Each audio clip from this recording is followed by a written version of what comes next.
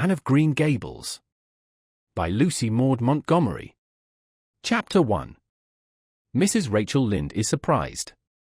Mrs. Rachel Lynde lived just where the Avonlea main road dipped down into a little hollow, fringed with alders and ladies' eardrops and traversed by a brook that had its source away back in the woods of the old Cuthbert place. It was reputed to be an intricate, headlong brook in its earlier course through those woods, with dark secrets of pool and cascade, but by the time it reached Lynde's Hollow it was a quiet, well-conducted little stream, for not even a brook could run past Mrs. Rachel Lynde's door without due regard for decency and decorum. It probably was conscious that Mrs. Rachel was sitting at her window, keeping a sharp eye on everything that passed, from brooks and children up, and that if she noticed anything odd or out of place she would never rest until she had ferreted out the whys and wherefores thereof.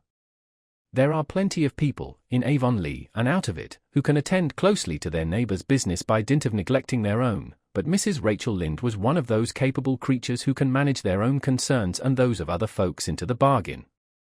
She was a notable housewife, her work was always done and well done, she ran the sewing circle, helped run the Sunday school, and was the strongest prop of the Church Aid Society and Foreign Missions Auxiliary. Yet with all this Mrs. Rachel found abundant time to sit for hours at her kitchen window, knitting cotton warp quilts. She had knitted 16 of them, as Avonlea housekeepers were wont to tell in awed voices, and keeping a sharp eye on the main road that crossed the hollow and wound up the steep red hill beyond. Since Avonlea occupied a little triangular peninsula jutting out into the Gulf of St. Lawrence, with water on two sides of it, anybody who went out of it or into it had to pass over that hill road and so run the unseen gauntlet of Mrs. Rachel's all-seeing eye. She was sitting there one afternoon in early June. The sun was coming in at the window warm and bright, the orchard on the slope below the house was in a bridal flush of pinky-white bloom, hummed over by a myriad of bees. Thomas Lynde, a meek little man whom Avonlea people called Rachel Lynde's husband, was sowing his late turnip seed on the hill field beyond the barn, and Matthew Cuthbert ought to have been sowing his on the big red brook field away over by Green Gables. Mrs. Rachel knew that he ought because she had heard him tell Peter Morrison the evening before in William J. Blair's store over at Carmody that he meant to sow his turnip seed the next afternoon.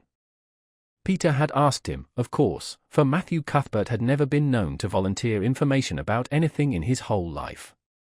And yet here was Matthew Cuthbert, at 3:30 on the afternoon of a busy day, placidly driving over the hollow and up the hill. Moreover, he wore a white collar and his best suit of clothes, which was plain proof that he was going out of Avonlea, and he had the buggy and the sorrel mare, which betokened that he was going a considerable distance. Now, where was Matthew Cuthbert going and why was he going there? Had it been any other man in Avonlea, Mrs. Rachel, deftly putting this and that together, might have given a pretty good guess as to both questions. But Matthew so rarely went from home that it must be something pressing and unusual which was taking him. He was the shyest man alive and hated to have to go among strangers or to any place where he might have to talk. Matthew, dressed up with a white collar and driving in a buggy, was something that didn't happen often. Mrs. Rachel, ponder as she might, could make nothing of it and her afternoon's enjoyment was spoiled. "I'll just step over to Green Gables after tea and find out from Marilla where he's gone and why," the worthy woman finally concluded. "He doesn't generally go to town this time of year and he never visits. If he'd run out of turnip seed he wouldn't dress up and take the buggy to go for more. He wasn't driving fast enough to be going for a doctor. Yet something must have happened since last night to start him off. I'm clean puzzled, that's what, and I won't know a minute's peace of mind or conscience until I know what has taken Matthew Cuthbert out of Avonlea today." Accordingly after tea Mrs. Rachel set out. She had not far to go. The big, rambling, orchard-embowered house where the Cuthberts lived was a scant quarter of a mile up the road from Lynde's Hollow. To be sure, the long lane made it a good deal further. Matthew Cuthbert's father, as shy and silent as his son after him, had got as far away as he possibly could from his fellow men without actually retreating into the woods when he founded his homestead. Green Gables was built at the furthest edge of his cleared land and there it was to this day, barely visible from the main road along which all the other Avonlea houses were so sociably situated. Mrs. Rachel Lynde did not call living in such a place living at all. "It's just staying, that's what," she said as she stepped along the deep-rutted, grassy lane bordered with wild rose bushes. "It's no wonder Matthew and Marilla are both a little odd, living away back here by themselves. Trees aren't much company, though dear knows if they were there'd be enough of them. I'd ruther look at people. To be sure, they seem contented enough, but then, I suppose, they're used to it. A body can get used to anything, even to being hanged, as the Irishman said. With this Mrs. Rachel stepped out of the lane into the backyard of Green Gables. Very green and neat and precise was that yard, set about on one side with great patriarchal willows and on the other with prim Lombardies. Not a stray stick nor stone was to be seen, for Mrs. Rachel would have seen it if there had been. Privately she was of the opinion that Marilla Cuthbert swept that yard over as often as she swept her house. One could have eaten a meal off the ground without overbrimming the proverbial peck of dirt. Mrs. Rachel rapped smartly at the kitchen door and stepped in when bidden to do so. The kitchen at Green Gables was a cheerful apartment, or would have been cheerful if it had not been so painfully clean as to give it something of the appearance of an unused parlor. Its windows looked east and west. Through the west one, looking out on the backyard, came a flood of mellow June sunlight, but the east one, whence you got a glimpse of the bloom-white cherry trees in the left orchard and nodding, slender birches down in the hollow by the brook, was greened over by a tangle of vines. Here sat Marilla Cuthbert, when she sat at all, always slightly distrustful of sunshine, which seemed to her too dancing and irresponsible a thing for a world which was meant to be taken seriously, and here she sat now, knitting, and the table behind her was laid for supper. Mrs. Rachel, before she had fairly closed the door, had taken a mental note of everything that was on that table. There were 3 plates laid, so that Marilla must be expecting some one home with Matthew to tea, but the dishes were everyday dishes and there was only crabapple preserves and one kind of cake, so that the expected company could not be any particular company. Yet what of Matthew's white collar and the sorrel mare? Mrs. Rachel was getting fairly dizzy with this unusual mystery about quiet, unmysterious Green Gables. "Good evening, Rachel," Marilla said briskly. "This is a real fine evening, isn't it? Won't you sit down? How are all your folks?" Something that for lack of any other name might be called friendship existed and always had existed between Marilla Cuthbert and Mrs. Rachel, in spite of, or perhaps because of, their dissimilarity. Marilla was a tall, thin woman, with angles and without curves. Her dark hair showed some grey streaks and was always twisted up in a hard little knot behind with 2 wire hairpins stuck aggressively through it. She looked like a woman of narrow experience and rigid conscience, which she was, but there was a saving something about her mouth which, if it had been ever so slightly developed, might have been considered indicative of a sense of humor. "We're all pretty well," said Mrs. Rachel. "I was kind of afraid you weren't, though, when I saw Matthew starting off today. I thought maybe he was going to the doctor's." Marilla's lips twitched understandingly. She had expected Mrs. Rachel up. She had known that the sight of Matthew jaunting off so unaccountably would be too much for her neighbor's curiosity. "Oh, no, I'm quite well although I had a bad headache yesterday," she said. "Matthew went to Bright River. We're getting a little boy from an orphan asylum in Nova Scotia and he's coming on the train tonight." If Marilla had said that Matthew had gone to Bright River to meet a kangaroo from Australia, Mrs. Rachel could not have been more astonished. She was actually stricken dumb for 5 seconds. It was unsupposable that Marilla was making fun of her, but Mrs. Rachel was almost forced to suppose it. "Are you in earnest, Marilla?" she demanded when voice returned to her. "Yes, of course," said Marilla, as if getting boys from orphan asylums in Nova Scotia were part of the usual spring work on any well-regulated Avonlea farm instead of being an unheard-of innovation. Mrs. Rachel felt that she had received a severe mental jolt. She thought in exclamation points. A boy? Marilla and Matthew Cuthbert of all people adopting a boy. From an orphan asylum. Well, the world was certainly turning upside down. She would be surprised at nothing after this. Nothing. What on earth put such a notion into your head? She demanded disapprovingly. This had been done without her advice being asked, and must perforce be disapproved. Well, we've been thinking about it for some time, all winter in fact, returned Marilla. Mrs. Alexander Spencer was up here one day before Christmas and she said she was going to get a little girl from the asylum over in Hopeton in the spring. Her cousin lives there and Mrs. Spencer has visited her and knows all about it. So Matthew and I have talked it over off and on ever since. We thought we'd get a boy. Matthew is getting up in years, you know, he's 60, and he isn't so spry as he once was. His heart troubles him a good deal. And you know how desperate hard it's got to be to get hired help. There's never anybody to be had but those stupid, half-grown little French boys, and as soon as you do get one broke into your ways and taught something, he's up and off to the lobster canneries or the States. At first Matthew suggested getting a home boy. But I said no flat to that. They may be all right, I'm not saying they're not, but no London street Arabs for me, I said. Give me a native born at least.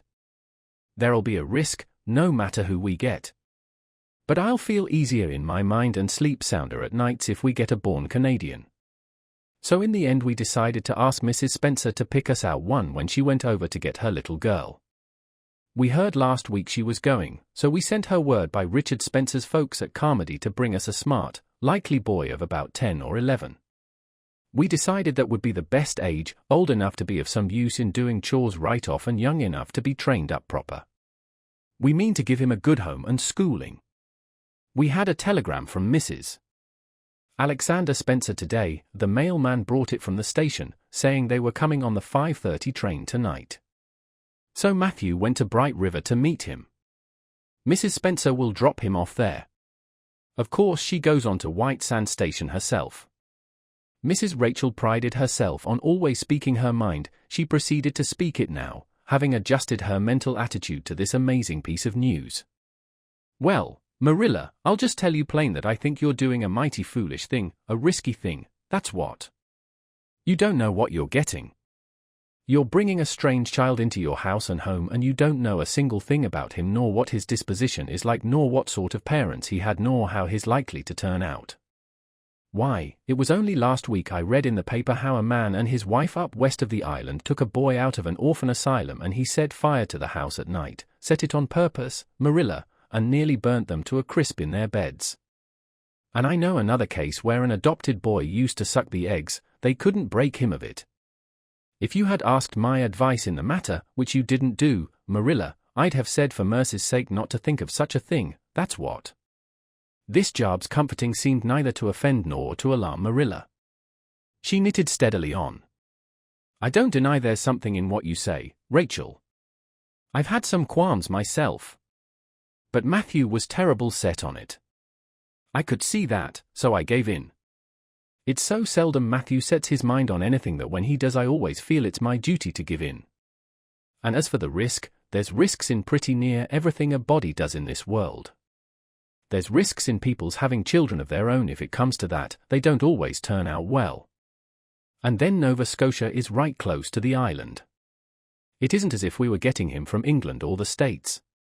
He can't be much different from ourselves. Well, I hope it will turn out all right, said Mrs. Rachel in a tone that plainly indicated her painful doubts. Only don't say I didn't warn you if he burns Green Gables down or puts strychnine in the well. I heard of a case over in New Brunswick where an orphan asylum child did that and the whole family died in fearful agonies.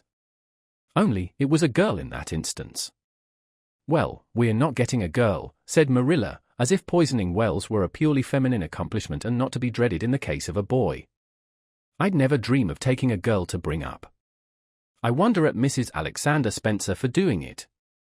But there, she wouldn't shrink from adopting a whole orphan asylum if she took it into her head. Mrs. Rachel would have liked to stay until Matthew came home with his imported orphan. But reflecting that it would be a good 2 hours at least before his arrival, she concluded to go up the road to Robert Bell's and tell the news. It would certainly make a sensation second to none, and Mrs. Rachel dearly loved to make a sensation. So she took herself away, somewhat to Marilla's relief, for the latter felt her doubts and fears reviving under the influence of Mrs. Rachel's pessimism. Well, of all things that ever were or will be, ejaculated Mrs. Rachel when she was safely out in the lane. It does really seem as if I must be dreaming. Well, I'm sorry for that poor young one, and no mistake. Matthew and Marilla don't know anything about children, and they'll expect him to be wiser and steadier than his own grandfather, if so be he ever had a grandfather, which is doubtful. It seems uncanny to think of a child at Green Gables somehow. There's never been one there, for Matthew and Marilla were grown up when the new house was built, if they ever were children, which is hard to believe when one looks at them. I wouldn't be in that orphan's shoes for anything. But I pity him, that's what. So said Mrs. Rachel to the wild rose bushes out of the fullness of her heart, but if she could have seen the child who was waiting patiently at the Bright River station at that very moment, her pity would have been still deeper and more profound. Chapter 2. Matthew Cuthbert is surprised. Matthew Cuthbert and the sorrel mare jogged comfortably over the 8 miles to Bright River. It was a pretty road, running along between snug farmsteads, with now and again a bit of balsamy firwood to drive through or a hollow where wild plums hung out their filmy bloom. The air was sweet with the breath of many apple orchards, and the meadows sloped away in the distance to horizon mists of pearl and purple, while the little bird sang as if it were the one day of summer in all the year. Matthew enjoyed the drive after his own fashion, except during the moments when he met women and had to nod to them, for in Prince Edward Island you are supposed to nod to all and sundry you meet on the road whether you know them or not. Matthew dreaded all women except Marilla and Mrs. Rachel. He had an uncomfortable feeling that the mysterious creatures were secretly laughing at him. He may have been quite right in thinking so, for he was an odd-looking personage, with an ungainly figure and long iron-grey hair that touched his stooping shoulders, and a full, soft brown beard which he had worn ever since he was 20. In fact, he had looked at 20 very much as he looked at 60, lacking a little of the greyness. When he reached Bright River there was no sign of any train. He thought he was too early, so he tied his horse in the yard of the small Bright River Hotel and went over to the station house. The long platform was almost deserted, the only living creature in sight being a girl who was sitting on a pile of shingles at the extreme end. Matthew, barely noting that it was a girl, sidled past her as quickly as possible without looking at her. Had he looked he could hardly have failed to notice the tense rigidity and expectation of her attitude and expression. She was sitting there waiting for something or somebody, and, since sitting and waiting was the only thing to do just then, she sat and waited with all her might and main. Matthew encountered the station master locking up the ticket office preparatory to going home for supper, and asked him if the 5:30 train would soon be along. "The 5:30 train has been in and gone half an hour ago," answered that brisk official. "But there was a passenger dropped off for you, a little girl. She's sitting out there on the shingles. I asked her to go into the ladies' waiting room, but she informed me gravely that she preferred to stay outside. There was more scope for imagination, she said. She's a case, I should say." "I'm not expecting a girl," said Matthew blankly. "It's a boy I've come for. He should be here. Mrs. Alexander Spencer was to bring him over from Nova Scotia for me." The station master whistled. "Guess there's some mistake," he said. "Mrs. Spencer came off the train with that girl and gave her into my charge. Said you and your sister were adopting her from an orphan asylum and that you would be along for her presently. That's all I know about it, and I haven't got any more orphans concealed hereabouts." "I don't understand," said Matthew helplessly, wishing that Marilla was at hand to cope with the situation. "Well, you'd better question the girl," said the station master carelessly. "I dare say she'll be able to explain. She's got a tongue of her own, that's certain. Maybe they were out of boys of the brand you wanted." He walked jauntily away, being hungry, and the unfortunate Matthew was left to do that which was harder for him than bearding a lion in its den, walk up to a girl, a strange girl, an orphan girl, and demand of her why she wasn't a boy. Matthew groaned in spirit as he turned about and shuffled gently down the platform towards her. She had been watching him ever since he had passed her, and she had her eyes on him now. Matthew was not looking at her and would not have seen what she was really like if he had been, but an ordinary observer would have seen this, a child of about 11, garbed in a very short, very tight, very ugly dress of yellowish-grey wincey. She wore a faded brown sailor hat, and beneath the hat, extending down her back, were 2 braids of very thick, decidedly red hair.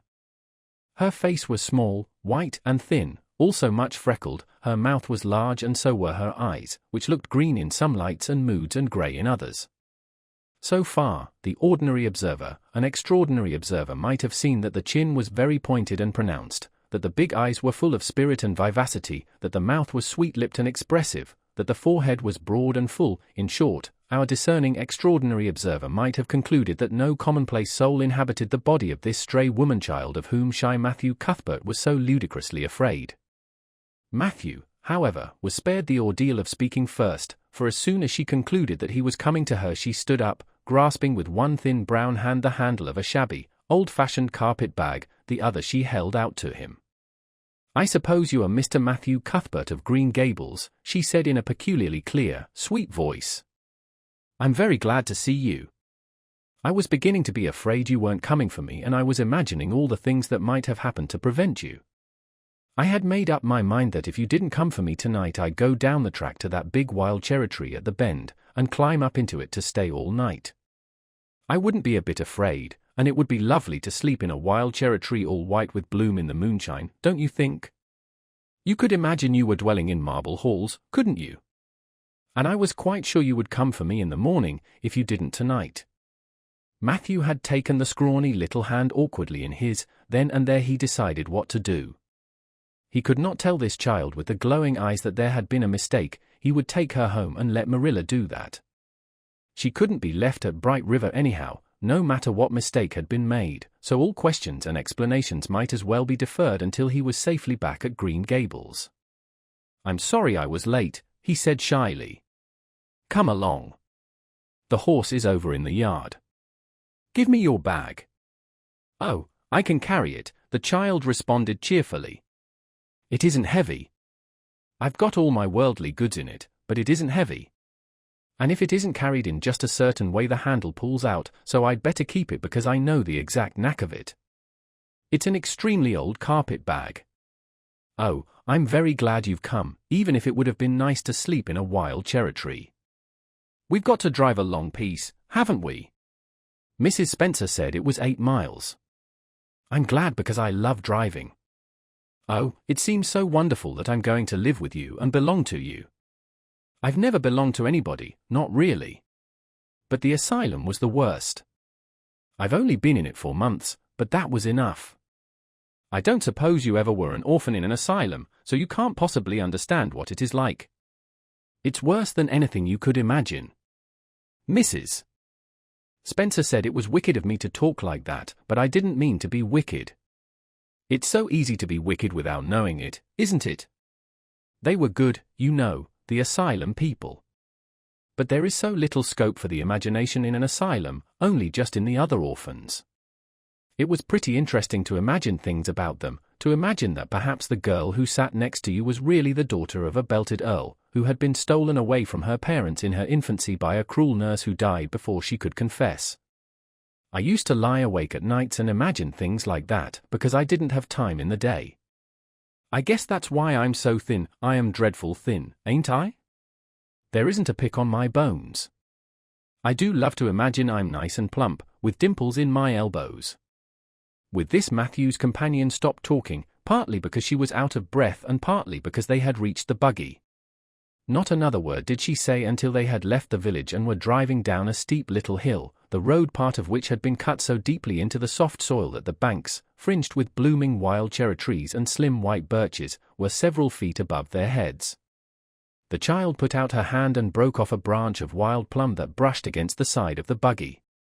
"Isn't that beautiful?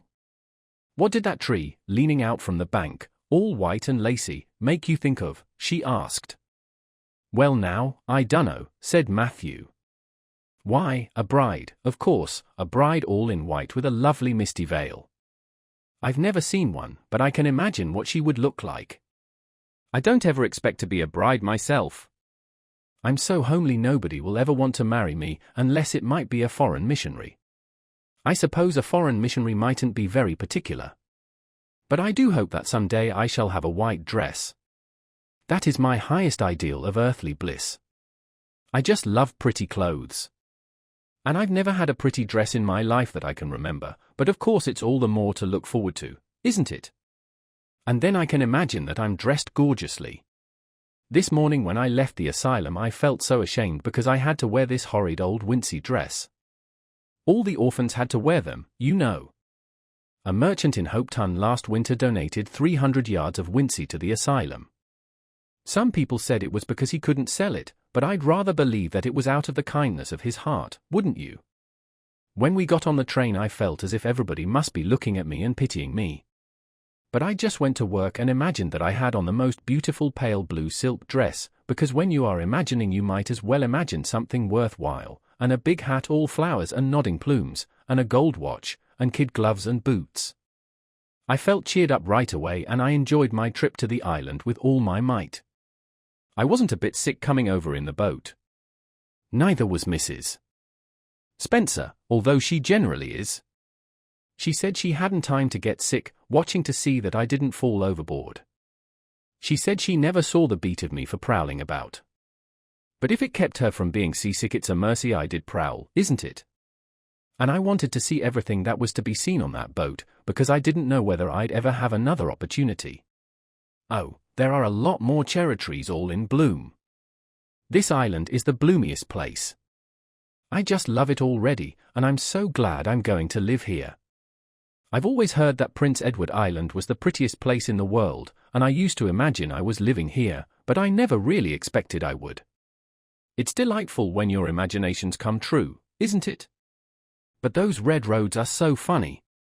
When we got into the train at Charlottetown and the red roads began to flash past, I asked Mrs. Spencer what made them red, and she said she didn't know, and for pity's sake not to ask her any more questions. She said I must have asked her 1,000 already. I suppose I had, too, but how are you going to find out about things if you don't ask questions? And what does make the roads red? Well now, I dunno, said Matthew. Well, that is one of the things to find out sometime. Isn't it splendid to think of all the things there are to find out about? It just makes me feel glad to be alive. It's such an interesting world. It wouldn't be half so interesting if we knew all about everything, would it? There'd be no scope for imagination then, would there? But am I talking too much? People are always telling me I do. Would you rather I didn't talk? If you say so, I'll stop. I can stop when I make up my mind to it, although it's difficult. Matthew, much to his own surprise, was enjoying himself. Like most quiet folks, he liked talkative people when they were willing to do the talking themselves and did not expect him to keep up his end of it.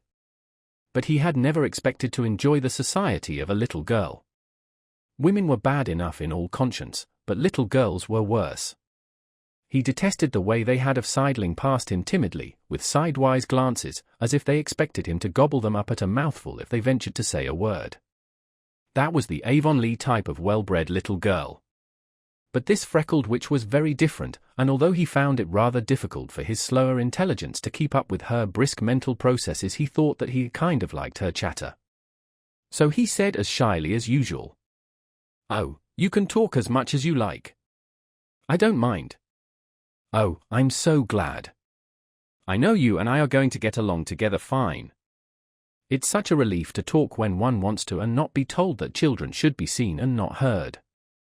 I've had that said to me 1,000,000 times if I have once. And people laugh at me because I use big words. But if you have big ideas, you have to use big words to express them, haven't you?" "Well now, that seems reasonable," said Matthew.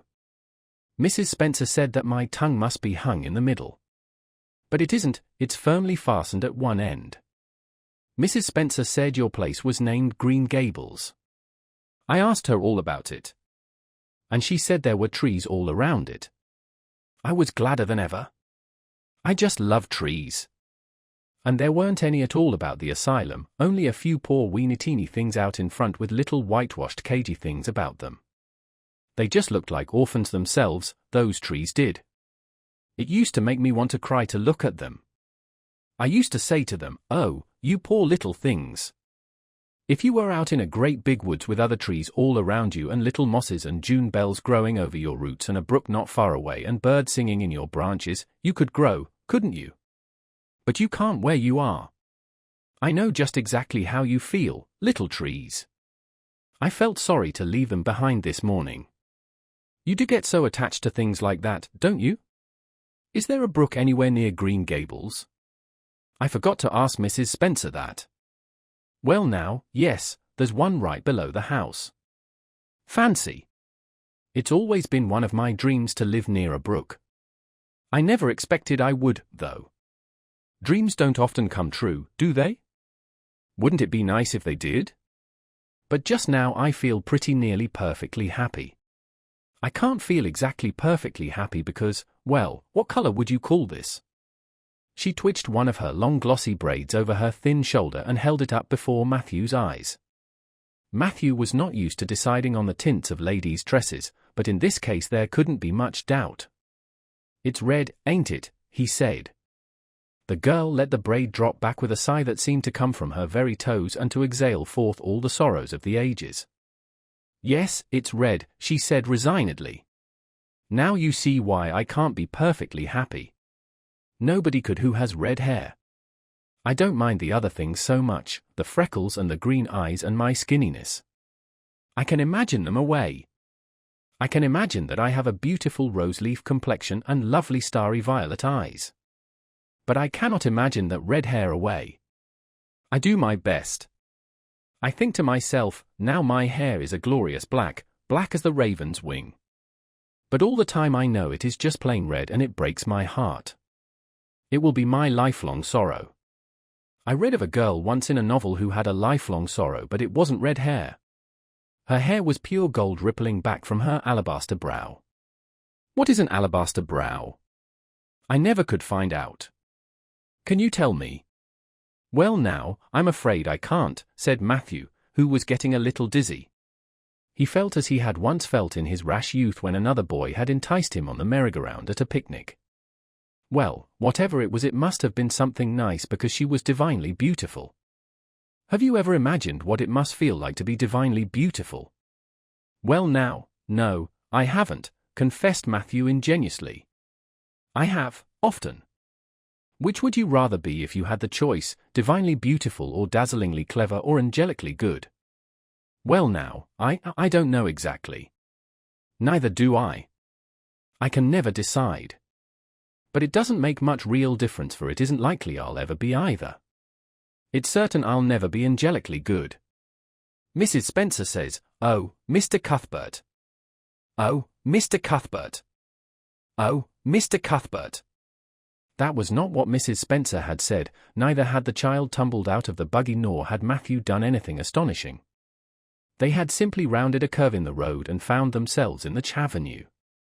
The avenue, so called by the Newbridge people, was a stretch of road 400 or 500 yards long, completely arched over with huge, wide-spreading apple trees, planted years ago by an eccentric old farmer. Overhead was one long canopy of snowy, fragrant bloom. Below the boughs the air was full of a purple twilight, and far ahead a glimpse of painted sunset sky shone like a great rose window at the end of a cathedral aisle. Its beauty seemed to strike the child dumb.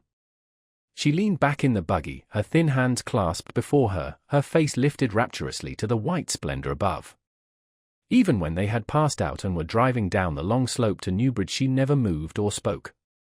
Still with rapt face she gazed afar into the sunset west, with eyes that saw visions trooping splendidly across that glowing background.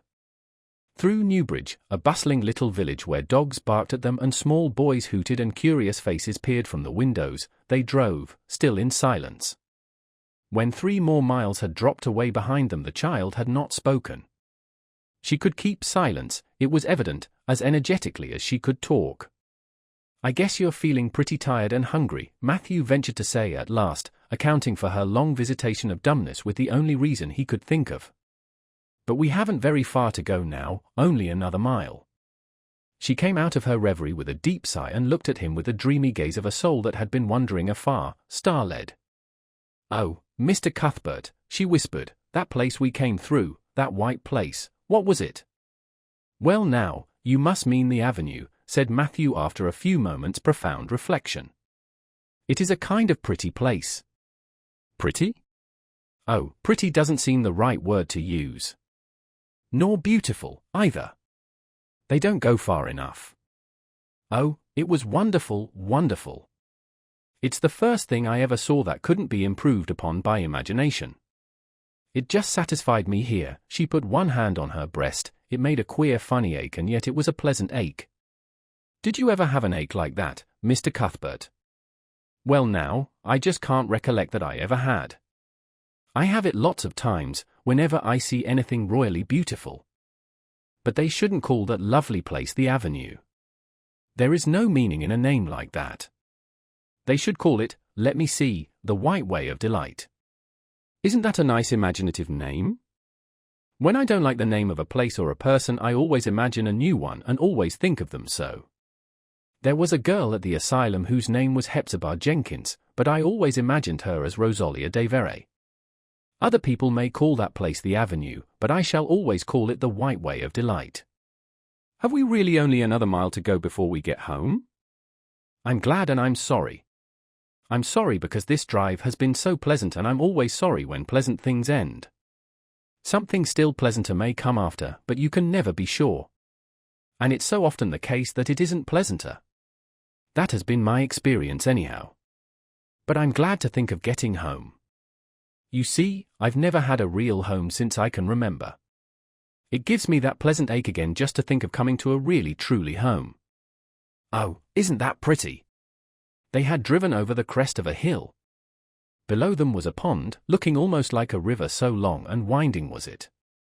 A bridge spanned it midway, and from there to its lower end, where an amber-hued belt of sand hills shut it in from the dark blue gulf beyond, the water was a glory of many shifting hues, the most spiritual shadings of crocus and rose and ethereal green, with other elusive tintings for which no name has ever been found.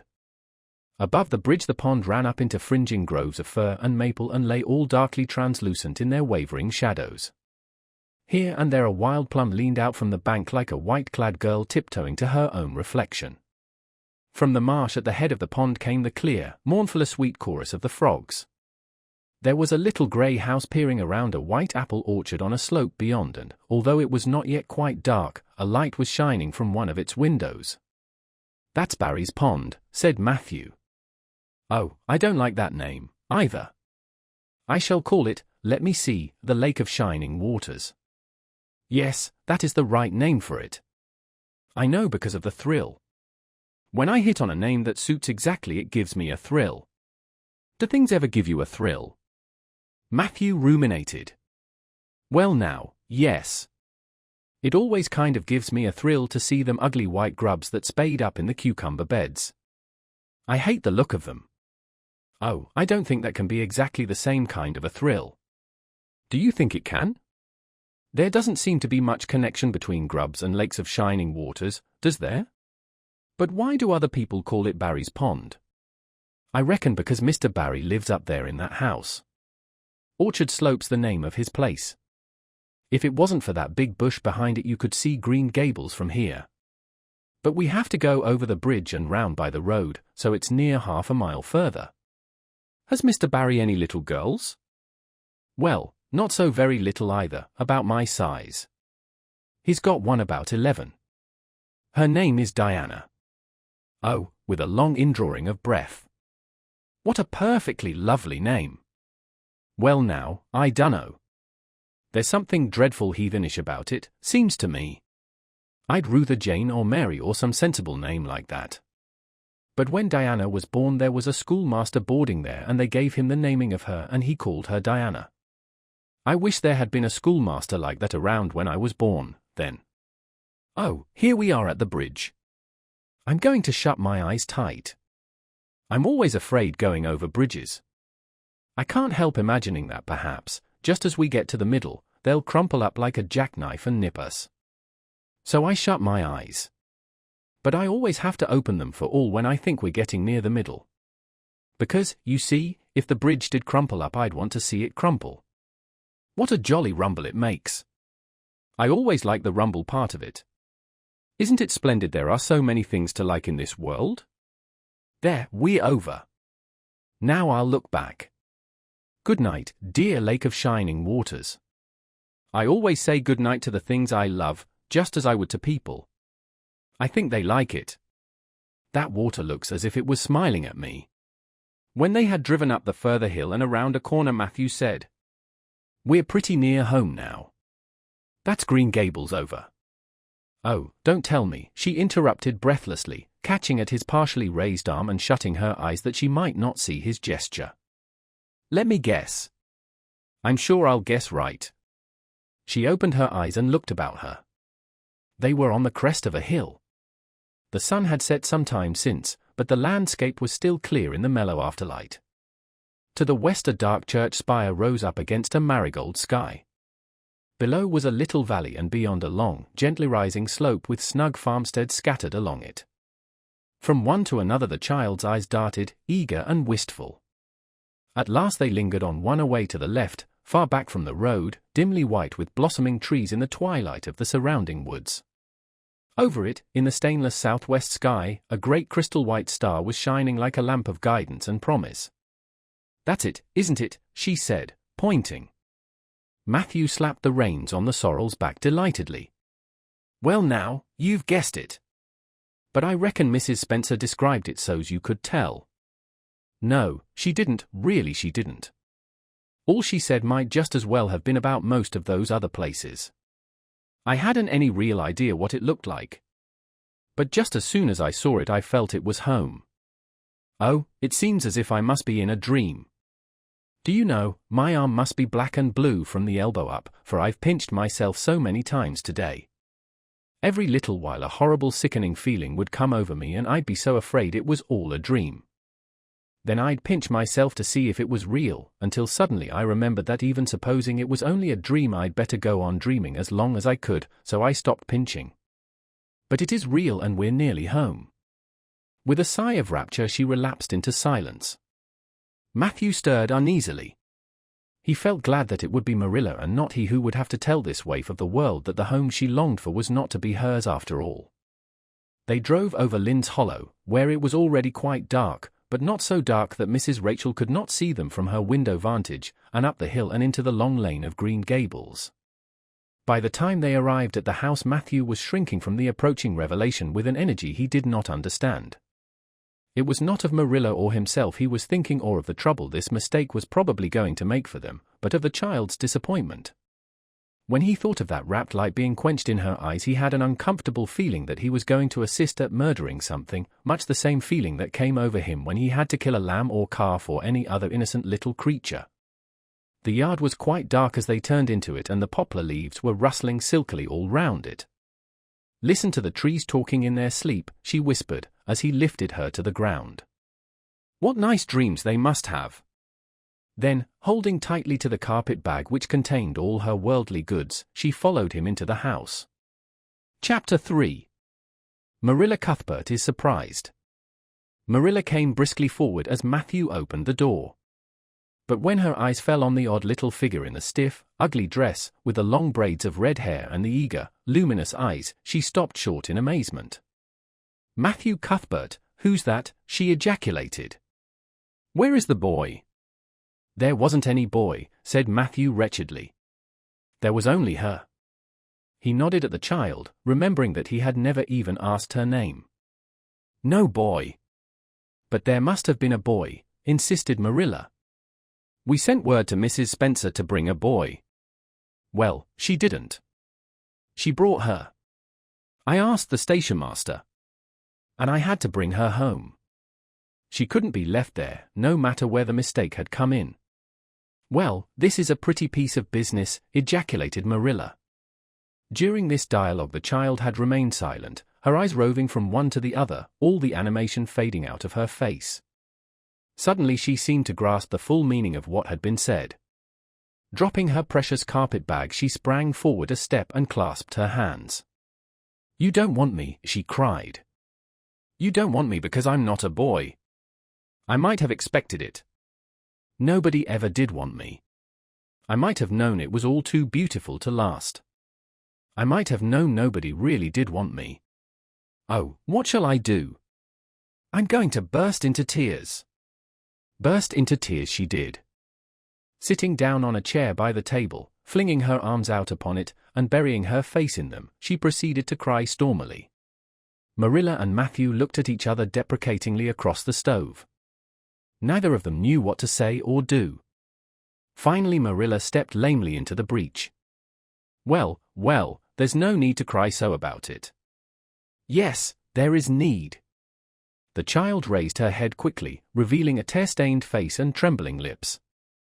"You would cry, too, if you were an orphan and had come to a place you thought was going to be home and found that they didn't want you because you weren't a boy. Oh, this is the most tragical thing that ever happened to me."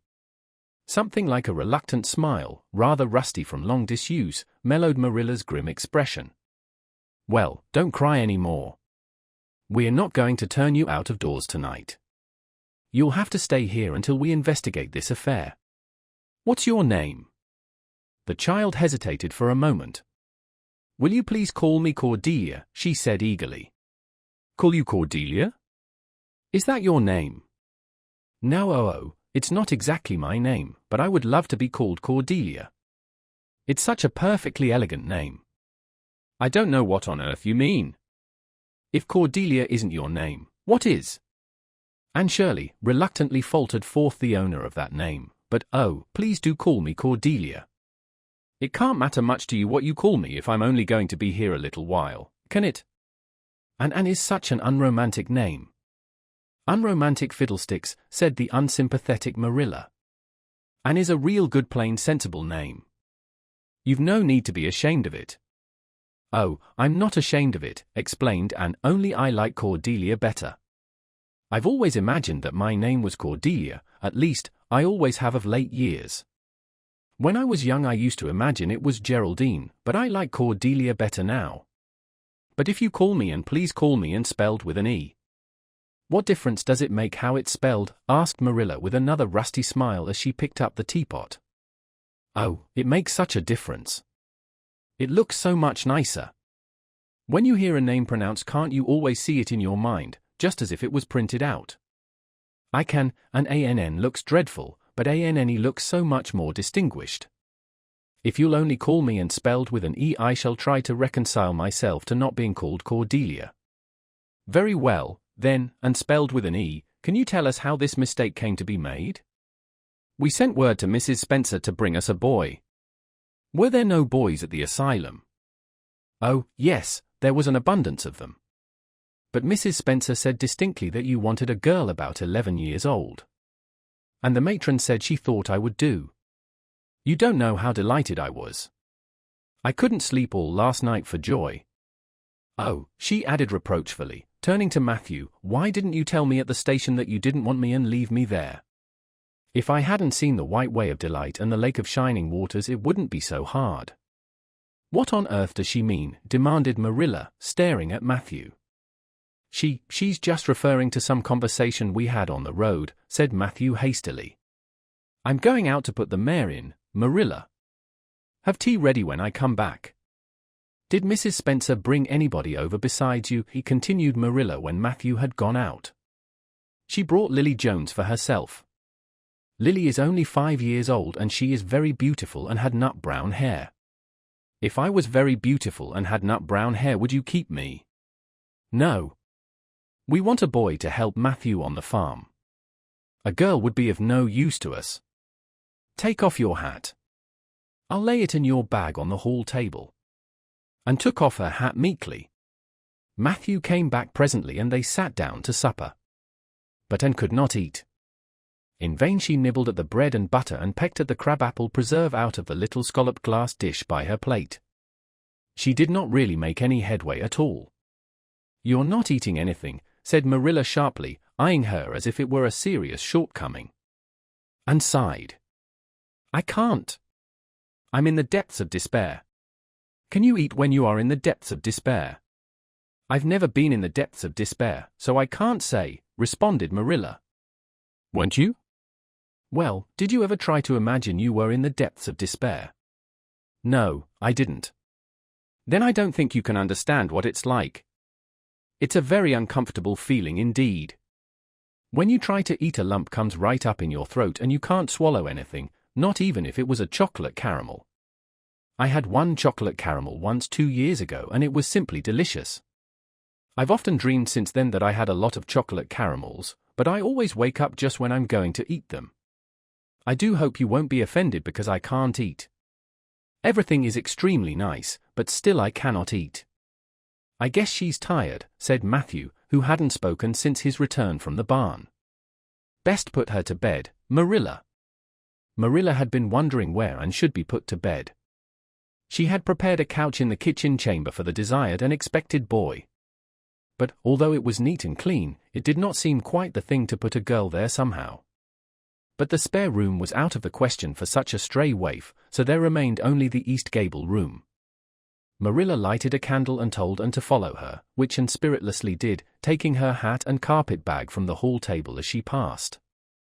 The hall was fearsomely clean, the little gable chamber in which she presently found herself seemed still cleaner. Marilla set the candle on a three-legged, three-cornered table and turned down the bedclothes. "I suppose you have a nightgown?" she questioned. Anne nodded. "Yes, I have too. The matron of the asylum made them for me. They're fearfully skimpy. There is never enough to go around in an asylum, so things are always skimpy, at least in a poor asylum like ours. I hate skimpy night dresses. But one can dream just as well in them as in lovely trailing ones, with frills around the neck. That's one consolation. Well, undress as quick as you can and go to bed. I'll come back in a few minutes for the candle. I don't trust you to put it out yourself. You'd likely set the place on fire." When Marilla had gone and looked around her wistfully, the whitewashed walls were so painfully bare and staring that she thought they must ache over their own bareness. The floor was bare, too, except for a round braided mat in the middle such as Anne had never seen before. In one corner was the bed, a high, old-fashioned one, with 4 dark, low-turned posts. In the other corner was the aforesaid three-cornered table adorned with a fat, red velvet pincushion hard enough to turn the point of the most adventurous pin. Above it hung a little 6x8 mirror. Midway between table and bed was the window, with an icy white muslin frill over it, and opposite it was the washstand.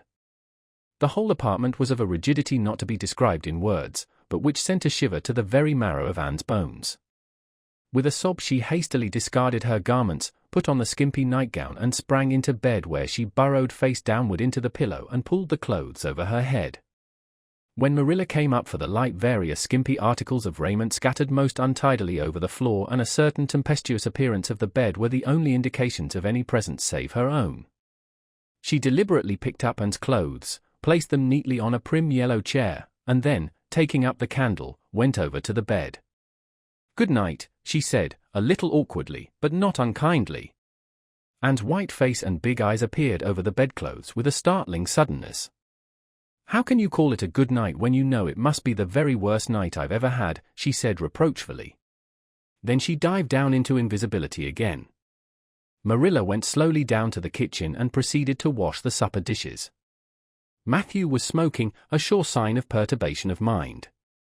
He seldom smoked, for Marilla set her face against it as a filthy habit, but at certain times and seasons he felt driven to it, and then Marilla winked at the practice, realizing that a mere man must have some vent for his emotions. "Well, this is a pretty kettle of fish," she said wrathfully. "This is what comes of sending word instead of going ourselves. Richard Spencer's folks have twisted that message somehow. One of us will have to drive over and see Mrs. Spencer tomorrow, that's certain.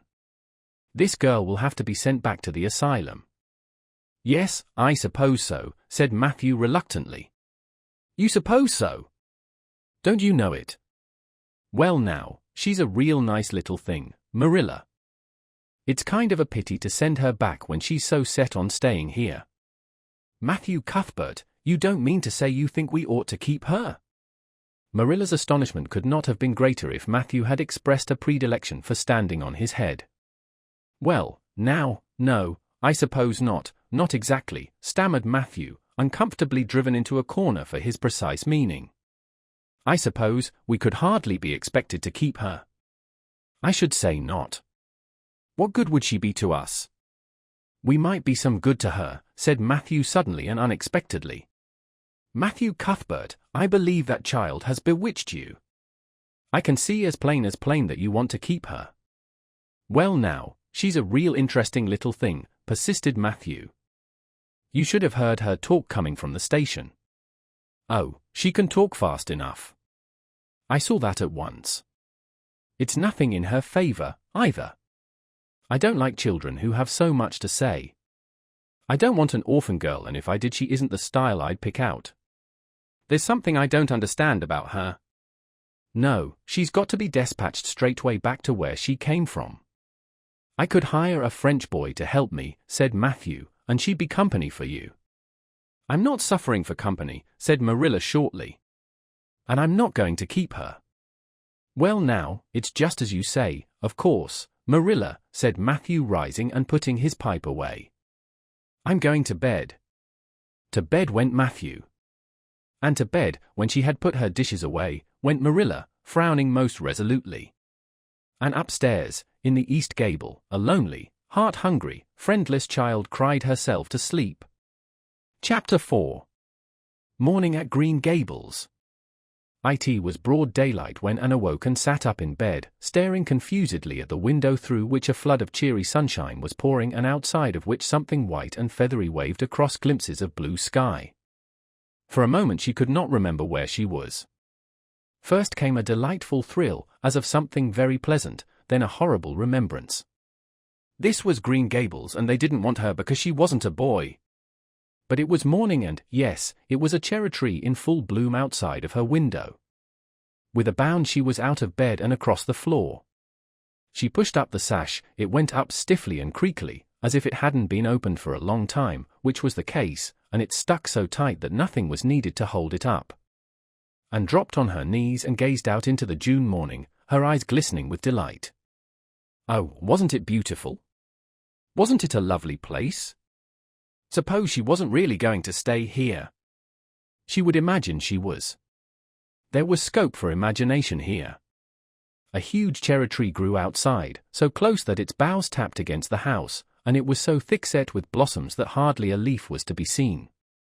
On both sides of the house was a big orchard, one of apple trees and one of cherry trees, also showered over with blossoms, and their grass was all sprinkled with dandelions. In the garden below were lilac trees purple with flowers, and their dizzily sweet fragrance drifted up to the window on the morning wind. Below the garden a green field lush with clover sloped down to the hollow where the brook ran and where scores of white birches grew, upspringing airily out of an undergrowth suggestive of delightful possibilities in ferns and mosses and woodsy things generally. Beyond it was a hill, green and feathery with spruce and fir. There was a gap in it where the grey gable end of the little house she had seen from the other side of the lake of shining waters was visible.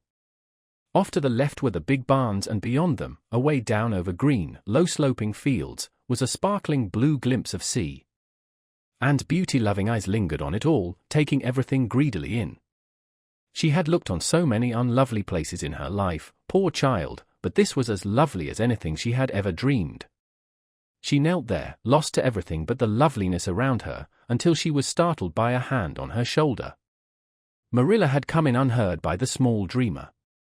"It's time you were dressed," she said curtly. Marilla really did not know how to talk to the child, and her uncomfortable ignorance made her crisp and curt when she did not mean to be.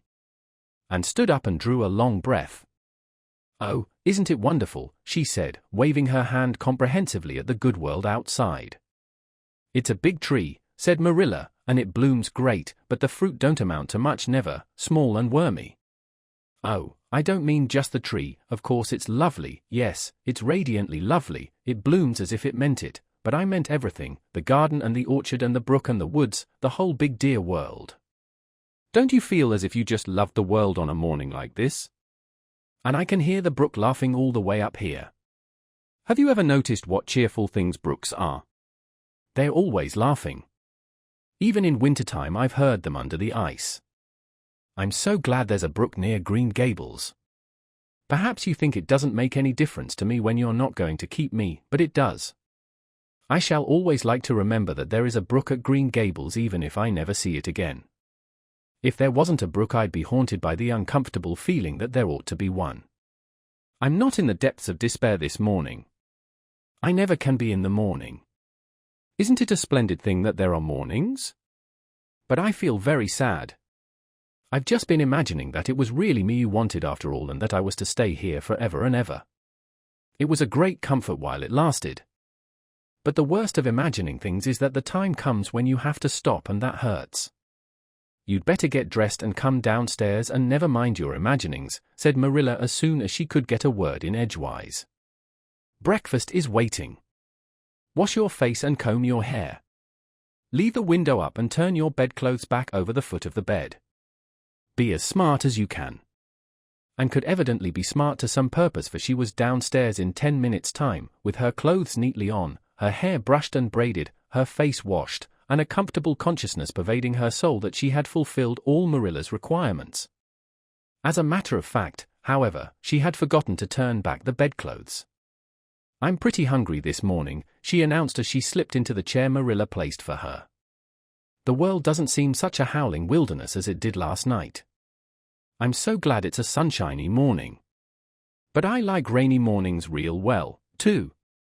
All sorts of mornings are interesting, don't you think?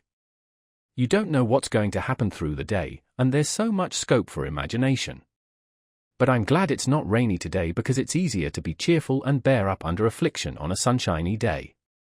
I feel that I have a good deal to bear up under. It's all very well to read about sorrows and imagine yourself living through them heroically, but it's not so nice when you really come to have them, is it? For pity's sake, hold your tongue, said Marilla. You talk entirely too much for a little girl. Thereupon Anne held her tongue so obediently and thoroughly that her continued silence made Marilla rather nervous, as if in the presence of something not exactly natural. Matthew also held his tongue, but this was natural, so that the meal was a very silent one. As it progressed and became more and more abstracted, eating mechanically, with her big eyes fixed unswervingly and unseeingly on the sky outside the window. This made Marilla more nervous than ever. She had an uncomfortable feeling that while this odd child's body might be there at the table, her spirit was far away in some remote airy cloudland, borne aloft on the wings of imagination. Who would want such a child about the place? Yet Matthew wished to keep her, of all unaccountable things. Marilla felt that he wanted it just as much this morning as he had the night before, and that he would go on wanting it. That was Matthew's way, take a whim into his head and cling to it with the most amazing silent persistency, a persistency 10 times more potent and effectual in its very silence than if he had talked it out. When the meal was ended and came out of her reverie and offered to wash the dishes. Can you wash dishes right? Asked Marilla distrustfully. Pretty well. I'm better at looking after children, though. I've had so much experience at that. It's such a pity you haven't any here for me to look after. I don't feel as if I wanted any more children to look after than I've got at present. You're problem enough in all conscience. What's to be done with you I don't know. Matthew is a most ridiculous man. I think he's lovely, said Anne reproachfully. He is so very sympathetic. He didn't mind how much I talked, he seemed to like it. I felt that he was a kindred spirit as soon as ever I saw him. You're both queer enough, if that's what you mean by kindred spirits, said Marilla with a sniff. Yes, you may wash the dishes. Take plenty of hot water, and be sure you dry them well. I've got enough to attend to this morning, for I'll have to drive over to White Sands in the afternoon and see Mrs. Spencer. You'll come with me and we'll settle what's to be done with you. After you've finished the dishes, go upstairs and make your bed. And wash the dishes deftly enough, as Marilla, who kept a sharp eye on the process, discerned. Later on she made her bed less successfully, for she had never learned the art of wrestling with a feather tick. But it was done somehow and smoothed down, and then Marilla, to get rid of her, told her she might go out of doors and amuse herself until dinner time. And flew to the door, face alight, eyes glowing. On the very threshold she stopped short, wheeled about, came back and sat down by the table, light and glow as effectually blotted out as if someone had clapped an extinguisher on her. What's the matter now? Demanded Marilla. I don't dare go out, said Anne, in the tone of a martyr relinquishing all earthly joys.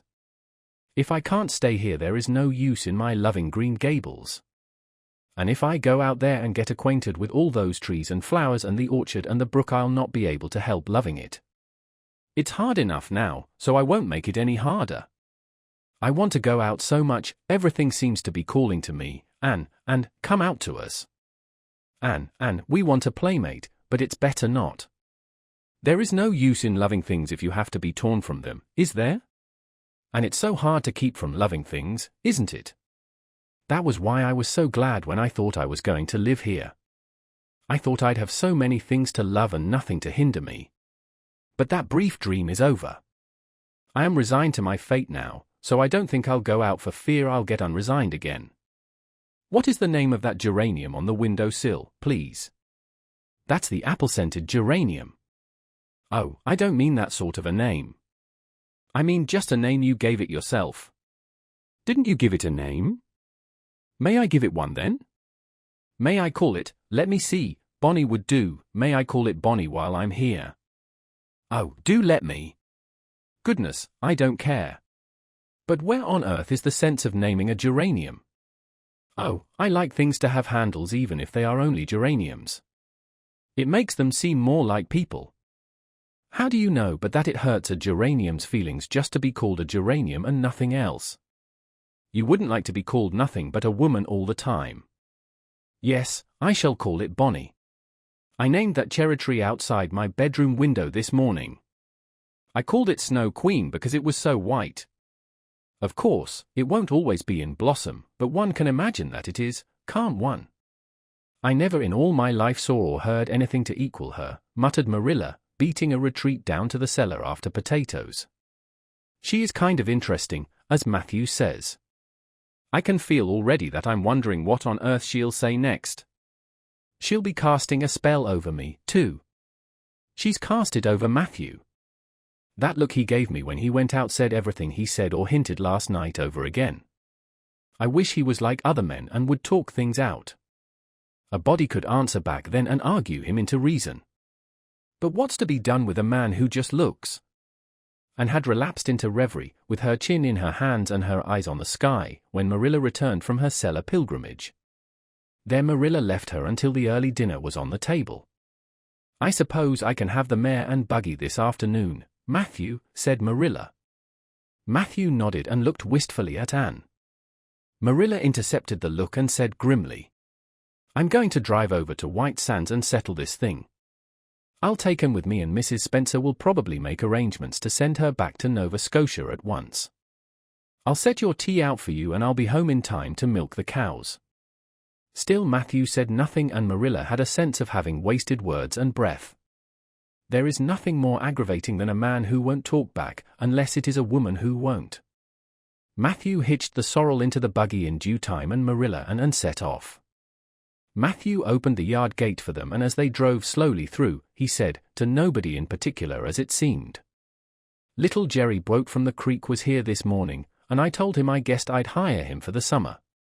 Marilla made no reply, but she hit the unlucky sorrel such a vicious clip with the whip that the fat mare, unused to such treatment, whizzed indignantly down the lane at an alarming pace. Marilla looked back once as the buggy bounced along and saw that aggravating Matthew leaning over the gate, looking wistfully after them. Chapter 5. Anne's History. You know, said Anne confidentially, I've made up my mind to enjoy this drive. It's been my experience that you can nearly always enjoy things if you make up your mind firmly that you will. Of course, you must make it up firmly. I am not going to think about going back to the asylum while we're having our drive. I'm just going to think about the drive. Oh, look, there's one little early wild rose out. Isn't it lovely? Don't you think it must be glad to be a rose? Wouldn't it be nice if roses could talk? I'm sure they could tell us such lovely things. And isn't pink the most bewitching color in the world? I love it, but I can't wear it. Red-headed people can't wear pink, not even in imagination. Did you ever know of anybody whose hair was red when she was young, but got to be another color when she grew up? No, I don't know as I ever did, said Marilla mercilessly, and I shouldn't think it likely to happen in your case either. And sighed. Well, that is another hope gone. My life is a perfect graveyard of buried hopes. That's a sentence I read in a book once, and I say it over to comfort myself whenever I'm disappointed in anything. I don't see where the comforting comes in myself, said Marilla. Why? Because it sounds so nice and romantic, just as if I were a heroine in a book, you know. I am so fond of romantic things, and a graveyard full of buried hopes is about as romantic a thing as one can imagine, isn't it? I'm rather glad I have one. Are we going across the Lake of Shining Waters today? We're not going over Barry's Pond, if that's what you mean by your Lake of Shining Waters. We're going by the Shore Road. Shore Road sounds nice, said Anne dreamily. Is it as nice as it sounds? Just when you said Shore Road I saw it in a picture in my mind, as quick as that. And White Sands is a pretty name, too, but I don't like it as well as Avonlea. Avonlea is a lovely name. It just sounds like music. How far is it to White Sands? It's 5 miles, and as you're evidently bent on talking you might as well talk to some purpose by telling me what you know about yourself. "Oh, what I know about myself isn't really worth telling," said Anne eagerly. "If you'll only let me tell you what I imagine about myself, you'll think it ever so much more interesting." "No, I don't want any of your imaginings. Just you stick to bald facts. Begin at the beginning. Where were you born and how old are you?" "I was 11 last March," said Anne, resigning herself to bald facts with a little sigh. "And I was born in Bolingbroke, Nova Scotia. My father's name was Walter Shirley, and he was a teacher in the Bolingbroke High School. My mother's name was Bertha Shirley. Aren't Walter and Bertha lovely names? I'm so glad my parents had nice names. It would be a real disgrace to have a father named, well, say Jedediah, wouldn't it?" "I guess it doesn't matter what a person's name is as long as he behaves himself," said Marilla, feeling herself called upon to inculcate a good and useful moral. "Well, I don't know." And looked thoughtful. "I read in a book once that a rose by any other name would smell as sweet, but I've never been able to believe it. I don't believe a rose would be as nice if it was called a thistle or a skunk cabbage. I suppose my father could have been a good man even if he had been called Jedediah, but I'm sure it would have been a cross. Well, my mother was a teacher in the high school, too, but when she married father she gave up teaching, of course. A husband was enough responsibility. Mrs. Thomas said that they were a pair of babies and as poor as church mice. They went to live in a weeny-teeny little yellow house in Bolingbroke. I've never seen that house, but I've imagined it thousands of times. I think it must have had honeysuckle over the parlor window and lilacs in the front yard and lilies of the valley just inside the gate. Yes, and muslin curtains in all the windows. Muslin curtains give a house such an air. I was born in that house. Mrs. Thomas said I was the homeliest baby she ever saw. I was so scrawny and tiny and nothing but eyes, but that mother thought I was perfectly beautiful. I should think a mother would be a better judge than a poor woman who came in to scrub, wouldn't you? I'm glad she was satisfied with me anyhow. I would feel so sad if I thought I was a disappointment to her, because she didn't live very long after that, you see. She died of fever when I was just 3 months old. I do wish she'd lived long enough for me to remember calling her mother. I think it would be so sweet to say a mother, don't you? And father died for days afterwards from fever too. That left me an orphan and folks were at their wits' end, so Mrs. Thomas said, what to do with me. You see, nobody wanted me even then. It seems to be my fate. Father and mother had both come from places far away and it was well known they hadn't any relatives living. Finally Mrs. Thomas said she'd take me, though she was poor and had a drunken husband. She brought me up by hand. Do you know if there is anything in being brought up by hand that ought to make people who are brought up that way better than other people? Because whenever I was naughty Mrs. Thomas would ask me how I could be such a bad girl when she had brought me up by hand, reproachful-like. Mr. and Mrs. Thomas moved away from Bolingbroke to Marysville, and I lived with them until I was 8 years old. I helped look after the Thomas children. There were 4 of them younger than me, and I can tell you they took a lot of looking after. Then Mr. Thomas was killed falling under a train and his mother offered to take Mrs. Thomas and the children, but she didn't want me. Mrs. Thomas was at her wits' end, so she said, what to do with me. Then Mrs. Hammond from up the river came down and said she'd take me, seeing I was handy with children, and I went up the river to live with her in a little clearing among the stumps.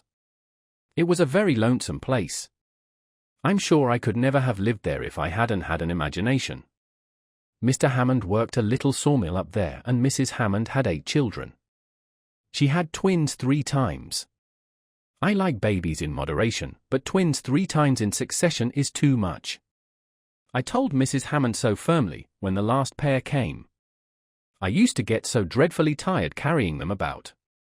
I lived upriver with Mrs. Hammond over 2 years, and then Mr. Hammond died and Mrs. Hammond broke up housekeeping.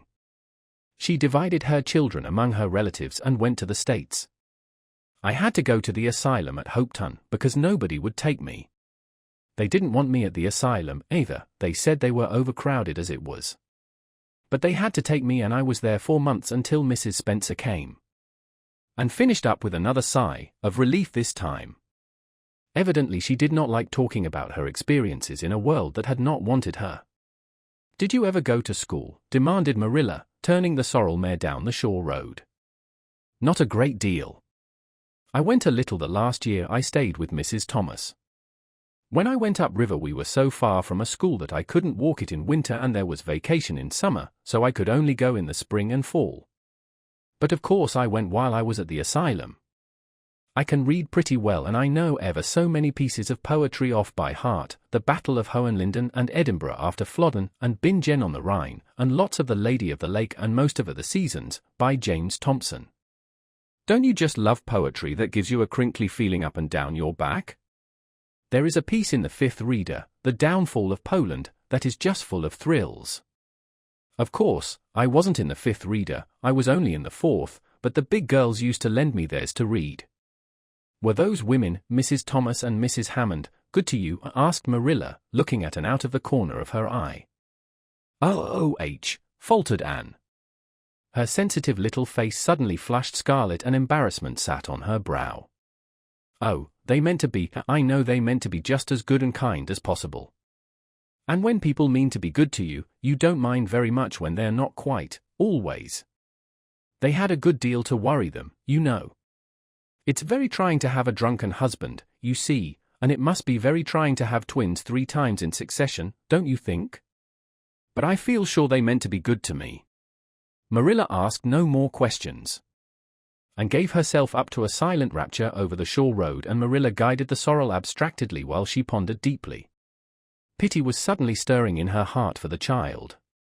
What a starved, unloved life she had had, a life of drudgery and poverty and neglect, for Marilla was shrewd enough to read between the lines of Anne's history and divine the truth. No wonder she had been so delighted at the prospect of a real home. It was a pity she had to be sent back. What if she, Marilla, should indulge Matthew's unaccountable whim and let her stay? He was set on it, and the child seemed a nice, teachable little thing. She's got too much to say, thought Marilla, but she might be trained out of that. And there's nothing rude or slangy in what she does say. She's ladylike. It's likely her people were nice folks. The shore road was woodsy and wild and lonesome. On the right hand, scrub firs, their spirits quite unbroken by long years of tussle with the Gulf winds, grew thickly. On the left were the steep red sandstone cliffs, so near the track in places that a mare of less steadiness than the sorrel might have tried the nerves of the people behind her. Down at the base of the cliffs were heaps of surf-worn rocks or little sandy coves inlaid with pebbles as with ocean jewels. Beyond lay the sea, shimmering and blue, and over it soared the gulls, their pinions flashing silvery in the sunlight. "Isn't the sea wonderful?" said Anne, rousing from a long, wide-eyed silence. "Once, when I lived in Marysville, Mr. Thomas hired an express wagon and took us all to spend the day at the shore 10 miles away. I enjoyed every moment of that day, even if I had to look after the children all the time. I lived it over in happy dreams for years. But this shore is nicer than the Marysville shore. Aren't those gulls splendid? Would you like to be a gull? I think I would, that is, if I couldn't be a human girl. Don't you think it would be nice to wake up at sunrise and swoop down over the water and away out over that lovely blue all day, and then at night to fly back to one's nest? Oh, I can just imagine myself doing it. What big house is that just ahead, please? That's the White Sands Hotel. Mr. Kirk runs it, but the season hasn't begun yet. There are heaps of Americans come there for the summer. They think this shore is just about right.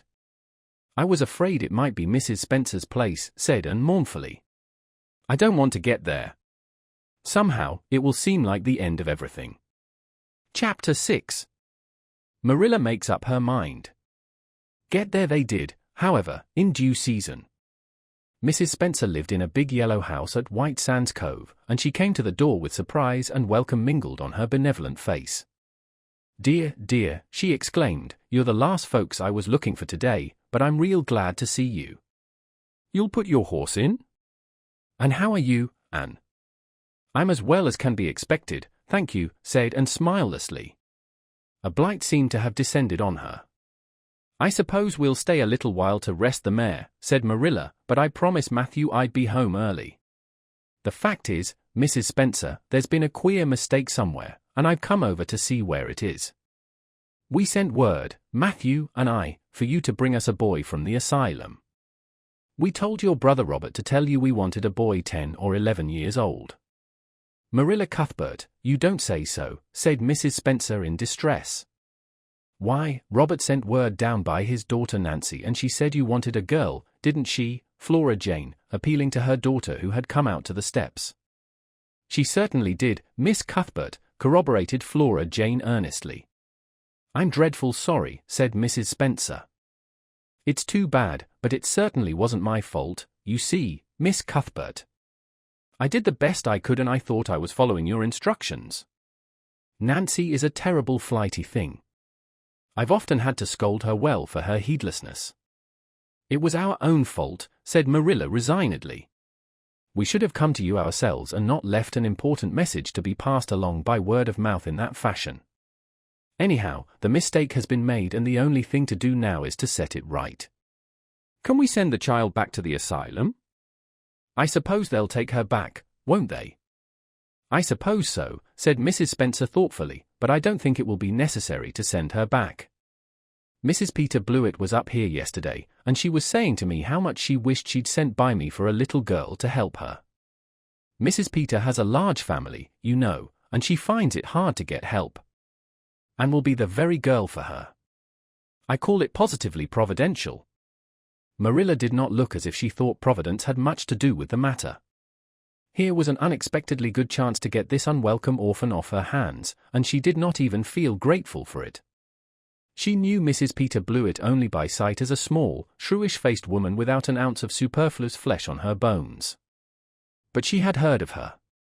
A terrible worker and driver, Mrs. Peter was said to be, and discharged servant girls told fearsome tales of her temper and stinginess, and her family of pert, quarrelsome children.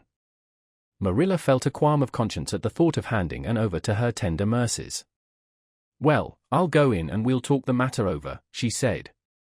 And if there isn't Mrs. Peter coming up the lane this blessed minute, exclaimed Mrs. Spencer, bustling her guests through the hall into the parlor, where a deadly chill struck on them as if the air had been strained so long through dark green, closely drawn blinds that it had lost every particle of warmth it had ever possessed. That is real lucky, for we can settle the matter right away. Take the armchair, Miss Cuthbert. And you sit here on the ottoman and don't wriggle. Let me take your hats. Flora Jane, go out and put the kettle on. Good afternoon, Mrs. Blewett. We were just saying how fortunate it was you happened along. Let me introduce you two ladies. Mrs. Blewett, Miss Cuthbert. Please excuse me for just a moment. I forgot to tell Flora Jane to take the buns out of the oven. Mrs. Spencer whisked away, after pulling up the blinds. Anne, sitting mutely on the ottoman, with her hands clasped tightly in her lap, stared at Mrs. Blewett as one fascinated. Was she to be given into the keeping of this sharp-faced, sharp-eyed woman? She felt a lump coming up in her throat and her eyes smarted painfully. She was beginning to be afraid she couldn't keep the tears back when Mrs. Spencer returned, flushed and beaming, quite capable of taking any and every difficulty, physical, mental or spiritual, into consideration and settling it out of hand. It seems there's been a mistake about this little girl, Mrs. Blewett, she said. I was under the impression that Mr. and Miss Cuthbert wanted a little girl to adopt. I was certainly told so. But it seems it was a boy they wanted. So if you're still of the same mind you were yesterday, I think she'll be just the thing for you. Mrs. Blewett darted her eyes over and from head to foot. How old are you and what's your name? She demanded. Anne Shirley, faltered the shrinking child, not daring to make any stipulations regarding the spelling thereof, and I'm 11 years old. Humph! You don't look as if there was much to you. But you're wiry. I don't know, but the wiry ones are the best after all. Well, if I take you you'll have to be a good girl, you know, good and smart and respectful. I'll expect you to earn your keep, and no mistake about that.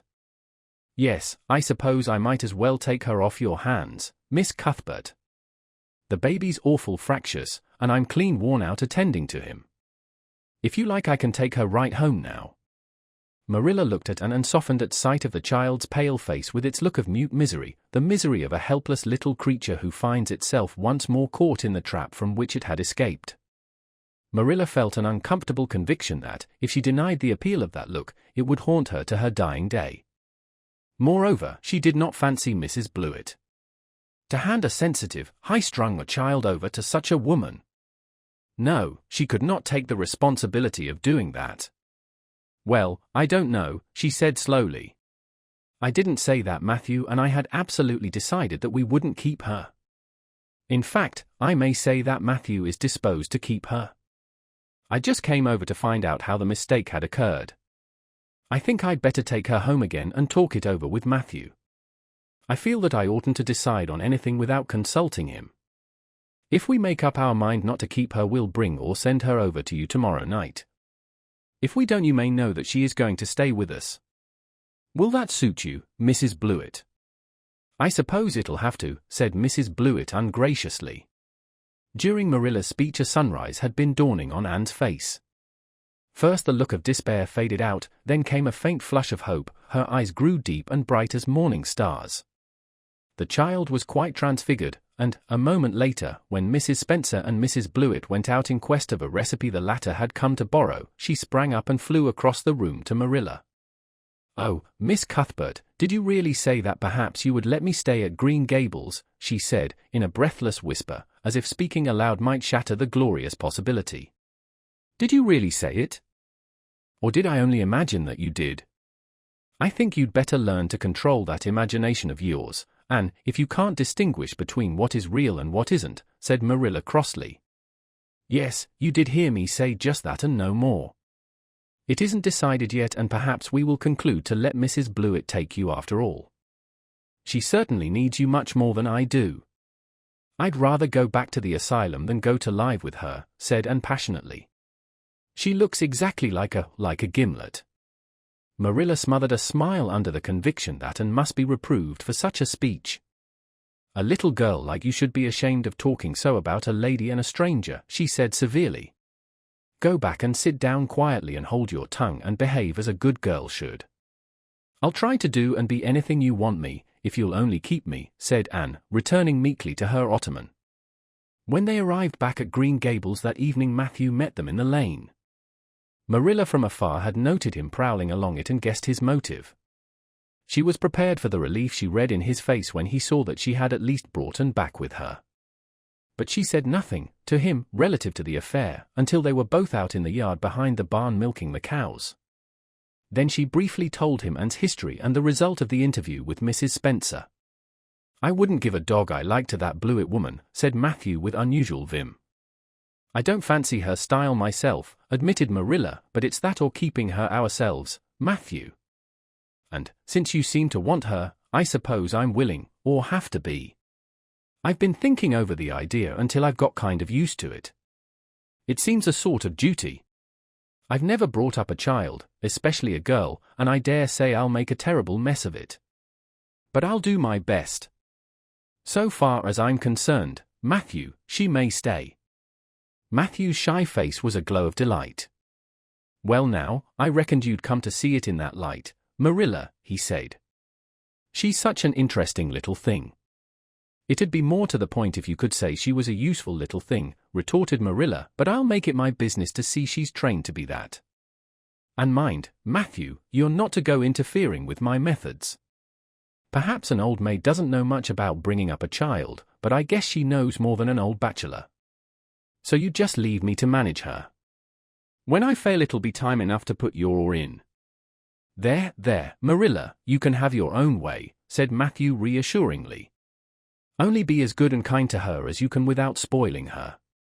I kind of think she's one of the sort you can do anything with if you only get her to love you." Marilla sniffed, to express her contempt for Matthew's opinions concerning anything feminine, and walked off to the dairy with the pails. "I won't tell her tonight that she can stay," she reflected, as she strained the milk into the creamers. "She'd be so excited that she wouldn't sleep a wink. Marilla Cuthbert, you're fairly in for it. Did you ever suppose you'd see the day when you'd be adopting an orphan girl? It's surprising enough, but not so surprising as that Matthew should be at the bottom of it, him that always seemed to have such a mortal dread of little girls. Anyhow, we've decided on the experiment and goodness only knows what will come of it." Chapter 7. And says her prayers. When Marilla took Anne up to bed that night she said stiffly, "Now, And I noticed last night that you threw your clothes all about the floor when you took them off. That is a very untidy habit, and I can't allow it at all. As soon as you take off any article of clothing, fold it neatly and place it on the chair. I haven't any use at all for little girls who aren't neat. I was so harrowed up in my mind last night that I didn't think about my clothes at all, said Anne. I'll fold them nicely tonight. They always made us do that at the asylum. Half the time, though, I'd forget. I'd be in such a hurry to get into bed nice and quiet and imagine things. You'll have to remember a little better if you stay here, admonished Marilla. There, that looks something like. Say your prayers now and get into bed. I never say any prayers, announced Anne. Marilla looked horrified astonishment. Why, Anne, what do you mean? Were you never taught to say your prayers? God always wants little girls to say their prayers. Don't you know who God is, Anne? God is a spirit, infinite, eternal and unchangeable, in his being, wisdom, power, holiness, justice, goodness, and truth, responded Anne promptly and glibly. Marilla looked rather relieved. So you do know something then, thank goodness. You're not quite a heathen. Where did you learn that? Oh, at the asylum Sunday school. They made us learn the whole catechism. I liked it pretty well. There's something splendid about some of the words. Infinite, eternal and unchangeable. Isn't that grand? It has such a roll to it, just like a big organ playing. You couldn't quite call it poetry, I suppose, but it sounds a lot like it, doesn't it? We're not talking about poetry, and we are talking about saying your prayers. Don't you know it's a terrible wicked thing not to say your prayers every night? I'm afraid you are a very bad little girl. You'd find it easier to be bad than good if you had red hair, said Anne reproachfully. People who haven't red hair don't know what trouble is. Mrs. Thomas told me that God made my hair red on purpose, and I've never cared about him since. And anyhow I'd always be too tired at night to bother saying prayers. People who have to look after twins can't be expected to say their prayers. Now, do you honestly think they can? Marilla decided that Anne's religious training must be begun at once. Plainly there was no time to be lost. You must say your prayers while you are under my roof, Anne. Why, of course, if you want me to, assented Anne cheerfully. I'd do anything to oblige you. But you'll have to tell me what to say for this once. After I get into bed I'll imagine out a real nice prayer to say always. I believe that it will be quite interesting, now that I come to think of it. You must kneel down, said Marilla in embarrassment. Anne knelt at Marilla's knee and looked up gravely. Why must people kneel down to pray? If I really wanted to pray I'll tell you what I'd do. I'd go out into a great big field all alone or into the deep, deep woods, and I'd look up into the sky, up, into that lovely blue sky that looks as if there was no end to its blueness.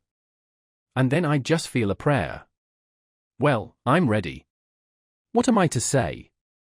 Marilla felt more embarrassed than ever. She had intended to teach Anne the childish classic, Now I Lay Me Down to Sleep. But she had, as I have told you, the glimmerings of a sense of humor, which is simply another name for a sense of the fitness of things, and it suddenly occurred to her that that simple little prayer, sacred to white-robed childhood lisping at motherly knees, was entirely unsuited to this freckled witch of a girl who knew and cared nothing about God's love, since she had never had it translated to her through the medium of human love. You're old enough to pray for yourself, Anne, she said finally. Just thank God for your blessings and ask him humbly for the things you want. Well, I'll do my best, promised Anne, burying her face in Marilla's lap. Gracious Heavenly Father, that's the way the ministers say it in church, so I suppose it's all right in private prayer, isn't it? She interjected, lifting her head for a moment. Gracious Heavenly Father, I thank thee for the white way of delight and the lake of shining waters and Bonnie and the Snow Queen. I'm really extremely grateful for them. And that's all the blessings I can think of just now to thank thee for. As for the things I want, they're so numerous that it would take a great deal of time to name them all, so I will only mention the two most important. Please let me stay at Green Gables, and please let me be good-looking when I grow up. I remain. Yours respectfully, Anne Shirley. There, did I do all right? She asked eagerly, getting up. I could have made it much more flowery if I'd had a little more time to think it over.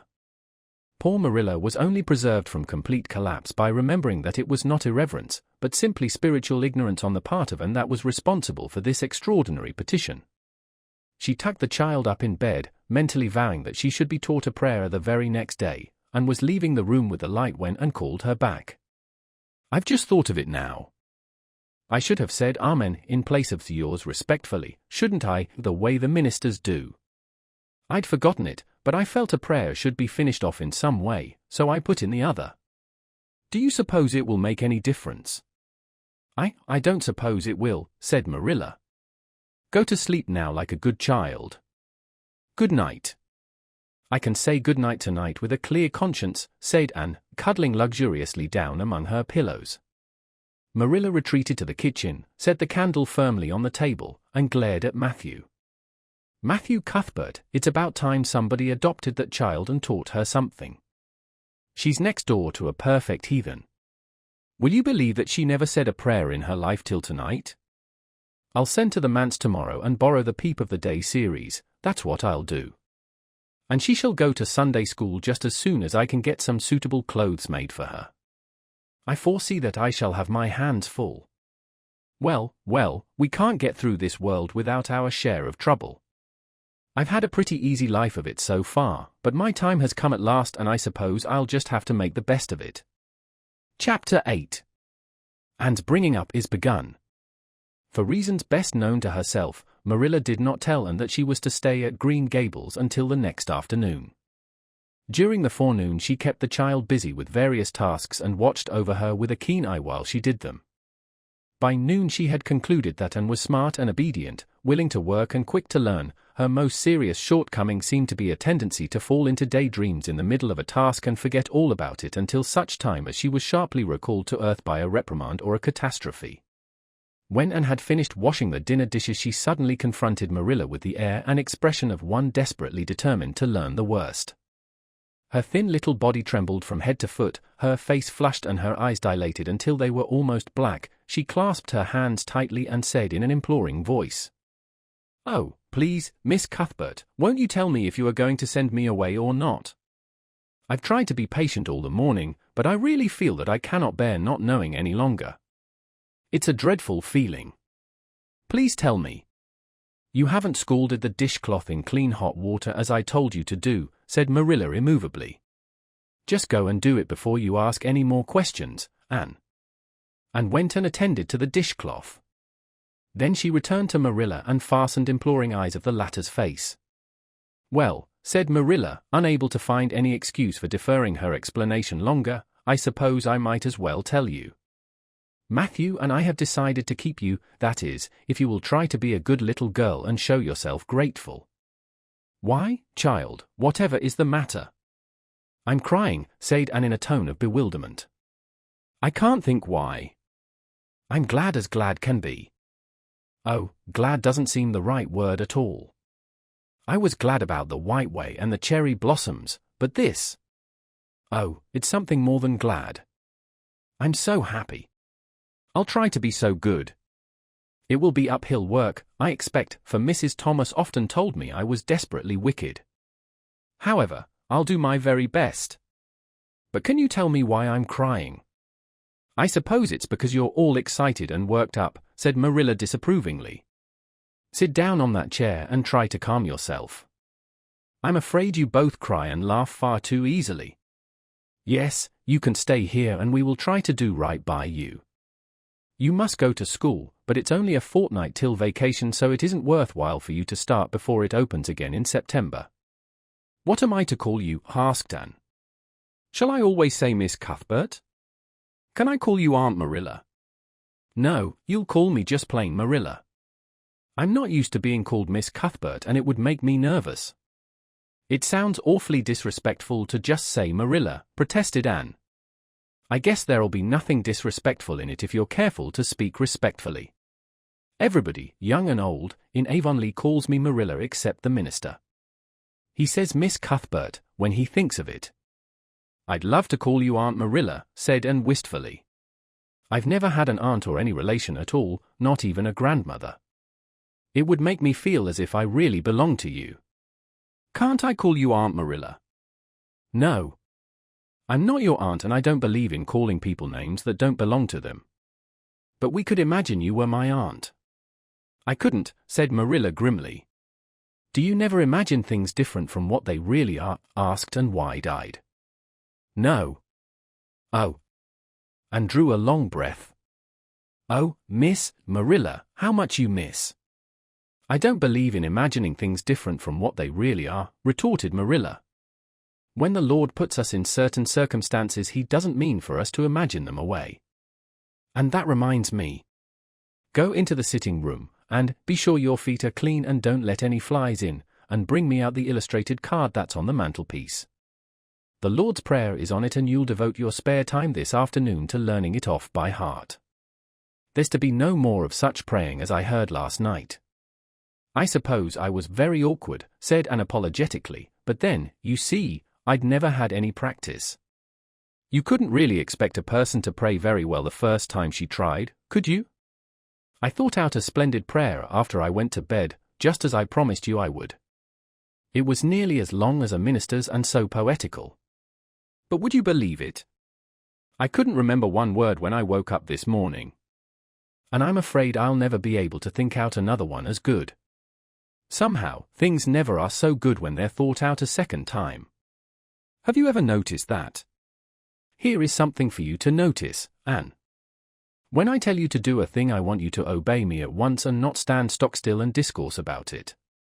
Just you go and do as I bid you. And promptly departed for the sitting room across the hall. She failed to return. After waiting 10 minutes, Marilla laid down her knitting and marched after her with a grim expression.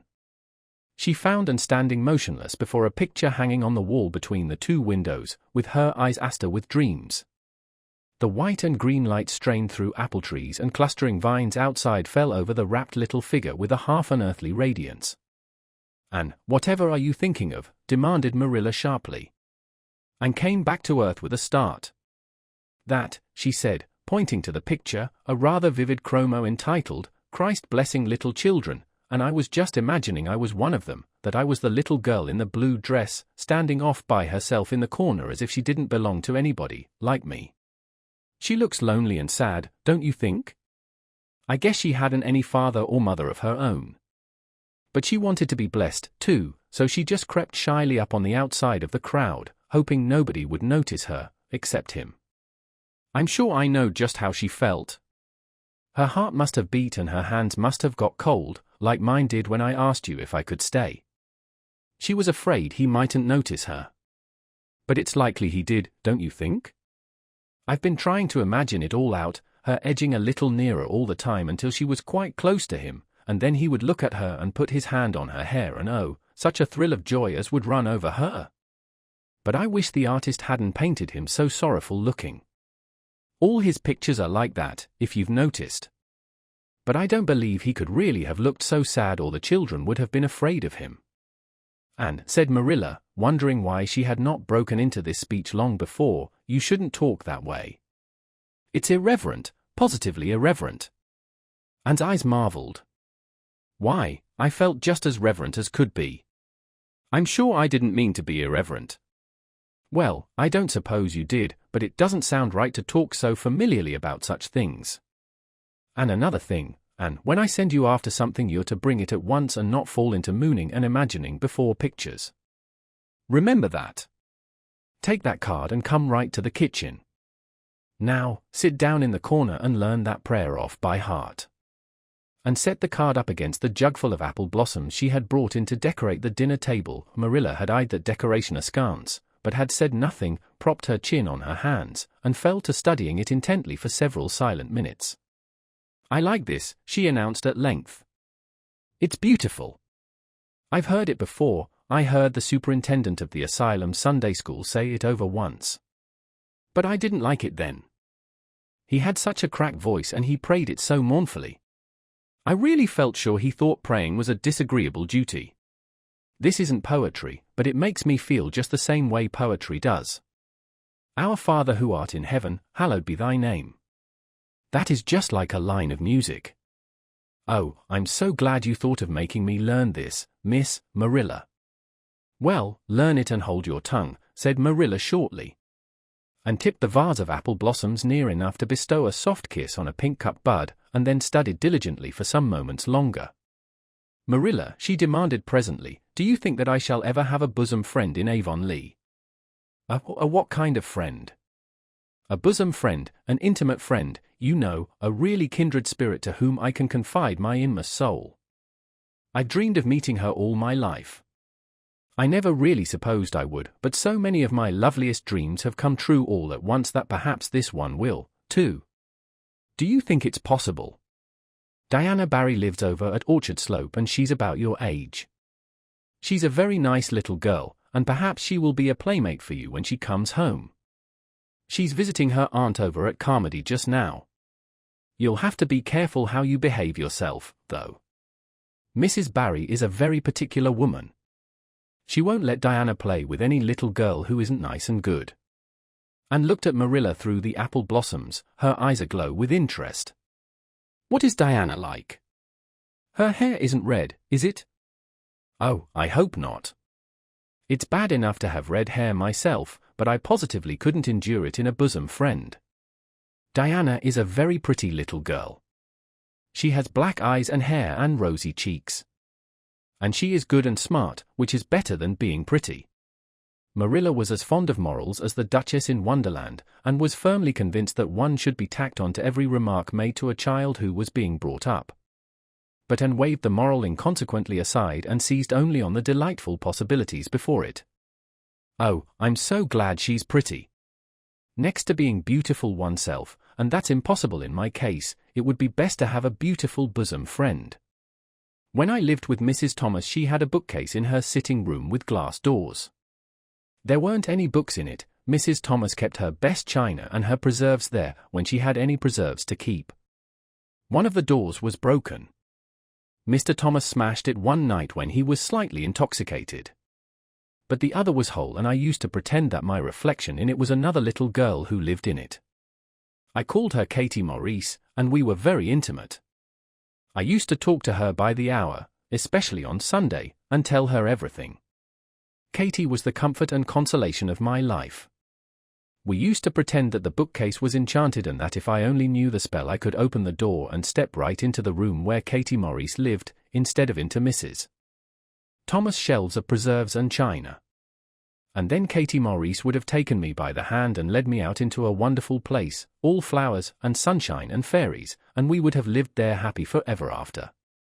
When I went to live with Mrs. Hammond, it just broke my heart to leave Katie Maurice. She felt it dreadfully, too. I know she did, for she was crying when she kissed me goodbye through the bookcase door. There was no bookcase at Mrs. Hammond's. But just up the river a little way from the house there was a long green little valley, and the loveliest echo lived there. It echoed back every word you said, even if you didn't talk a bit loud. So I imagined that it was a little girl called Violetta, and we were great friends, and I loved her almost as well as I loved Katie Maurice, not quite, but almost, you know. The night before I went to the asylum I said goodbye to Violetta, and oh, her goodbye came back to me in such sad, sad tones. I had become so attached to her that I hadn't the heart to imagine a bosom friend at the asylum, even if there had been any scope for imagination there. I think it's just as well there wasn't, said Marilla dryly. I don't approve of such goings-on. You seem to half believe your own imaginations. It will be well for you to have a real live friend to put such nonsense out of your head. But don't let Mrs. Barry hear you talking about your Katie Maurices and your Violettas, or she'll think you tell stories. Oh, I won't. I couldn't talk of them to everybody, their memories are too sacred for that. But I thought I'd like to have you know about them. Oh, look, here's a big bee just tumbled out of an apple blossom. Just think what a lovely place to live, in an apple blossom. Fancy going to sleep in it when the wind was rocking it. If I wasn't a human girl, I think I'd like to be a bee and live among the flowers. Yesterday you wanted to be a seagull, sniffed Marilla. I think you are very fickle-minded. I told you to learn that prayer and not talk. But it seems impossible for you to stop talking if you've got anybody that will listen to you. So go up to your room and learn it. Oh, I know it pretty nearly all now, all but just the last line. Well, never mind, do as I tell you. Go to your room and finish learning it well, and stay there until I call you down to help me get tea. Can I take the apple blossoms with me for company? Pleaded Anne. No, you don't want your room cluttered up with flowers. You should have left them on the tree in the first place. I did feel a little that way, too, said Anne. I kind of felt I shouldn't shorten their lovely lives by picking them. I wouldn't want to be picked if I were an apple blossom. But the temptation was irresistible. What do you do when you meet with an irresistible temptation? And did you hear me tell you to go to your room? Anne sighed, retreated to the east gable, and sat down in a chair by the window. There, I know this prayer. I learned that last sentence coming upstairs. Now I'm going to imagine things into this room so that they'll always stay imagined. The floor is covered with a white velvet carpet with pink roses all over it, and there are pink silk curtains at the windows. The walls are hung with gold and silver brocade tapestry. The furniture is mahogany. I never saw any mahogany, but it does sound so luxurious. This is a couch all heaped with gorgeous silken cushions, pink and blue and crimson and gold, and I am reclining gracefully on it. I can see my reflection in that splendid big mirror hanging on the wall. I am tall and regal, clad in a gown of trailing white lace, with a pearl cross on my breast and pearls in my hair. My hair is of midnight darkness and my skin is a clear ivory pallor. My name is the Lady Cordelia Fitzgerald. No, it isn't, I can't make that seem real. She danced up to the little looking-glass and peered into it. Her pointed freckled face and solemn grey eyes peered back at her. You're only Anne of Green Gables, she said earnestly, and I see you, just as you are looking now, whenever I try to imagine I'm the Lady Cordelia. But it's a million times nicer to be Anne of Green Gables than Anne of Nowhere in particular, isn't it? She bent forward, kissed her reflection affectionately, and betook herself to the open window. Dear Snow Queen, good afternoon. And good afternoon, dear birches down in the hollow. And good afternoon, dear grey house up on the hill. I wonder if Diana is to be my bosom friend. I hope she will, and I shall love her very much. But I must never quite forget Katie Maurice and Violetta. They would feel so hurt if I did, and I'd hate to hurt anybody's feelings, even a little bookcase girl's or a little echo girl's. I must be careful to remember them and send them a kiss every day. And blew a couple of airy kisses from her fingertips past the cherry blossoms and then, with her chin in her hands, drifted luxuriously out on a sea of daydreams. Chapter 9. Mrs. Rachel Lynde is properly horrified. Anne had been a fortnight at Green Gables before Mrs. Lynde arrived to inspect her. Mrs. Rachel, to do her justice, was not to blame for this. A severe and unseasonable attack of grippe had confined the good lady to her house ever since the occasion of her last visit to Green Gables. Mrs. Rachel was not often sick and had a well-defined contempt for people who were, but grippe, she asserted, was like no other illness on earth and could only be interpreted as one of the special visitations of Providence.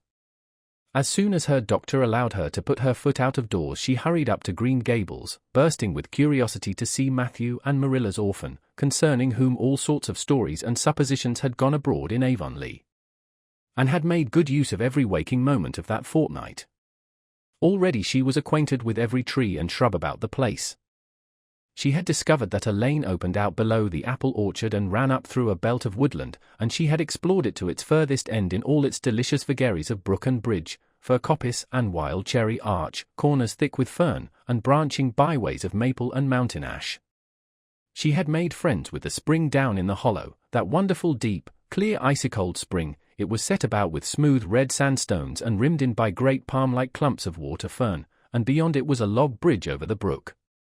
That bridge led Anne's dancing feet up over a wooded hill beyond, where perpetual twilight reigned under the straight, thick-growing firs and spruces. The only flowers there were myriads of delicate June bells, those shyest and sweetest of woodland blooms, and a few pale, aerial starflowers, like the spirits of last year's blossoms.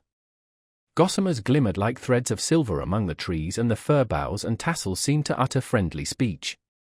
All these raptured voyages of exploration were made in the odd half-hours which she was allowed for play, and talked Matthew and Marilla half-deaf over her discoveries.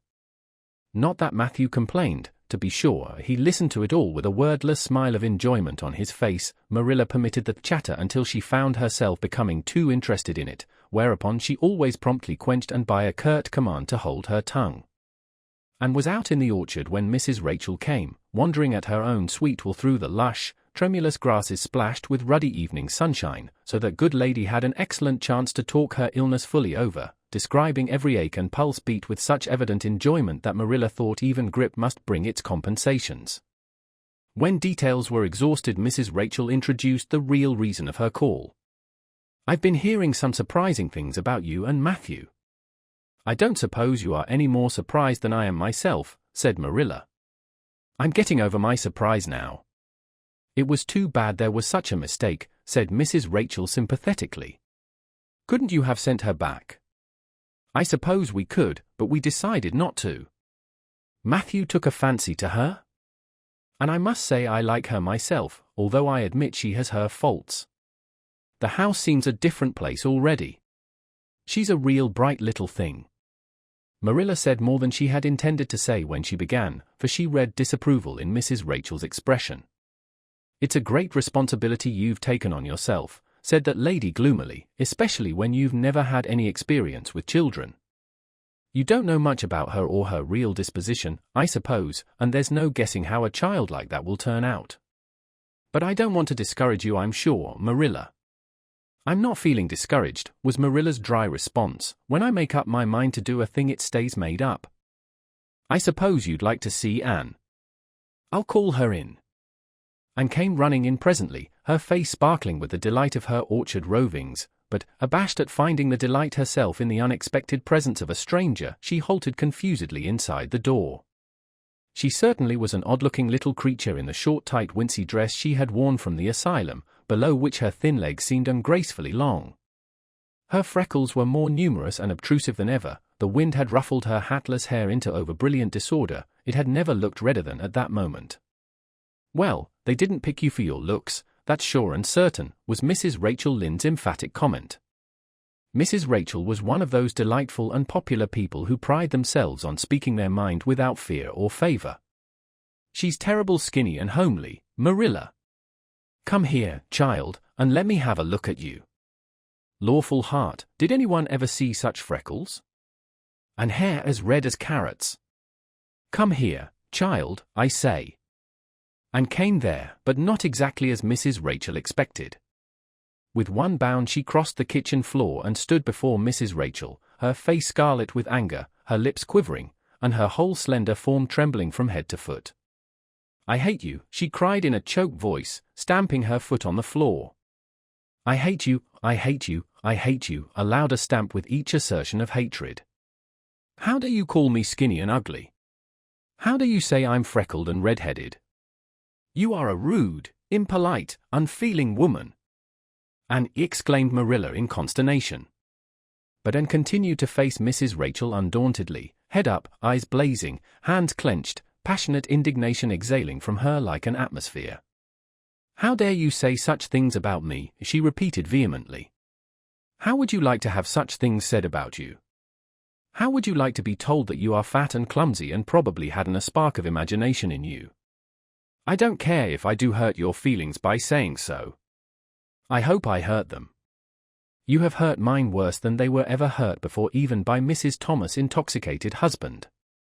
And I'll never forgive you for it, never, never. Stamp! Stamp! Did anybody ever see such a temper?" exclaimed the horrified Mrs. Rachel. "And go to your room and stay there until I come up," said Marilla, recovering her powers of speech with difficulty.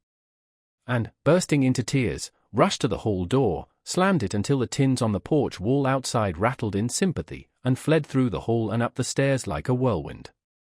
A subdued slam above told that the door of the east gable had been shut with equal vehemence. "Well, I don't envy you your job bringing that up, Marilla," said Mrs. Rachel with unspeakable solemnity. Marilla opened her lips to say she knew not what of apology or deprecation. What she did say was a surprise to herself then and ever afterwards. "You shouldn't have twitted her about her looks, Rachel. Marilla Cuthbert, you don't mean to say that you are upholding her in such a terrible display of temper as we've just seen, demanded Mrs. Rachel indignantly. No, said Marilla slowly, I'm not trying to excuse her. She's been very naughty and I'll have to give her a talking to about it. But we must make allowances for her. She's never been taught what is right. And you were too hard on her, Rachel. Marilla could not help tacking on that last sentence, although she was again surprised at herself for doing it. Mrs. Rachel got up with an air of offended dignity. Well, I see that I'll have to be very careful what I say after this, Marilla, since the fine feelings of orphans, brought from goodness knows where, have to be considered before anything else. Oh, no, I'm not vexed, don't worry yourself. I'm too sorry for you to leave any room for anger in my mind. You'll have your own troubles with that child. But if you'll take my advice, which I suppose you won't do, although I brought up 10 children and buried 2, you'll do that talking to you mention with a fair-sized birch switch. I should think that would be the most effective language for that kind of a child. Her temper matches her hair, I guess. Well, good evening, Marilla. I hope you'll come down to see me often as usual. But you can't expect me to visit here again in a hurry, if I'm liable to be flown at and insulted in such a fashion. It's something new in my experience. Whereat Mrs. Rachel swept out and away, if a fat woman who always waddled could be said to sweep away, and Marilla with a very solemn face betook herself to the east gable. On the way upstairs she pondered uneasily as to what she ought to do. She felt no little dismay over the scene that had just been enacted. How unfortunate that Anne should have displayed such temper before Mrs. Rachel Lynde, of all people. Then Marilla suddenly became aware of an uncomfortable and rebuking consciousness that she felt more humiliation over this than sorrow over the discovery of such a serious defect in Anne's disposition. And how was she to punish her? The amiable suggestion of the birch switch, to the efficiency of which all of Mrs. Rachel's own children could have borne smarting testimony, did not appeal to Marilla. She did not believe she could whip a child. No, some other method of punishment must be found to bring Anne to a proper realization of the enormity of her offense. Marilla found Anne face downward on her bed, crying bitterly, quite oblivious of muddy boots on a clean counterpane. Anne, she said not ungently. No answer.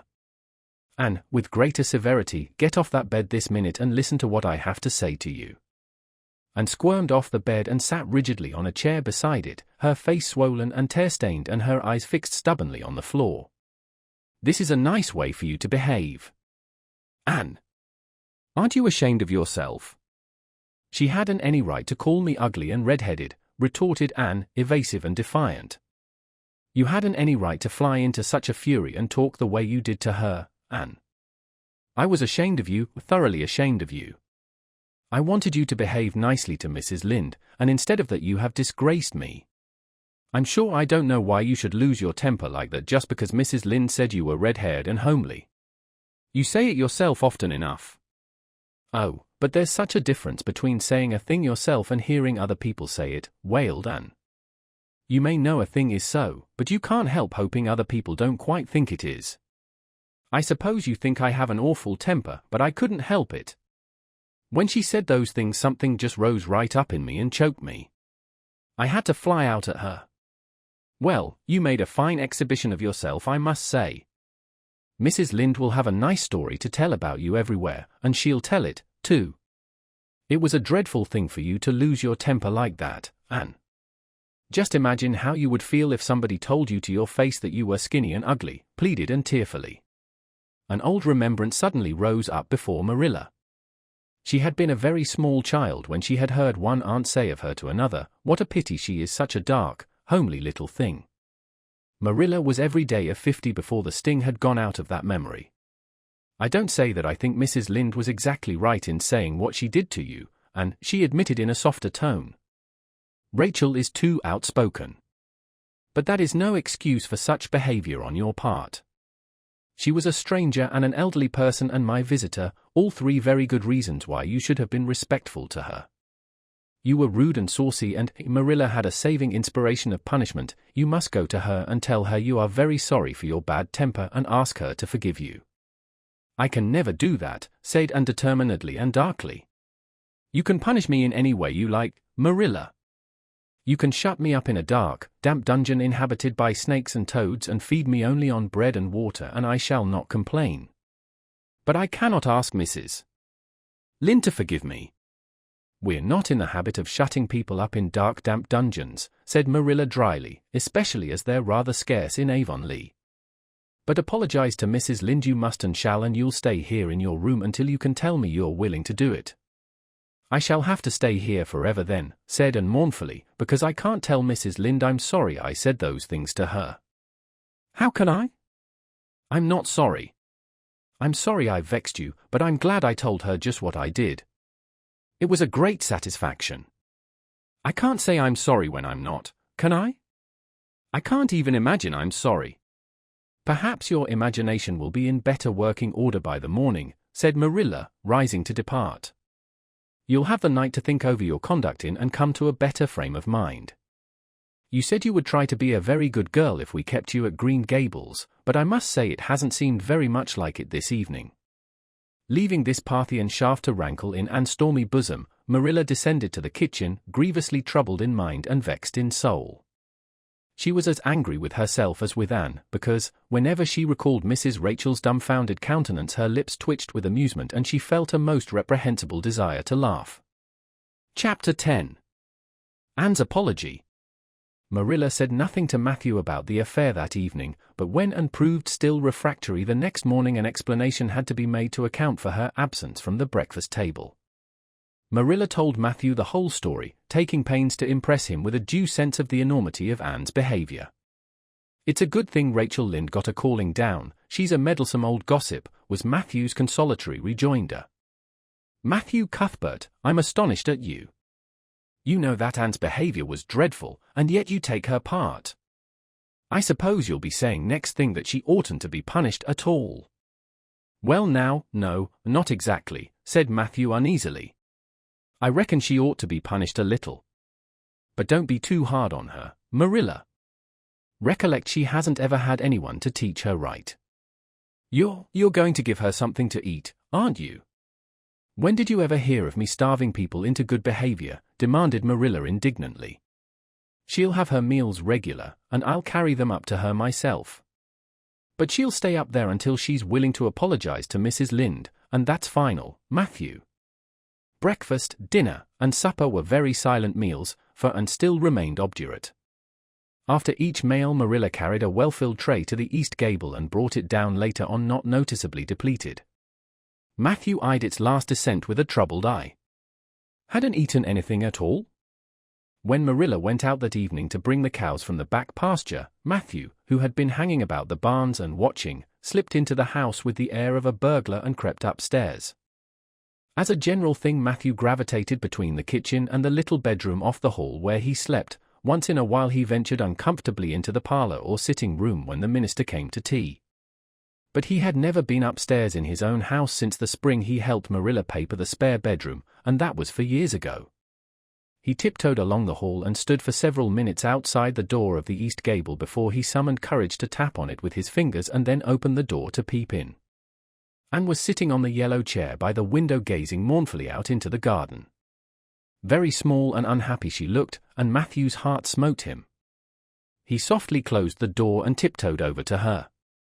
Anne, he whispered, as if afraid of being overheard, how are you making it, Anne? Anne smiled wanly. Pretty well. I imagine a good deal, and that helps to pass the time. Of course, it's rather lonesome. But then, I may as well get used to that. And smiled again, bravely facing the long years of solitary imprisonment before her. Matthew recollected that he must say what he had come to say without loss of time, lest Marilla return prematurely. Well now, and don't you think you'd better do it and have it over with, he whispered. It'll have to be done sooner or later, you know, for Marilla's a dreadful determined woman, dreadful determined, Anne. Do it right off, I say, and have it over. Do you mean apologize to Mrs. Lind? Yes, apologize, that's the very word, said Matthew eagerly. Just smooth it over so to speak. That's what I was trying to get at. I suppose I could do it to oblige you, said Anne thoughtfully. It would be true enough to say I am sorry, because I am sorry now. I wasn't a bit sorry last night. I was mad clear through, and I stayed mad all night. I know I did because I woke up 3 times and I was just furious every time. But this morning it was over. I wasn't in a temper anymore, and it left a dreadful sort of goneness, too. I felt so ashamed of myself. But I just couldn't think of going and telling Mrs. Lynde so.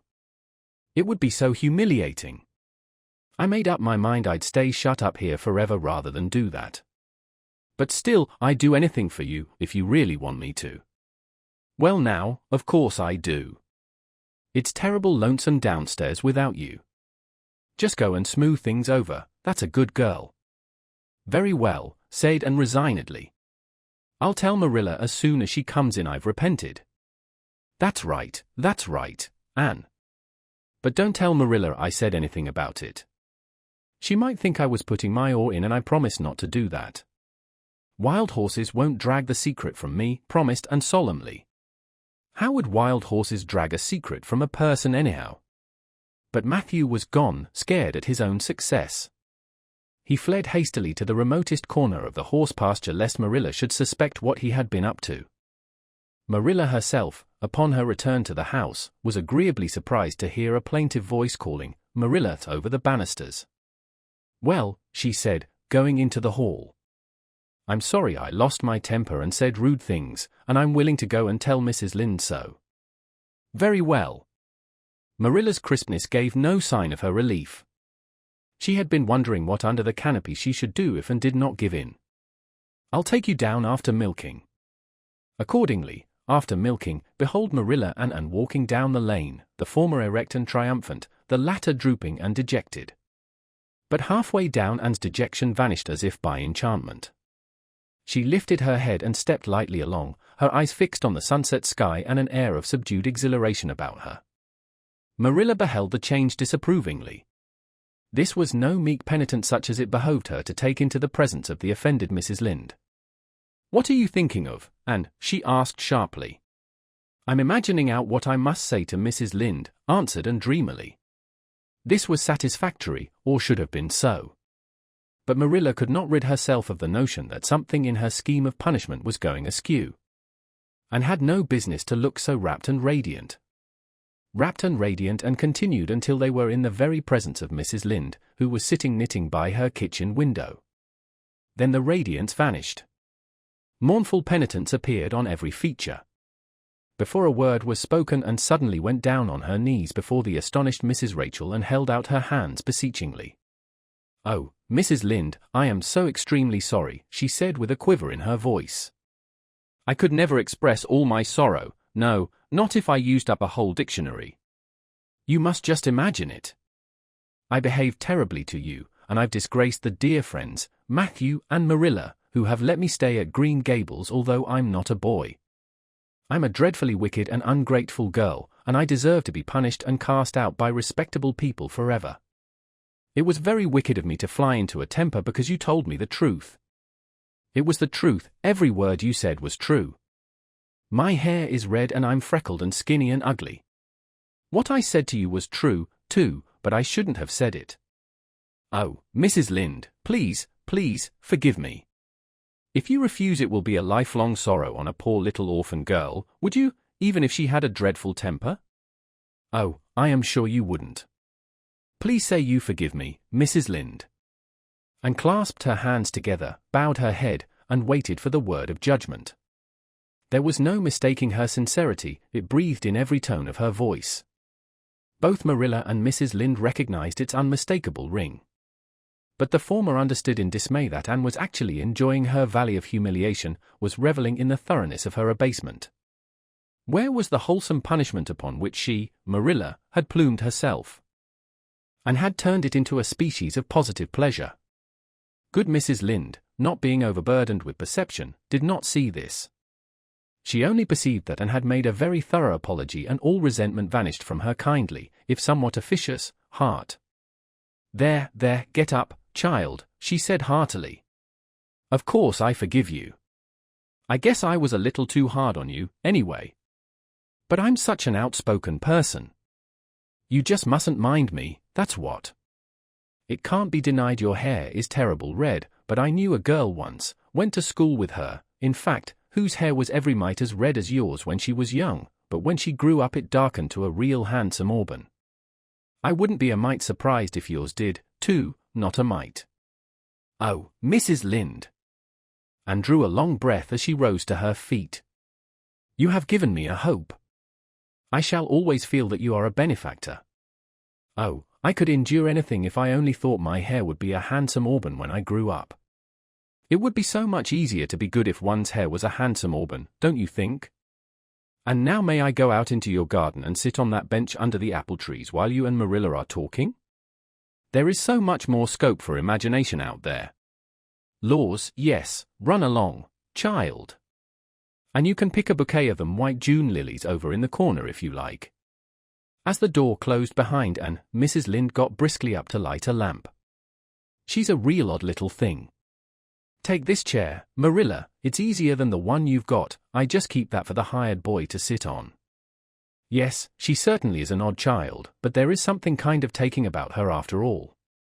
I don't feel so surprised at you and Matthew keeping her as I did, nor so sorry for you, either. She may turn out all right. Of course, she has a queer way of expressing herself, the little too kind of forcible, you know, but she'll likely get over that now that she's come to live among civilized folks. And then, her temper's pretty quick, I guess, but there's one comfort, a child that has a quick temper, just blaze up and cool down, ain't never likely to be sly or deceitful. Preserve me from a sly child, that's what. On the whole, Marilla, I kind of like her. When Marilla went home and came out of the fragrant twilight of the orchard with a sheaf of white narcissi in her hands. I apologized pretty well, didn't I? She said proudly as they went down the lane. I thought since I had to do it I might as well do it thoroughly. You did it thoroughly, all right enough, was Marilla's comment. Marilla was dismayed at finding herself inclined to laugh over the recollection. She had also an uneasy feeling that she ought to scold Anne for apologizing so well, but then, that was ridiculous. She compromised with her conscience by saying severely, I hope you won't have occasion to make many more such apologies. I hope you'll try to control your temper now, Anne. That wouldn't be so hard if people wouldn't twit me about my looks, said Anne with a sigh. I don't get cross about other things, but I'm so tired of being twitted about my hair and it just makes me boil right over. Do you suppose my hair will really be a handsome auburn when I grow up? You shouldn't think so much about your looks, Anne. I'm afraid you are a very vain little girl. How can I be vain when I know I'm homely, protested Anne. I love pretty things, and I hate to look in the glass and see something that isn't pretty. It makes me feel so sorrowful, just as I feel when I look at any ugly thing. I pity it because it isn't beautiful. Handsome is as handsome does, quoted Marilla. I've had that said to me before, but I have my doubts about it, remarked skeptical Anne, sniffing at her narcissi. Oh, aren't these flowers sweet? It was lovely of Mrs. Lynde to give them to me. I have no hard feelings against Mrs. Lynde now. It gives you a lovely, comfortable feeling to apologize and be forgiven, doesn't it? Aren't the stars bright tonight? If you could live in a star, which one would you pick? I'd like that lovely clear big one away over there above that dark hill. And do hold your tongue, said Marilla, thoroughly worn out trying to follow the gyrations of Anne's thoughts. And said no more until they turned into their own lane. A little gypsy wind came down it to meet them, laden with the spicy perfume of young dew-wet ferns.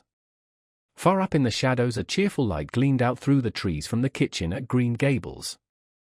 And suddenly came close to Marilla and slipped her hand into the older woman's hard palm.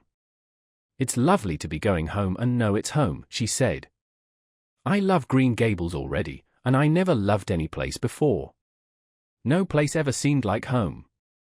Oh, Marilla, I'm so happy. I could pray right now and not find it a bit hard. Something warm and pleasant welled up in Marilla's heart at touch of that thin little hand in her own, a throb of the maternity she had missed, perhaps. Its very unaccustomedness and sweetness disturbed her. She hastened to restore her sensations to their normal calm by inculcating a moral.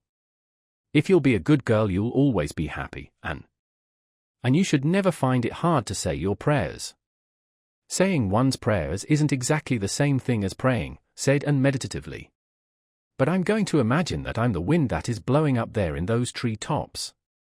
When I get tired of the trees, I'll imagine I'm gently waving down here in the ferns, and then I'll fly over to Mrs. Lynde's garden and set the flowers dancing, and then I'll go with one great swoop over the clover field, and then I'll blow over the lake of shining waters and ripple it all up into little sparkling waves. Oh, there's so much scope for imagination in a wind. So I'll not talk any more just now, Marilla. Thanks be to goodness for that, breathed Marilla in devout relief.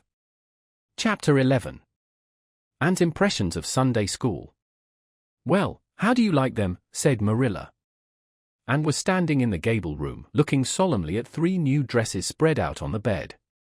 One was of snuffy-colored gingham which Marilla had been tempted to buy from a peddler the preceding summer because it looked so serviceable, one was of black and white checkered sateen which she had picked up at a bargain counter in the winter, and one was a stiff print of an ugly blue shade which she had purchased that week at a Carmody store. She had made them up herself, and they were all made alike, plain skirts full tightly to plain waists, with sleeves as plain as waist and skirt and tight as sleeves could be. I'll imagine that I like them, said Anne soberly. I don't want you to imagine it, said Marilla, offended. Oh, I can see you don't like the dresses. What is the matter with them? Aren't they neat and clean and new? Yes. Then why don't you like them? They're not pretty, said Anne reluctantly. Pretty? Marilla sniffed. I didn't trouble my head about getting pretty dresses for you.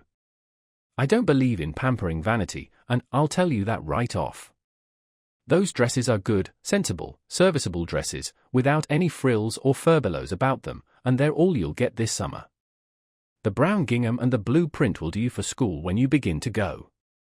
The sateen is for church and Sunday school.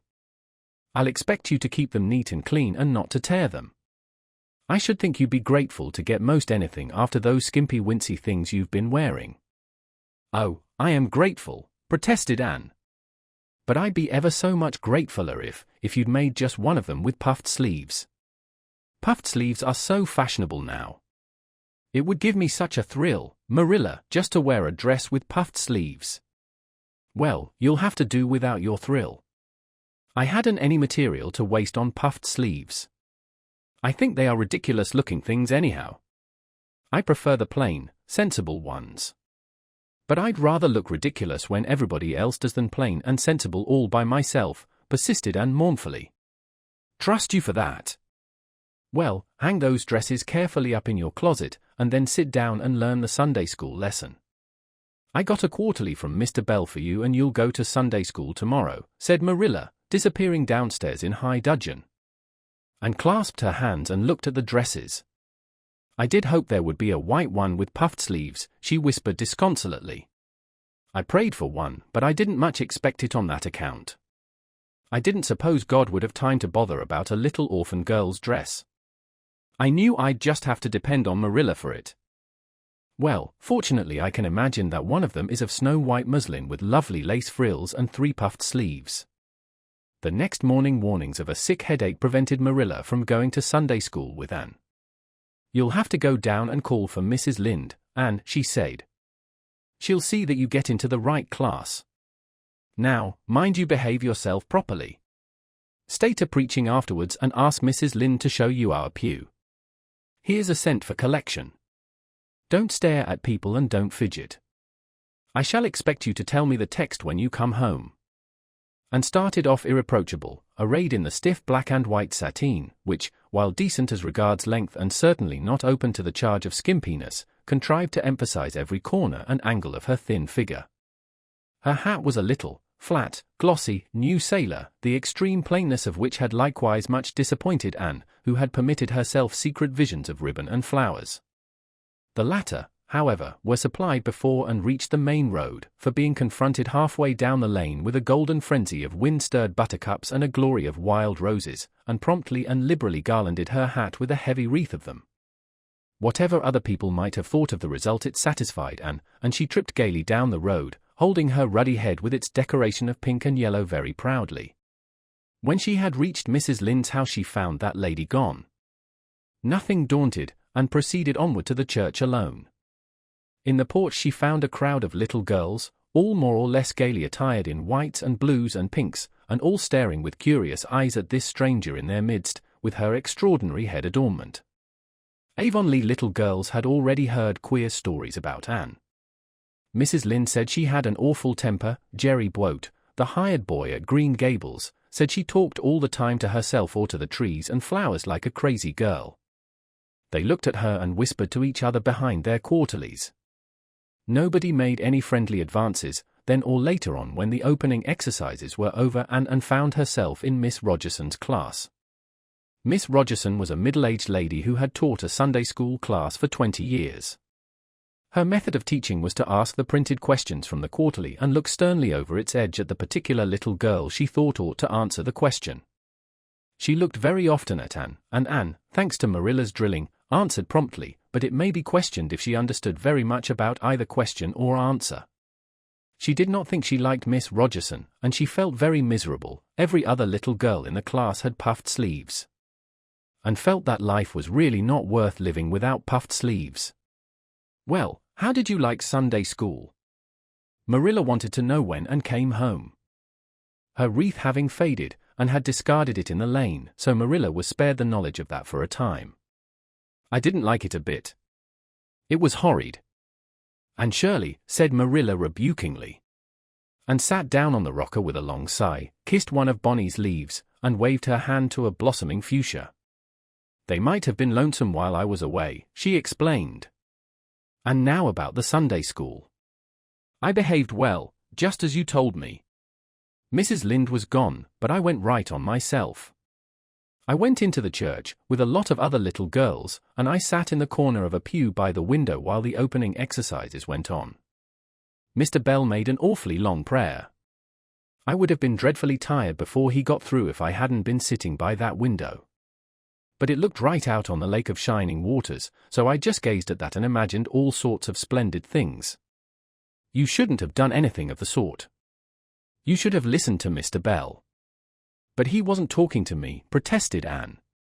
"He was talking to God, and he didn't seem to be very much interested in it, either. I think he thought God was too far off, though. There was a long row of white birches hanging over the lake, and the sunshine fell down through them, way, way down, deep into the water. Oh, Marilla, it was like a beautiful dream. It gave me a thrill, and I just said, 'Thank you for it, God,' 2 or 3 times. Not out loud, I hope," said Marilla anxiously. "Oh, no, just under my breath." "Well, Mr. Bell did get through at last, and they told me to go into the classroom with Miss Rogerson's class. There were 9 other girls in it. They all had puffed sleeves. I tried to imagine mine were puffed, too, but I couldn't." "Why couldn't I?" "It was as easy as could be to imagine they were puffed when I was alone in the East Gable, but it was awfully hard there among the others who had really truly puffs. You shouldn't have been thinking about your sleeves in Sunday school. You should have been attending to the lesson. I hope you knew it." "Oh, yes, and I answered a lot of questions. Miss Rogerson asked ever so many. I don't think it was fair for her to do all the asking. There were lots I wanted to ask her, but I didn't like to because I didn't think she was a kindred spirit." Then all the other little girls recited a paraphrase. "She asked me if I knew any. I told her I didn't, but I could recite 'The dog at his master's grave' if she liked. That's in the 3rd Royal Reader. It isn't a really truly religious piece of poetry, but it's so sad and melancholy that it might as well be. She said it wouldn't do, and she told me to learn the 19th paraphrase for next Sunday. I read it over in church afterwards, and it's splendid. There are 2 lines in particular that just thrill me. 'Quick as the slaughtered squadrons fell in Midian's evil day.' I don't know what the squadrons means nor a Midian either, but it sounds so tragical. I can hardly wait until next Sunday to recite it. I'll practice it all the week." After Sunday school I asked Miss Rogerson, because Mrs. Lynde was too far away, to show me your pew. I sat just as still as I could, and the text was Revelations, 3rd chapter, 2nd and 3rd verses. It was a very long text. If I was a minister I'd pick the short, snappy ones. The sermon was awfully long, too. I suppose the minister had to match it to the text. I didn't think he was a bit interesting. The trouble with him seems to be that he hasn't enough imagination. I didn't listen to him very much.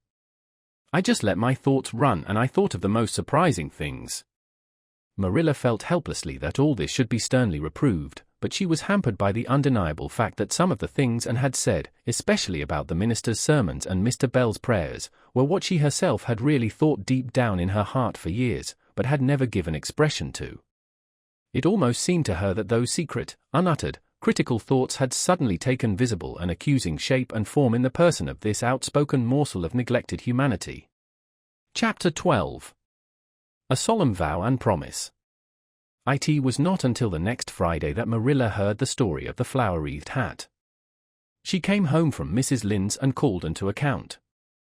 "And Mrs. Rachel says you went to church last Sunday with your hat rigged out ridiculous with roses and buttercups. What on earth put you up to such a caper? A pretty-looking object you must have been." "Oh, I know pink and yellow aren't becoming to me," began Anne. "Becoming fiddlesticks? It was putting flowers on your hat at all, no matter what color they were, that was ridiculous. You are the most aggravating child. I don't see why it's any more ridiculous to wear flowers on your hat than on your dress," protested Anne. "Lots of little girls there had bouquets pinned on their dresses. What's the difference?" Marilla was not to be drawn from the safe concrete into dubious paths of the abstract. "Don't answer me back like that, Anne. It was very silly of you to do such a thing. Never let me catch you at such a trick again. Mrs. Rachel says she thought she would sink through the floor when she saw you come in all rigged out like that.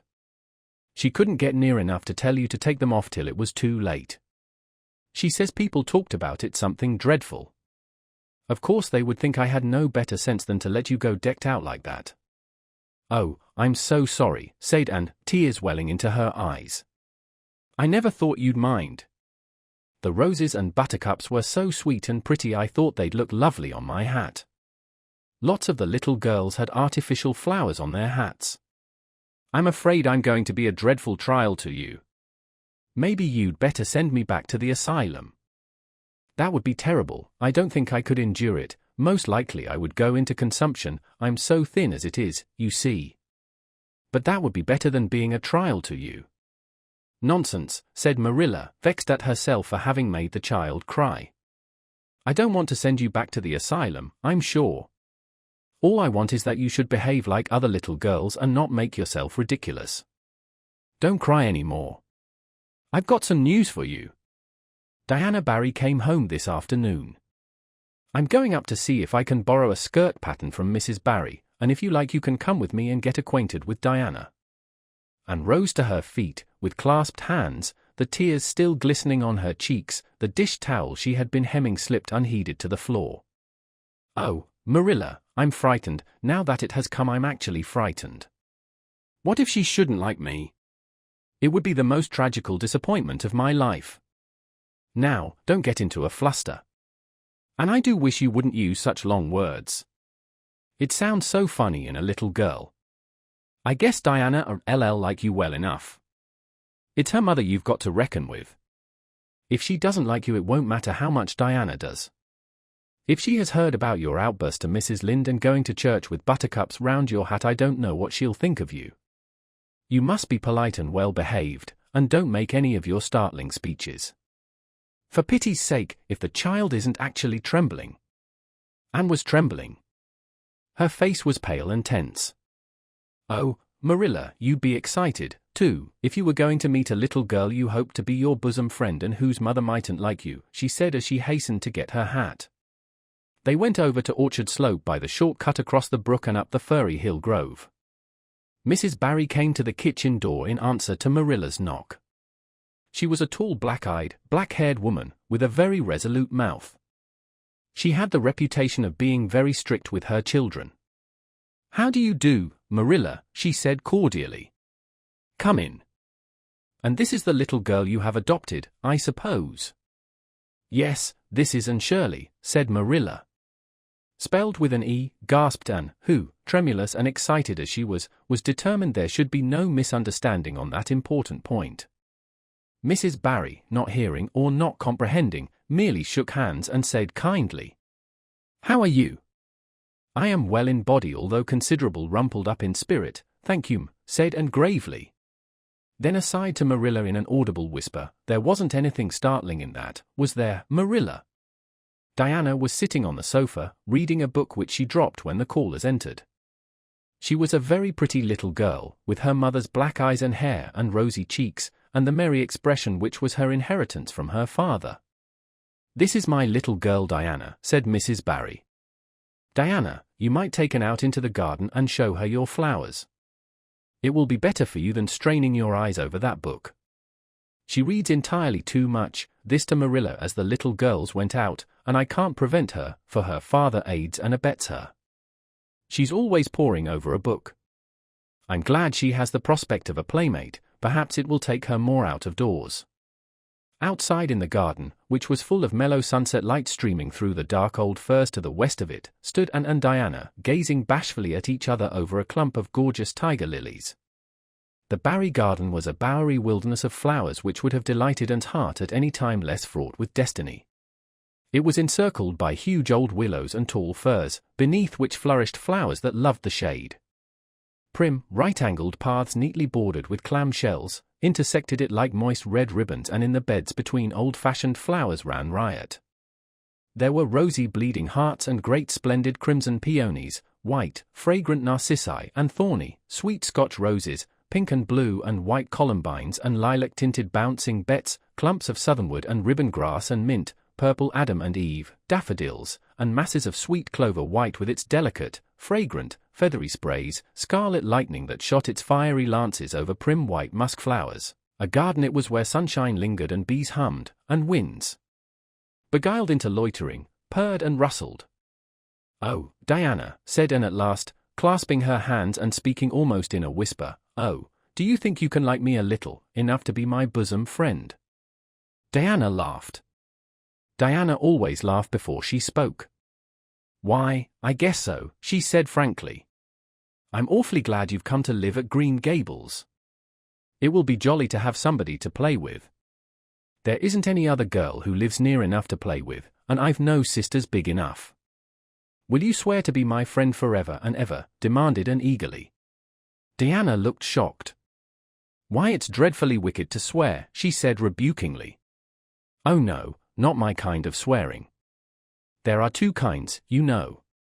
"I never heard of but one kind," said Diana doubtfully. "There really is another." "Oh, it isn't wicked at all. It just means vowing and promising solemnly." "Well, I don't mind doing that," agreed Diana, relieved.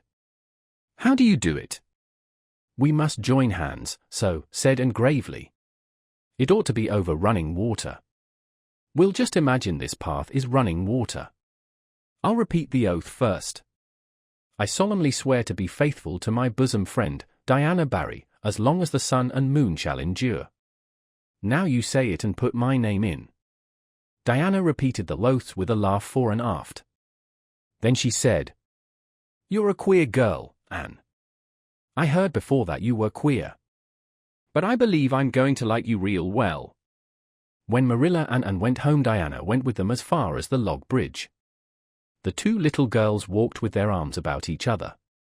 At the brook they parted with many promises to spend the next afternoon together. "Well, did you find Diana a kindred spirit?" asked Marilla as they went up through the garden of Green Gables. "Oh yes," sighed Anne, blissfully unconscious of any sarcasm on Marilla's part. "Oh Marilla, I'm the happiest girl on Prince Edward Island this very moment. I assure you I'll say my prayers with a right goodwill tonight. Diana and I are going to build a playhouse in Mr. William Bell's birch grove tomorrow. Can I have those broken pieces of china that are out in the woodshed? Diana's birthday is in February and mine is in March.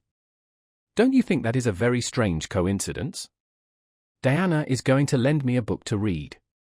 She says it's perfectly splendid and tremendously exciting. She's going to show me a place back in the woods where rice lilies grow. Don't you think Diana has got very soulful eyes? I wish I had soulful eyes. Diana is going to teach me to sing a song called A Nelly in the Hazel Dell. She's going to give me a picture to put up in my room. "It's a perfectly beautiful picture," she says, "a lovely lady in a pale blue silk dress. A sewing machine agent gave it to her. I wish I had something to give Diana. I'm an inch taller than Diana, but she is ever so much fatter. She says she'd like to be thin because it's so much more graceful, but I'm afraid she only said it to soothe my feelings. We're going to the shore someday to gather shells. We have agreed to call the spring down by the log bridge the Dryad's Bubble. Isn't that a perfectly elegant name? I read a story once about a spring called that. A dryad is sort of a grown-up fairy, I think." "Well, all I hope is you won't talk Diana to death," said Marilla. "But remember this in all your planning, Anne. You're not going to play all the time nor most of it. You'll have your work to do and it'll have to be done first." Anne's cup of happiness was full, and Matthew caused it to overflow. He had just got home from a trip to the store at Carmody, and he sheepishly produced a small parcel from his pocket and handed it to Anne, with a deprecatory look at Marilla. "I heard you say you liked chocolate sweeties, so I got you some," he said. "Humph," sniffed Marilla. "It'll ruin her teeth and stomach." There, child, don't look so dismal. You can eat those, since Matthew has gone and got them. He'd better have brought you peppermints. They're wholesomer. Don't sicken yourself eating all them at once now." "Oh, no, indeed, I won't," said Anne eagerly. "I'll just eat one tonight, Marilla.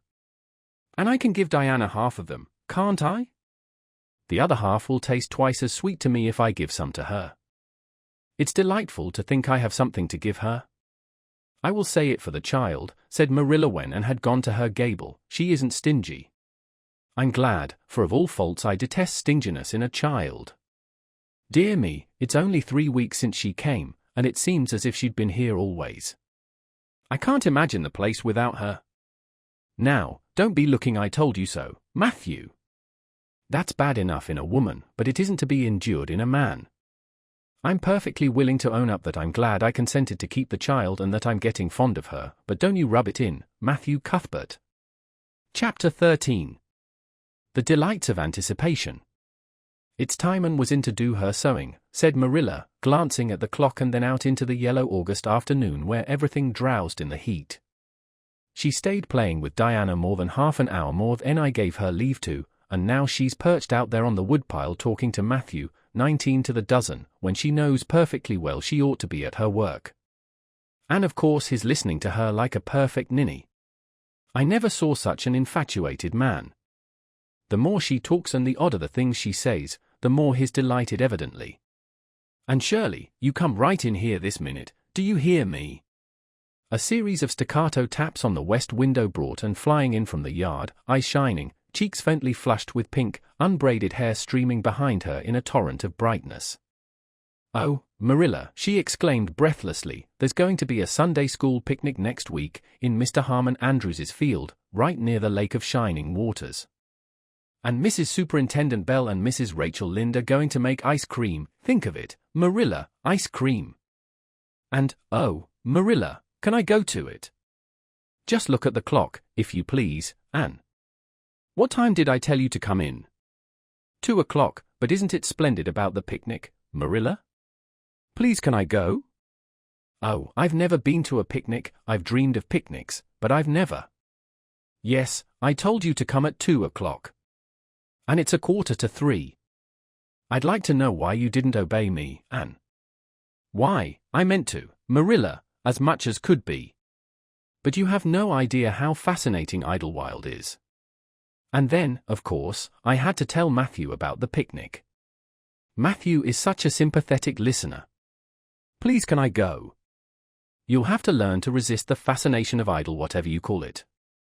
When I tell you to come in at a certain time, I mean that time and not half an hour later. And you needn't stop to discourse with sympathetic listeners on your way, either. As for the picnic, of course you can go.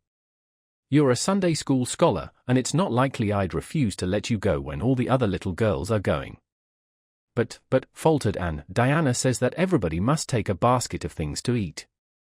I can't cook, as you know, Marilla, and I don't mind going to a picnic without puffed sleeves so much, but I'd feel terribly humiliated if I had to go without a basket. It's been preying on my mind ever since Diana told me. Well, it needn't prey any longer.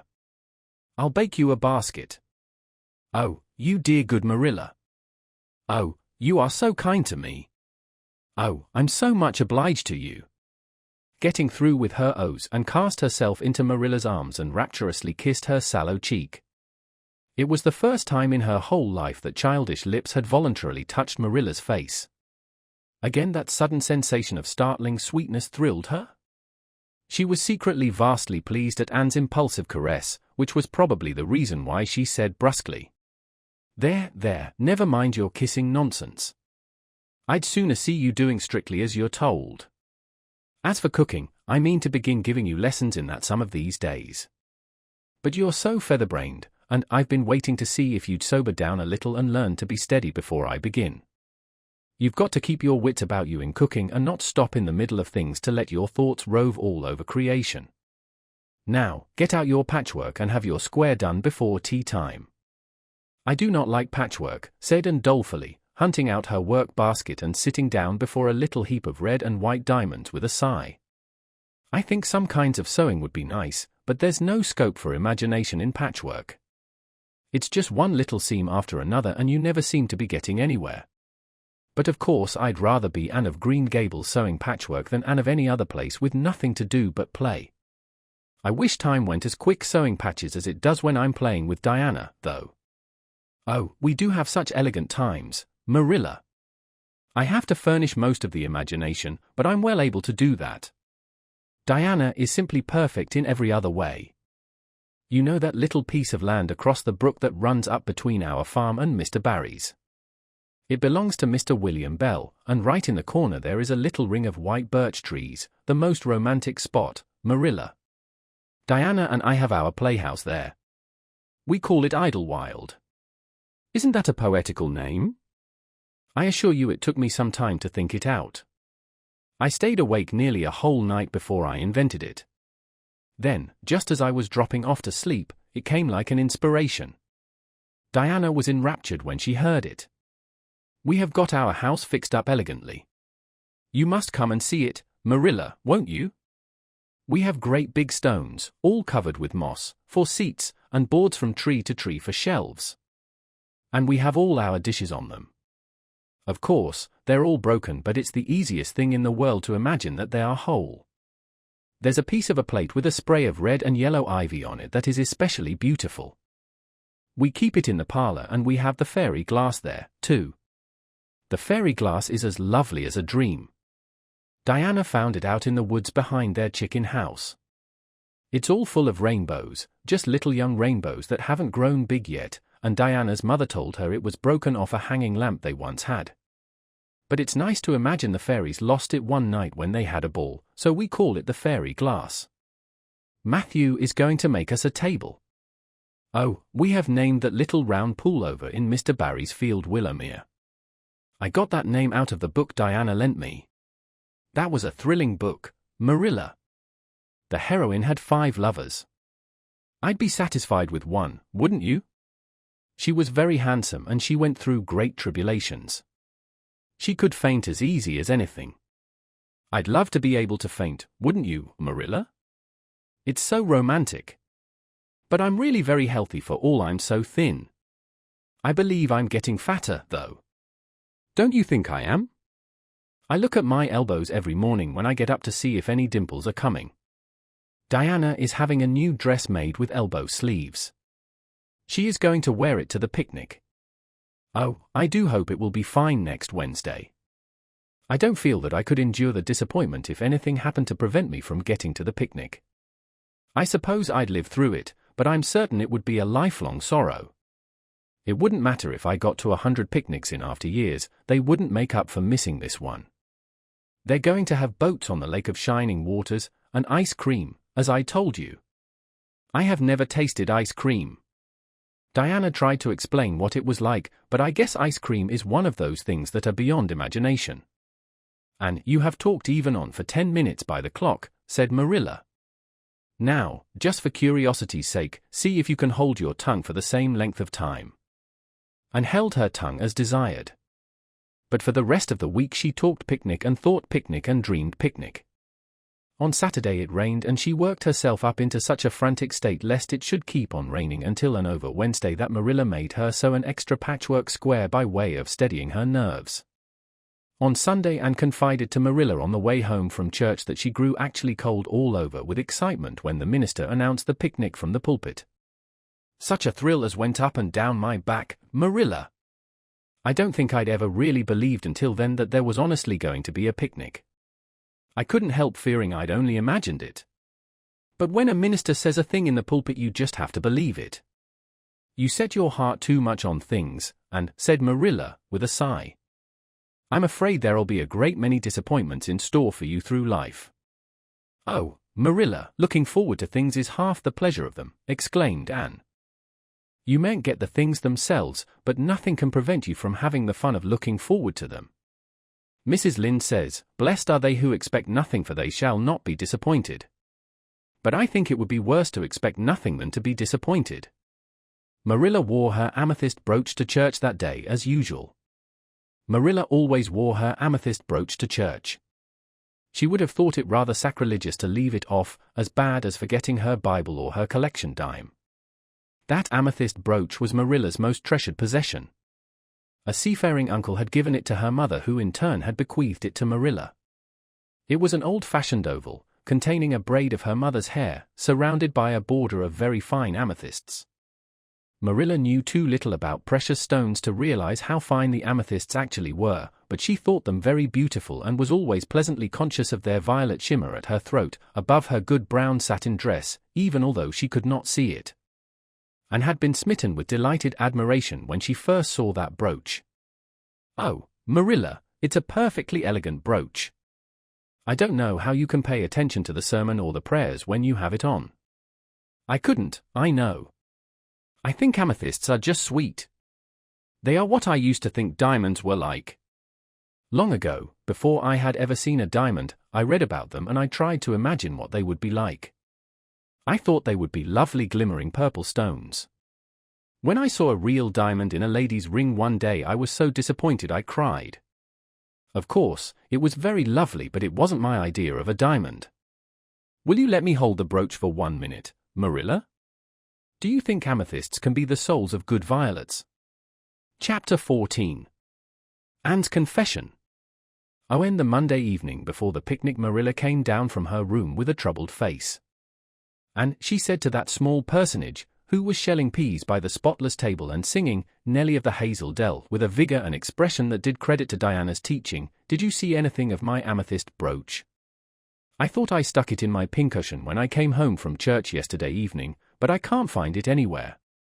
I saw it this afternoon when you were away at the Aid Society," said Anne, a little slowly. "I was passing your door when I saw it on the cushion, so I went in to look at it." "Did you touch it?" said Marilla sternly. "Why, yes," admitted Anne. "I took it up and I pinned it on my breast just to see how it would look." "You had no business to do anything of the sort. It's very wrong in a little girl to meddle. You shouldn't have gone into my room in the first place, and you shouldn't have touched a brooch that didn't belong to you in the second. Where did you put it?" "Oh, I put it back on the bureau. I hadn't it on a minute. Truly, I didn't mean to meddle, Marilla.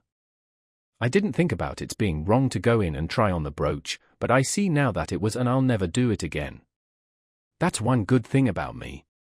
I never do the same naughty thing twice." "You didn't put it back," said Marilla. "That brooch isn't anywhere on the bureau. You've taken it out or something, Anne." "I did put it back," said Anne quickly, pertly, Marilla thought. "I don't just remember whether I stuck it on the pincushion or laid it in the china tray. But I'm perfectly certain I put it back." "I'll go and have another look," said Marilla, determining to be just. "If you put that brooch back, it's there still. If it isn't, I'll know you didn't, that's all." Marilla went to her room and made a thorough search, not only over the bureau but in every other place she thought the brooch might possibly be. It was not to be found, and she returned to the kitchen. "Anne, the brooch is gone. By your own admission, you were the last person to handle it. Now, what have you done with it? Tell me the truth at once. Did you take it out and lose it?" "No, I didn't," said Anne solemnly, meeting Marilla's angry gaze squarely. "I never took the brooch out of your room, and that is the truth, if I was to be led to the block for it, although I'm not very certain what a block is." "So there, Marilla." Anne's "so there" was only intended to emphasize her assertion, but Marilla took it as a display of defiance. "I believe you are telling me a falsehood, Anne," she said sharply. "I know you are." "There now, don't say anything more unless you are prepared to tell the whole truth. Go to your room and stay there until you are ready to confess." "Will I take the peas with me?" said Anne meekly. "No, I'll finish shelling them myself." "Do as I bid you." When Anne had gone, Marilla went about her evening tasks in a very disturbed state of mind.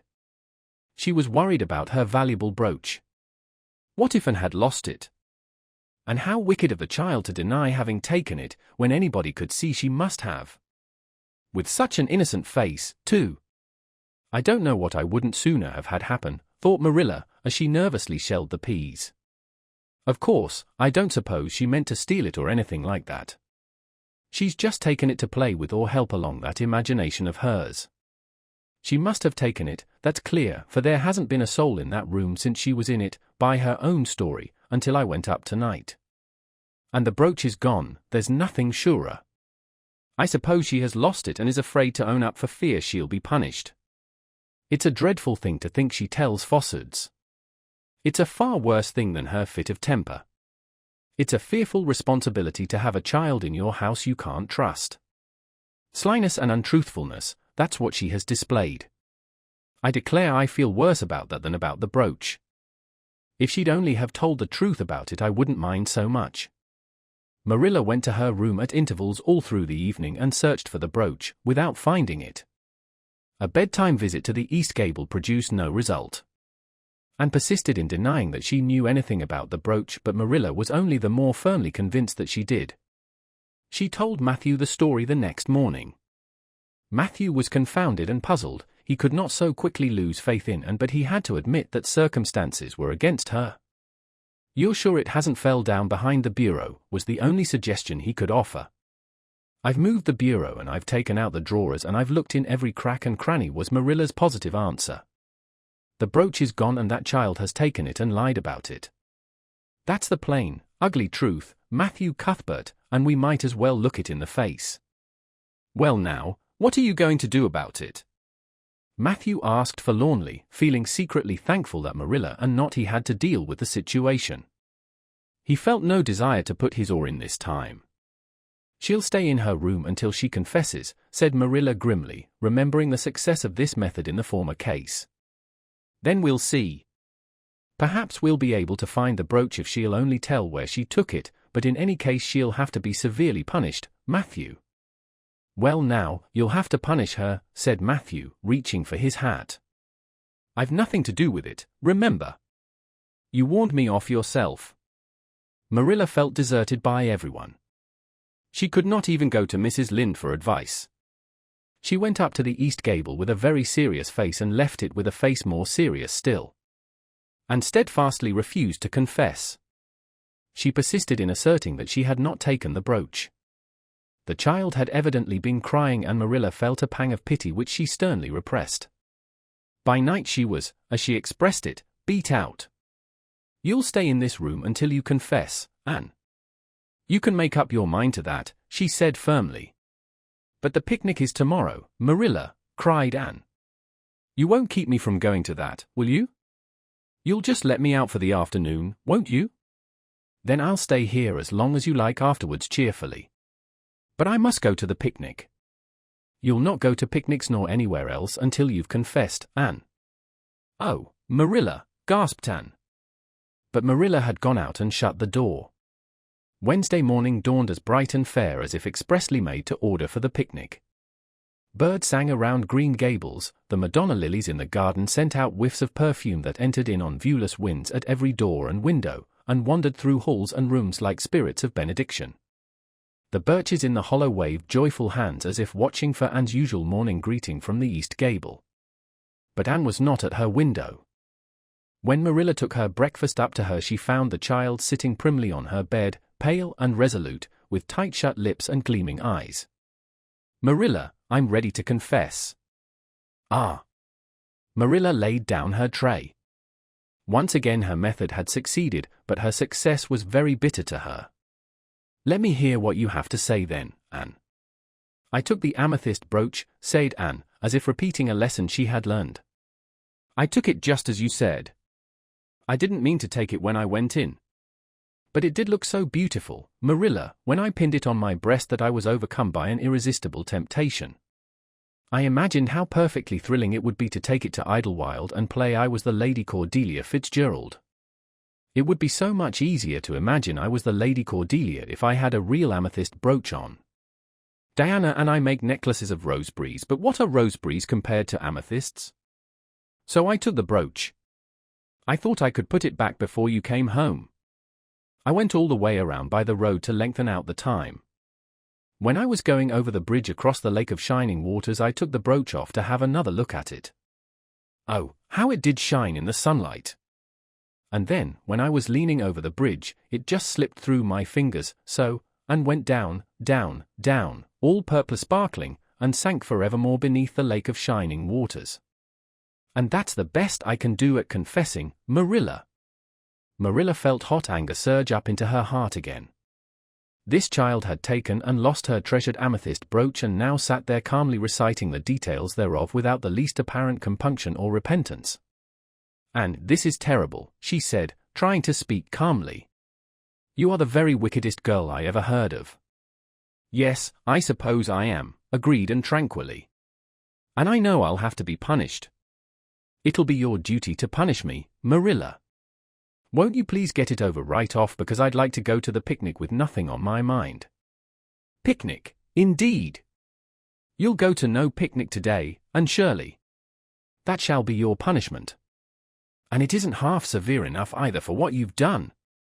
Not go to the picnic. Anne sprang to her feet and clutched Marilla's hand. But you promised me I might. Oh, Marilla, I must go to the picnic. That was why I confessed. Punish me any way you like but that. Oh, Marilla, please, please, let me go to the picnic. Think of the ice cream. For anything you know, I may never have a chance to taste ice cream again. Marilla disengaged Anne's clinging hand stonily. You needn't plead, Anne. You are not going to the picnic, and that's final. No, not a word. Anne realized that Marilla was not to be moved. She clasped her hands together, gave a piercing shriek, and then flung herself face downward on the bed, crying and writhing in an utter abandonment of disappointment and despair. For the land's sake, gasped Marilla, hastening from the room. I believe the child is crazy. No child in her senses would behave as she does. If she isn't, she's utterly bad. Oh dear, I'm afraid Rachel was right from the first. But I've put my hand to the plow and I won't look back. That was a dismal morning. Marilla worked fiercely and scrubbed the porch floor and the dairy shelves when she could find nothing else to do. Neither the shelves nor the porch needed it, but Marilla did. Then she went out and raked the yard. When dinner was ready, she went to the stairs and called Anne. A tear-stained face appeared, looking tragically over the banisters. Come down to your dinner, Anne. I don't want any dinner, Marilla, said Anne, sobbingly. I couldn't eat anything. My heart is broken. You'll feel remorse of conscience someday, I expect, for breaking it, Marilla, but I forgive you. Remember when the time comes that I forgive you. But please don't ask me to eat anything, especially boiled pork and greens. Boiled pork and greens are so unromantic when one is in affliction. Exasperated, Marilla returned to the kitchen and poured out her tale of woe to Matthew, who, between his sense of justice and his unlawful sympathy with Anne, was a miserable man. Well now, she shouldn't have taken the brooch, Marilla, or told stories about it, he admitted, mournfully surveying his plateful of unromantic pork and greens as if he, like Anne, thought it a food unsuited to crises of feeling. But she's such a little thing, such an interesting little thing. Don't you think it's pretty rough not to let her go to the picnic when she's so set on it? Matthew Cuthbert, I'm amazed at you. I think I've let her off entirely too easy. And she doesn't appear to realize how wicked she's been at all. That's what worries me most. If she'd really felt sorry, it wouldn't be so bad. And you don't seem to realize it, neither. You're making excuses for her all the time to yourself, I can see that. Well now, she's such a little thing, feebly reiterated Matthew. And there should be allowances made, Marilla. You know she's never had any bringing up. Well, she's having it now, retorted Marilla. The retort silenced Matthew if it did not convince him. That dinner was a very dismal meal. The only cheerful thing about it was Jerry Boat, the hired boy, and Marilla resented his cheerfulness as a personal insult. When her dishes were washed and her bread sponge set and her hens fed, Marilla remembered that she had noticed a small rent in her best black lace shawl when she had taken it off on Monday afternoon on returning from the Ladies' Aid. She would go and mend it. The shawl was in a box in her trunk. As Marilla lifted it out, the sunlight, falling through the vines that clustered thickly about the window, struck upon something caught in the shawl, something that glittered and sparkled in facets of violet light. Marilla snatched at it with a gasp. It was the amethyst brooch, hanging to a thread of the lace by its catch. Dear life and heart, said Marilla blankly, what does this mean? Here's my brooch safe and sound that I thought was at the bottom of Barry's pond. Whatever did that girl mean by saying she took it and lost it? I declare I believe Green Gables is bewitched. I remember now that when I took off my shawl Monday afternoon I laid it on the bureau for a minute. I suppose the brooch got caught in it somehow. Well. Marilla betook herself to the east gable, brooch in hand. And had cried herself out and was sitting dejectedly by the window. Anne Shirley, said Marilla solemnly, I've just found my brooch hanging to my black lace shawl. Now I want to know what that rigmarole you told me this morning meant. Why, you said you'd keep me here until I confessed, returned Anne wearily, and so I decided to confess because I was bound to get to the picnic. I thought out a confession last night after I went to bed and made it as interesting as I could. And I said it over and over so that I wouldn't forget it. But you wouldn't let me go to the picnic after all, so all my trouble was wasted. Marilla had to laugh in spite of herself. But her conscience pricked her. Anne, you do beat all. But I was wrong, I see that now. I shouldn't have doubted your word when I'd never known you to tell a story. Of course, it wasn't right for you to confess to a thing you hadn't done, it was very wrong to do so. But I drove you to it. So if you'll forgive me, and I'll forgive you and we'll start square again. And now get yourself ready for the picnic. And flew up like a rocket. Oh, Marilla, isn't it too late? No, it's only 2 o'clock. They won't be more than well gathered yet and it'll be an hour before they have tea. Wash your face and comb your hair and put on your gingham. I'll fill a basket for you. There's plenty of stuff baked in the house. And I'll get Jerry to hitch up the sorrel and drive you down to the picnic ground. Oh, Marilla, exclaimed Anne, flying to the washstand. 5 minutes ago I was so miserable I was wishing I'd never been born and now I wouldn't change places with an angel. That night a thoroughly happy, completely tired out and returned to Green Gables in a state of beatification impossible to describe. Oh, Marilla, I've had a perfectly scrumptious time. Scrumptious is a new word I learned today. I heard Mary Alice Bell use it. Isn't it very expressive? Everything was lovely. We had a splendid tea and then Mr. Harmon Andrews took us all for a row on the Lake of Shining Waters, 6 of us at a time. And Jane Andrews nearly fell overboard. She was leaning out to pick water lilies and if Mr. Andrews hadn't caught her by her sash just in the nick of time she'd fallen in and probably been drowned. I wish it had been me. It would have been such a romantic experience to have been nearly drowned. It would be such a thrilling tale to tell. And we had the ice cream. Words fail me to describe that ice cream. Marilla, I assure you it was sublime. That evening Marilla told the whole story to Matthew over her stocking basket. I'm willing to own up that I made a mistake, she concluded candidly, but I've learned a lesson. I have to laugh when I think of Anne's confession, although I suppose I shouldn't for it really was a falsehood. But it doesn't seem as bad as the other would have been, somehow, and anyhow I'm responsible for it. That child is hard to understand in some respects. But I believe she'll turn out all right yet. And there's one thing certain, no house will ever be dull that she's in. Chapter 15. A tempest in the school teapot. What a splendid day, said Anne, drawing a long breath. Isn't it good just to be alive on a day like this? I pity the people who aren't born yet for missing it. They may have good days, of course, but they can never have this one. And it's splendider still to have such a lovely way to go to school by, isn't it? It's a lot nicer than going round by the road, that is so dusty and hot, said Diana practically, peeping into her dinner basket and mentally calculating if the 3 juicy, toothsome, raspberry tarts reposing there were divided among 10 girls how many bites each girl would have.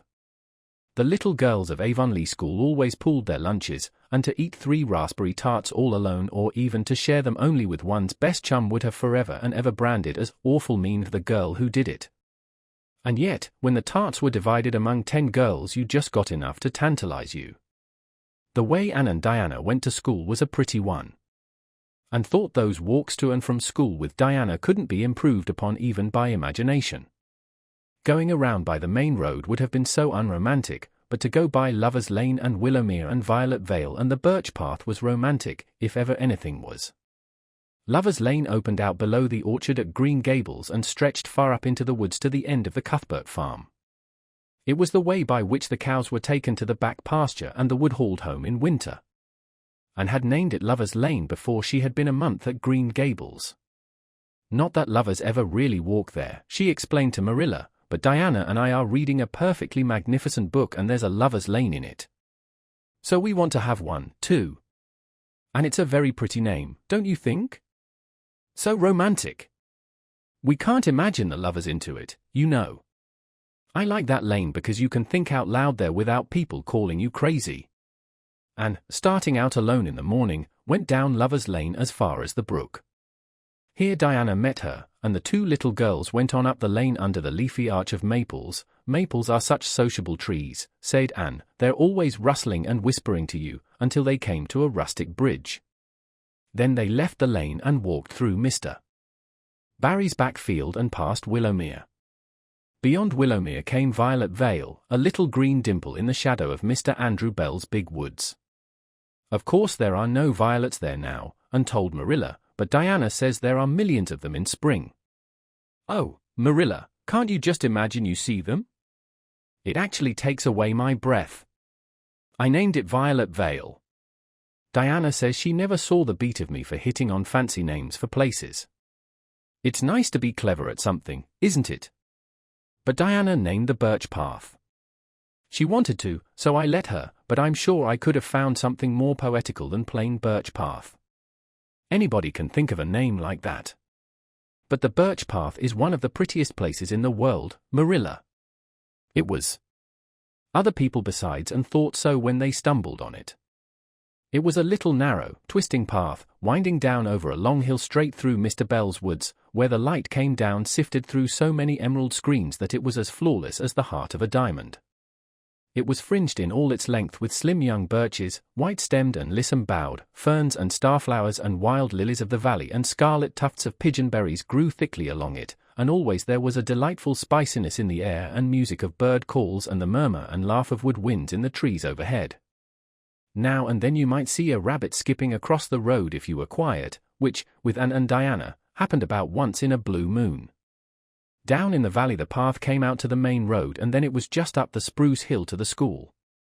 The Avonlea school was a whitewashed building, low in the eaves and wide in the windows, furnished inside with comfortable substantial old-fashioned desks that opened and shut, and were carved all over their lids with the initials and hieroglyphics of 3 generations of school children. The schoolhouse was set back from the road and behind it was a dusky firwood and a brook where all the children put their bottles of milk in the morning to keep cool and sweet until dinner hour. Marilla had seen Anne start off to school on the first day of September with many secret misgivings. Anne was such an odd girl. How would she get on with the other children? And how on earth would she ever manage to hold her tongue during school hours? Things went better than Marilla feared, however. Anne came home that evening in high spirits. "I think I'm going to like school here," she announced. "I don't think much of the master, though. He's all the time curling his mustache and making eyes at Prissy Andrews. Prissy is grown up, you know." She's 16 and she's studying for the entrance examination into Queen's Academy at Charlottetown next year. Tilly Bolter says the master is dead gone on her. She's got a beautiful complexion and curly brown hair and she does it up so elegantly. She sits in the long seat at the back and he sits there, too, most of the time, to explain her lessons, he says. But Ruby Gillis says she saw him writing something on her slate and when Prissy read it she blushed as red as a beet and giggled, and Ruby Gillis says she doesn't believe it had anything to do with the lesson.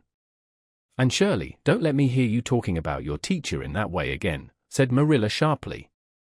You don't go to school to criticize the master. I guess he can teach you something, and it's your business to learn. And I want you to understand right off that you are not to come home telling tales about him. That is something I won't encourage. I hope you were a good girl. Indeed I was, said Anne comfortably. It wasn't so hard as you might imagine, either. I sit with Diana. Our seat is right by the window and we can look down to the lake of shining waters. There are a lot of nice girls in school and we had scrumptious fun playing at dinner time. It's so nice to have a lot of little girls to play with. But of course I like Diana best and always will. I adore Diana. I'm dreadfully far behind the others. They're all in the 5th book and I'm only in the 4th. I feel that it's kind of a disgrace.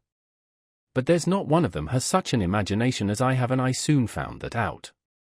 We had reading and geography and Canadian history and dictation today.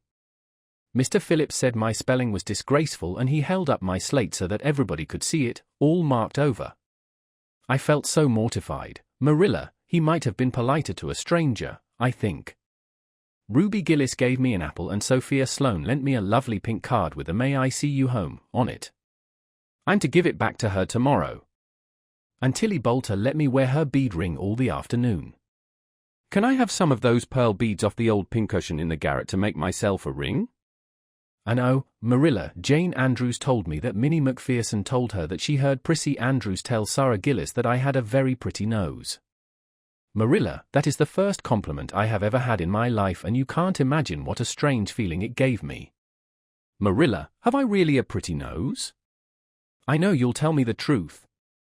Your nose is well enough, said Marilla shortly. Secretly she thought Anne's nose was a remarkable pretty one, but she had no intention of telling her so. That was 3 weeks ago and all had gone smoothly so far. And now, this crisp September morning, Anne and Diana were tripping blithely down the birch path, 2 of the happiest little girls in Avonlea. I guess Gilbert Blythe will be in school today, said Diana. He's been visiting his cousins over in New Brunswick all summer and he only came home Saturday night. He's awfully handsome, Anne. And he teases the girls something terrible. He just torments our lives out. Diana's voice indicated that she rather liked having her life tormented out than not. Gilbert Blythe, said Anne. Isn't his name that's written up on the porch wall with Julia Bell's and a big "for take notice" over them? Yes, said Diana, tossing her head, but I'm sure he doesn't like Julia Bell so very much. I've heard him say he studied the multiplication table by her freckles. Oh, don't speak about freckles to me, implored Anne. It isn't delicate when I've got so many. But I do think that writing take notices up on the wall about the boys and girls is the silliest ever. I should just like to see anybody dare to write my name up with the boys. Not, of course, she hastened to add, that anybody would. And sighed. She didn't want her name written up. But it was a little humiliating to know that there was no danger of it. Nonsense, said Diana, whose black eyes and glossy tresses had played such havoc with the hearts of Avonlea schoolboys that her name figured on the porch walls in half a dozen take notices. It's only meant as a joke. And don't you be too sure your name won't ever be written up. Charlie Sloane is dead gone on you. He told his mother, mind you, that you were the smartest girl in school. That's better than being good-looking. No, it isn't, said Anne, feminine to the core. I'd rather be pretty than clever. And I hate Charlie Sloane, I can't bear a boy with goggle eyes. If anyone wrote my name up with his I'd never get over it, Diana Barry. But it is nice to keep head of your class. You'll have Gilbert in your class after this, said Diana, and he's used to being head of his class, I can tell you. He's only in the 4th book, although he's nearly 14. For years ago his father was sick and had to go out to Alberta for his health, and Gilbert went with him. They were there 3 years and Gil didn't go to school hardly any until they came back. You won't find it so easy to keep head after this, Anne. I'm glad, said Anne quickly. I couldn't really feel proud of keeping head of little boys and girls of just 9 or 10. I got up yesterday spelling abolition. Josie Pye was head and, mind you, she peeped in her book. Mr. Phillips didn't see her, he was looking at Prissy Andrews, but I did. I just swept her a look of freezing scorn and she got as red as a beet and spelled it wrong after all. Those Pye girls are cheats all round, said Diana indignantly, as they climbed the fence of the main road. Gertie Pye actually went and put her milk bottle in my place in the brook yesterday. Did you ever? I don't speak to her now. When Mr. Phillips was in the back of the room hearing Prissy Andrews's Latin, Diana whispered to Anne, "That's Gilbert Blythe sitting right across the aisle from you, Anne. Just look at him and see if you don't think he's handsome." Anne looked accordingly. She had a good chance to do so, for the said Gilbert Blythe was absorbed in stealthily pinning the long yellow braid of Ruby Gillis, who sat in front of him, to the back of her seat. He was a tall boy, with curly brown hair, roguish hazel eyes, and a mouth twisted into a teasing smile. Presently Ruby Gillis started up to take a sum to the master. She fell back into her seat with a little shriek, believing that her hair was pulled out by the roots. Everybody looked at her and Mr. Phillips glared so sternly that Ruby began to cry. Gilbert had whisked the pin out of sight and was studying his history with the soberest face in the world, but when the commotion subsided he looked at Anne and winked with inexpressible drollery. "I think your Gilbert Blythe is handsome," confided Anne to Diana, "but I think he's very bold. It isn't good manners to wink at a strange girl." But it was not until the afternoon that things really began to happen. Mr. Phillips was back in the corner explaining a problem in algebra to Prissy Andrews, and the rest of the scholars were doing pretty much as they pleased, eating green apples, whispering, drawing pictures on their slates, and driving crickets harnessed to strings up and down aisle. Gilbert Blythe was trying to make Anne Shirley look at him and failing utterly, because Anne was at that moment totally oblivious not only to the very existence of Gilbert Blythe, but of every other scholar in Avonlea school itself. With her chin propped on her hands and her eyes fixed on the blue glimpse of the lake of shining waters that the west window afforded, she was far away in a gorgeous dreamland, hearing and seeing nothing save her own wonderful visions.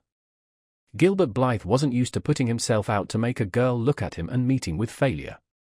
She should look at him, that red-haired Shirley girl with the little pointed chin and the big eyes that weren't like the eyes of any other girl in Avonlea school.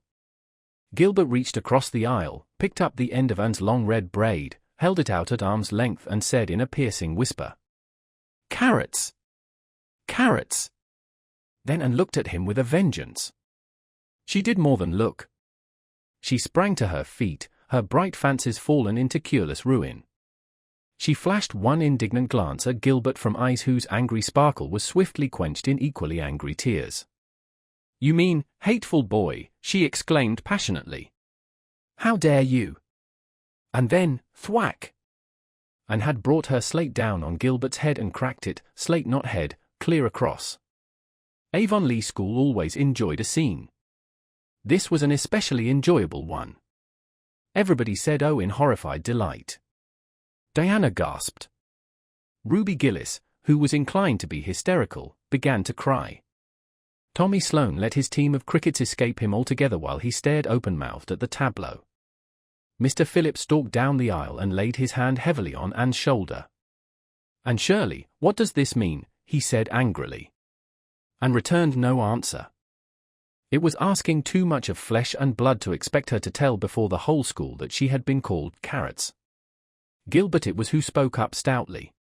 "It was my fault, Mr. Phillips. I teased her." Mr. Phillips paid no heed to Gilbert.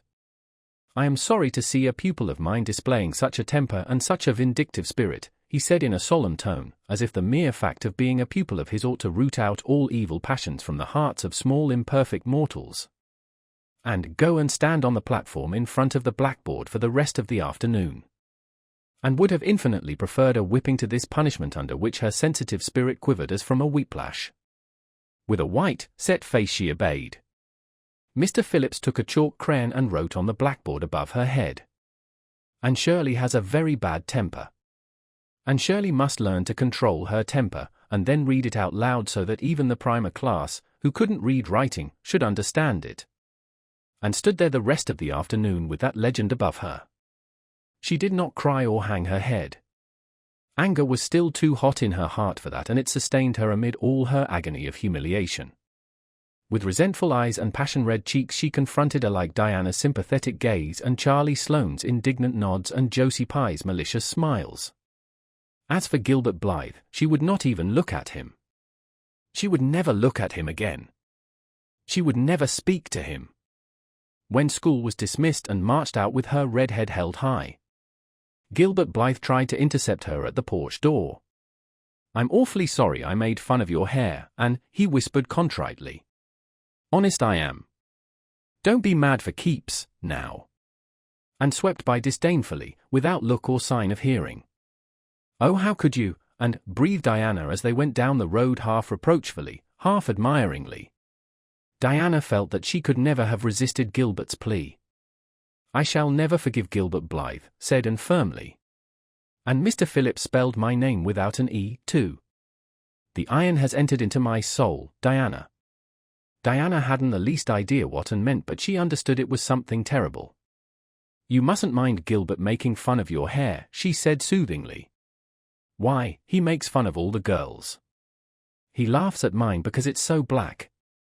He's called me a crow a dozen times, and I never heard him apologize for anything before, either." "There's a great deal of difference between being called a crow and being called carrots," said Anne with dignity. "Gilbert Blythe has hurt my feelings excruciatingly, Diana. It is possible the matter might have blown over without more excruciation if nothing else had happened. But when things begin to happen they are apt to keep on. Avonlea scholars often spent noon hour picking gum in Mr. Bell's spruce grove over the hill and across his big pasture field. From there they could keep an eye on Eben Wright's house, where the master boarded. When they saw Mr. Phillips emerging therefrom they ran for the schoolhouse, but the distance being about 3 times longer than Mr. Wright's lane they were very apt to arrive there, breathless and gasping, some 3 minutes too late. On the following day Mr. Phillips was seized with one of his spasmodic fits of reform and announced before going home to dinner that he should expect to find all the scholars in their seats when he returned. Anyone who came in late would be punished.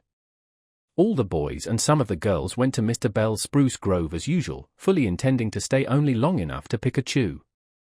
But spruce groves are seductive and yellow nuts of gum beguiling. They picked and loitered and strayed, and as usual the first thing that recalled them to a sense of the flight of time was Jimmy Glover shouting from the top of a patriarchal old spruce master's coming.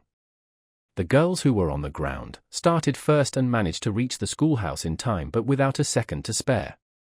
The boys, who had to wriggle hastily down from the trees, were later, and Anne, who had not been picking gum at all but was wandering happily in the far end of the grove, waist-deep among the bracken, singing softly to herself, with a wreath of rice lilies on her hair as if she were some wild divinity of the shadowy places, was latest of all.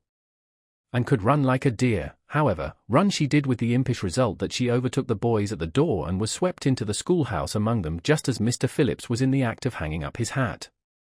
Mr. Phillips's brief reforming energy was over. He didn't want the bother of punishing a dozen pupils, but it was necessary to do something to save his word, so he looked about for a scapegoat and found it in Anne, who had dropped into her seat, gasping for breath, with a forgotten lily wreath hanging askew over one ear and giving her a particularly rakish and dishevelled appearance. "Anne Shirley, since you seem to be so fond of the boys' company we shall indulge your taste for it this afternoon," he said sarcastically. "Take those flowers out of your hair and sit with Gilbert Blythe." The other boys snickered. Diana, turning pale with pity, plucked the wreath from Anne's hair and squeezed her hand. Anne stared at the master as if turned to stone. "Did you hear what I said?" and queried Mr. Phillips sternly. "Yes, sir," said Anne slowly, "but I didn't suppose you really meant it." "I assure you I did," still with the sarcastic inflection which all the children, and Anne especially, hated. It flicked on the raw. "Obey me at once." For a moment Anne looked as if she meant to disobey. Then, realizing that there was no help for it, she rose haughtily, stepped across the aisle, sat down beside Gilbert Blythe, and buried her face in her arms on the desk. Ruby Gillis, who got a glimpse of it as it went down, told the others going home from school that she'd actually never seen anything like it. It was so white, with awful little red spots in it. To Anne, this was as the end of all things. It was bad enough to be singled out for punishment from among a dozen equally guilty ones. It was worse still to be sent to sit with a boy, but that boy should be Gilbert Blythe was heaping insult on injury to a degree utterly unbearable. Anne felt that she could not bear it, and it would be of no use to try. Her whole being seethed with shame and anger and humiliation. At first the other scholars looked and whispered and giggled and nudged. But as Anne never lifted her head, and as Gilbert worked fractions as if his whole soul was absorbed in them and them only, they soon returned to their own tasks, and Anne was forgotten. When Mr. Phillips called the history class out and should have gone, but Anne did not move, and Mr. Phillips, who had been writing some verses to Priscilla before he called the class, was thinking about an obstinate rhyme still and never missed her. Once, when nobody was looking, Gilbert took from his desk a little pink candy heart with a gold motto on it, "You are sweet," and slipped it under the curve of Anne's arm. Whereupon Anne arose, took the pink heart gingerly between the tips of her fingers, dropped it on the floor, ground it to powder beneath her heel, and resumed her position without deigning to bestow a glance on Gilbert. When school went out and marched to her desk, ostentatiously took out everything therein, books and writing tablet, pen and ink, testament and arithmetic, and piled them neatly on her cracked slate. "What are you taking all those things home for, Anne?" Diana wanted to know, as soon as they were out on the road. She had not dared to ask the question before. "I am not coming back to school any more," said Anne. Diana gasped and stared at Anne to see if she meant it. "Will Marilla let you stay home?" she asked. "She'll have to," said Anne. "I'll never go to school to that man again." "Oh, Anne." Diana looked as if she were ready to cry. "I do think you're mean. What shall I do?" "Mr. Phillips will make me sit with that horrid Gertie Pye. I know he will, because she is sitting alone." "Do come back, Anne." "I'd do almost anything in the world for you," Diana said, and sadly. "I'd let myself be torn limb from limb if it would do you any good. But I can't do this, so please don't ask it. You harrow up my very soul. Just think of all the fun you will miss," mourned Diana. "We are going to build the loveliest new house down by the brook, and we'll be playing ball next week, and you've never played ball, Anne. It's tremendously exciting. And we're going to learn a new song. Jane Andrews is practicing it up now, and Alice Andrews is going to bring a new pansy book next week, and we're all going to read it out loud, chapter about Down by the Brook. And you know you are so fond of reading out loud, Anne." Nothing moved Anne in the least. Her mind was made up. She would not go to school to Mr. Phillips again. She told Marilla so when she got home. "Nonsense," said Marilla. "It isn't nonsense at all," said Anne, gazing at Marilla with solemn, reproachful eyes. "Don't you understand, Marilla? I've been insulted." "Insulted fiddlesticks! You'll go to school tomorrow as usual." "Oh, no." Anne shook her head gently. "I'm not going back, Marilla. I'll learn my lessons at home, and I'll be as good as I can be and hold my tongue all the time if it's possible at all. But I will not go back to school, I assure you." Marilla saw something remarkably like unyielding stubbornness looking out of Anne's small face. She understood that she would have trouble in overcoming it, but she resolved wisely to say nothing more just then. "I'll run down and see Rachel about it this evening," she thought. "There's no use reasoning with her now. She's too worked up, and I've an idea she can be awful stubborn if she takes the notion. Far as I can make out from her story, Mr. Phillips has been carrying matters with a rather high hand. But it would never do to say so to her. I'll just talk it over with Rachel. She sent 10 children to school, and she ought to know something about it. She'll have heard the whole story, too, by this time." Marilla found Mrs. Lynde knitting quilts as industriously and cheerfully as usual. "I suppose you know what I've come about," she said, a little shamefacedly. Mrs. Rachel nodded. "About Anne's fuss in school, I reckon," she said. "Tilly Boulter was in on her way home from school and told me about it." "I don't know what to do with her," said Marilla. "She declares she won't go back to school. I never saw a child so worked up. I've been expecting trouble ever since she started to school. I knew things were going too smooth to last. She's so high-strung. What would you advise, Rachel? Well, since you've asked my advice, Marilla, said Mrs. Lynde amiably. Mrs. Lynde dearly loved to be asked for advice. I'd just humor her a little at first, that's what I'd do. It's my belief that Mr. Phillips was in the wrong. Of course, it doesn't do to say so to the children, you know. And of course he did right to punish her yesterday for giving way to temper. But today it was different. The others who were late should have been punished as well as Anne, that's what. And I don't believe in making the girls sit with the boys for punishment. It isn't modest. Tilly Boulter was real indignant. She took Anne's part right through and said all the scholars did too. And seems real popular among them, somehow. I never thought she'd take with them so well. Then you really think I'd better let her stay home, said Marilla in amazement. Yes. That is, I wouldn't say school to her again until she said it herself. Depend upon it, Marilla, she'll cool off in a week or so and be ready enough to go back of her own accord, that's what, while, if you were to make her go back right off, dear knows what freak or tantrum she'd take next and make more trouble than ever. The less fuss made the better, in my opinion. She won't miss much by not going to school, as far as that goes. Mr. Phillips isn't any good at all as a teacher. The order he keeps is scandalous, that's what, and he neglects the young fry and puts all his time on those big scholars he's getting ready for Queen's. He'd never have got the school for another year if his uncle hadn't been the trustee, for he just leads the other two around by the nose, that's what. I declare, I don't know what education in this island is coming to. Mrs. Rachel shook her head, as much as to say if she were only at the head of the educational system of the province things would be much better managed.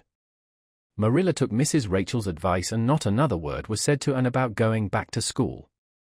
She learned her lessons at home, did her chores, and played with Diana in the chilly purple autumn twilights, but when she met Gilbert Blythe on the road or encountered him in Sunday school she passed him by with an icy contempt that was no whit thawed by his evident desire to appease her. Even Diana's efforts as a peacemaker were of no avail. Anne had evidently made up her mind to hate Gilbert Blythe to the end of life. As much as she hated Gilbert, however, did she love Diana, with all the love of her passionate little heart, equally intense in its likes and dislikes. One evening Marilla, coming in from the orchard with a basket of apples, found Anne sitting along by the east window in the twilight, crying bitterly. "Whatever's the matter now, Anne?" she asked. "It's about Diana," sobbed Anne luxuriously. "I love Diana so, Marilla. I cannot ever live without her. But I know very well when we grow up that Diana will get married and go away and leave me. And oh, what shall I do? I hate her husband, I just hate him furiously. I've been imagining it all out, the wedding and everything, Diana dressed in snowy garments, with a veil, and looking as beautiful and regal as a queen, and me the bridesmaid, with a lovely dress too, and puffed sleeves, but with a breaking heart hid beneath my smiling face. And then bidding Diana goodbye here and broke down entirely and wept with increasing bitterness. Marilla turned quickly away to hide her twitching face, but it was no use, she collapsed on the nearest chair and burst into such a hearty and unusual peal of laughter that Matthew, crossing the yard outside, halted in amazement. When had he heard Marilla laugh like that before? "Well, Anne Shirley," said Marilla as soon as she could speak, "if you must borrow trouble, for pity's sake borrow it handier home. I should think you had an imagination, sure enough." Chapter 16. Diana is invited to tea with tragic results. October was a beautiful month at Green Gables, when the birches in the hollow turned as golden as sunshine and the maples behind the orchard were royal crimson and the wild cherry trees along the lane put on the loveliest shades of dark red and bronzy green, while the fields sunned themselves in aftermaths.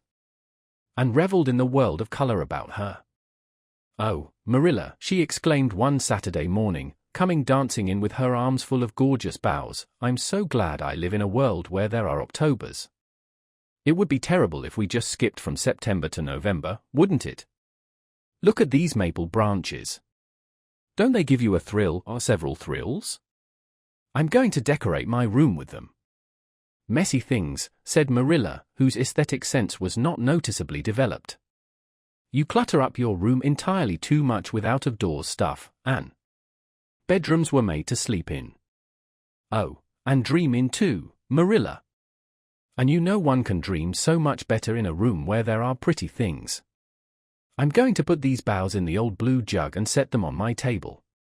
Mind you don't drop leaves all over the stairs then.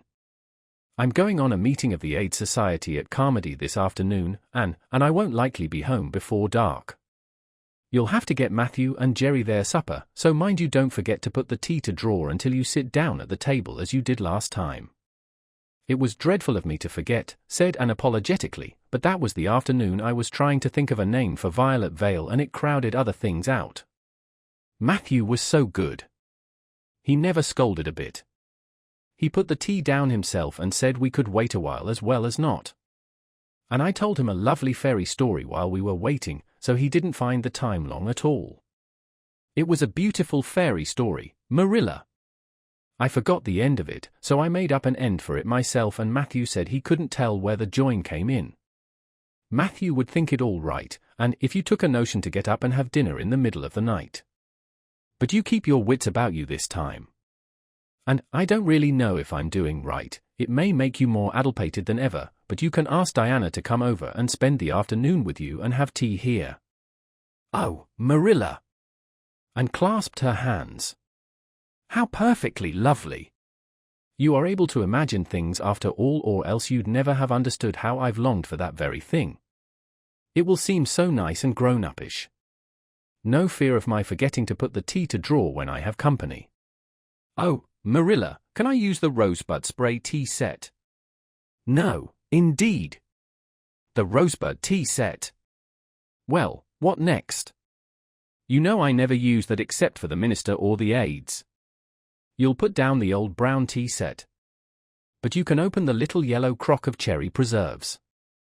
It's time it was being used anyhow, I believe it's beginning to work. And you can cut some fruit cake and have some of the cookies and snaps. I can just imagine myself sitting down at the head of the table and pouring out the tea, said Anne, shutting her eyes ecstatically. And asking Diana if she takes sugar. I know she doesn't, but of course I'll ask her just as if I didn't know. And then pressing her to take another piece of fruit cake and another helping of preserves. Oh, Marilla, it's a wonderful sensation just to think of it. Can I take her into the spare room to lay off her hat when she comes? And then into the parlor to sit? No. The sitting room will do for you and your company. But there's a bottle half full of raspberry cordial that was left over from the church social the other night. It's on the second shelf of the sitting room closet and you and Diana can have it if you like, and a cookie to eat with it along in the afternoon, for I dare say Matthew'd tell I'll be late coming in to tea since he's hauling potatoes to the vessel. And flew down to the hollow, past the Dryad's Bubble and up the spruce path to Orchard Slope, to ask Diana to tea. As a result, just after Marilla had driven off to Carmody, Diana came over, dressed in her second-best dress and looking exactly as it is proper to look when asked out to tea. At other times she was wont to run into the kitchen without knocking, but now she knocked primly at the front door. And when Anne, dressed in her second-best, as primly opened it, both little girls shook hands as gravely as if they had never met before. This unnatural solemnity lasted until after Diana had been taken to the east gable to lay off her hat and then had sat for 10 minutes in the sitting room, toes in position. "How is your mother?" inquired Anne politely, just as if she had not seen Mrs. Barry picking apples that morning in excellent health and spirits. "She is very well, thank you. I suppose Mr. Cuthbert is hauling potatoes to the Lily Sands this afternoon, is he?" said Diana, who had ridden down to Mr. Harmon Andrews's that morning in Matthew's cart. "Yes. Our potato crop is very good this year. I hope your father's crop is good too." "It is fairly good, thank you. Have you picked many of your apples yet?" "Oh, ever so many," said Anne, forgetting to be dignified and jumping up quickly. "Let's go out to the orchard and get some of the red sweetings, Diana. Marilla says we can have all that are left on the tree. Marilla is a very generous woman. She said we could have fruit cake and cherry preserves for tea. But it isn't good manners to tell your company what you are going to give them to eat, so I won't tell you what she said we could have to drink. Only it begins with an R and a C and it's bright red color. I love bright red drinks, don't you? They taste twice as good as any other color. The orchard, with its great sweeping boughs that bent to the ground with fruit, proved so delightful that the little girls spent most of the afternoon in it, sitting in a grassy corner where the frost had spared the green and the mellow autumn sunshine lingered warmly, eating apples and talking as hard as they could. Diana had much to tell Anne of what went on in school. She had to sit with Gertie Pye and she hated it. Gertie squeaked her pencil all the time and it just made her, Diana's, blood run cold. Ruby Gillis had charmed all her warts away, true's you live, with a magic pebble that old Mary Jo from the creek gave her. You had to rub the warts with the pebble and then throw it away over your left shoulder at the time of the new moon and the warts would all go. Charlie Sloane's name was written up with M. White's on the porch wall and M. White was awful mad about it. Sam Bolter had sassed Mr. Phillips in class and Mr. Phillips whipped him and Sam's father came down to the school and dared Mr. Phillips to lay a hand on one of his children again. And Mattie Andrews had a new red hood and a blue crossover with tassels on it and the airs she put on about it were perfectly sickening. And Lizzie Wright didn't speak to Mamie Wilson because Mamie Wilson's grown-up sister had cut out Lizzie Wright's grown-up sister with her beau, and everybody missed and so and wished she's come to school again, and Gilbert Blythe. But Anne didn't want to hear about Gilbert Blythe. She jumped up hurriedly and said suppose they go in and have some raspberry cordial. And looked on the second shelf of the room pantry but there was no bottle of raspberry cordial there. Search revealed it away back on the top shelf. And put it on a tray and set it on the table with a tumbler. Now, please help yourself, Diana, she said politely. I don't believe I'll have any just now. I don't feel as if I wanted any after all those apples. Diana poured herself out a tumblerful, looked at its bright red hue admiringly, and then sipped it daintily. That's awfully nice raspberry cordial, Anne, she said. I didn't know raspberry cordial was so nice. I'm real glad you like it. Take as much as you want. I'm going to run out and stir the fire up. There are so many responsibilities on a person's mind when they're keeping house, isn't there? When Anne came back from the kitchen, Diana was drinking her second glassful of cordial, and, being entreated thereto by Anne, she offered no particular objection to the drinking of a third. The tumblerfuls were generous ones and the raspberry cordial was certainly very nice. The nicest I ever drank, said Diana. It's ever so much nicer than Mrs. Lynde's, although she brags of hers so much. It doesn't taste a bit like hers. I should think Marilla's raspberry cordial would probably be much nicer than Mrs. Lynde's, said Anne loyally. Marilla is a famous cook. She is trying to teach me to cook but I assure you, Diana, it is uphill work. There's so little scope for imagination in cookery. You just have to go by rules. The last time I made a cake I forgot to put the flour in. I was thinking the loveliest story about you and me, Diana. I thought you were desperately ill with smallpox and everybody deserted you, but I went boldly to your bedside and nursed you back to life, and then I took the smallpox and died and I was buried under those poplar trees in the graveyard and you planted a rosebush by my grave and watered it with your tears, and you never forgot the friend of your youth who sacrificed her life for you. Oh, it was such a pathetic tale, Diana. The tears just rained down over my cheeks while I mixed the cake. But I forgot the flour and the cake was a dismal failure. Flour is so essential to cakes, you know. Marilla was very cross and I don't wonder. I'm a great trial to her. She was terribly mortified about the pudding sauce last week. We had a plum pudding for dinner on Tuesday and there was half the pudding and a pitcherful of sauce left over. Marilla said there was enough for another dinner and told me to set it on the pantry shelf and cover it. I meant to cover it just as much as could be, Diana, but when I carried it in I was imagining I was a nun. Of course I'm a Protestant but I imagined I was a Catholic, taking the veil to bury a broken heart in cloistered seclusion, and I forgot all about covering the pudding sauce. I thought of it next morning and ran to the pantry. Diana, fancy if you can my extreme horror at finding a mouse drowned in that pudding sauce. I lifted the mouse out with a spoon and threw it out in the yard and then I washed the spoon in 3 waters.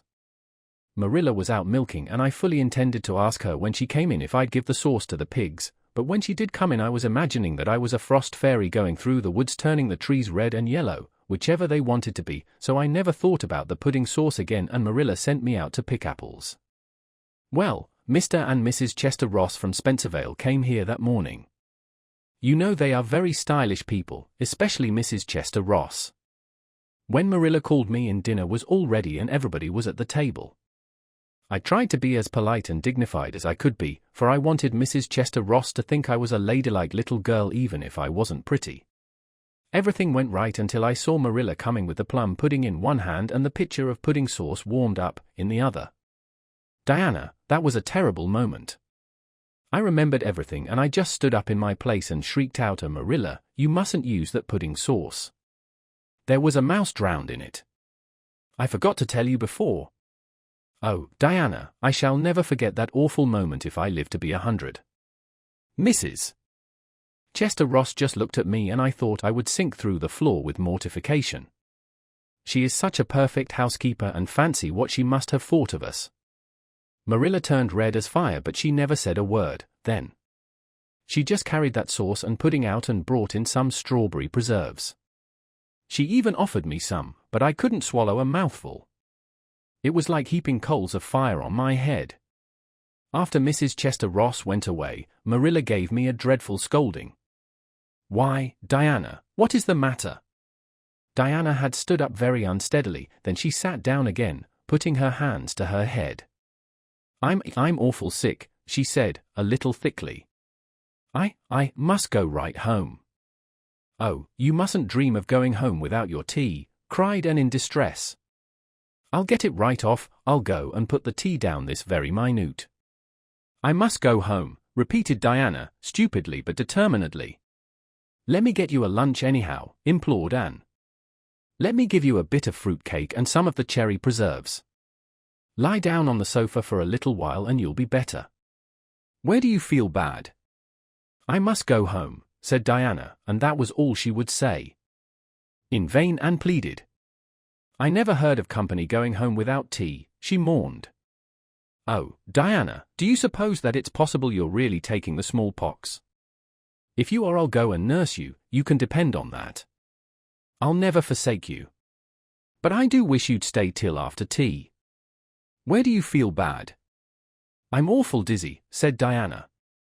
And indeed, she walked very dizzily. Anne, with tears of disappointment in her eyes, got Diana's hat and went with her as far as the Barry yard fence.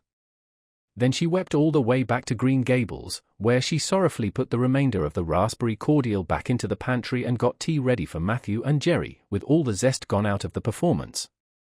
The next day was Sunday, and as the rain poured down in torrents from dawn till dusk and did not stir abroad from Green Gables. Monday afternoon Marilla sent her down to Mrs. Lynde's on an errand.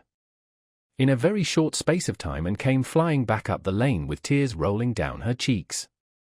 Into the kitchen she dashed and flung herself face downward on the sofa in an agony. "Whatever has gone wrong now?" queried Marilla in doubt and dismay. "I do hope you haven't gone and been saucy to Mrs. Lynde again." No answer from Anne save more tears and stormier sobs. "Anne Shirley, when I ask you a question I want to be answered. Sit right up this very minute and tell me what you are crying about." Anne sat up, tragedy personified. Mrs. Lynde was up to see Mrs. Barry today and Mrs. Barry was in an awful state, she wailed. "She says that I set Diana drunk Saturday and sent her home in a disgraceful condition. And she says I must be a thoroughly bad, wicked little girl and she's never going to let Diana play with me again. Oh, Marilla, I'm just overcome with woe." Marilla stared in blank amazement. "Said Diana drunk," she said when she found her voice. "And are you or Mrs. Barry crazy? What on earth did you give her?" "Not a thing but raspberry cordial," sobbed Anne. "I never thought raspberry cordial would set people drunk, Marilla, not even if they drank 3 big tumblerfuls as Diana did." "Oh, it sounds so like Mrs. Thomas's husband. But I didn't mean to set her drunk." "Drunk fiddlesticks," said Marilla, marching to the sitting-room pantry. There on the shelf was a bottle which she at once recognized as one containing some of her 3-year-old homemade currant wine for which she was celebrated in Avonlea, although certain of the stricter sort, Mrs. Barry among them, disapproved strongly of it. And at the same time Marilla recollected that she had put the bottle of raspberry cordial down in the cellar instead of in the pantry as she had told Anne. She went back to the kitchen with the wine bottle in her hand. Her face was twitching in spite of herself. "And you certainly have a genius for getting into trouble." You went and gave Diana currant wine instead of raspberry cordial. Didn't you know the difference yourself? I never tasted it, said Anne. I thought it was the cordial. I meant to be so hospitable. Diana got awfully sick and had to go home. Mrs. Barry told Mrs. Lynde she was simply dead drunk. She just laughed silly-like when her mother asked her what was the matter and went to sleep and slept for hours. Her mother smelled her breath and knew she was drunk. She had a fearful headache all day yesterday. Mrs. Barry is so indignant. She will never believe but what I did it on purpose. I should think she would better punish Diana for being so greedy as to drink 3 glassfuls of anything, said Marilla shortly. Why, 3 of those big glasses would have made her sick even if it had only been cordial. Well, this story will be a nice handle for those folks who are so down on me for making currant wine, although I haven't made any for 3 years ever since I found out that the minister didn't approve. I just kept that bottle for sickness. There, child, don't cry. I can't see as you were to blame, although I'm sorry it happened so. I must cry, said Anne. My heart is broken. The stars in their courses fight against me, Marilla. Diana and I are parted forever. Oh, Marilla, I little dreamed of this when first we swore our vows of friendship. Don't be foolish, Anne. Mrs. Barry will think better of it when she finds you're not to blame.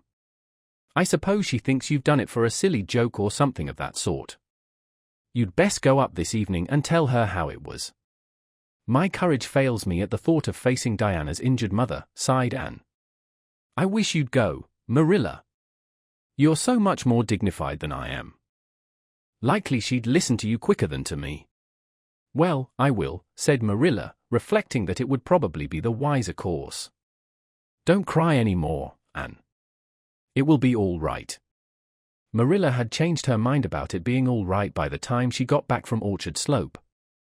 Anne was watching for her coming and flew to the porch door to meet her. Oh, Marilla, I know by your face that it's been no use, she said sorrowfully. Mrs. Barry won't forgive me. Mrs. Barry indeed, snapped Marilla. Of all the unreasonable women I ever saw, she's the worst. I told her it was all a mistake and you weren't to blame, but she just simply didn't believe me. And she rubbed it well in about my currant wine and how I'd always said it couldn't have the least effect on anybody. I just told her plainly that currant wine wasn't meant to be drunk 3 tumblerfuls at a time, and that if a child I had to do with was so greedy I'd sober her up with a right good spanking. Marilla whisked into the kitchen, grievously disturbed, leaving a very much distracted little soul in the porch behind her. Presently Anne stepped out bareheaded into the chill autumn dusk. Very determinedly and steadily she took her way down through the sere clover field, over the log bridge and up through the spruce grove, lighted by a pale little moon hanging low over the western woods. Mrs. Barry, coming to the door in answer to a timid knock, found a white-lipped eager-eyed suppliant on the doorstep. Her face hardened. Mrs. Barry was a woman of strong prejudices and dislikes, and her anger was of the cold, sullen sort which is always hardest to overcome. To do her justice, she really believed and had made Diana drunk out of sheer malice prepense, and she was honestly anxious to preserve her little daughter from the contamination of further intimacy with such a child. "What do you want?" she said stiffly, and clasped her hands. "Oh, Mrs. Barry, please forgive me. I did not mean to intoxicate Diana. How could I? Just imagine if you were a poor little orphan girl that kind people had adopted and you had just one bosom friend in all the world. Do you think you would intoxicate her on purpose? I thought it was only raspberry cordial. I was firmly convinced it was raspberry cordial. Oh, please don't say that you won't let Diana play with me any more. If you do, you will cover my life with a dark cloud of woe." This speech, which would have softened good Mrs. Lynde's heart in a twinkling, had no effect on Mrs. Barry except to irritate her still more. She was suspicious of Anne's big words and dramatic gestures and imagined that the child was making fun of her. So she said, coldly and cruelly, "I don't think you are a fit little girl for Diana to associate with. You'd better go home and behave yourself." Anne's lips quivered. "Won't you let me see Diana just once to say farewell?" she implored. "Diana has gone over to Carmody with her father," said Mrs. Barry, going in and shutting the door. and went back to Green Gables calm with despair. My last hope is gone, she told Marilla. I went up and saw Mrs. Barry myself and she treated me very insultingly. Marilla, I do not think she is a well-bred woman. There is nothing more to do except to pray, and I haven't much hope that that'll do much good because, Marilla, I do not believe that God himself can do very much with such an obstinate person as Mrs. Barry. Anne, you shouldn't say such things, rebuked Marilla, striving to overcome that unholy tendency to laughter which she was dismayed to find growing upon her. And indeed, when she told the whole story to Matthew that night, she did laugh heartily over Anne's tribulations. But when she slipped into the east gable before going to bed and found that Anne had cried herself to sleep, an unaccustomed softness crept into her face. Poor little soul, she murmured, lifting a loose curl of hair from the child's tear-stained face. Then she bent down and kissed the flushed cheek on the pillow. Chapter 17. A New Interest in Life. Next afternoon Anne, bending over her patchwork at the kitchen window, happened to glance out and beheld Diana down by the Dryad's bubble beckoning mysteriously. In a trice Anne was out of the house and flying down to the hollow, astonishment and hope struggling in her expressive eyes. But the hope faded when she saw Diana's dejected countenance. "Your mother hasn't relented," she gasped. Diana shook her head mournfully. "No, and she says I'm never to play with you again. I've cried and cried and I told her it wasn't your fault, but it wasn't any use. I had ever such a time coaxing her to let me come down and say goodbye to you. She said I was only to stay 10 minutes and she's timing me by the clock. 10 minutes isn't very long to say an eternal farewell in," said Anne tearfully. "Oh, Diana, will you promise faithfully never to forget me, the friend of your youth, no matter what dearer friends may caress thee?" "Indeed I will," sobbed Diana, "and I'll never have another bosom friend, I don't want to have. I couldn't love anybody as I love you." "Oh, Diana," cried Anne, clasping her hands, "do you love me?" "Why, of course I do. Didn't you know that?" "No," and drew a long breath. "I thought you liked me, of course, but I never hoped you loved me." "Why, Diana, I didn't think anybody could love me. Nobody ever has loved me since I can remember." "Oh, this is wonderful. It's a ray of light which will forever shine on the darkness of a path severed from thee, Diana. Oh, just say it once again."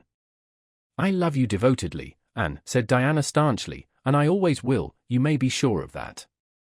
"And I will always love thee, Diana," said Anne, solemnly extending her hand. "In the years to come thy memory will shine like a star over my lonely life, as that last story we read together says. Diana, wilt thou give me a lock of thy jet-black tresses in parting to treasure forevermore?" "Have you got anything to cut it with?" queried Diana, wiping away the tears which Anne's affecting accents had caused to flow afresh, and returning to practicalities.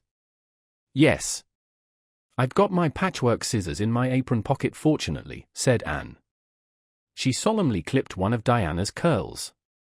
"Fare thee well, my beloved friend. Henceforth we must be as strangers though living side by side. But my heart will ever be faithful to thee." And stood and watched Diana out of sight, mournfully waving her hand to the latter whenever she turned to look back. Then she returned to the house, not a little consoled for the time being by this romantic parting. "It is all over," she informed Marilla. "I shall never have another friend. I'm really worse off than ever before, for I haven't Katie, Maurice and Violetta now. And even if I had, it wouldn't be the same. Somehow, little dream girls are not satisfying after a real friend. Diana and I had such an affecting farewell down by the spring. It will be sacred in my memory forever. I used the most pathetic language I could think of and said thou and thee. Thou and these seem so much more romantic than you. Diana gave me a lock of her hair and I'm going to sew it up in a little bag and wear it around my neck all my life. Please see that it is buried with me, for I don't believe I'll live very long. Perhaps when she sees me lying cold and dead before her, Mrs. Barry may feel remorse for what she has done and will let Diana come to my funeral. I don't think there is much fear of your dying of grief as long as you can talk, Anne," said Marilla unsympathetically. The following Monday Anne surprised Marilla by coming down from her room with her basket of books on her arm and hip and her lips primmed up into a line of determination. "I'm going back to school," she announced. That is all there is left in life for me, now that my friend has been ruthlessly torn from me. In school I can look at her and muse over days departed. You'd better muse over your lessons and sums, said Marilla, concealing her delight at this development of the situation. If you're going back to school, I hope we'll hear no more of breaking slates over people's heads and such carryings on. Behave yourself and do just what your teacher tells you. I'll try to be a model pupil, agreed Anne dolefully. There won't be much fun in it, I expect. Mr. Phillips said Minnie Andrews was a model pupil and there isn't a spark of imagination or life in her. She is just dull and poky and never seems to have a good time. But I feel so depressed that perhaps it will come easy to me now. I'm going round by the road. I couldn't bear to go by the birch path all alone. I should weep bitter tears if I did. Anne was welcomed back to school with open arms. Her imagination had been sorely missed in games, her voice in the singing and her dramatic ability in the perusal aloud of books at dinner hour.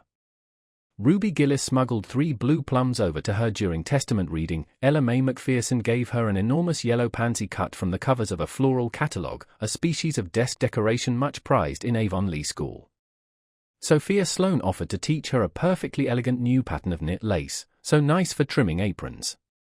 Katie Bolter gave her a perfume bottle to keep slate water in, and Julia Bell copied carefully on a piece of pale pink paper scalloped on the edges the following effusion. To Anne. When twilight drops her curtain down and pins it with a star, remember that you have a friend, though she may wander far. It's so nice to be appreciated, sighed Anne rapturously to Marilla that night. The girls were not the only scholars who appreciated her.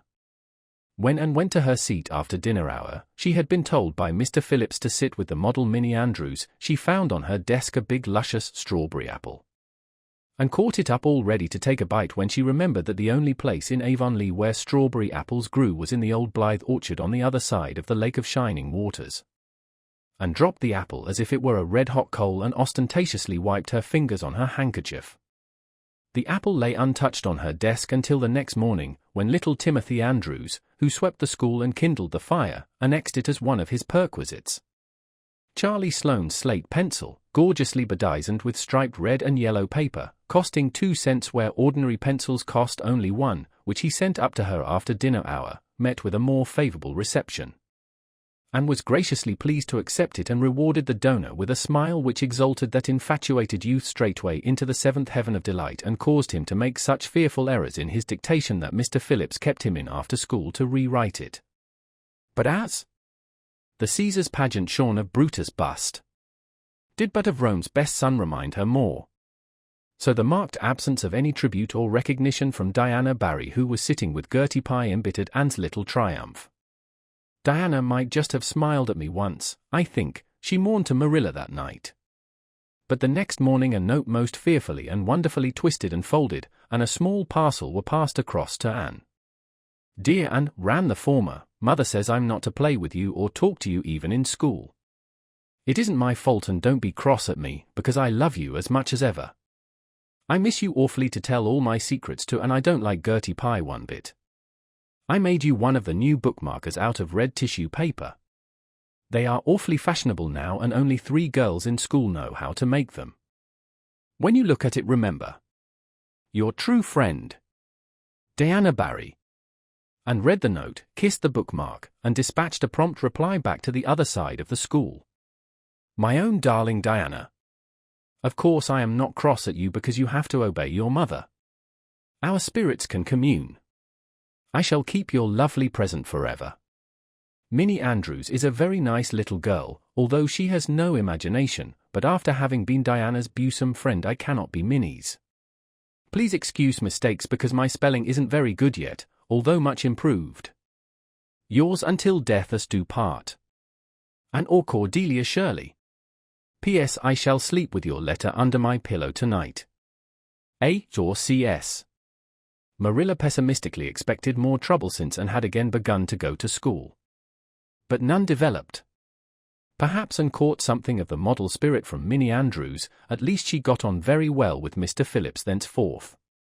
She flung herself into her studies heart and soul, determined not to be outdone in any class by Gilbert Blythe.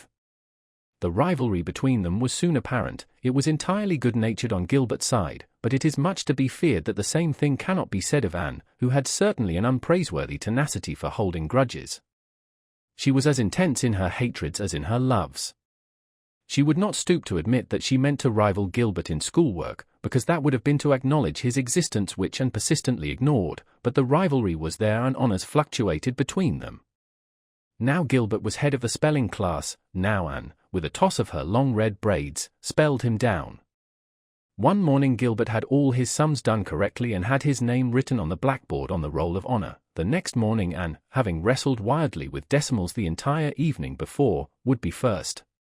One awful day they were ties and their names were written up together. It was almost as bad as a take notice, and Anne's mortification was as evident as Gilbert's satisfaction. When the written examinations at the end of each month were held, the suspense was terrible. The first month Gilbert came out 3 marks ahead. The second Anne beat him by 5. But her triumph was marred by the fact that Gilbert congratulated her heartily before the whole school. It would have been ever so much sweeter to her if he had felt the sting of his defeat. Mr. Phillips might not be a very good teacher, but a pupil so inflexibly determined on learning as Anne was could hardly escape making progress under any kind of teacher. By the end of the term Anne and Gilbert were both promoted into the 5th class and allowed to begin studying the elements of the branches by which Latin, geometry, French, and algebra were meant. In geometry Anne met her Waterloo. "It's perfectly awful stuff, Marilla," she groaned. "I'm sure I'll never be able to make head or tail of it. There is no scope for imagination in it at all. Mr. Phillips says I'm the worst dunce he ever saw at it. And Gil, I mean some of the others are so smart at it. It is extremely mortifying, Marilla. Even Diana gets along better than I do. But I don't mind being beaten by Diana. Even although we meet as strangers now, I still love her with an inextinguishable love. It makes me very sad at times to think about her. But really, Marilla, one can't stay sad very long in such an interesting world, can one?" Chapter 18. And to the rescue. All things great are wound up with all things little. At first glance it might not seem that the decision of a certain Canadian premier to include Prince Edward Island in a political tour could have much or anything to do with the fortunes of Little and Shirley at Green Gables. But it had. It was a January the premier came, to address his loyal supporters and such of his non-supporters as chose to be present at the monster mass meeting held in Charlottetown. Most of the Avonlea people were on Premier's side of politics, hence on the night of the meeting nearly all the men and a goodly proportion of the women had gone to town 30 miles away. Mrs. Rachel Lynde had gone too. Mrs. Rachel Lynde was a red-hot politician and couldn't have believed that the political rally could be carried through without her, although she was on the opposite side of politics. So she went to town and took her husband. Thomas would be useful in looking after the horse, and Marilla Cuthbert with her. Marilla had a sneaking interest in politics herself, and as she thought it might be her only chance to see a real live premier, she promptly took it, leaving Anne and Matthew to keep house until her return the following day. Hence, while Marilla and Mrs. Rachel were enjoying themselves hugely at the mass meeting, Anne and Matthew had the cheerful kitchen at Green Gables all to themselves. A bright fire was glowing in the old-fashioned Waterloo stove and blue-white frost crystals were shining on the window panes. Matthew nodded over a farmer's advocate on the sofa, and Anne at the table studied her lessons with grim determination, despite sundry wistful glances at the clock shelf, where lay a new book that Jane Andrews had lent her that day.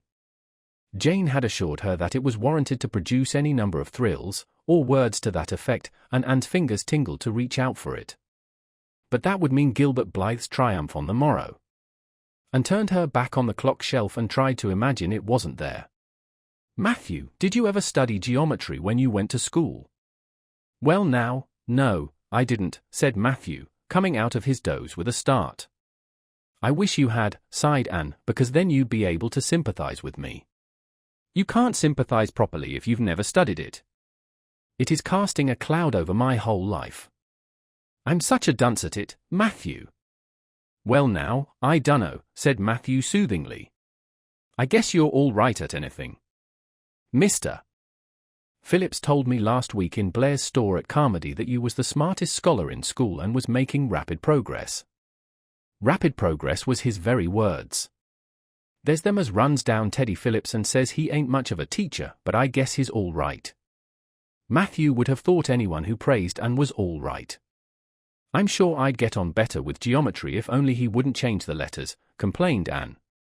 I learn the proposition off by heart and then he draws it on the blackboard and puts different letters from what are in the book and I get all mixed up. I don't think a teacher should take such a mean advantage, do you? We're studying agriculture now and I found out at last what makes the roads red. It's a great comfort. I wonder how Marilla and Mrs. Lynde are enjoying themselves. Mrs. Lynde says Canada is going to the dogs the way things are being run at Ottawa and that it's an awful warning to the electors. She says if women were allowed to vote we would soon see a blessed change. What way do you vote, Matthew? Conservative, said Matthew promptly. To vote Conservative was part of Matthew's religion. Then I'm Conservative too, said Anne decidedly. I'm glad because some of the boys in school are grits. I guess Mr. Phillips is a grit too because Prissy Andrews' father is one, and Ruby Gillis says that when a man is courting he always has to agree with the girl's mother in religion and her father in politics. Is that true, Matthew? Well now, I dunno, said Matthew. Did you ever go courting, Matthew? Well now, no, I dunno's I ever did, said Matthew, who had certainly never thought of such a thing in his whole existence. And reflected with her chin in her hands. It must be rather interesting, don't you think, Matthew? Ruby Gillis says when she grows up she's going to have ever so many bows on the string and have them all crazy about her, but I think that would be too exciting. I'd rather have just one in his right mind. But Ruby Gillis knows a great deal about such matters because she has so many big sisters, and Mrs. Lynde says the Gillis girls have gone off like hot cakes. Mr. Phillips goes up to see Prissy Andrews nearly every evening. He says it is to help her with her lessons, but Miranda Sloane is studying for Queen's too, and I should think she needed help a lot more than Prissy because she's ever so much stupider, but he never goes to help her in the evenings at all. There are a great many things in this world that I can't understand very well, Matthew. Well now, I dunno as I comprehend them all myself, acknowledged Matthew. Well, I suppose I must finish up my lessons. I won't allow myself to open that new book Jane lent me until I'm through. But it's a terrible temptation, Matthew. Even when I turn my back on it I can see it there just as plain. Jane said she cried herself sick over it. I love a book that makes me cry. But I think I'll carry that book into the sitting room and lock it in the jam closet and give you the key. And you must not give it to me, Matthew, until my lessons are done, not even if I implore you on my bended knees. It's all very well to say resist temptation, but it's ever so much easier to resist it if you can't get the key. And then shall I run down the cellar and get some russets, Matthew? Wouldn't you like some russets? Well now, I dunno but what I would, said Matthew, who never ate russets but knew Anne's weakness for them. Just as Anne emerged triumphantly from the cellar with her plateful of russets came the sound of flying footsteps on the icy boardwalk outside, and the next moment the kitchen door was flung open and in rushed Diana Barry, white-faced and breathless, with a shawl wrapped hastily around her head. And promptly let go of her candle and plate in her surprise, and plate, candle, and apples crashed together down the cellar ladder and were found at the bottom embedded in melted grease, the next day, by Marilla, who gathered them up and thanked mercy the house hadn't been set on fire. Whatever is the matter, Diana? Cried Anne. Has your mother relented at last? Oh, and do come quick, implored Diana nervously. Minnie May is awful sick, she's got croup. Young Mary Jo says, and father and mother are away to town and there's nobody to go for the doctor. Minnie May is awful bad and young Mary Jo doesn't know what to do, and oh, and I'm so scared. Matthew, without a word, reached out for cap and coat, slipped past Diana and away into the darkness of the yard. He's gone to harness the sorrel mare to go to Carmody for the doctor, said Anne, who was hurrying on hood and jacket. I know it as well as if he'd said so. Matthew and I are such kindred spirits I can read his thoughts without words at all. I don't believe he'll find the doctor at Carmody, sobbed Diana. I know that Dr. Blair went to town and I guess Dr. Spencer would go too. Young Mary Jo never saw anybody with croup and Mrs. Lynde is away. Oh, Anne. Don't cry, Di, said Anne cheerily. I know exactly what to do for croup.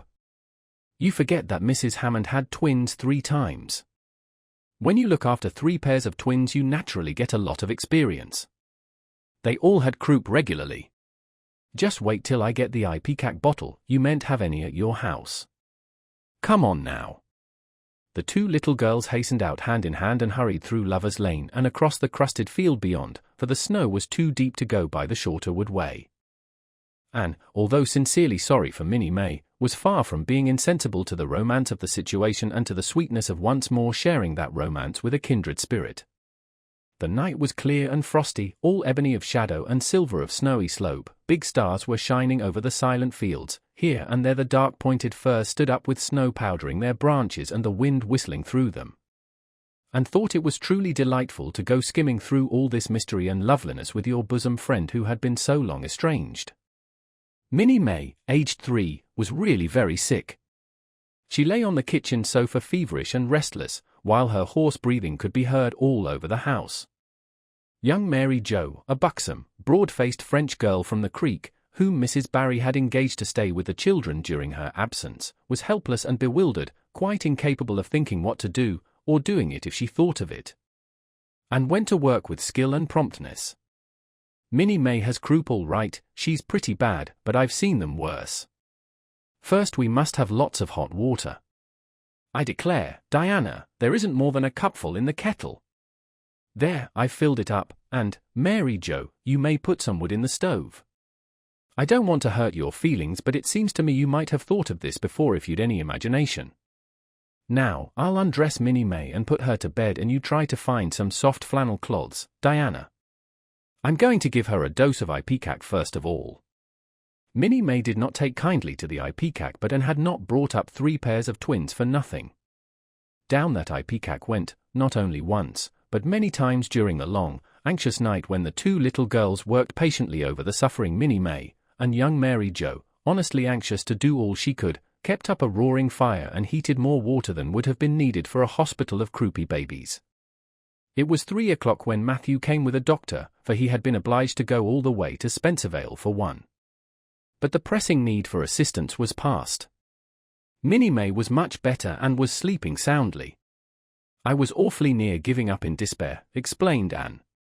She got worse and worse until she was sicker than ever the Hammond twins were, even the last pair. I actually thought she was going to choke to death. I gave her every drop of ipecac in that bottle, and when the last dose went down I said to myself, not to Diana or young Mary Jo, because I didn't want to worry them any more than they were worried, but I had to say it to myself just to relieve my feelings, this is the last lingering hope and I fear 'tis a vain one. But in about 3 minutes she coughed up the phlegm and began to get better right away. You must just imagine my relief, doctor, because I can't express it in words. You know there are some things that cannot be expressed in words. Yes, I know, nodded the doctor. He looked at Anne as if he were thinking some things about her that couldn't be expressed in words. Later on, however, he expressed them to Mr. and Mrs. Barry. That little red-headed girl they have over at Cuthbert's is as smart as they make 'em. I tell you she saved that baby's life, for it would have been too late by the time I got there. She seems to have a skill and presence of mind perfectly wonderful in a child of her age. I never saw anything like the eyes of her when she was explaining the case to me. And had gone home in the wonderful, white-frosted winter morning, heavy-eyed from loss of sleep, but still talking unweariedly to Matthew as they crossed the long white field and walked under the glittering fairy arch of the Lovers' Lane maples. Oh, Matthew, isn't it a wonderful morning? The world looks like something God had just imagined for his own pleasure, doesn't it? Those trees look as if I could blow them away with a breath, poof. I'm so glad I live in a world where there are white frosts, aren't you? And I'm so glad Mrs. Hammond had 3 pairs of twins after all. If she hadn't I mightn't have known what to do for Minnie May. I'm real sorry I was ever cross with Mrs. Hammond for having twins. But, oh, Matthew, I'm so sleepy. I can't go to school. I just know I couldn't keep my eyes open and I'd be so stupid. But I hate to stay home, for Gil, some of the others will get head of the class, and it's so hard to get up again, although of course the harder it is the more satisfaction you have when you do get up, haven't you? "Well now, I guess you'll manage all right," said Matthew, looking at Anne's white little face and the dark shadows under her eyes. "You just go right to bed and have a good sleep. I'll do all the chores." And accordingly went to bed and slept so long and soundly that it was well on in the white and rosy winter afternoon when she awoke and descended to the kitchen where Marilla, who had arrived home in the meantime, was sitting knitting. "Oh, did you see the Premier?" exclaimed Anne at once. "What did he look like, Marilla?" "Well, he never got to be Premier on account of his looks," said Marilla. "Such a nose as that man had. But he can speak. I was proud of being a Conservative.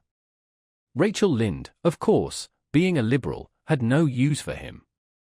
Your dinner is in the oven, Anne, and you can get yourself some blue plum preserve out of the pantry. I guess you're hungry.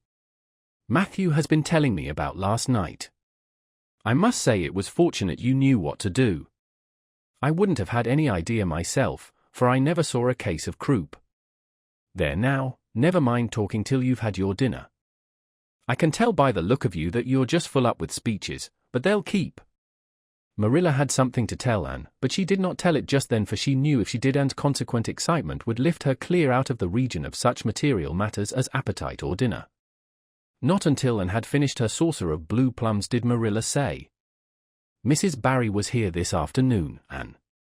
She wanted to see you, but I wouldn't wake you up. She says you saved Minnie May's life, and she is very sorry she acted as she did in that affair of the currant wine. She says she knows now you didn't mean to set Diana drunk, and she hopes you'll forgive her and be good friends with Diana again. You're to go over this evening if you like, for Diana can't stir outside the door on account of a bad cold she caught last night. Now, Anne Shirley, for pity's sake don't fly up into the air." The warning seemed not unnecessary, so uplifted and aerial was Anne's expression and attitude as she sprang to her feet, her face irradiated with the flame of her spirit. "Oh, Marilla, can I go right now, without washing my dishes?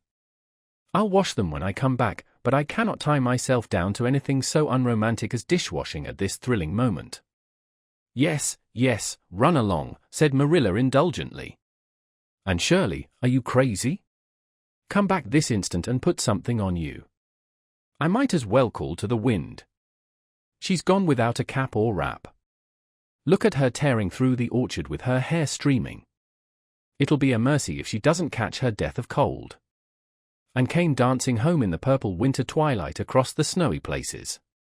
Afar in the southwest was the great shimmering, pearl-like sparkle of an evening star in a sky that was pale golden and ethereal rose over gleaming white spaces and dark glens of spruce. The tinkles of sleigh bells among the snowy hills came like elfin chimes through the frosty air, but their music was not sweeter than the song in Anne's heart and on her lips. "You see before you a perfectly happy person, Marilla," she announced. "I'm perfectly happy, yes, in spite of my red hair. Just at present I have a soul above red hair.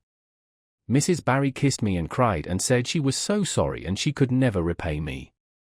I felt fearfully embarrassed, Marilla, but I just said as politely as I could, 'I have no hard feelings for you, Mrs. Barry. I assure you once for all that I did not mean to intoxicate Diana, and henceforth I shall cover the past with the mantle of oblivion.' That was a pretty dignified way of speaking, wasn't it, Marilla?" I felt that I was heaping coals of fire on Mrs. Barry's head. And Diana and I had a lovely afternoon. Diana showed me a new fancy crochet stitch her aunt over at Carmody taught her. Not a soul in Avonlea knows it but us, and we pledged a solemn vow never to reveal it to anyone else. Diana gave me a beautiful card with a wreath of roses on it and a verse of poetry. "If you love me as I love you, nothing but death can part us two." And that is true, Marilla. We're going to ask Mr. Phillips to let us sit together in school again, and Gertie Pye can go with Minnie Andrews. We had an elegant tea. Mrs. Barry had the very best china set out, Marilla, just as if I was real company. I can't tell you what a thrill it gave me. Nobody ever used their very best china on my account before. And we had fruit cake and pound cake and donuts and 2 kinds of preserves, Marilla. And Mrs. Barry asked me if I took tea and said, "Pa, why don't you pass the biscuits to Anne?" It must be lovely to be grown up, Marilla, when just being treated as if you were is so nice. "I don't know about that," said Marilla, with a brief sigh. "Well, anyway, when I am grown up," said Anne decidedly, "I'm always going to talk to little girls as if they were too, and I'll never laugh when they use big words. I know from sorrowful experience how that hurts one's feelings." After tea, Diana and I made taffy. The taffy wasn't very good, I suppose, because neither Diana nor I had ever made any before. Diana left me to stir it while she buttered the plates, and I forgot and let it burn, and then when we set it out on the platform to cool, the cat walked over one plate and that had to be thrown away. But the making of it was splendid fun. Then when I came home, Mrs. Barry asked me to come over as often as I could, and Diana stood at the window and threw kisses to me all the way down to Lover's Lane. I assure you, Marilla, that I feel like praying tonight, and I'm going to think out a special brand new prayer in honor of the occasion. Chapter 19. A concert, a catastrophe, and a confession. "Marilla, can I go over to see Diana just for a minute?" asked Anne, running breathlessly down from the East Gable one February evening. "I don't see what you want to be traipsing about after dark for," said Marilla shortly. "You and Diana walked home from school together and then stood down there in the snow for half an hour more, your tongues going the whole blessed time, clickety-clack. So I don't think you're very badly off to see her again." "But she wants to see me," pleaded Anne. "She has something very important to tell me." "How do you know she has?" "Because she just signaled to me from her window. We have arranged a way to signal with our candles and cardboard. We set the candle on the window sill and make flashes by passing the cardboard back and forth. So many flashes mean a certain thing. It was my idea, Marilla." "I'll warrant you it was," said Marilla emphatically. "And the next thing you'll be setting fire to the curtains with your signaling nonsense." "Oh, we're very careful, Marilla. And it's so interesting. 2 flashes mean, 'Are you there?' 3 mean yes, and 4 no. 5 mean, 'Come over as soon as possible, because I have something important to reveal.' Diana has just signaled 5 flashes, and I'm really suffering to know what it is." "Well, you needn't suffer any longer," said Marilla sarcastically. "You can go, but you're to be back here in just 10 minutes, remember that." And did remember it, and was back in the stipulated time, although probably no mortal will ever know just what it cost her to confine the discussion of Diana's important communication within the limits of 10 minutes. But at least she had made good use of them. "Oh, Marilla, what do you think? You know tomorrow is Diana's birthday. Well, her mother told her she could ask me to go home with her from school and stay all night with her. And her cousins are coming over from Newbridge in a big pung sleigh to go to the debating club concert at the hall tomorrow night. And they are going to take Diana and me to the concert, if you'll let me go, that is." "You will, won't you, Marilla?" "Oh, I feel so excited." "You can calm down then, because you're not going. You're better at home in your own bed, and as for that club concert, it's all nonsense, and little girls should not be allowed to go out to such places at all." "I'm sure the debating club is a most respectable affair," pleaded Anne. "I'm not saying it isn't. But you're not going to begin gadding about to concerts and staying out all hours of the night. Pretty doings for children. I'm surprised at Mrs. Barry's letting Diana go. But it's such a very special occasion," mourned Anne, on the verge of tears. "Diana has only one birthday in a year. It isn't as if birthdays were common things, Marilla. Prissy Andrews is going to recite 'Curfew Must Not Ring Tonight.'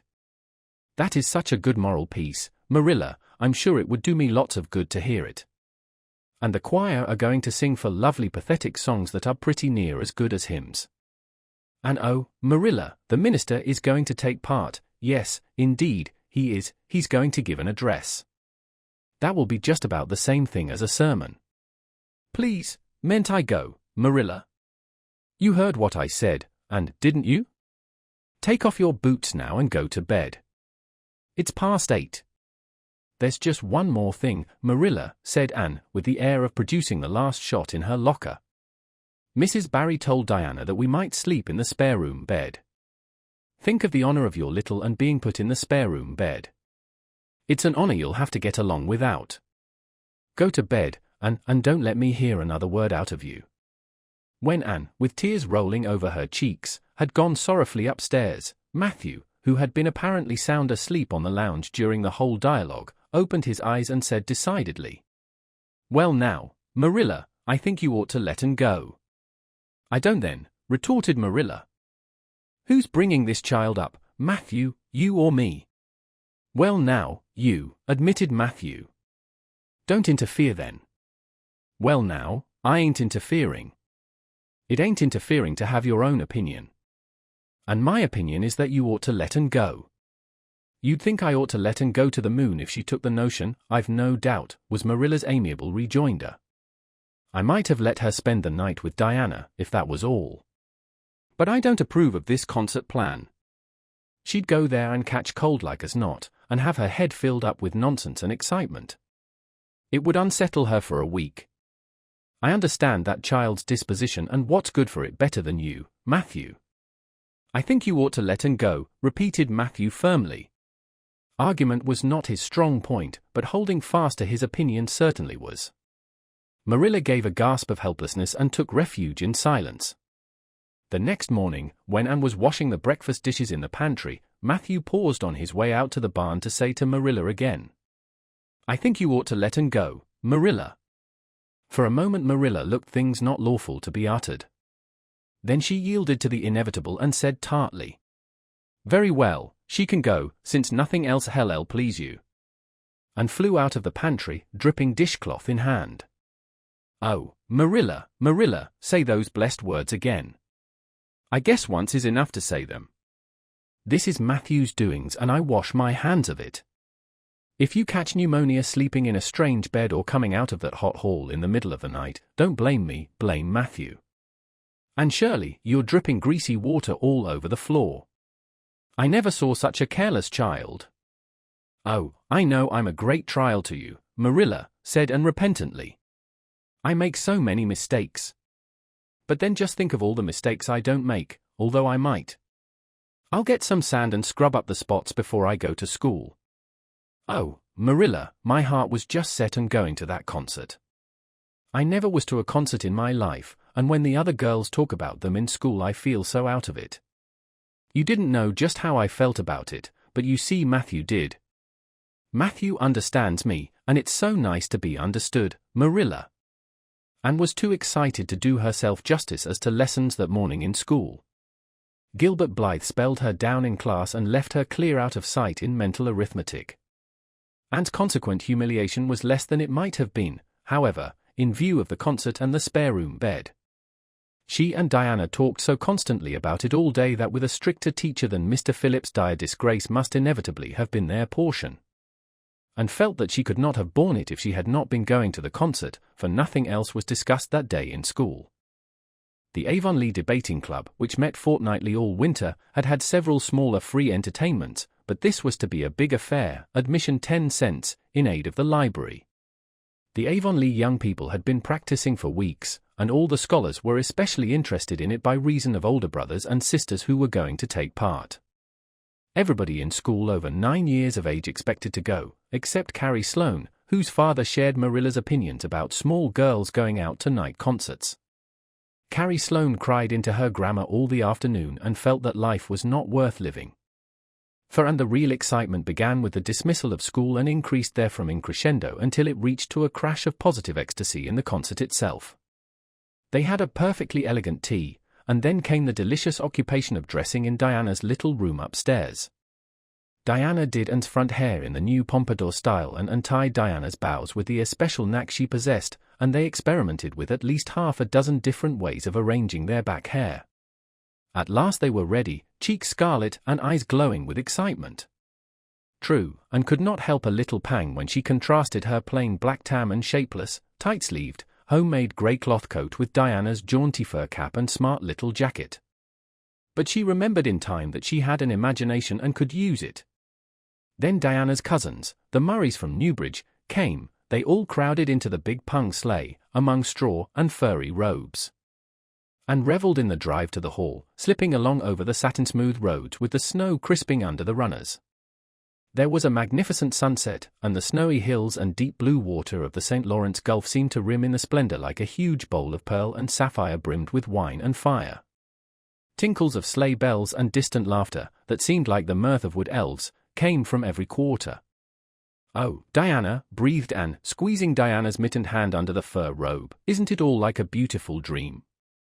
Do I really look the same as usual? I feel so different that it seems to me it must show in my looks." "You look awfully nice," said Diana, who, having just received a compliment from one of her cousins, felt that she ought to pass it on. "You've got the loveliest color." The program that night was a series of thrills for at least one listener in the audience, and, as Anne assured Diana, every succeeding thrill was thrillier than the last.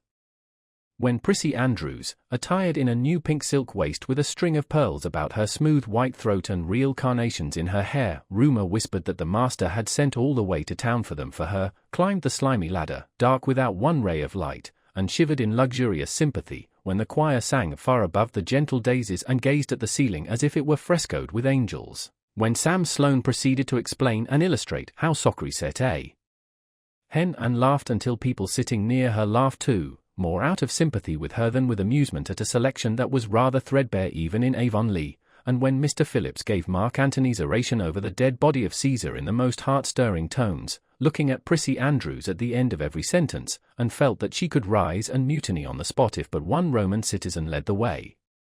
Only one number on the program failed to interest her. When Gilbert Blythe recited Bingen on the Rhine and picked up Rhoda Murray's library book and read it until he had finished, when she sat rigidly stiff and motionless while Diana clapped her hands until they tingled. It was 11 when they got home, sated with dissipation, but with the exceeding sweet pleasure of talking it all over still to come. Everybody seemed asleep and the house was dark and silent.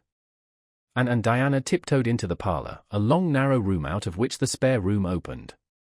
It was pleasantly warm and dimly lighted by the embers of a fire in the grate. "Let's undress here," said Diana. "It's so nice and warm." "Hasn't it been a delightful time?" sighed Anne rapturously. "It must be splendid to get up and recite there. Do you suppose we will ever be asked to do it, Diana?" "Yes, of course, someday. They're always wanting the big scholars to recite. Gilbert Blythe does often and he's only 2 years older than us." "Oh, and how could you pretend not to listen to him? When he came to the line, 'There's another, not a sister,' he looked right down at you." "Diana," said Anne with dignity, "you are my bosom friend, but I cannot allow even you to speak to me of that person. Are you ready for bed? Let's run a race and see who'll get to the bed first." The suggestion appealed to Diana. The 2 little white-clad figures flew down the long room, through the spare room door, and bounded on the bed at the same moment. And then, something moved beneath them, there was a gasp and a cry, and somebody said in muffled accents, "Merciful goodness!" Anne and Diana were never able to tell just how they got off that bed and out of the room. They only knew that after one frantic rush they found themselves tiptoeing shiveringly upstairs. "Oh, who was it? What was it?" whispered Anne, her teeth chattering with cold and fright. "It was Aunt Josephine," said Diana, gasping with laughter. "Oh, and it was Aunt Josephine, however she came to be there. Oh, and I know she will be furious. It's dreadful, it's really dreadful, but did you ever know anything so funny, Anne?" "Who is your Aunt Josephine?" "She's Father's aunt and she lives in Charlottetown. She's awfully old, 70 anyhow, and I don't believe she was ever a little girl. We were expecting her out for a visit, but not so soon. She's awfully prim and proper and she'll scold dreadfully about this, I know. Well, we'll have to sleep with Minnie May, and you can't think how she kicks." Miss Josephine Barry did not appear at the early breakfast the next morning. Mrs. Barry smiled kindly at the 2 little girls. "Did you have a good time last night? I tried to stay awake until you came home, for I wanted to tell you Aunt Josephine had come and that you would have to go upstairs after all, but I was so tired I fell asleep. I hope you didn't disturb your aunt, Diana." Diana preserved a discreet silence, but she and Anne exchanged furtive smiles of guilty amusement across the table. Anne hurried home after breakfast and so remained in blissful ignorance of the disturbance which presently resulted in the Barry household until the late afternoon, when she went down to Mrs. Lynde's on an errand for Marilla. "So you and Diana nearly frightened poor old Miss Barry to death last night," said Mrs. Lynde severely, but with a twinkle in her eye. Mrs. Barry was here a few minutes ago on her way to Carmody. She's feeling real worried over it. Old Miss Barry was in a terrible temper when she got up this morning, and Josephine Barry's temper is no joke, I can tell you that. She wouldn't speak to Diana at all. It wasn't Diana's fault, said Anne contritely. It was mine. I suggested racing to see who would get into bed first. I knew it, said Mrs. Lynde, with the exultation of a correct guesser. I knew that idea came out of your head. Well, it's made a nice lot of trouble, that's what. Old Miss Barry came out to stay for a month, but she declares she won't stay another day and is going right back to town tomorrow, Sunday, and all as it is. She'd have gone today if they could have taken her. She had promised to pay for a quarter's music lessons for Diana, but now she is determined to do nothing at all for such a tomboy. Oh, I guess they had a lively time of it there this morning. The Barrys must feel cut up. Old Miss Barry is rich and they'd like to keep on the good side of her? Of course, Mrs. Barry didn't say just that to me, but I'm a pretty good judge of human nature, that's what. I'm such an unlucky girl, mourned Anne. I'm always getting into scrapes myself and getting my best friends, people I'd shed my heart's blood for, into them too. Can you tell me why it is so, Mrs. Lynde? It's because you're too heedless and impulsive, child, that's what. You never stop to think, whatever comes into your head to say, or do you say or do it without a moment's reflection? Oh, but that's the best of it, protested Anne. Something just flashes into your mind, so exciting, and you must out with it. If you stop to think it over, you spoil it all. Haven't you never felt that yourself, Mrs. Lynde? No, Mrs. Lynde had not. She shook her head sagely. You must learn to think a little, Anne, that's what. The proverb you need to go by is look before you leap, especially into spare-room beds. Mrs. Lynde laughed comfortably over her mild joke, but Anne remained pensive. She saw nothing to laugh at in the situation, which to her eyes appeared very serious. When she left Mrs. Lynde, she took her way across the crusted fields to Orchard Slope. Diana met her at the kitchen door. Your Aunt Josephine was very cross about it, wasn't she? Whispered Anne. Yes, answered Diana, stifling a giggle with an apprehensive glance over her shoulder at the closed sitting-room door. She was fairly dancing with rage, Anne. Oh, how she scolded. She said I was the worst-behaved girl she ever saw and that my parents ought to be ashamed of the way they had brought me up. She says she won't stay and I'm sure I don't care. But father and mother do. Why didn't you tell them it was my fault? Demanded Anne. It's likely I'd do such a thing, isn't it? Said Diana with just scorn. I'm no telltale, Anne Shirley, and anyhow I was just as much to blame as you. Well, I'm going in to tell her myself, said Anne resolutely. Diana stared. Anne Shirley, you'd never. Why? She'll eat you alive. Don't frighten me any more than I am frightened, implored Anne. I'd rather walk up to a cannon's mouth. But I've got to do it, Diana. It was my fault and I've got to confess. I've had practice in confessing, fortunately. Well, she's in the room, said Diana. You can go in if you want to. I wouldn't dare. And I don't believe you'll do a bit of good. With this encouragement Anne bearded the lion in its den, that is to say, walked resolutely up to the sitting-room door and knocked faintly. A sharp "come in" followed. Miss Josephine Barry, thin, prim, and rigid, was knitting fiercely by the fire, her wrath quite unappeased and her eyes snapping through her gold-rimmed glasses. She wheeled around in her chair, expecting to see Diana, and beheld a white-faced girl whose great eyes were brimmed up with a mixture of desperate courage and shrinking terror. "Who are you?" demanded Miss Josephine Barry, without ceremony. "I'm Anne of Green Gables," said the small visitor tremulously, clasping her hands with her characteristic gesture, "and I've come to confess, if you please." "Confess what?" "That it was all my fault about jumping into bed on you last night. I suggested it. Diana would never have thought of such a thing, I am sure. Diana is a very ladylike girl, Miss Barry. So you must see how unjust it is to blame her." "Oh, I must, hey?" "I rather think Diana did her share of the jumping at least. Such carryings on in a respectable house." "But we were only in fun," persisted Anne. I think you ought to forgive us, Miss Barry, now that we've apologized. And anyhow, please forgive Diana and let her have her music lessons. Diana's heart is set on her music lessons, Miss Barry, and I know too well what it is to set your heart on a thing and not get it. If you must be cross with anyone, be cross with me. I've been so used in my early days to having people cross at me that I can endure it much better than Diana can. Much of the snap had gone out of the old lady's eyes by this time and was replaced by a twinkle of amused interest. But she still said severely, I don't think it is any excuse for you that you were only in fun. Little girls never indulged in that kind of fun when I was young. You don't know what it is to be awakened out of a sound sleep, after a long and arduous journey, by two great girls coming bounce down on you.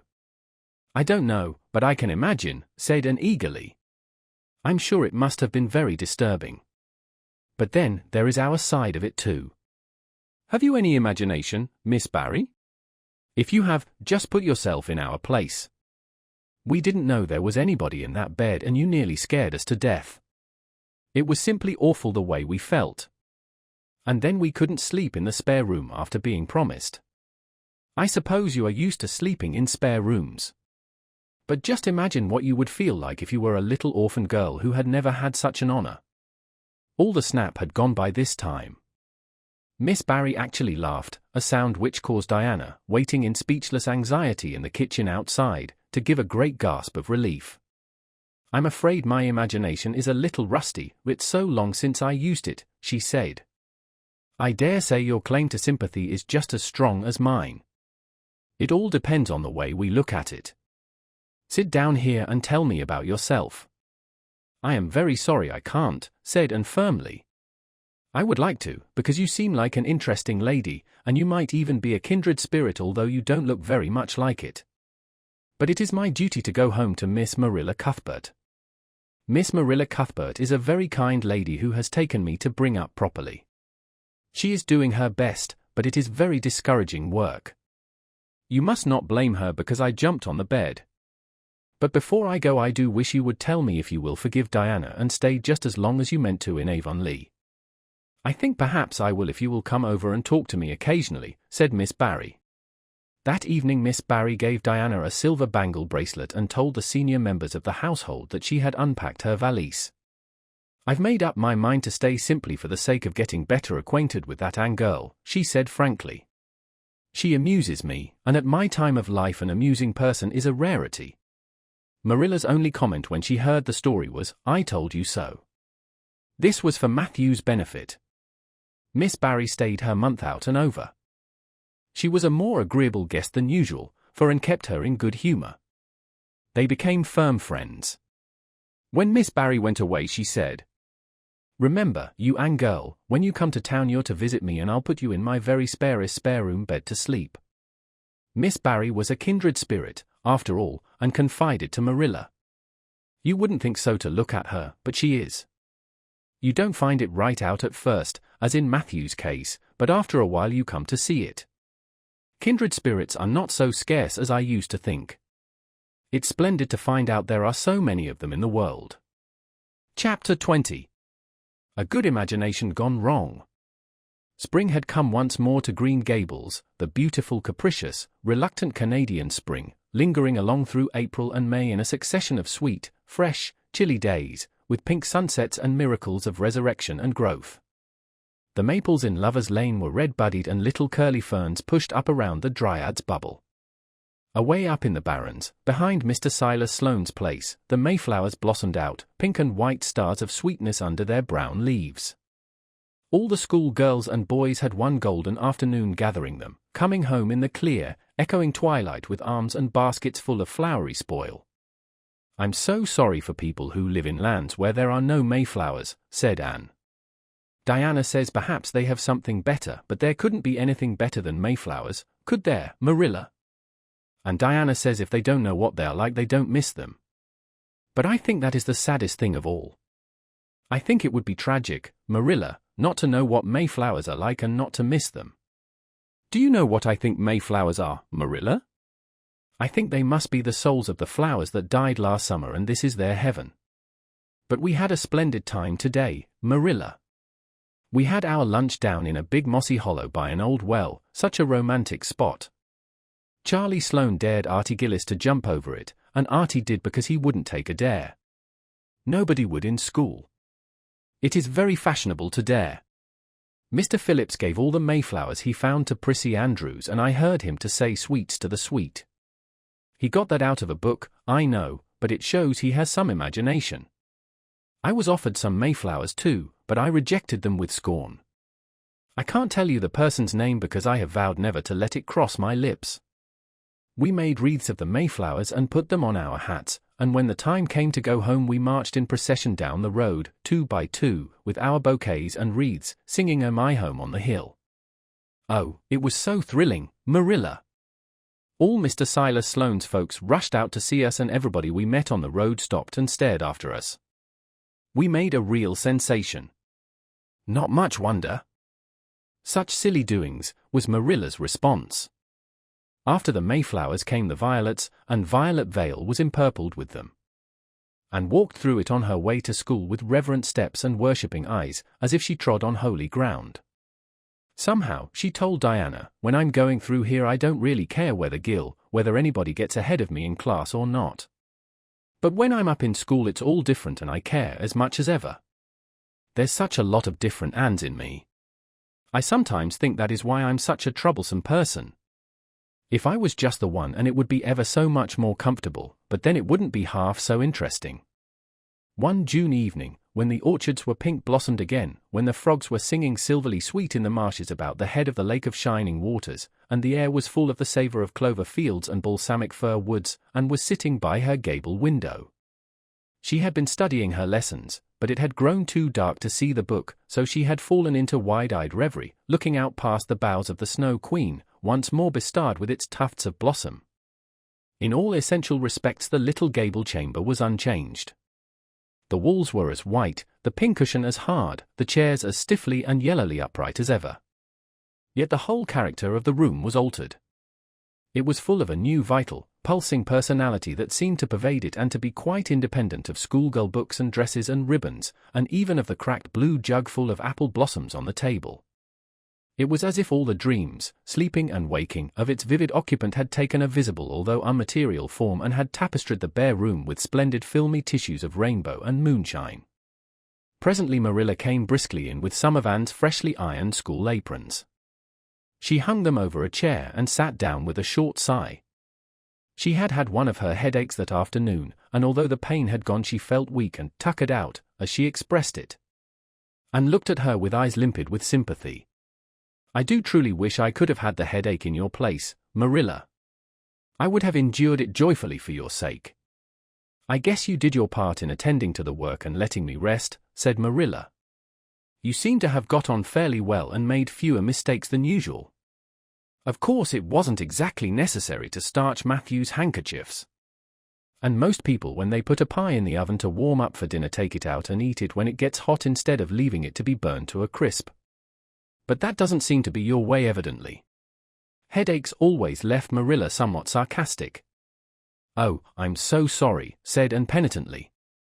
"I never thought about that pie from the moment I put it in the oven till now, although I felt instinctively that there was something missing on the dinner table. I was firmly resolved, when you left me in charge this morning, not to imagine anything, but keep my thoughts on facts. I did pretty well until I put the pie in, and then an irresistible temptation came to me to imagine I was an enchanted princess shut up in a lonely tower with a handsome knight riding to my rescue on a coal-black steed. So that is how I came to forget the pie. I didn't know I starched the handkerchiefs. All the time I was ironing I was trying to think of a name for a new island Diana, and I have discovered up the brook. It's the most ravishing spot, Marilla. There are 2 maple trees on it and the brook flows right around it. At last it struck me that it would be splendid to call it Victoria Island because we found it on the Queen's birthday. Both Diana and I are very loyal. But I'm sorry about that pie and the handkerchiefs. I wanted to be extra good today because it's an anniversary. Do you remember what happened this day last year, Marilla?" "No, I can't think of anything special." "Oh, Marilla, it was the day I came to Green Gables. I shall never forget it. It was the turning point in my life. Of course it wouldn't seem so important to you. I've been here for a year and I've been so happy. Of course, I've had my troubles, but one can live down troubles. Are you sorry you kept me, Marilla? No, I can't say I'm sorry, said Marilla, who sometimes wondered how she could have lived before and came to Green Gables. No, not exactly sorry. If you finished your lessons, and I want you to run over and ask Mrs. Barry if she'll lend me Diana's apron pattern. Oh, it's too dark, cried Anne. Too dark? Why, it's only twilight. And goodness knows you've gone over often enough after dark. I'll go over early in the morning, said Anne eagerly. I'll get up at sunrise and go over, Marilla. What has got into your head now, Anne Shirley? I want that pattern to cut out your new apron this evening. Go at once and be smart too. I'll have to go around by the road, then, said Anne, taking up her hat reluctantly. Go by the road and waste half an hour. I'd like to catch you. I can't go through the haunted wood, Marilla, cried Anne desperately. Marilla stared. The haunted wood? Are you crazy? What under the canopy is the haunted wood? The spruce wood over the brook, said Anne in a whisper. Fiddlesticks! There is no such thing as a haunted wood anywhere. Who has been telling you such stuff? Nobody, confessed Anne. Diana and I just imagined the wood was haunted. All the places around here are so commonplace. We just got this up for our own amusement. We began it in April. A haunted wood is so very romantic, Marilla. We chose the spruce grove because it's so gloomy. Oh, we have imagined the most harrowing things. There's a white lady walks along the brook just about this time of the night and wrings her hands and utters wailing cries. She appears when there is to be a death in the family. And the ghost of a little murdered child haunts the corner up by Idlewild. It creeps up behind you and lays its cold fingers on your hand, so. Oh, Marilla, it gives me a shudder to think of it. And there's a headless man stalks up and down the path and skeletons glower at you between the boughs. Oh, Marilla, I wouldn't go through the haunted wood after dark now for anything. I'd be sure that white things would reach out from behind the trees and grab me. Did ever anyone hear the like? Ejaculated Marilla, who had listened in dumb amazement. And Shirley, do you mean to tell me you believe all that wicked nonsense of your own imagination? Not believe exactly, faltered Anne. At least, I don't believe it in daylight. But after dark, Marilla, it's different. That is when ghosts walk. There are no such things as ghosts, Anne. Oh, but there are, Marilla, cried Anne eagerly. I know people who have seen them. And they are respectable people. Charlie Sloane says that his grandmother saw his grandfather driving home the cows one night after he'd been buried for a year. You know Charlie Sloane's grandmother wouldn't tell a story for anything. She's a very religious woman. And Mrs. Thomas's father was pursued home one night by a lamb of fire with its head cut off hanging by a strip of skin. He said he knew it was the spirit of his brother and that it was a warning he would die within 9 days. He didn't, but he died 2 years after, so you see it was really true. And Ruby Gillis says. And Shirley, interrupted Marilla firmly, I never want to hear you talking in this fashion again. I've had my doubts about that imagination of yours right along, and if this is going to be the outcome of it, I won't countenance any such doings. You'll go right over to Barry's, and you'll go through that spruce grove, just for a lesson and a warning to you. And never let me hear a word out of your head about haunted woods again. And might plead and cry as she liked, and did, for her terror was very real. Her imagination had run away with her and she held the spruce grove in mortal dread after nightfall. But Marilla was inexorable. She marched the shrinking ghost seer down to the spring and ordered her to proceed straightway over the bridge and into the dusky retreats of wailing ladies and headless spectres beyond. Oh, Marilla, how can you be so cruel, sobbed Anne. What would you feel like if a white thing did snatch me up and carry me off? I'll risk it, said Marilla unfeelingly. You know I always mean what I say. I'll cure you of imagining ghosts into places. March, now. And marched. That is, she stumbled over the bridge and went shuddering up the horrible dim path beyond. And never forgot that walk. Bitterly did she repent the license she had given to her imagination. The goblins of her fancy lurked in every shadow about her, reaching out their cold, fleshless hands to grasp the terrified small girl who had called them into being. A white strip of birch bark blowing up from the hollow over the brown floor of the grove made her heart stand still. The long-drawn wail of two old boughs rubbing against each other brought out the perspiration in beads on her forehead. The swoop of bats in the darkness over her was as the wings of unearthly creatures. When she reached Mr. William Bell's field she fled across it as if pursued by an army of white things, and arrived at the Barry kitchen door so out of breath that she could hardly gasp out her request for the apron pattern. Diana was away so that she had no excuse to linger. The dreadful return journey had to be faced. Anne went back over it with shut eyes, preferring to take the risk of dashing her brains out among the boughs to that of seeing a white thing. When she finally stumbled over the log bridge she drew one long shivering breath of relief. "Well, so nothing caught you," said Marilla unsympathetically. "Oh, Marilla," chattered Anne, "I'll be contented with CC commonplace places after this." Chapter 21. A new departure in flavorings. "Dear me, there is nothing but meetings and partings in this world, as Mrs. Lynde says," remarked Anne plaintively, putting her slate and books down on the kitchen table on the last day of June and wiping her red eyes with a very damp handkerchief. "Wasn't it fortunate, Marilla, that I took an extra handkerchief to school today? I had a presentiment that it would be needed." "I never thought you were so fond of Mr. Phillips that you'd require 2 handkerchiefs to dry your tears just because he was going away," said Marilla.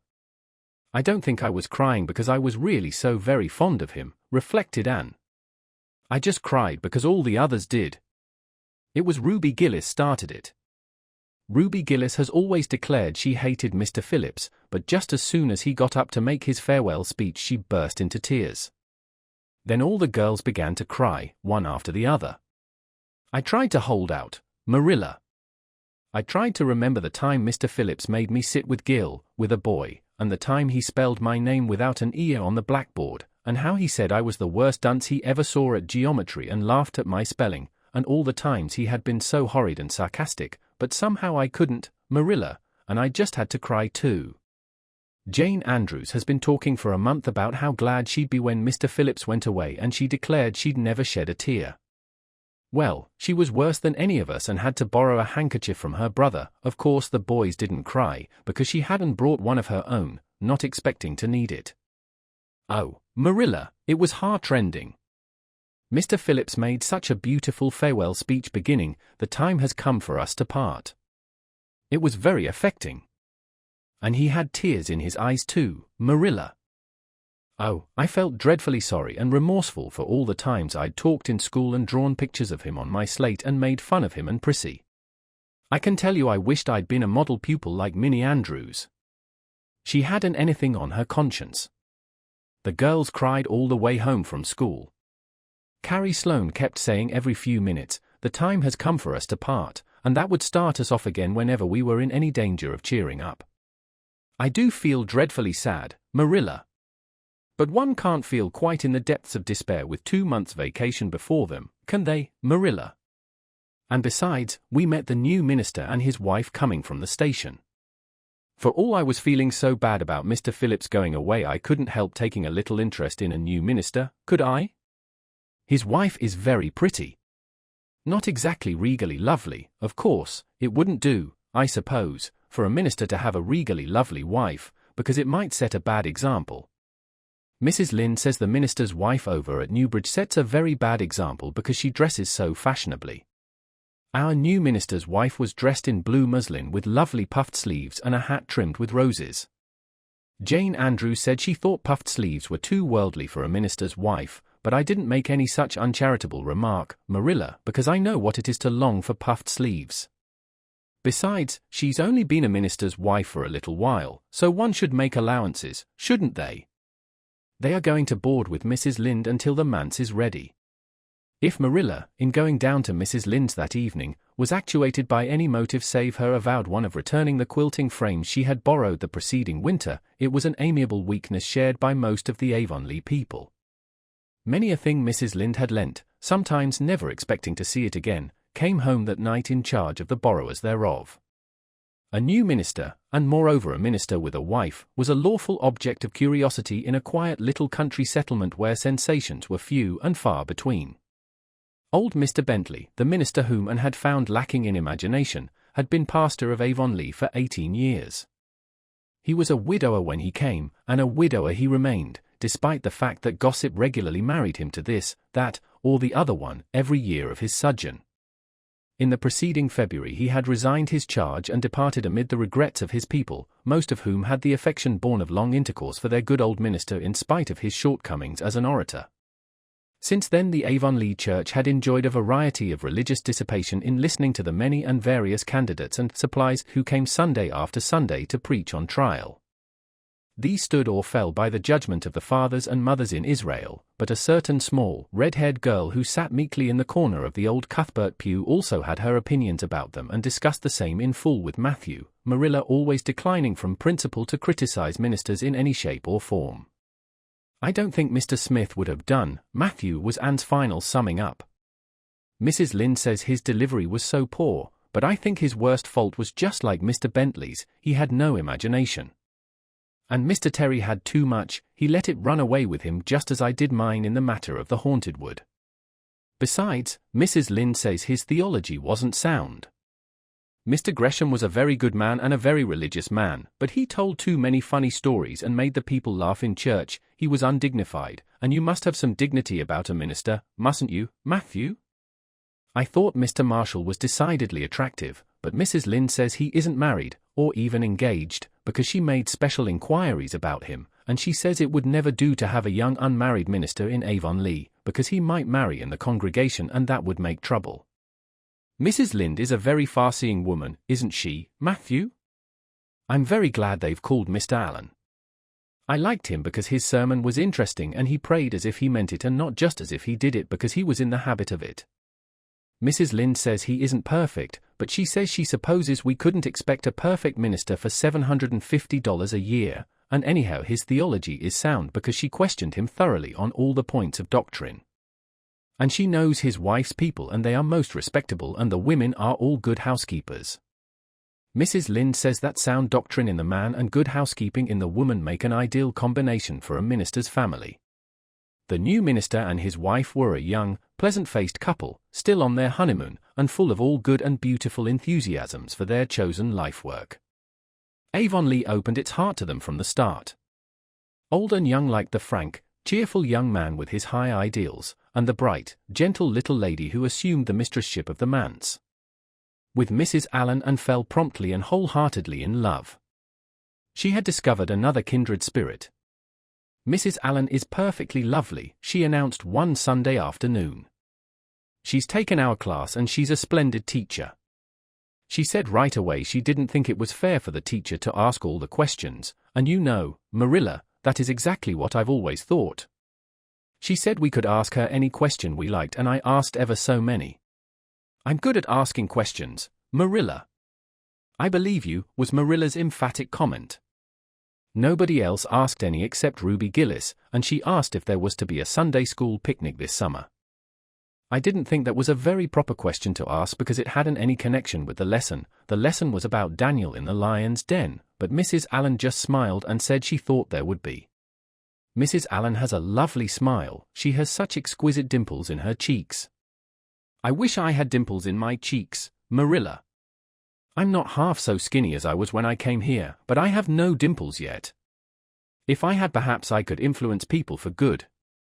Mrs. Allen said we ought always to try to influence other people for good.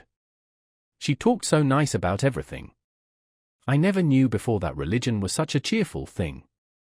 I always thought it was kind of melancholy, but Mrs. Allen's isn't, and I'd like to be a Christian if I could be one like her. I wouldn't want to be one like Mr. Superintendent Bell. It's very naughty of you to speak so about Mr. Bell, said Marilla severely. Mr. Bell is a real good man. Oh, of course he's good, agreed Anne, but he doesn't seem to get any comfort out of it. If I could be good I'd dance and sing all day because I was glad of it. I suppose Mrs. Allen is too old to dance and sing and of course it wouldn't be dignified in a minister's wife. But I can just feel she's glad she's a Christian and that she'd be one even if she could get to heaven without it. "I suppose we must have Mr. and Mrs. Allen up to tea some day soon," said Marilla reflectively. "They've been most everywhere but here. Let me see. Next Wednesday would be a good time to have them. But don't say a word to Matthew about it, for if he knew they were coming he'd find some excuse to be away that day. He'd got so used to Mr. Bentley he didn't mind him, but he's going to find it hard to get acquainted with a new minister, and a new minister's wife will frighten him to death." "I'll be as secret as the dead," assured Anne. "But oh, Marilla, will you let me make a cake for the occasion?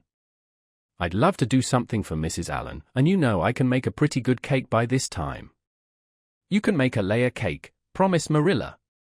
Monday and Tuesday great preparations went on at Green Gables. Having the minister and his wife to tea was a serious and important undertaking, and Marilla was determined not to be eclipsed by any of the Avonlea housekeepers. Anne was wild with excitement and delight. She talked it all over with Diana Tuesday night in the twilight, as they sat on the big red stones by the Dryad's bubble and made rainbows in the water with little twigs dipped in fir balsam. "Everything is ready, Diana, except my cake which I'm to make in the morning, and the baking powder biscuits which Marilla will make just before tea time. I assure you, Diana, that Marilla and I have had a busy 2 days of it.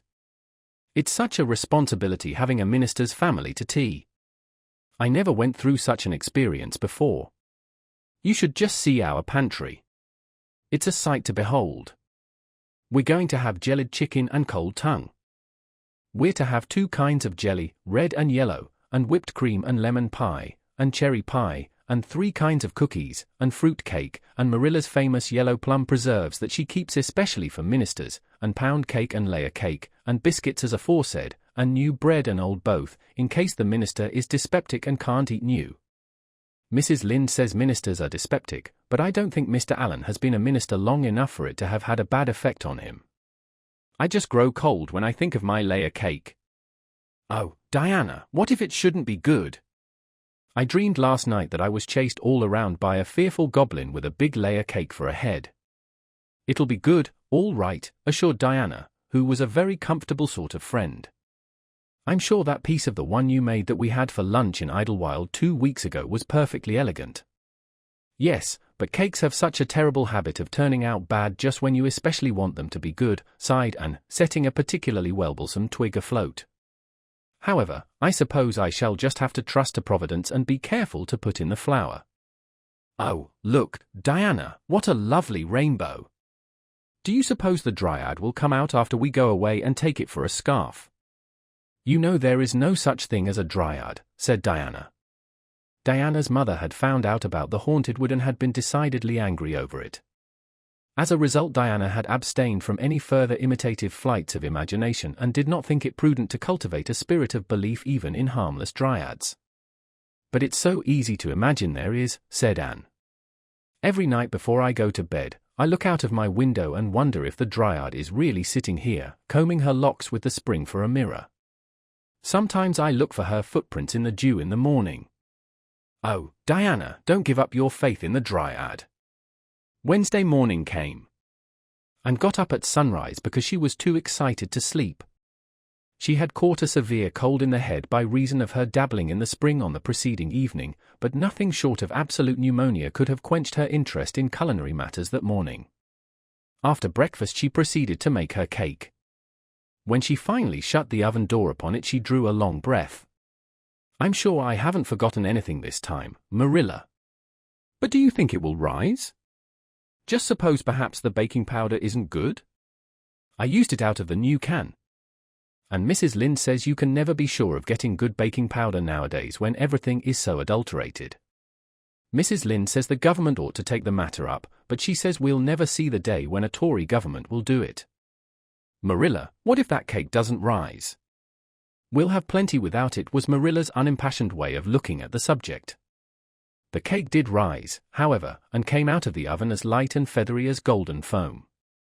Anne, flushed with delight, clapped it together with layers of ruby jelly and, in imagination, saw Mrs. Allen eating it and possibly asking for another piece.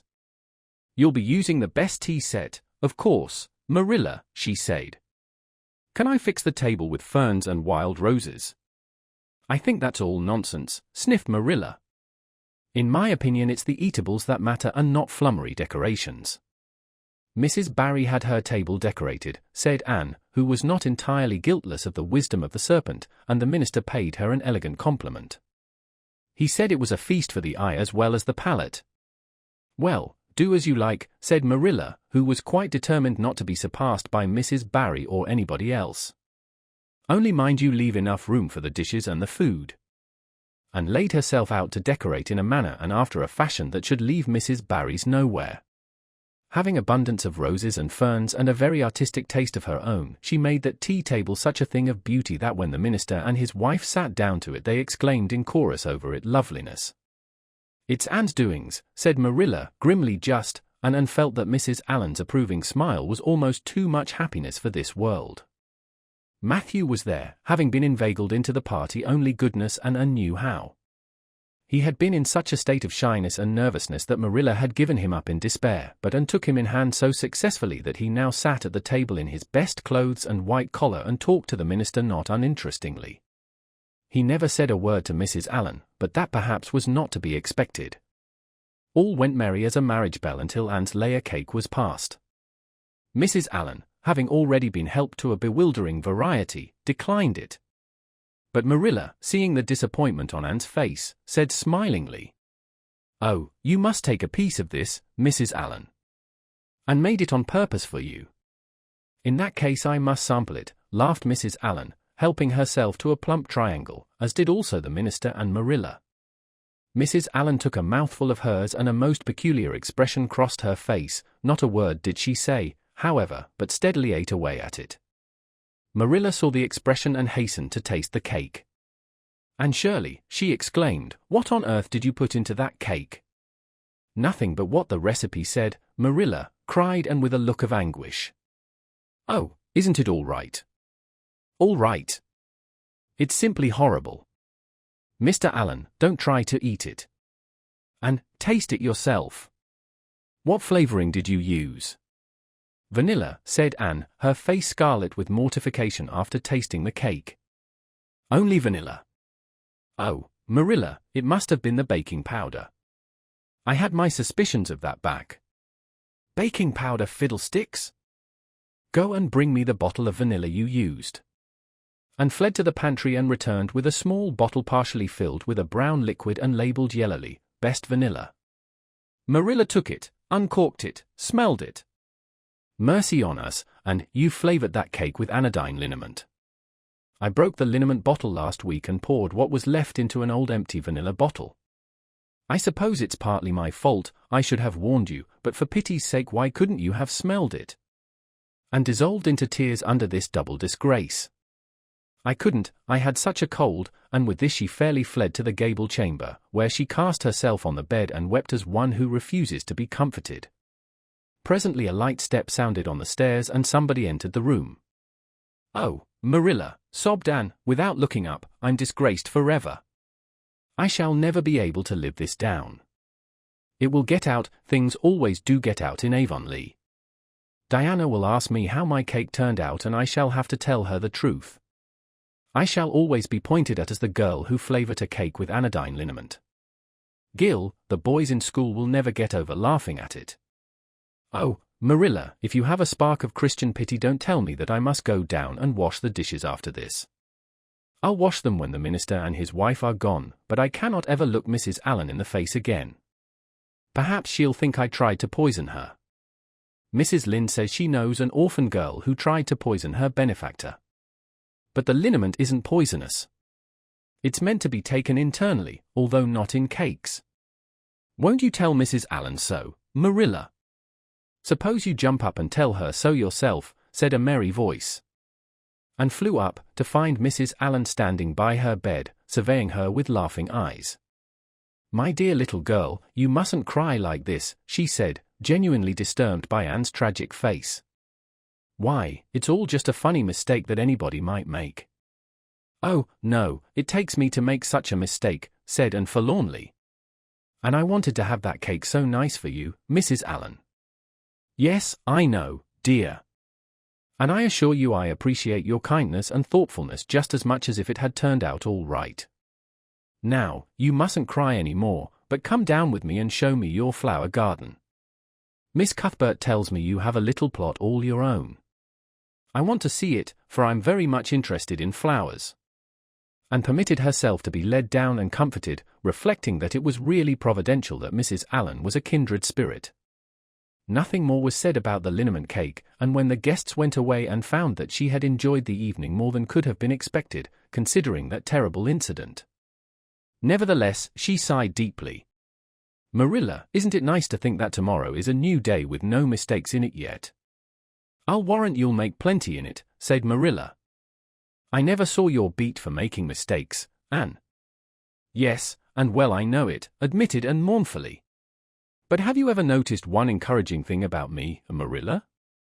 I never make the same mistake twice. I don't know as that's much benefit when you're always making new ones." "Oh, don't you see, Marilla? There must be a limit to the mistakes one person can make, and when I get to the end of them, then I'll be through with them." "That's a very comforting thought." "Well, you'd better go and give that cake to the pigs," said Marilla. "It isn't fit for any human to eat, not even Jerry Boot." Chapter 22.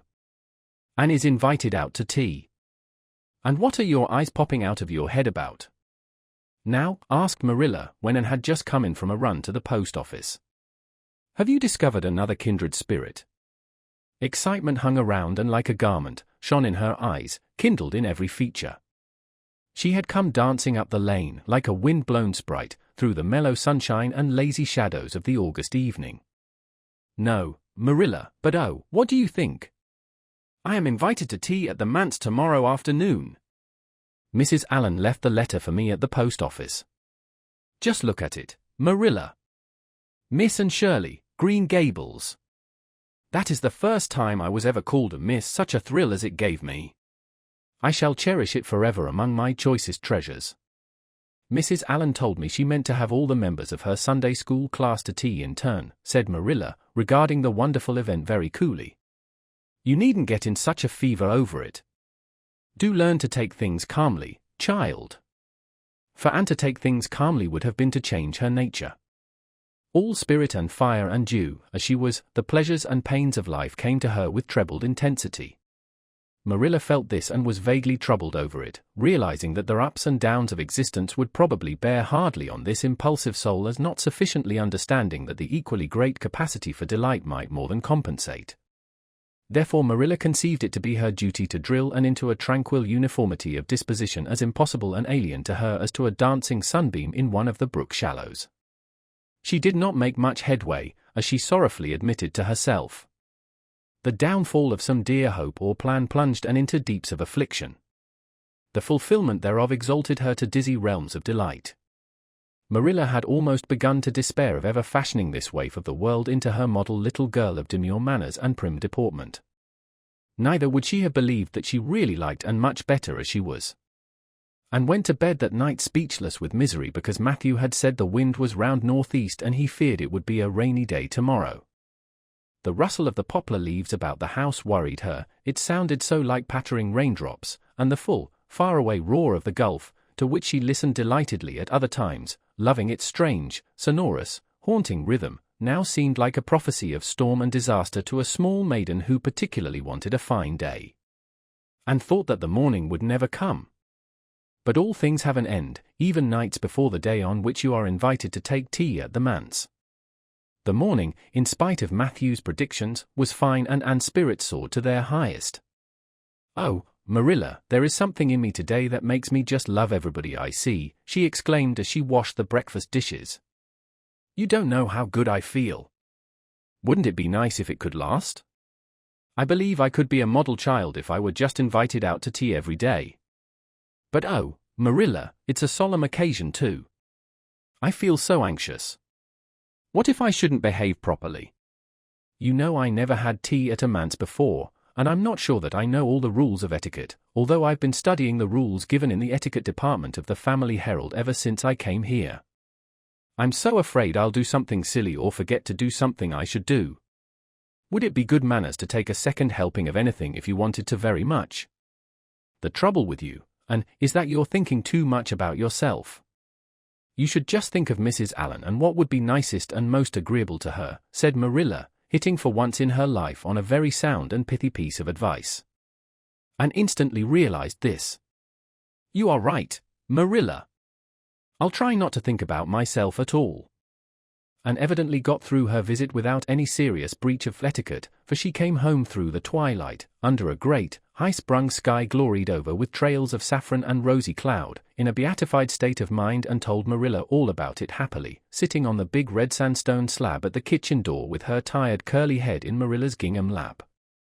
A cool wind was blowing down over the long harvest fields from the rims of furry western hills and whistling through the poplars. One clear star hung over the orchard, and the fireflies were flitting over in Lover's Lane, in and out among the ferns and rustling boughs. And watched them as she talked, and somehow felt that wind and stars and fireflies were all tangled up together into something unutterably sweet and enchanting. Oh, Marilla, I've had a most fascinating time. I feel that I have not lived in vain, and I shall always feel like that even if I should never be invited to tea at a manse again. When I got there, Mrs. Allen met me at the door. She was dressed in the sweetest dress of pale pink organdy, with dozens of frills and elbow sleeves, and she looked just like a seraph. I really think I'd like to be a minister's wife when I grow up, Marilla. A minister mightn't mind my red hair because he wouldn't be thinking of such worldly things. But then of course one would have to be naturally good, and I'll never be that, so I suppose there's no use in thinking about it. Some people are naturally good, you know, and others are not. I'm one of the others. Mrs. Lynde says I'm full of original sin. No matter how hard I try to be good, I can never make such a success of it as those who are naturally good. It's a good deal like geometry, I expect. But don't you think that trying so hard ought to count for something? Mrs. Allen is one of the naturally good people. I love her passionately. You know, there are some people, like Matthew and Mrs. Allen, that you can love right off without any trouble. And there are others, like Mrs. Lynde, that you have to try very hard to love. You know you ought to love them because they know so much and are such active workers in the church, but you have to keep reminding yourself of it all the time or else you forget. There was another little girl at the manse to tea, from the White Sands Sunday School. Her name was Laurette Bradley, and she was a very nice little girl. Not exactly a kindred spirit, you know, but still very nice. We had an elegant tea, and I think I kept all the rules of etiquette pretty well. After tea Mrs. Allen played and sang, and she got Loretta and me to sing too. Mrs. Allen says I have a good voice, and she says I must sing in the Sunday school choir after this. You can't think how I was thrilled at the mere thought.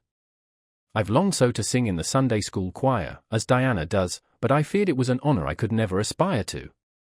Loretta had to go home early because there is a big concert in the White Sands Hotel tonight, and her sister is to recite at it. Loretta says that the Americans at the hotel give a concert every fortnight in aid of the Charlottetown Hospital, and they ask lots of the White Sands people to recite. Loretta said she expected to be asked herself someday. I just gazed at her in awe. After she had gone, Mrs. Allen and I had a heart-to-heart talk. I told her everything, about Mrs. Thomas and the twins and Katie Maurice and Violetta and coming to Green Gables and my troubles over geometry. And would you believe it, Marilla? Mrs. Allen told me she was a dunce at geometry too. You don't know how that encouraged me. Mrs. Lynde came to the manse just before I left, and what do you think, Marilla? The trustees have hired a new teacher, and it's a lady. Her name is Miss Muriel Stacy. Isn't that a romantic name? Mrs. Lynde says they've never had a female teacher in Avonlea before, and she thinks it is a dangerous innovation. But I think it will be splendid to have a lady teacher, and I really don't see how I'm going to live through the 2 weeks before school begins. I'm so impatient to see her. Chapter 23. And comes to grief in an affair of honor. And had to live through more than 2 weeks, as it happened. Almost a month having elapsed since the liniment cake episode, it was high time for her to get into fresh trouble of some sort. Little mistakes, such as absent-mindedly emptying a pan of skim milk into a basket of yarn balls in the pantry instead of into the pig's bucket, and walking clean over the edge of the log bridge into the brook while wrapped in imaginative reverie, not really being worth counting. A week after the tea at the manse, Diana Barry gave a party. Small and select, and assured Marilla. Just the girls in our class. They had a very good time and nothing untoward happened until after tea, when they found themselves in the Barry garden, a little tired of all their games and ripe for any enticing form of mischief which might present itself. This presently took the form of daring. Daring was the fashionable amusement among the Avonlea small fry just then. It had begun among the boys, but soon spread to the girls, and all the silly things that were done in Avonlea that summer because the doors thereof were dared to do them would fill a book by themselves. First of all, Carrie Sloane dared Ruby Gillis to climb to a certain point in the huge old willow tree before the front door, which Ruby Gillis, albeit in mortal dread of the fat green caterpillars with which said tree was infested and with the fear of her mother before her eyes if she should tear her new muslin dress, nimbly did, to the discomfiture of the aforesaid Carrie Sloane. Then Josie Pye dared Jane Andrews to hop on her left leg around the garden without stopping once or putting her right foot to the ground, which Jane Andrews gamely tried to do, but gave out at the third corner and had to confess herself defeated. Josie's triumph being rather more pronounced than good taste permitted, Anne Shirley dared her to walk along the top of the board fence which bounded the garden to the east. Now, to walk board fences requires more skill and steadiness of head and heel than one might suppose who has never tried it.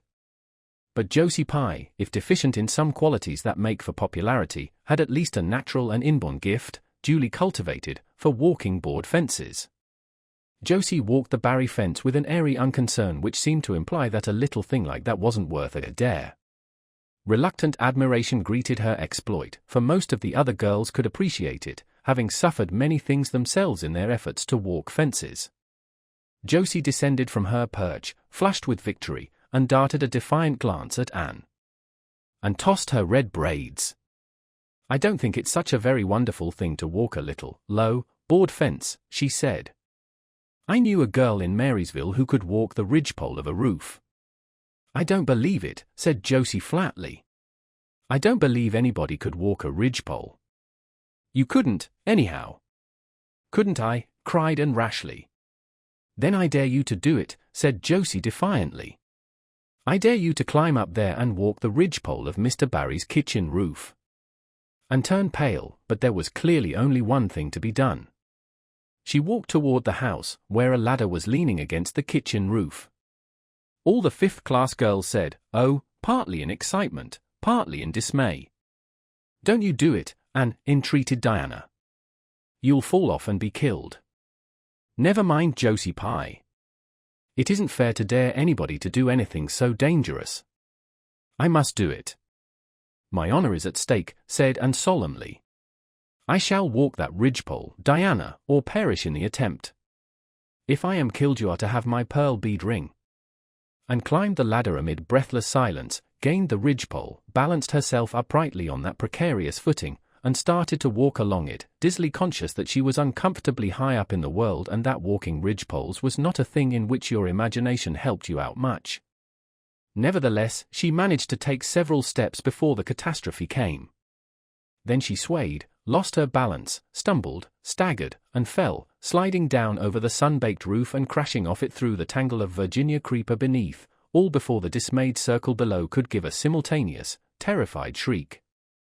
If Anne had tumbled off the roof on the side up which she had ascended, Diana would probably have fallen heir to the pearl bead ring then and there.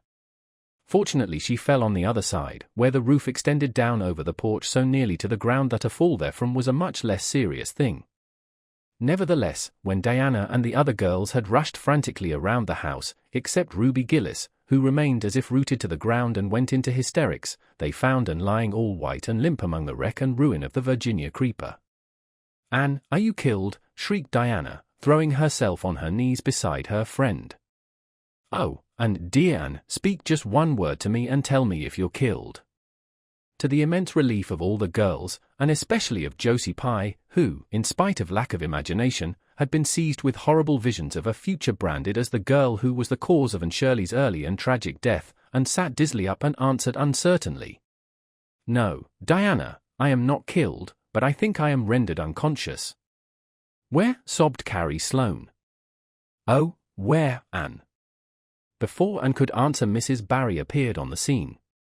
At sight of her, Anne tried to scramble to her feet, but sank back again with a sharp little cry of pain.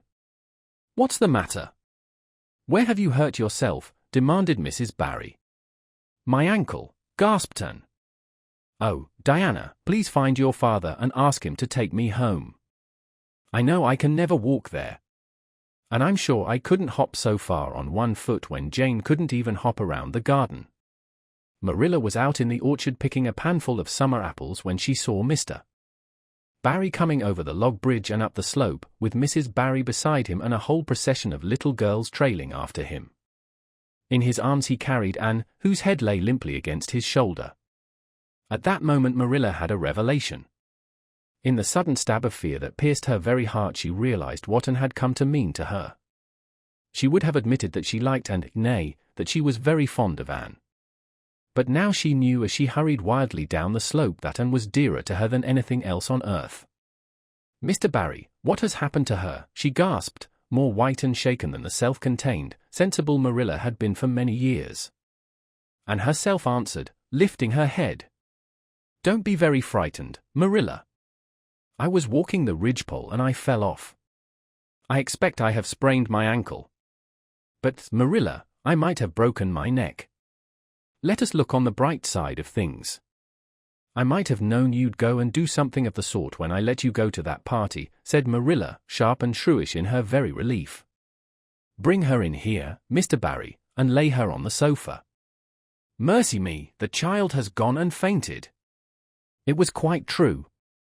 Overcome by the pain of her injury, Anne had one more of her wishes granted to her. She had fainted dead away. Matthew, hastily summoned from the harvest field, was straightway dispatched for the doctor, who in due time came, to discover that the injury was more serious than they had supposed. Anne's ankle was broken. That night, when Marilla went up to the east gable, where a white-faced girl was lying, a plaintive voice greeted her from the bed. "Aren't you very sorry for me, Marilla?" "It was your own fault," said Marilla, twitching down the blind and lighting a lamp. "And that is just why you should be sorry for me," said Anne, "because the thought that it is all my own fault is what makes it so hard. If I could blame it on anybody I would feel so much better. But what would you have done, Marilla, if you had been dared to walk a ridgepole?" "I'd have stayed on good firm ground and let them dare away." "Such absurdity," said Marilla. And sighed. "But you have such strength of mind, Marilla." "I haven't. I just felt that I couldn't bear Josie Pye's scorn. She would have crowed over me all my life. And I think I have been punished so much that you needn't be very cross with me, Marilla. It's not a bit nice to faint, after all. And the doctor hurt me dreadfully when he was setting my ankle. I won't be able to go around for 6 or 7 weeks and I'll miss the new lady teacher. She won't be new any more by the time I'm able to go to school. And Gil, everybody will get ahead of me in class. Oh, I am an afflicted mortal. But I'll try to bear it all bravely if only you won't be cross with me, Marilla." There, I'm not cross," said Marilla. "You're an unlucky child, there's no doubt about that, but as you say, you'll have the suffering of it. Here now, try and eat some supper." "Isn't it fortunate I've got such an imagination?" said Anne. "It will help me through splendidly, I expect. What do people who haven't any imagination do when they break their bones, do you suppose, Marilla?" And had good reason to bless her imagination many a time and oft during the tedious 7 weeks that followed. But she was not solely dependent on it. She had many visitors and not a day passed without one or more of the schoolgirls dropping in to bring her flowers and books and tell her all the happenings in the juvenile world of Avonlea. "Everybody has been so good and kind," Marilla sighed unhappily, on the day when she could first limp across the floor. "It isn't very pleasant to be laid up, but there is a bright side to it, Marilla. You find out how many friends you have. Why, even Superintendent Bell came to see me, and he's really a very fine man.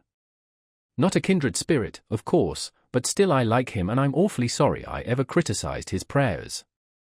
I believe now he really does mean them, only he has got into the habit of saying them as if he didn't. He could get over that if he'd take a little trouble.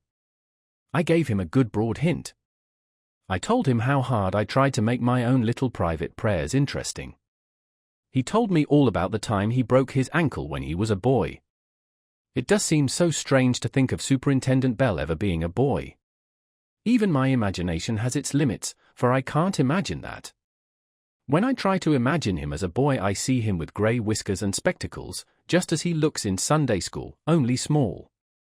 Now, it's so easy to imagine Mrs. Allen as a little girl. Mrs. Allen has been to see me 14 times. Isn't that something to be proud of, Marilla? When a minister's wife has so many claims on her time. She is such a cheerful person to have visit you, too. She never tells you it's your own fault, and she hopes you'll be a better girl on account of it. Mrs. Lynde always told me that when she came to see me, and she said it in a kind of way that made me feel she might hope I'd be a better girl but didn't really believe I would. Even Josie Pye came to see me. I received her as politely as I could, because I think she was sorry she dared me to walk a ridgepole. If I had been killed, she would have had to carry a dark burden of remorse all her life. Diana has been a faithful friend. She's been over every day to cheer my lonely pillow. But oh, I shall be so glad when I can go to school, for I've heard such exciting things about the new teacher. The girls all think she is perfectly sweet. Diana says she has the loveliest fair curly hair and such fascinating eyes. She dresses beautifully, and her sleeve puffs are bigger than anybody else's in Avonlea. Every other Friday afternoon she has recitations, and everybody has to say a piece or take part in a dialogue. Oh, it's just glorious to think of it. Josie Pye says she hates it, but that is just because Josie has so little imagination. Diana and Ruby Gillis and Jane Andrews are preparing a dialogue, called The Morning Visit, for next Friday. And the Friday afternoons they don't have recitations. Miss Stacy takes them all to the woods for a field day, and they study ferns and flowers and birds. And they have physical culture exercises every morning and evening. Mrs. Lynde says she never heard of such goings-on, and it all comes of having a lady teacher.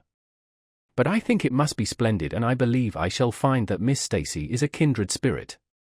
There's one thing plain to be seen, Anne, said Marilla, and that is that your fall off the Barry roof hasn't injured your tongue at all. Chapter 24. Miss Stacy and her pupils get up a concert.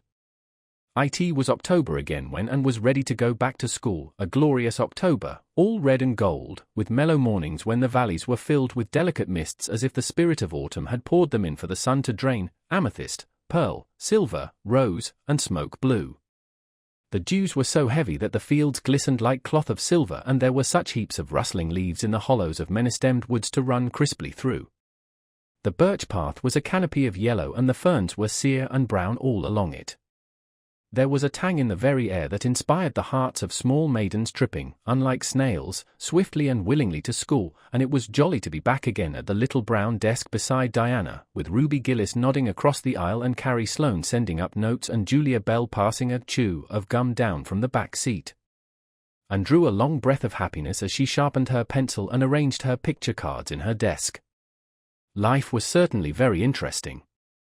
In the new teacher she found another true and helpful friend. Miss Stacy was a bright, sympathetic young woman with the happy gift of winning and holding the affections of her pupils and bringing out the best that was in them mentally and morally. Anne expanded like a flower under this wholesome influence and carried home to the admiring Matthew and the critical Marilla glowing accounts of schoolwork and aims. I love Miss Stacy with my whole heart, Marilla. She is so ladylike, and she has such a sweet voice. When she pronounces my name I feel instinctively that she's spelling it with an E. We had recitations this afternoon. I just wish you could have been there to hear me recite Mary, Queen of Scots. I just put my whole soul into it. Ruby Gillis told me coming home that the way I said the line, "Now for my father's arm," she said, "my woman's heart farewell," just made her blood run cold. Well now, you might recite it for me some of these days, out in the barn, suggested Matthew. Of course I will, said Anne meditatively, but I won't be able to do it so well, I know. It won't be so exciting as it is when you have a whole schoolful before you hanging breathlessly on your words. I know I won't be able to make your blood run cold. Mrs. Lynde says it made her blood run cold to see the boys climbing to the very tops of those big trees on Bell's Hill after crow's nests last Friday, said Marilla. I wonder at Miss Stacy for encouraging it. But we wanted a crow's nest for nature study, explained Anne. That was on our field afternoon. Field afternoons are splendid, Marilla. And Miss Stacy explains everything so beautifully. We have to write compositions on our field afternoons and I write the best ones. It's very vain of you to say so then. You'd better let your teacher say it. But she did say it, Marilla. And indeed I'm not vain about it. How can I be, when I'm such a dunce at geometry? Although I'm really beginning to see through it a little, too. Miss Stacy makes it so clear. Still, I'll never be good at it and I assure you it is a humbling reflection. But I love writing compositions. Mostly Miss Stacy lets us choose our own subjects, but next week we are to write a composition on some remarkable person. It's hard to choose among so many remarkable people who have lived. Mustn't it be splendid to be remarkable and have compositions written about you after you're dead? Oh, I would dearly love to be remarkable. I think when I grow up I'll be a trained nurse and go with the Red Crosses to the field of battle as a messenger of mercy. That is, if I don't go out as a foreign missionary. That would be very romantic, but one would have to be very good to be a missionary, and that would be a stumbling block. We have physical culture exercises every day, too. They make you graceful and promote digestion. Promote fiddlesticks, said Marilla, who honestly thought it was all nonsense. But all the field afternoons and recitation Fridays and physical culture contortions paled before a project which Miss Stacy brought forward in November. This was that the scholars of Avonlea School should get up a concert and hold it in the hall on Christmas night, for the laudable purpose of helping to pay for a schoolhouse flag. The pupils one and all taking graciously to this plan, the preparations for a program were begun at once. And of all the excited performers-elect none was so excited as Anne Shirley, who threw herself into the undertaking heart and soul, hampered as she was by Marilla's disapproval. Marilla thought it all rank foolishness. It's just filling your heads up with nonsense and taking time that ought to be put on your lessons, she grumbled. I don't approve of children's getting up concerts and racing about to practices. It makes them vain and forward and fond of gadding. But think of the worthy object, pleaded Anne. A flag will cultivate a spirit of patriotism, Marilla. Fudge! There's precious little patriotism in the thoughts of any of you. All you want is a good time. Well, when you can combine patriotism and fun, isn't it all right? Of course it's real nice to be getting up a concert. We're going to have 6 choruses and Diana is to sing a solo. I'm in 2 dialogues, the Society for the Suppression of Gossips and the Fairy Queen. The boys are going to have a dialogue too. And I'm to have 2 recitations, Marilla. I just tremble when I think of it, but it's a nice thrilly kind of tremble. And we're to have a tableau at the last, Faith, Hope and Charity. Diana and Ruby and I are to be in it, all draped in white with flowing hair. I'm to be Hope, with my hands clasped, so, and my eyes uplifted. I'm going to practice my recitations in the garret. Don't be alarmed if you hear me groaning. I have to groan heartrendingly in one of them, and it's really hard to get up a good artistic groan, Marilla. Josie Pye is sulky because she didn't get the part she wanted in the dialogue. She wanted to be the Fairy Queen. That would have been ridiculous, for who ever heard of a Fairy Queen as fat as Josie? Fairy Queens must be slender. Jane Andrews is to be the Queen and I am to be one of her maids of honor. Josie says she thinks a red-haired fairy is just as ridiculous as a fat one, but I do not let myself mind what Josie says. I'm to have a wreath of white roses on my hair and Ruby Gillis is going to lend me her slippers because I haven't any of my own. It's necessary for fairies to have slippers, you know. You couldn't imagine a fairy wearing boots, could you? Especially with copper toes? We are going to decorate the hall with creeping spruce and fir mottos with pink tissue paper roses in them. And we are all to march in 2 by 2 after the audience is seated, while Emma White plays a march on the organ. Oh, Marilla, I know you are not so enthusiastic about it as I am, but don't you hope your little Anne will distinguish herself? All I hope is that you'll behave yourself. I'll be heartily glad when all this fuss is over and you'll be able to settle down. You are simply good for nothing just now with your head stuffed full of dialogues and groans and tableaus. As for your tongue, it's a marvel it's not clean worn out.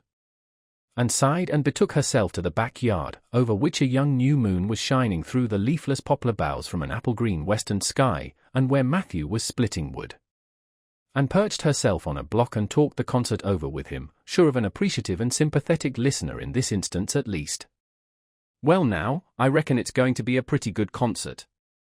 And I expect you'll do your part fine," he said, smiling down into her eager, vivacious little face. And smiled back at him. Those two were the best of friends, and Matthew thanked his stars many a time and oft that he had nothing to do with bringing her up. That was Marilla's exclusive duty. If it had been his, he would have been worried over frequent conflicts between inclination and said duty. As it was, he was free to spoil and, Marilla's phrasing, as much as he liked. But it was not such a bad arrangement after all. A little's appreciation sometimes does quite as much good as all the conscientious bringing up in the world. Chapter 25. Matthew insists on puffed sleeves. Matthew was having a bad 10 minutes of it. He had come into the kitchen, in the twilight of a cold, grey December evening, and had sat down in the wood-box corner to take off his heavy boots, unconscious of the fact that Anne and a bevy of her schoolmates were having a practice of the Fairy Queen, in the sitting-room. Presently they came trooping through the hall and out into the kitchen, laughing and chattering gaily. They did not see Matthew, who shrank bashfully back into the shadows beyond the wood-box with a boot in one hand and a boot-jack in the other, and he watched them shyly for the aforesaid 10 minutes as they put on caps and jackets and talked about the dialogue and the concert. And stood among them, bright-eyed and animated as they, but Matthew suddenly became conscious that there was something about her different from her mates. And what worried Matthew was that the difference impressed him as being something that should not exist. And had a brighter face, and bigger, starrier eyes, and more delicate features than the other. Even shy, unobservant Matthew had learned to take note of these things, but the difference that disturbed him did not consist in any of these respects. Then in what did it consist? Matthew was haunted by this question long after the girls had gone, arm in arm, down the long, hard-frozen lane and had betaken herself to her books. He could not refer it to Marilla, who, he felt, would be quite sure to sniff scornfully and remark that the only difference she saw between Anne and the other girls was that they sometimes kept their tongues quiet while Anne never did. This, Matthew felt, would be no great help. He had recourse to his pipe that evening to help him study it out, much to Marilla's disgust. After 2 hours of smoking and hard reflection, Matthew arrived at a solution of his problem. Anne was not dressed like the other girls. The more Matthew thought about the matter, the more he was convinced that Anne never had been dressed like the other girls, never since she had come to Green Gables. Marilla kept her clothed in plain, dark dresses, all made after the same unvarying pattern. If Matthew knew there was such a thing as fashion in dress, it was as much as he did, but he was quite sure that Anne's sleeves did not look at all like the sleeves the other girls wore. He recalled the cluster of little girls he had seen around her that evening, all gay in waists of red and blue and pink and white, and he wondered why Marilla always kept her so plainly and soberly gowned. Of course, it must be all right. Marilla knew best, and Marilla was bringing her up. Probably some wise, inscrutable motive was to be served thereby. But surely it would do no harm to let the child have one pretty dress, something like Diana Barry always wore. Matthew decided that he would give her one, that surely could not be objected to as an unwarranted putting in of his oar. Christmas was only a fortnight off. A nice new dress would be the very thing for a present. Matthew, with a sigh of satisfaction, put away his pipe and went to bed, while Marilla opened all the doors and aired the house. The very next evening Matthew betook himself to Carmody to buy the dress, determined to get the worst over and have done with it. It would be, he felt assured, no trifling ordeal. There were some things Matthew could buy and prove himself no mean bargainer, but he knew he would be at the mercy of shopkeepers when it came to buying a girl's dress. After much cogitation, Matthew resolved to go to Samuel Lawson's store instead of William Blair's. To be sure, the Cuthberts always had gone to William Blair's. It was almost as much a matter of conscience with them as to attend the Presbyterian church and vote Conservative. But William Blair's 2 daughters frequently waited on customers there, and Matthew held them in absolute dread. He could contrive to deal with them when he knew exactly what he wanted and could point it out, but in such a matter as this, requiring explanation and consultation, Matthew felt that he must be sure of a man behind the counter. So he would go to Lawson's, where Samuel or his son would wait on him. Alas! Matthew did not know that Samuel, in the recent expansion of his business, had set up a lady clerk also. She was a niece of his wife's and a very dashing young person indeed, with a huge, drooping pompadour, big, rolling brown eyes, and a most extensive and bewildering smile. She was dressed with exceeding smartness and wore several bangle bracelets that glittered and rattled and tinkled with every movement of her hands. Matthew was covered with confusion at finding her there at all, and those bangles completely wrecked his wits at one fell swoop. "What can I do for you this evening, Mr. Cuthbert?" Miss Lucilla Harris inquired, briskly and ingratiatingly, tapping the counter with both hands. "Have you well now, say any garden rakes?" stammered Matthew. Miss Harris looked somewhat surprised, as well she might, to hear a man inquiring for garden rakes in the middle of December. "I believe we have 1 or 2 left over," she said, "but they're upstairs in the lumber room." "I'll go and see." During her absence Matthew collected his scattered senses for another effort. When Miss Harris returned with the rake and cheerfully inquired, "Anything else tonight, Mr. Cuthbert?"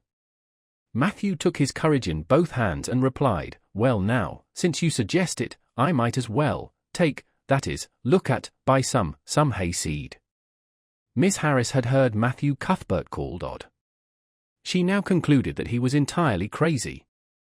"We only keep hayseed in the spring," she explained loftily. "We've none on hand just now." "Oh, certainly, just as you say," stammered unhappy Matthew, seizing the rake and making for the door. At the threshold he recollected that he had not paid for it and he turned miserably back. While Miss Harris was counting out his change he rallied his powers for a final desperate attempt. "Well now, if it isn't too much trouble, I might as well, I'd like to look at some sugar." "White or brown?" queried Miss Harris patiently. "Oh, well now, brown," said Matthew feebly. "There's a barrel of it over there," said Miss Harris, shaking her bangles at it. "It's the only kind we have." I'll take 20 pounds of it," said Matthew, with beads of perspiration standing on his forehead. Matthew had driven halfway home before he was his own man again. It had been a gruesome experience, but it served him right, he thought, for committing the heresy of going to a strange store. When he reached home he hid the rake in the tool house, but the sugar he carried into Marilla. "Brown sugar!" exclaimed Marilla. "Whatever possessed you to get so much?" "You know I never use it except for the hired man's porridge or black fruit cake. Jerry's gone and I've made my cake long ago. It's not good sugar, either, it's coarse and dark. William Blair doesn't usually keep sugar like that." I thought it might come in handy sometime," said Matthew, making good his escape. When Matthew came to think the matter over he decided that a woman was required to cope with the situation. Marilla was out of the question. Matthew felt sure she would throw cold water on his project at once. Remained only Mrs. Lynde, for of no other woman in Avonlea would Matthew have dared to ask advice. To Mrs. Lynde he went accordingly, and that good lady promptly took the matter out of the harassed man's hands. "Pick out a dress for you to give Anne?" "To be sure I will. I'm going to Carmody tomorrow and I'll attend to it." "Have you something particular in mind?" "No?" "Well, I'll just go by my own judgment then. I believe a nice rich brown would just suit Anne, and William Blair has some new Gloria in that's real pretty. Perhaps you'd like me to make it up for her, too, seeing that if Marilla was to make it and would probably get wind of it before the time and spoil the surprise." "Well, I'll do it." "No, it isn't a mite of trouble. I like sewing. I'll make it to fit my niece, Jenny Gillis, for she and Anne are as like as 2 peas as far as figure goes." "Well now, I'm much obliged," said Matthew, and I dunno, but I think they make the sleeves different nowadays to what they used to be. If it wouldn't be asking too much I'd like them made in the new way." "Puffs?" "Of course. You needn't worry a speck more about it, Matthew. I'll make it up in the very latest fashion," said Mrs. Lynde. To herself she added when Matthew had gone, "It'll be a real satisfaction to see that poor child wearing something decent for once. The way Marilla dresses her is positively ridiculous, that's what, and I've ached to tell her so plainly a dozen times. I've held my tongue though, for I can see Marilla doesn't want advice and she thinks she knows more about bringing children up than I do for all she's an old maid. But that's always the way. Folks that has brought up children know that there's no hard and fast method in the world that'll suit every child. But them as never have think it's all as plain and easy as rule of 3, just set your 3 turns down so fashion, and the sum they'll work out correct. But flesh and blood don't come under the head of arithmetic, and that's where Marilla Cuthbert makes her mistake. I suppose she's trying to cultivate a spirit of humility in and by dressing her as she does, but it's more likely to cultivate envy and discontent. I'm sure the child must feel the difference between her clothes and the other girls. But to think of Matthew taking notice of it! That man is waking up after being asleep for over 60 years. Marilla knew all the following fortnight that Matthew had something on his mind, but what it was she could not guess, until Christmas Eve, when Mrs. Lynde brought up the new dress. Marilla behaved pretty well on the whole, although it is very likely she distrusted Mrs. Lynde's diplomatic explanation that she had made the dress because Matthew was afraid and would find out about it too soon if Marilla made it. So this is what Matthew has been looking so mysterious over and grinning about to himself for 2 weeks, is it? She said a little stiffly but tolerantly. I knew he was up to some foolishness. Well, I must say I don't think Anne needed any more dresses. I made her 3 good, warm, serviceable ones this fall, and anything more is sheer extravagance. There's enough material in those sleeves alone to make a waist, I declare there is. You'll just pamper Anne's vanity, Matthew, and she's as vain as a peacock now. Well, I hope she'll be satisfied at last, for I know she's been hankering after those silly sleeves ever since they came in, although she never said a word after the first. The puffs have been getting bigger and more ridiculous right along, they're as big as balloons now. Next year anybody who wears them will have to go through a door sideways. Christmas morning broke on a beautiful white world. It had been a very mild December and people had looked forward to a green Christmas, but just enough snow fell softly in the night to transfigure Avonlea. Anne peeped out from her frosted gable window with delighted eyes. The firs in the haunted wood were all feathery and wonderful, the birches and wild cherry trees were outlined in pearl, the ploughed fields were stretches of snowy dimples, and there was a crisp tang in the air that was glorious. Anne ran downstairs singing until her voice reechoed through Green Gables. Merry Christmas, Marilla! Merry Christmas, Matthew! Isn't it a lovely Christmas? I'm so glad it's white. Any other kind of Christmas doesn't seem real, does it? I don't like green Christmases. They're not green, they're just nasty faded browns and greys. What makes people call them green? Why, Matthew, is that for me? Oh, Matthew! Matthew had sheepishly unfolded the dress from its paper swathings and held it out with a deprecatory glance at Marilla, who feigned to be contemptuously filling the teapot, but nevertheless watched the scene out of the corner of her eye with a rather interested air. And took the dress and looked at it in reverent silence. Oh, how pretty it was, a lovely soft brown gloria with all the gloss of silk, a skirt with dainty frills and shirrings, a waist elaborately pin-tucked in the most fashionable way, with a little ruffle of filmy lace at the neck. But the sleeves, they were the crowning glory. Long elbow cuffs, and above them 2 beautiful puffs divided by rows of shirring and bows of brown silk ribbon. That's a Christmas present for you, Anne, said Matthew shyly. Why, Anne, don't you like it? Well now. For Anne's eyes had suddenly filled with tears. Like it? Oh, Matthew! Anne laid the dress over a chair and clasped her hands. Matthew, it's perfectly exquisite. Oh, I can never thank you enough. Look at those sleeves. Oh, it seems to me this must be a happy dream.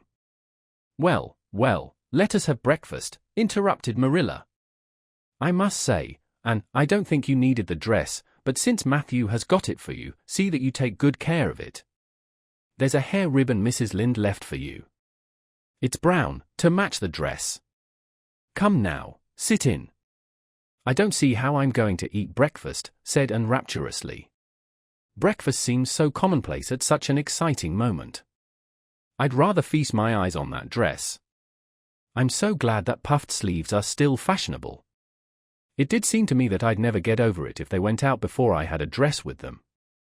I'd never have felt quite satisfied, you see. It was lovely of Mrs. Lynde to give me the ribbon too. I feel that I ought to be a very good girl indeed. It's at times like this I'm sorry I'm not a model little girl, and I always resolve that I will be in future. But somehow it's hard to carry out your resolutions when irresistible temptations come.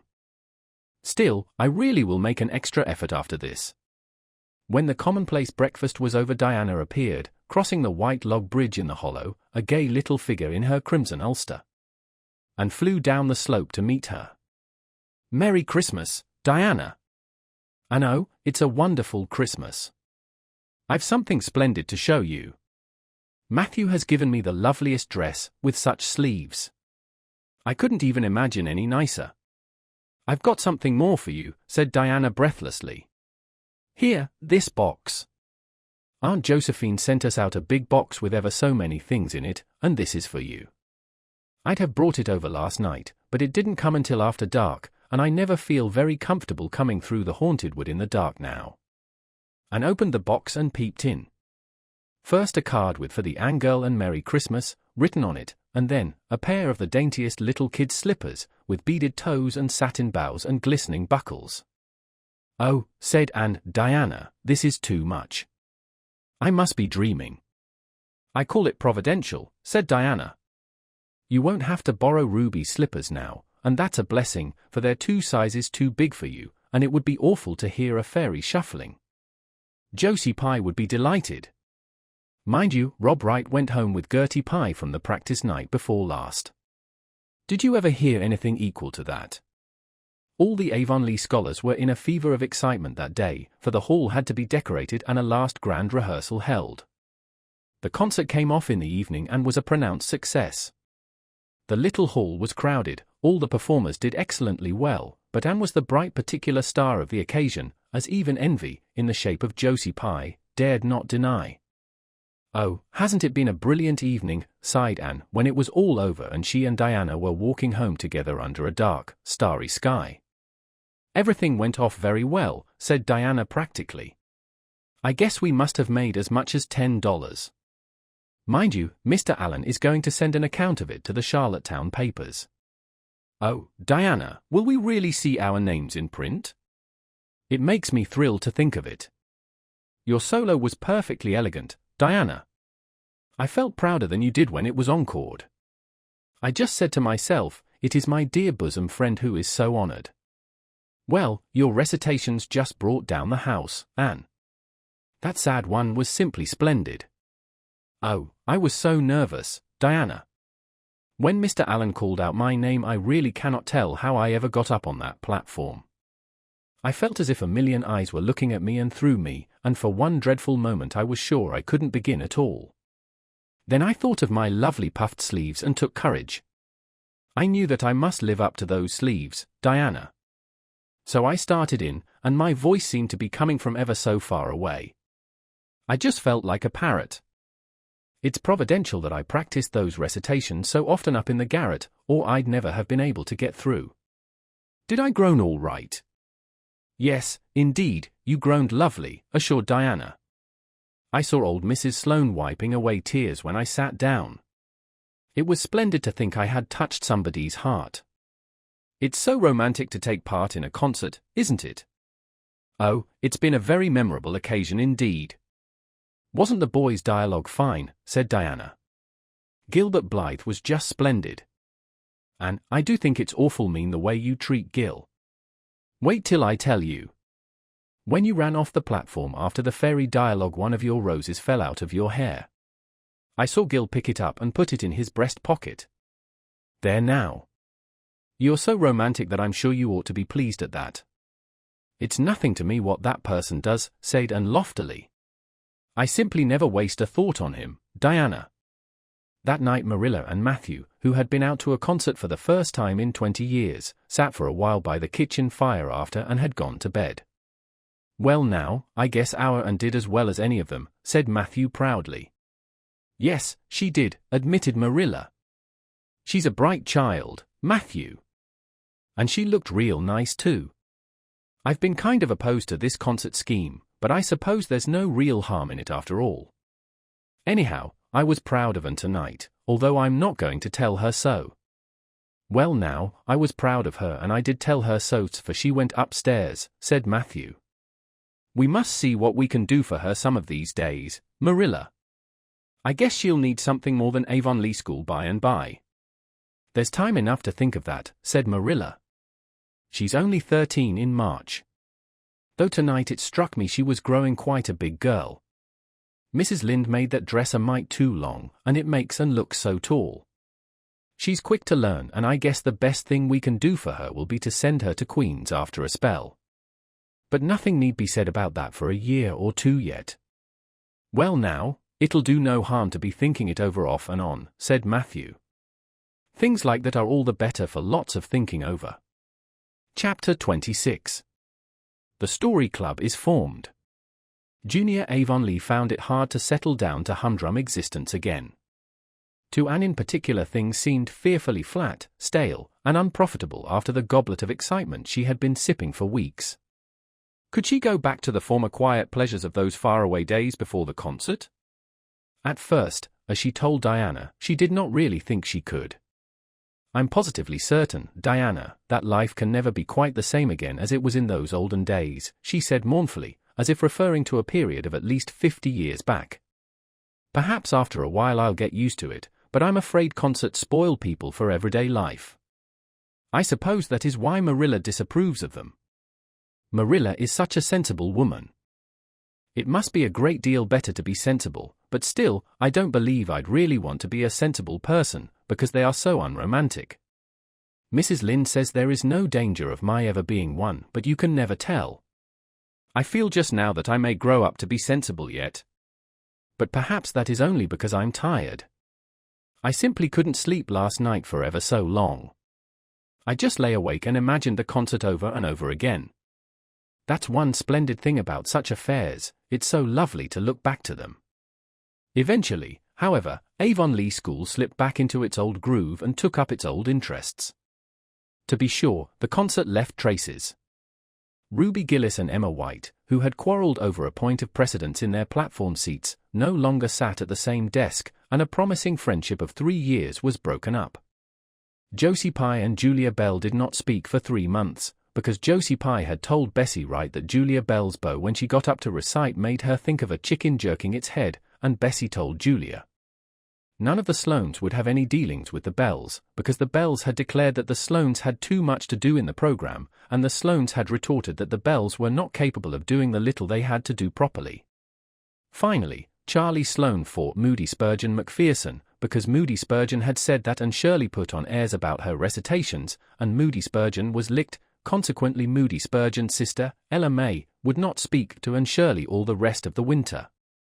With the exception of these trifling frictions, work in Miss Stacy's little kingdom went on with regularity and smoothness. The winter weeks slipped by. It was an unusually mild winter, with so little snow that Anne and Diana could go to school nearly every day by way of the birch path. On Anne's birthday they were tripping lightly down it, keeping eyes and ears alert amid all their chatter, for Miss Stacy had told them that they must soon write a composition on a winter's walk in the woods, and it behoved them to be observant. Just think, Diana, I'm 13 years old today, remarked Anne in an awed voice. I can scarcely realize that I'm in my teens. When I woke this morning it seemed to me that everything must be different. You've been 13 for a month, so I suppose it doesn't seem such a novelty to you as it does to me. It makes life seem so much more interesting. In 2 more years I'll be really grown up. It's a great comfort to think that I'll be able to use big words then without being laughed at. Ruby Gillis says she means to have a beau as soon as she's 15, said Diana. Ruby Gillis thinks of nothing but beaux, said Anne disdainfully. She's actually delighted when anyone writes her name up in a take notice for all she pretends to be so mad. But I'm afraid that is an uncharitable speech. Mrs. Allen says we should never make uncharitable speeches, but they do slip out so often before you think, don't they? I simply can't talk about Josie Pye without making an uncharitable speech, so I never mention her at all. You may have noticed that. I'm trying to be as much like Mrs. Allen as I possibly can, for I think she's perfect. Mr. Allen thinks so too. Mrs. Lynde says he just worships the ground she treads on and she doesn't really think it right for a minister to set his affection so much on a mortal being. But then, Diana, even ministers are human and have their besetting sins just like everybody else. I had such an interesting talk with Mrs. Allen about besetting sins last Sunday afternoon. There are just a few things it's proper to talk about on Sundays, and that is one of them. My besetting sin is imagining too much and forgetting my duties. I'm striving very hard to overcome it, and now that I'm really 13, perhaps I'll get on better. In 4 more years we'll be able to put our hair up, said Diana. Alice Bell is only 16 and she is wearing hers up, but I think that's ridiculous. I shall wait until I'm 17. If I had Alice Bell's crooked nose, said and decidedly, I wouldn't, but there. I won't say what I was going to because it was extremely uncharitable. Besides, I was comparing it with my own nose, and that's vanity. I'm afraid I think too much about my nose ever since I heard that compliment about it long ago. It really is a great comfort to me. Oh, Diana, look, there's a rabbit. That's something to remember for our woods composition. I really think the woods are just as lovely in winter as in summer. They're so white and still, as if they were asleep and dreaming pretty dreams. I won't mind writing that composition when its time comes, sighed Diana. I can manage to write about the woods, but the one we're to hand in Monday is terrible. The idea of Miss Stacy telling us to write a story out of our own heads. Why, it's as easy as wink, said Anne. It's easy for you because you have an imagination, retorted Diana, but what would you do if you had been born without one? I suppose you have your composition all done. Anne nodded, trying hard not to look virtuously complacent and failing miserably. I wrote it last Monday evening. It's called The Jealous Rival, or In Death Not Divided. I read it to Marilla and she said it was stuff and nonsense. Then I read it to Matthew and he said it was fine. That is the kind of critic I like. It's a sad, sweet story. I just cried like a child while I was writing it. It's about 2 beautiful maidens called Cordelia Montmorency and Geraldine Seymour who lived in the same village and were devotedly attached to each other. Cordelia was a regal brunette with a coronet of midnight hair and duskly flashing eyes. Geraldine was a queenly blonde with hair like spun gold and velvety purple eyes. I never saw anybody with purple eyes, said Diana dubiously. Neither did I. I just imagined them. I wanted something out of the common. Geraldine had an alabaster brow too. I found out what an alabaster brow is. That is one of the advantages of being 13. You know so much more than you did when you were only 12. Well, what became of Cordelia and Geraldine? He asked Diana, who was beginning to feel rather interested in their fate. They grew in beauty side by side until they were 16. Then Bertram Devereux came to their native village and fell in love with the fair Geraldine. He saved her life when her horse ran away with her in a carriage, and she fainted in his arms and he carried her home 3 miles, because, you understand, the carriage was all smashed up. I found it rather hard to imagine the proposal because I had no experience to go by. I asked Ruby Gillis if she knew anything about how men proposed because I thought she'd likely be an authority on the subject, having so many sisters married. Ruby told me she was hid in the hall pantry when Malcolm Andress proposed to her sister Susan. She said Malcolm told Susan that his dad had given him the farm in his own name and then said, "What do you say, darling pet, if we get hitched this fall?" And Susan said, "Yes, no, I don't know, let me see," and there they were, engaged as quick as that. But I didn't think that sort of a proposal was a very romantic one, so in the end I had to imagine it out as well as I could. I made it very flowery and poetical and Bertram went on his knees, although Ruby Gillis says it isn't done nowadays. Geraldine accepted him in a speech a page long. I can tell you I took a lot of trouble with that speech. I rewrote it 5 times and I look upon it as my masterpiece. Bertram gave her a diamond ring and a ruby necklace and told her they would go to Europe for a wedding tour, for he was immensely wealthy. But then, alas, shadows began to darken over their path. Cordelia was secretly in love with Bertram herself, and when Geraldine told her about the engagement she was simply furious, especially when she saw the necklace and the diamond ring. All her affection for Geraldine turned to bitter hate and she vowed that she should never marry Bertram. but she pretended to be Geraldine's friend the same as ever.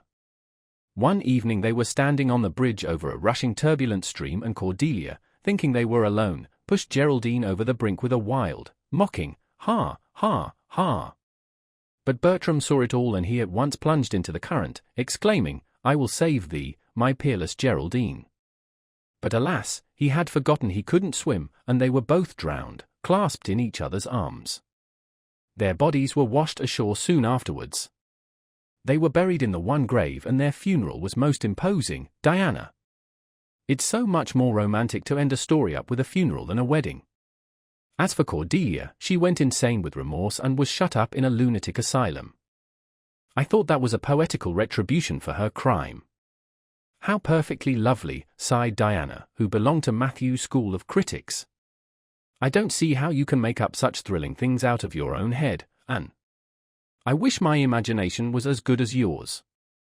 It would be if you'd only cultivate it, said Anne cheeringly. I've just thought of a plan, Diana. Let you and me have a story club all our own and write stories for practice. I'll help you along until you can do them by yourself. You ought to cultivate your imagination, you know. Miss Stacy says so. Only we must take the right way. I told her about the haunted wood, but she said we went the wrong way about it in that. This was how the story club came into existence. It was limited to Diana and Anne at first, but soon it was extended to include Jane Andrews and Ruby Gillis and one or two others who felt that their imaginations needed cultivating. No boys were allowed in it, although Ruby Gillis opined that their admission would make it more exciting, and each member had to produce one story a week. It's extremely interesting, and told Marilla. Each girl has to read her story out loud and then we talk it over. We are going to keep them all sacredly and have them to read to our descendants. We each write under a nom de plume. Mine is Rosamond Montmorency. All the girls do pretty well. Ruby Gillis is rather sentimental. She puts too much lovemaking into her stories and you know too much is worse than too little. Jane never puts any because she says it makes her feel so silly when she had to read it out loud. Jane's stories are extremely sensible. Then Diana puts too many murders into hers. She says most of the time she doesn't know what to do with the people so she kills them off to get rid of them. I mostly always have to tell them what to write about, but that isn't hard for I've millions of ideas. I think this story-writing business is the foolishest yet, scoffed Marilla. You'll get a pack of nonsense into your heads and waste time that should be put on your lessons. Reading stories is bad enough but writing them is worse. But we're so careful to put a moral into them all, Marilla, explained Anne. I insist upon that. All the good people are rewarded and all the bad ones are suitably punished. I'm sure that must have a wholesome effect. The moral is the great thing. Mr. Allen says so. I read one of my stories to him and Mrs. Allen and they both agreed that the moral was excellent. Only they laughed in the wrong places. I like it better when people cry. Jane and Ruby almost always cry when I come to the pathetic parts.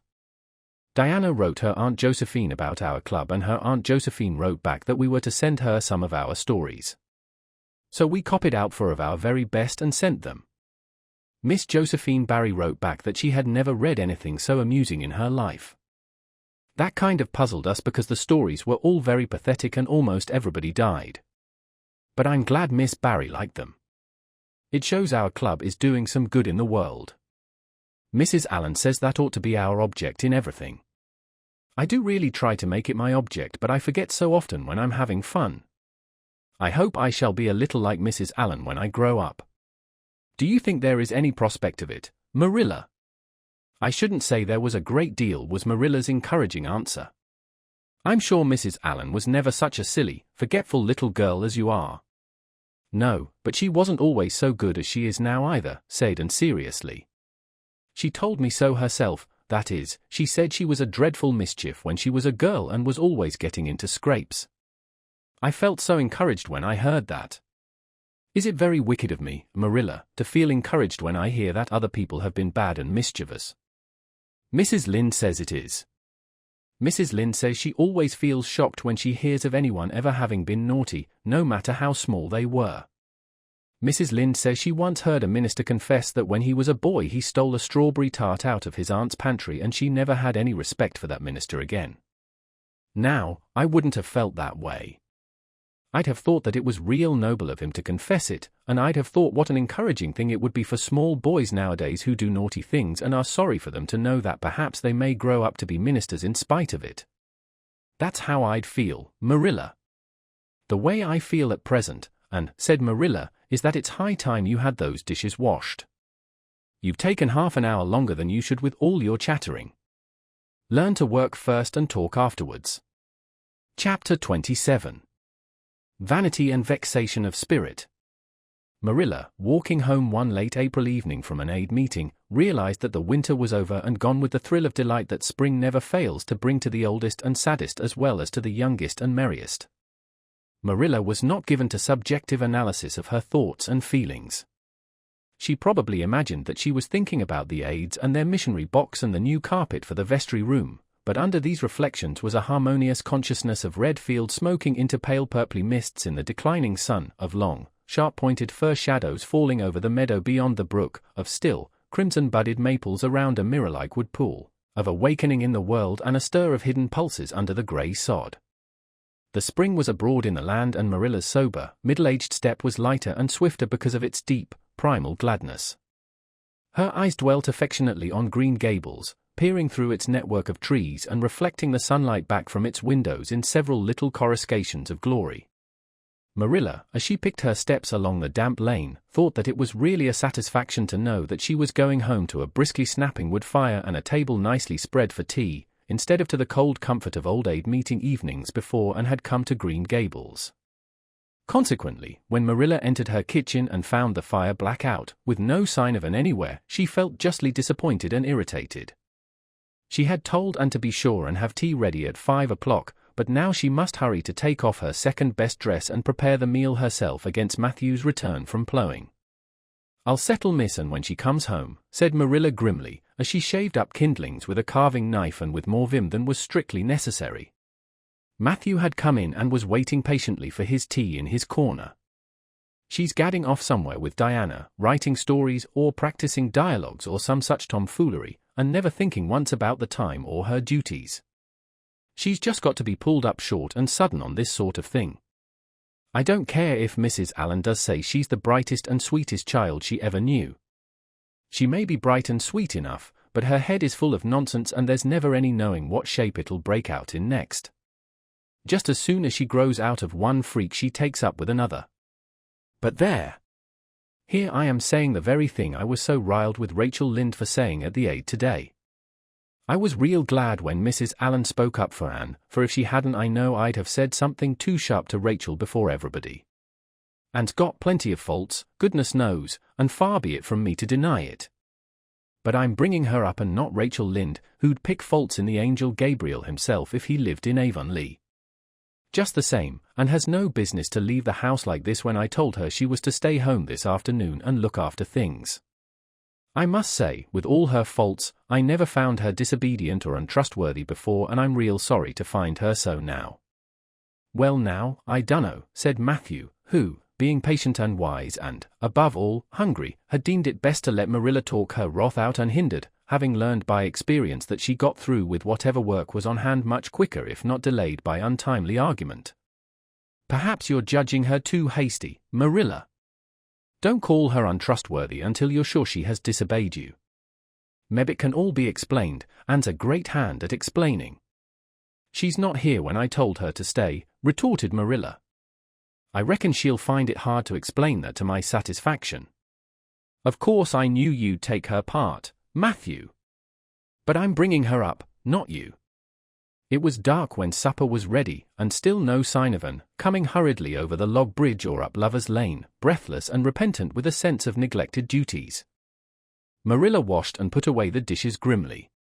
Then, wanting a candle to light her way down the cellar, she went up to the east gable for the one that generally stood on Anne's table. Lighting it, she turned around to see Anne herself lying on the bed, face downward among the pillows.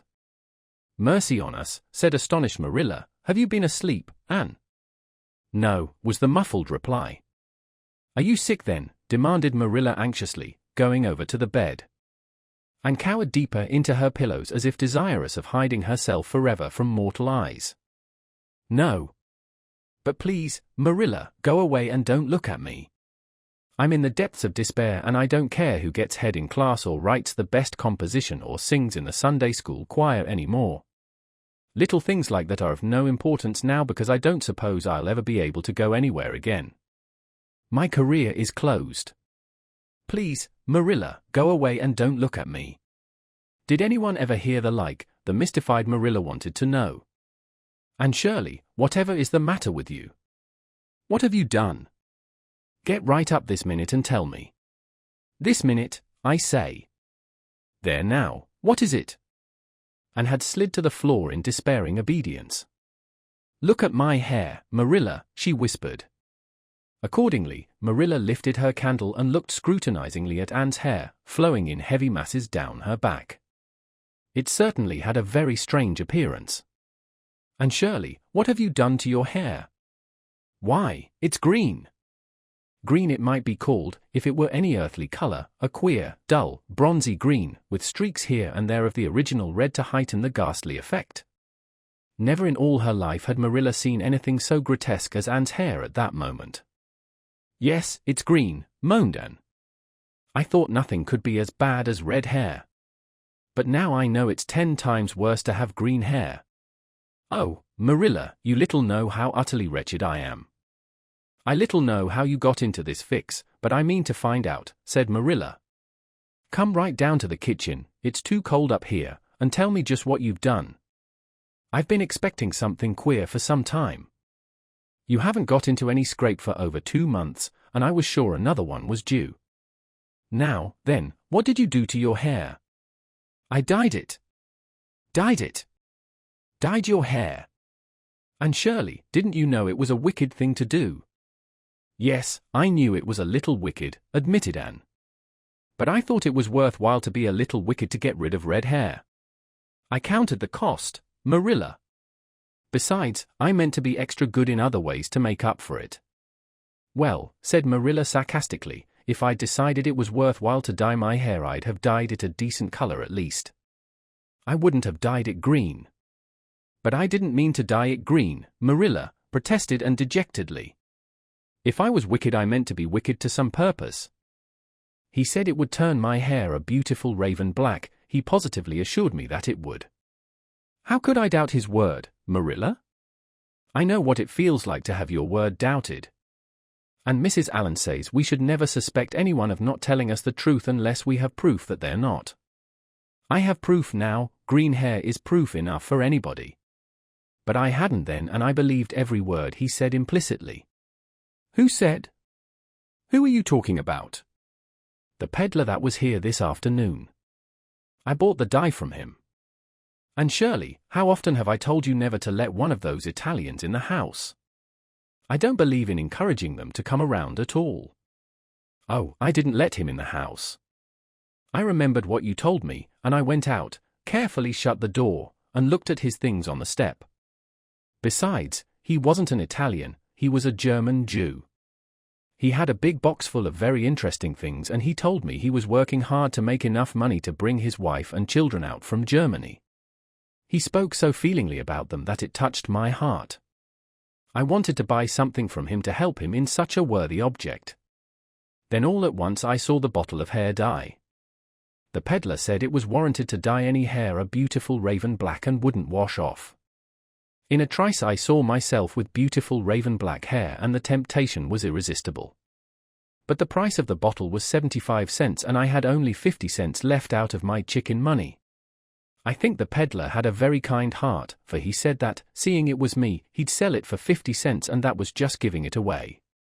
So I bought it, and as soon as he had gone I came up here and applied it with an old hairbrush as the directions said. I used up the whole bottle, and oh, Marilla, when I saw the dreadful color it turned my hair I repented of being wicked, I can tell you. And I've been repenting ever since." "Well, I hope you'll repent to good purpose," said Marilla severely, "and that you've got your eyes open to where your vanity has led you, Anne. Goodness knows what's to be done. I suppose the first thing is to give your hair a good washing and see if that will do any good." Accordingly, and washed her hair, scrubbing it vigorously with soap and water, but for all the difference it made she might as well have been scouring its original red. The peddler had certainly spoken the truth when he declared that the dye wouldn't wash off, however his veracity might be impeached in other respects. "Oh, Marilla, what shall I do?" questioned Anne in tears. "I can never live this down. People have pretty well forgotten my other mistakes, the liniment cake and setting Diana drunk and flying into a temper with Mrs. Lynde. But they'll never forget this. They will think I am not respectable. Oh, Marilla, what a tangled web we weave when first we practice to deceive. That is poetry, but it is true. And oh, how Josie Pye will laugh. Marilla, I cannot face Josie Pye. I am the unhappiest girl in Prince Edward Island." Anne's unhappiness continued for a week. During that time she went nowhere and shampooed her hair every day. Diana alone of outsiders knew the fatal secret, but she promised solemnly never to tell, and it may be stated here and now that she kept her word. At the end of the week Marilla said decidedly, "It's no use, Anne. That is fast dye if ever there was any. Your hair must be cut off, there is no other way. You can't go out with it looking like that." Anne's lips quivered, but she realized the bitter truth of Marilla's remarks. With a dismal sigh she went for the scissors. "Please cut it off at once, Marilla, and have it over. Oh, I feel that my heart is broken. This is such an unromantic affliction.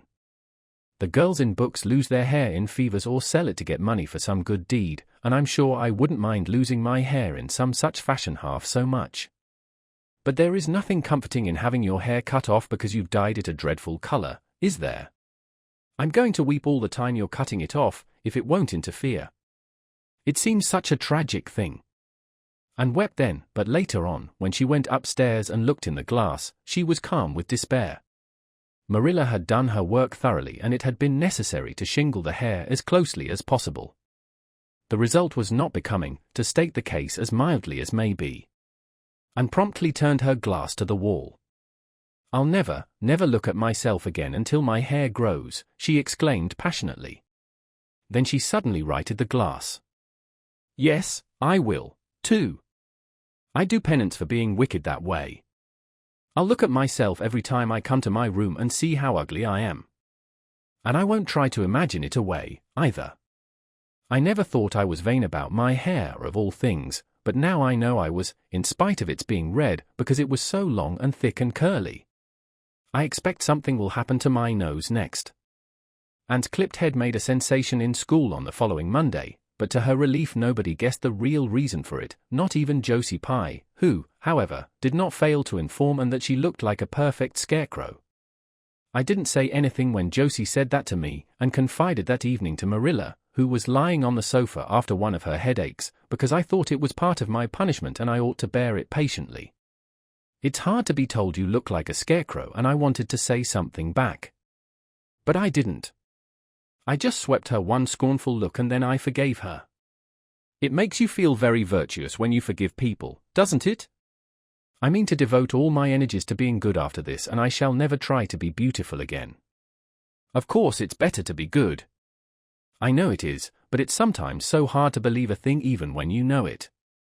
I do really want to be good, Marilla, like you and Mrs. Allen and Miss Stacy, and grow up to be a credit to you. Diana says when my hair begins to grow to tie a black velvet ribbon around my head with a bow at one side. She says she thinks it will be very becoming.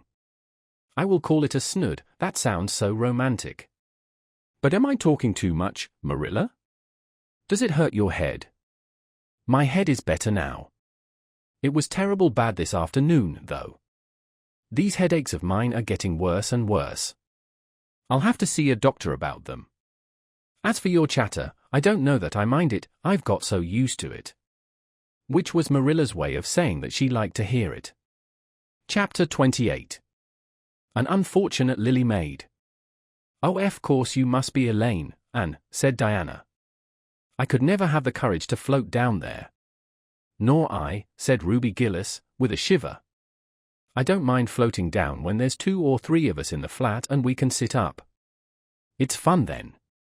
But to lie down and pretend I was dead, I just couldn't. I'd die really of fright.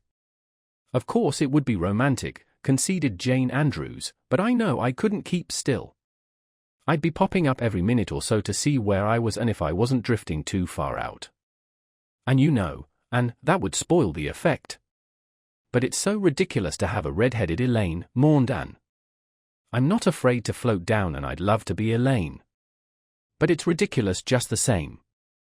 Ruby ought to be Elaine because she is so fair and has such lovely long golden hair. Elaine had all her bright hair streaming down, And Elaine was the lily maid. Now, a red-haired person cannot be a lily maid. Your complexion is just as fair as Ruby's, said Diana earnestly, and your hair is ever so much darker than it used to be before you cut it. Oh, do you really think so? Exclaimed Anne, flushing sensitively with delight. I've sometimes thought it was myself, but I never dared to ask anyone for fear she would tell me it wasn't. Do you think it could be called auburn now, Diana? Yes, and I think it is real pretty, said Diana, looking admiringly at the short, silky curls that clustered over Anne's head and were held in place by a very jaunty black velvet ribbon and bow. They were standing on the bank of the pond, below Orchard Slope, where a little headland fringed with birches ran out from the bank. At its tip was a small wooden platform built out into the water for the convenience of fishermen and duck hunters. Ruby and Jane were spending the midsummer afternoon with Diana, and Anne had come over to play with them. Anne and Diana had spent most of their playtime that summer on and about the pond. Idlewild was a thing of the past, Mr. Bell having ruthlessly cut down the little circle of trees in his back pasture in the spring. Anne had sat among the stumps and wept, not without an eye to the romance of it, but she was speedily consoled, for, after all, as she and Diana said, big girls of 13, going on 14, were too old for such childish amusements as playhouses, and there were more fascinating sports to be found about the pond. It was splendid to fish for trout over the bridge, and the two girls learned to row themselves about in the little flat-bottomed dory Mr. Barry kept for duck shooting. It was Anne's idea that they dramatize Elaine. They had studied Tennyson's poem in school the preceding winter, the superintendent of education having prescribed it in the English course for the Prince Edward Island schools. They had analyzed and parsed it and torn it to pieces in general until it was a wonder there was any meaning at all left in it for them. But at least the fair Lily Maid and Lancelot and Guinevere and King Arthur had become very real people to them, and Anne was devoured by secret regret that she had not been born in Camelot. Those days, she said, were so much more romantic than the present. Anne's plan was hailed with enthusiasm. The girls had discovered that if the flat were pushed off from the landing place it would drift down with the current under the bridge and finally strand itself on another headland lower down which ran out at a curve in the pond. They had often gone down like this and nothing could be more convenient for playing Elaine. Well, I'll be Elaine, said Anne, yielding reluctantly, for, although she would have been delighted to play the principal character, yet her artistic sense demanded fitness for it, and this, she felt, her limitations made impossible. Ruby, you must be King Arthur, and Jane will be Guinevere, and Diana must be Lancelot. But first you must be the brothers and the father. We can't have the old dumb servitor because there isn't room for two in the flat when one is lying down. We must pull the barge all its length in blackest samite. That old black shawl of your mother's will be just the thing, Diana. The black shawl having been procured, and spread it over the flat and then lay down on the bottom, with closed eyes and hands folded over her breast. Oh, she does look really dead, whispered Ruby Gillis nervously, watching the still, white little face under the flickering shadows of the birches. It makes me feel frightened, girls. Do you suppose it's really right to act like this? Mrs. Lynde says that all play acting is abominably wicked. Ruby, you shouldn't talk about Mrs. Lynde, said Anne severely. It spoils the effect because this is hundreds of years before Mrs. Lynde was born. Jane, you arrange this. It's silly for Elaine to be talking when she's dead. Jane rose to the occasion. Cloth of gold for coverlet there was none, but an old piano scarf of yellow Japanese crepe was an excellent substitute. A white lily was not obtainable just then, but the effect of a tall blue iris placed in one of Anne's folded hands was all that could be desired. Now, she's all ready, said Jane. We must kiss her quiet brows and, Diana, you say, sister, farewell forever, and Ruby, you say, farewell, sweet sister, both of you as sorrowfully as you possibly can. Anne, for goodness sake smile a little. Elaine lay as though she smiled. That's better. Now push the flat off. The flat was accordingly pushed off, scraping roughly over an old embedded stake in the process. Diana and Jane and Ruby only waited long enough to see it caught in the current and headed for the bridge before scampering up through the woods, across the road, and down to the lower headland where, as Lancelot and Guinevere and the king, they were to be in readiness to receive the Lily Maid. For a few minutes Anne, drifting slowly down, enjoyed the romance of her situation to the full. Then something happened not at all romantic. The flat began to leak. In a very few moments it was necessary for Elaine to scramble to her feet, pick up her cloth of gold coverlet and pall of blackest samite and gaze blankly at a big crack in the bottom of her barge through which the water was literally pouring. That sharp stake at the landing had torn off the strip of batting nailed on the flat. Anne did not know this, but it did not take her long to realize that she was in a dangerous plight. At this rate the flat would fill and sink long before it could drift to the lower headland. Where were the oars? Left behind at the landing. Anne gave one gasping little scream which nobody ever heard. She was white to the lips, but she did not lose her self-possession. There was one chance, just one. I was horribly frightened, she told Mrs. Allen the next day, and it seemed like years while the flat was drifting down to the bridge and the water rising in it every moment. I prayed, Mrs. Allen, most earnestly, but I didn't shut my eyes to pray, for I knew the only way God could save me was to let the flat float close enough to one of the bridge piles for me to climb up on it. You know the piles are just old tree trunks and there are lots of knots and old branch stubs on them. It was proper to pray, but I had to do my part by watching out and right well I knew it. I just said, Dear God, please take the flat close to a pile and I'll do the rest, over and over again. Under such circumstances you don't think much about making a flowery prayer. But mine was answered, for the flat bumped right into a pile for a minute and I flung the scarf and the shawl over my shoulder and scrambled up on a big providential stub. And there I was, Mrs. Allen, clinging to that slippery old pile with no way of getting up or down. It was a very unromantic position, but I didn't think about that at the time. You don't think much about romance when you have just escaped from a watery grave. I said a grateful prayer at once and then I gave all my attention to holding on tight, for I knew I should probably have to depend on human aid to get back to dry land. The flat drifted under the bridge and then promptly sank in midstream. Ruby, Jane, and Diana, already awaiting it on the lower headland, saw it disappear before their very eyes and had not a doubt but that and had gone down with it. For a moment they stood still, white as sheets, frozen with horror at the tragedy, then, shrieking at the tops of their voices, they started on a frantic run up through the woods, never pausing as they crossed the main road to glance the way of the bridge. Anne, clinging desperately to her precarious foothold, saw their flying forms and heard their shrieks. Help would soon come, but meanwhile her position was a very uncomfortable one. The minutes passed by, each seeming an hour to the unfortunate Lily Maid. Why didn't somebody come?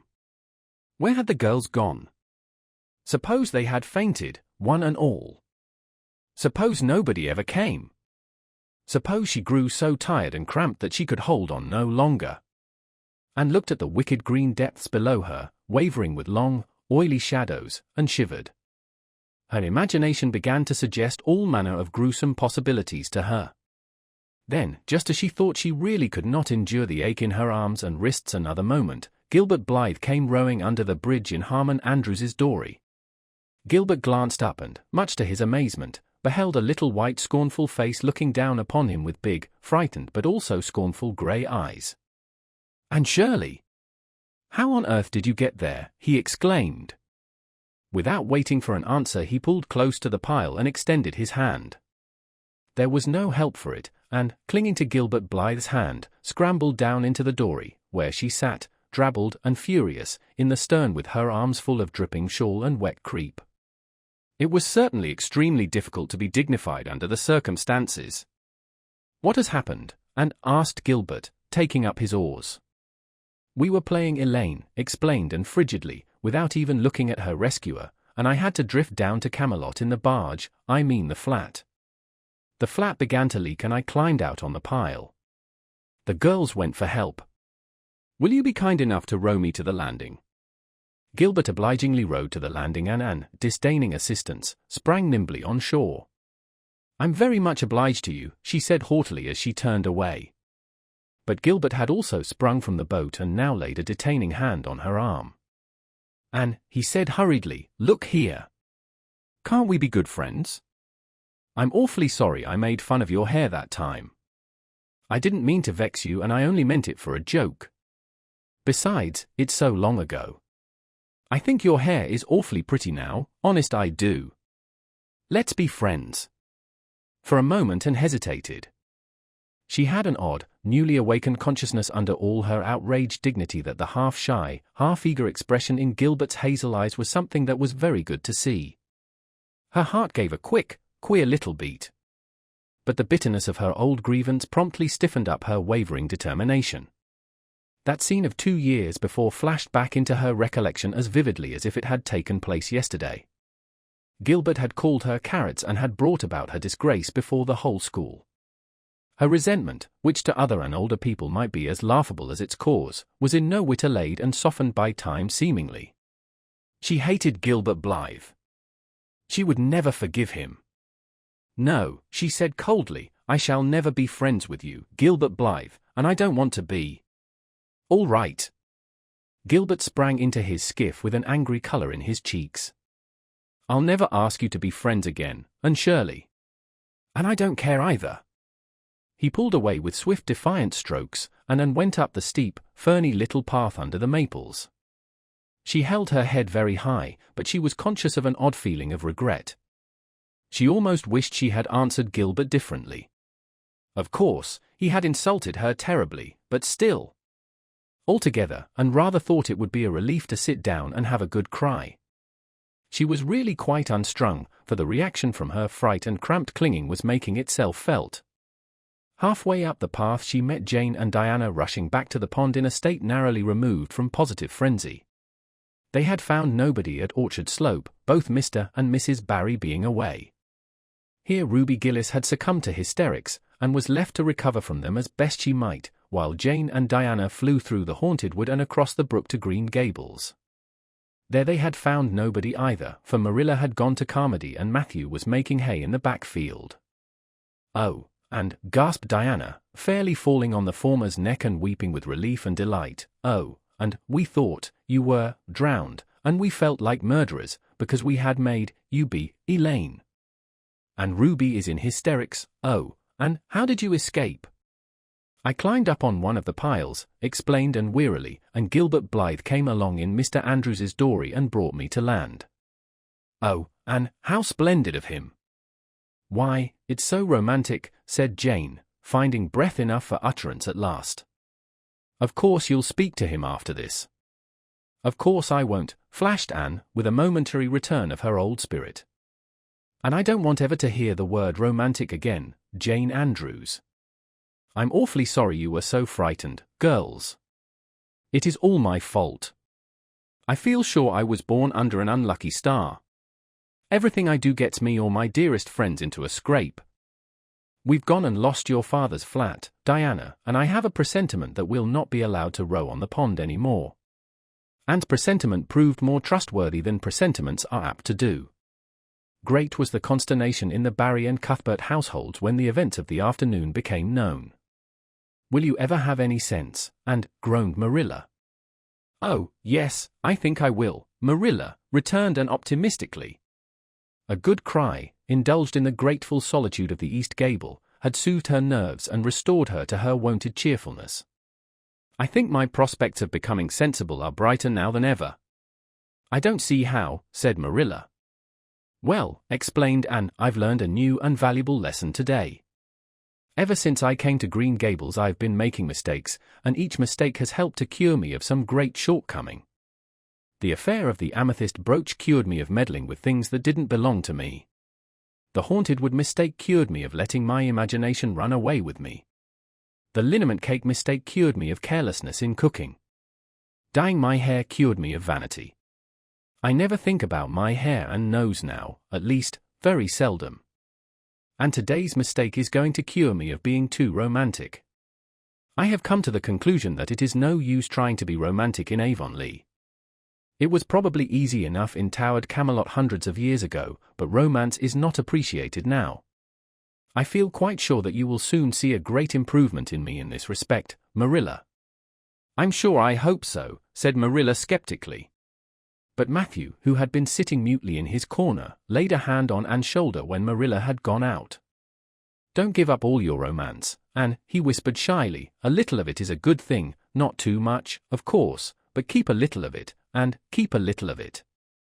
Chapter 29. An epoch in Anne's life. Anne was bringing the cows home from the back pasture by way of Lover's Lane. It was a September evening and all the gaps and clearings in the woods were brimmed up with ruby sunset light. Here and there the lane was splashed with it, but for the most part it was already quite shadowy beneath the maples, and the spaces under the firs were filled with a clear violet dusk like airy wine.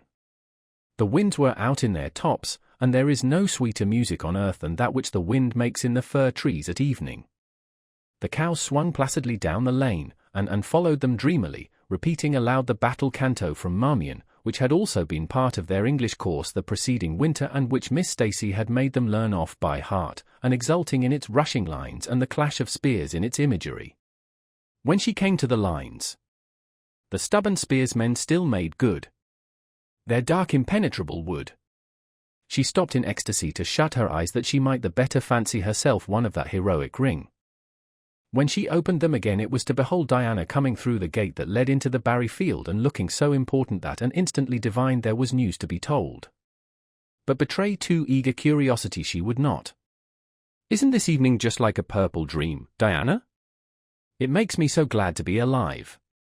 In the mornings I always think the mornings are best, but when evening comes I think it's lovelier still. It's a very fine evening, said Diana, but oh, I have such news, Anne. Guess. You can have 3 guesses. Charlotte Gillis is going to be married in the church after all and Mrs. Allen wants us to decorate it, cried Anne. No.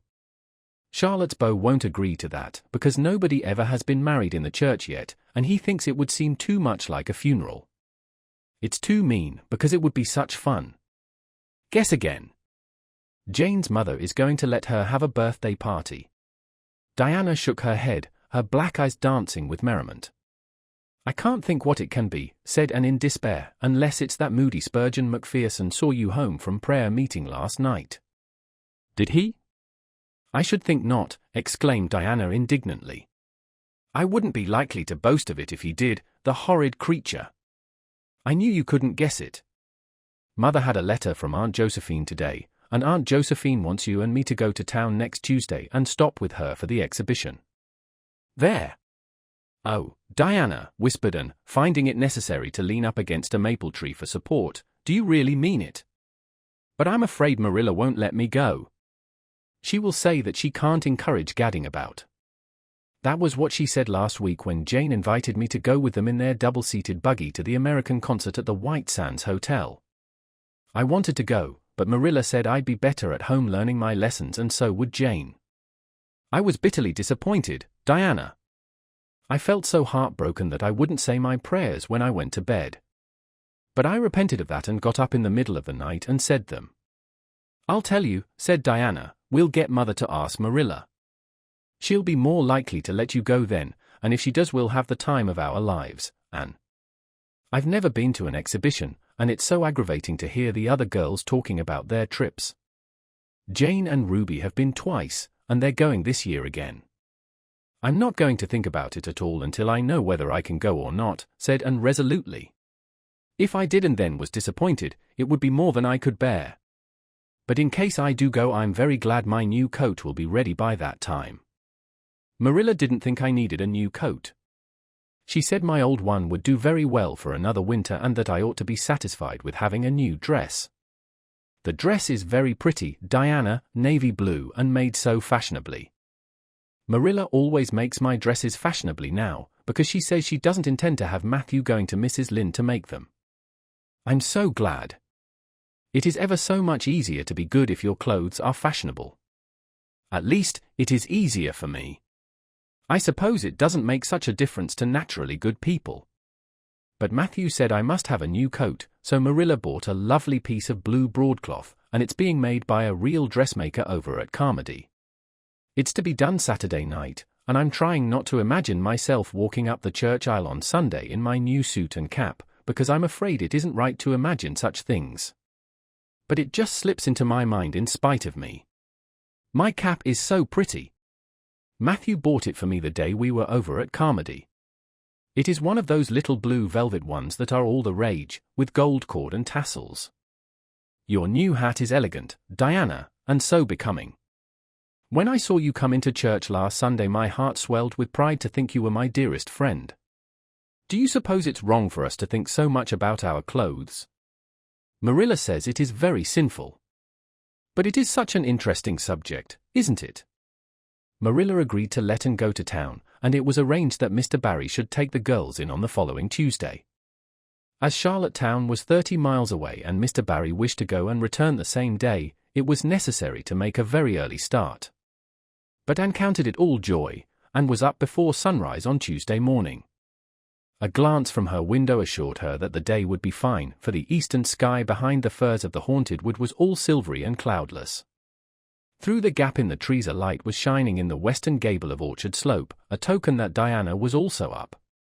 Anne was dressed by the time Matthew had the fire on and had the breakfast ready when Marilla came down, but for her own part was much too excited to eat.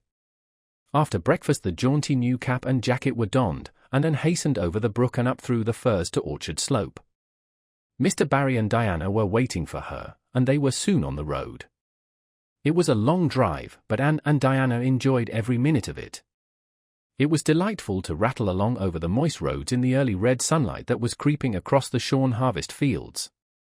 The air was fresh and crisp, and little smoke-blue mists curled through the valleys and floated off from the hills. Sometimes the road went through woods where maples were beginning to hang out scarlet banners, sometimes it crossed rivers on bridges that made Anne's flesh cringe with the old, half-delightful fear, sometimes it wound along a harbour shore and passed by a little cluster of weather-grey fishing huts, again it mounted to hills whence a far sweep of curving upland or misty blue sky could be seen, but wherever it went there was much of interest to discuss. It was almost noon when they reached town and found their way to Beechwood. It was quite a fine old mansion, set back from the street in a seclusion of green elms and branching beeches. Miss Barry met them at the door with a twinkle in her sharp black eyes. "So you've come to see me at last, you Anne girl," she said. "Mercy, child, how you have grown. You're taller than I am, I declare. And you're ever so much better looking than you used to be, too. But I dare say you know that without being told." "Indeed I didn't," said Anne radiantly. "I know I'm not so freckled as I used to be, so I've much to be thankful for, but I really hadn't dared to hope there was any other improvement." "I'm so glad you think there is, Miss Barry." Miss Barry's house was furnished with great magnificence, as Anne told Marilla afterward. The two little country girls were rather abashed by the splendor of the parlor where Miss Barry left them when she went to see about dinner. "Isn't it just like a palace?" whispered Diana. "I never was in Aunt Josephine's house before, and I'd no idea it was so grand. I just wish Julia Bell could see this, she puts on such airs about her mother's parlor. Velvet carpet, sighed Anne luxuriously, and silk curtains. I've dreamed of such things, Diana. But do you know I don't believe I feel very comfortable with them after all.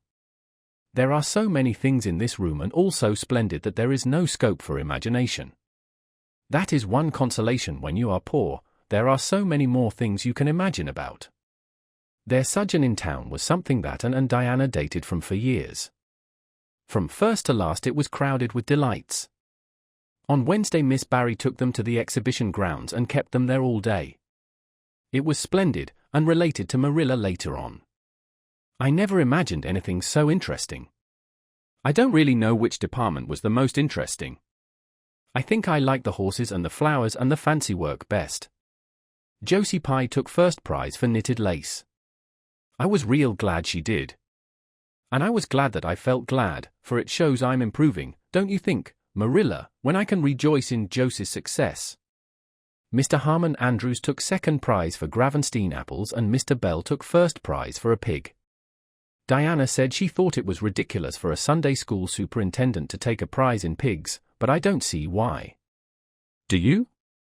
She said she would always think of it after this when he was praying so solemnly.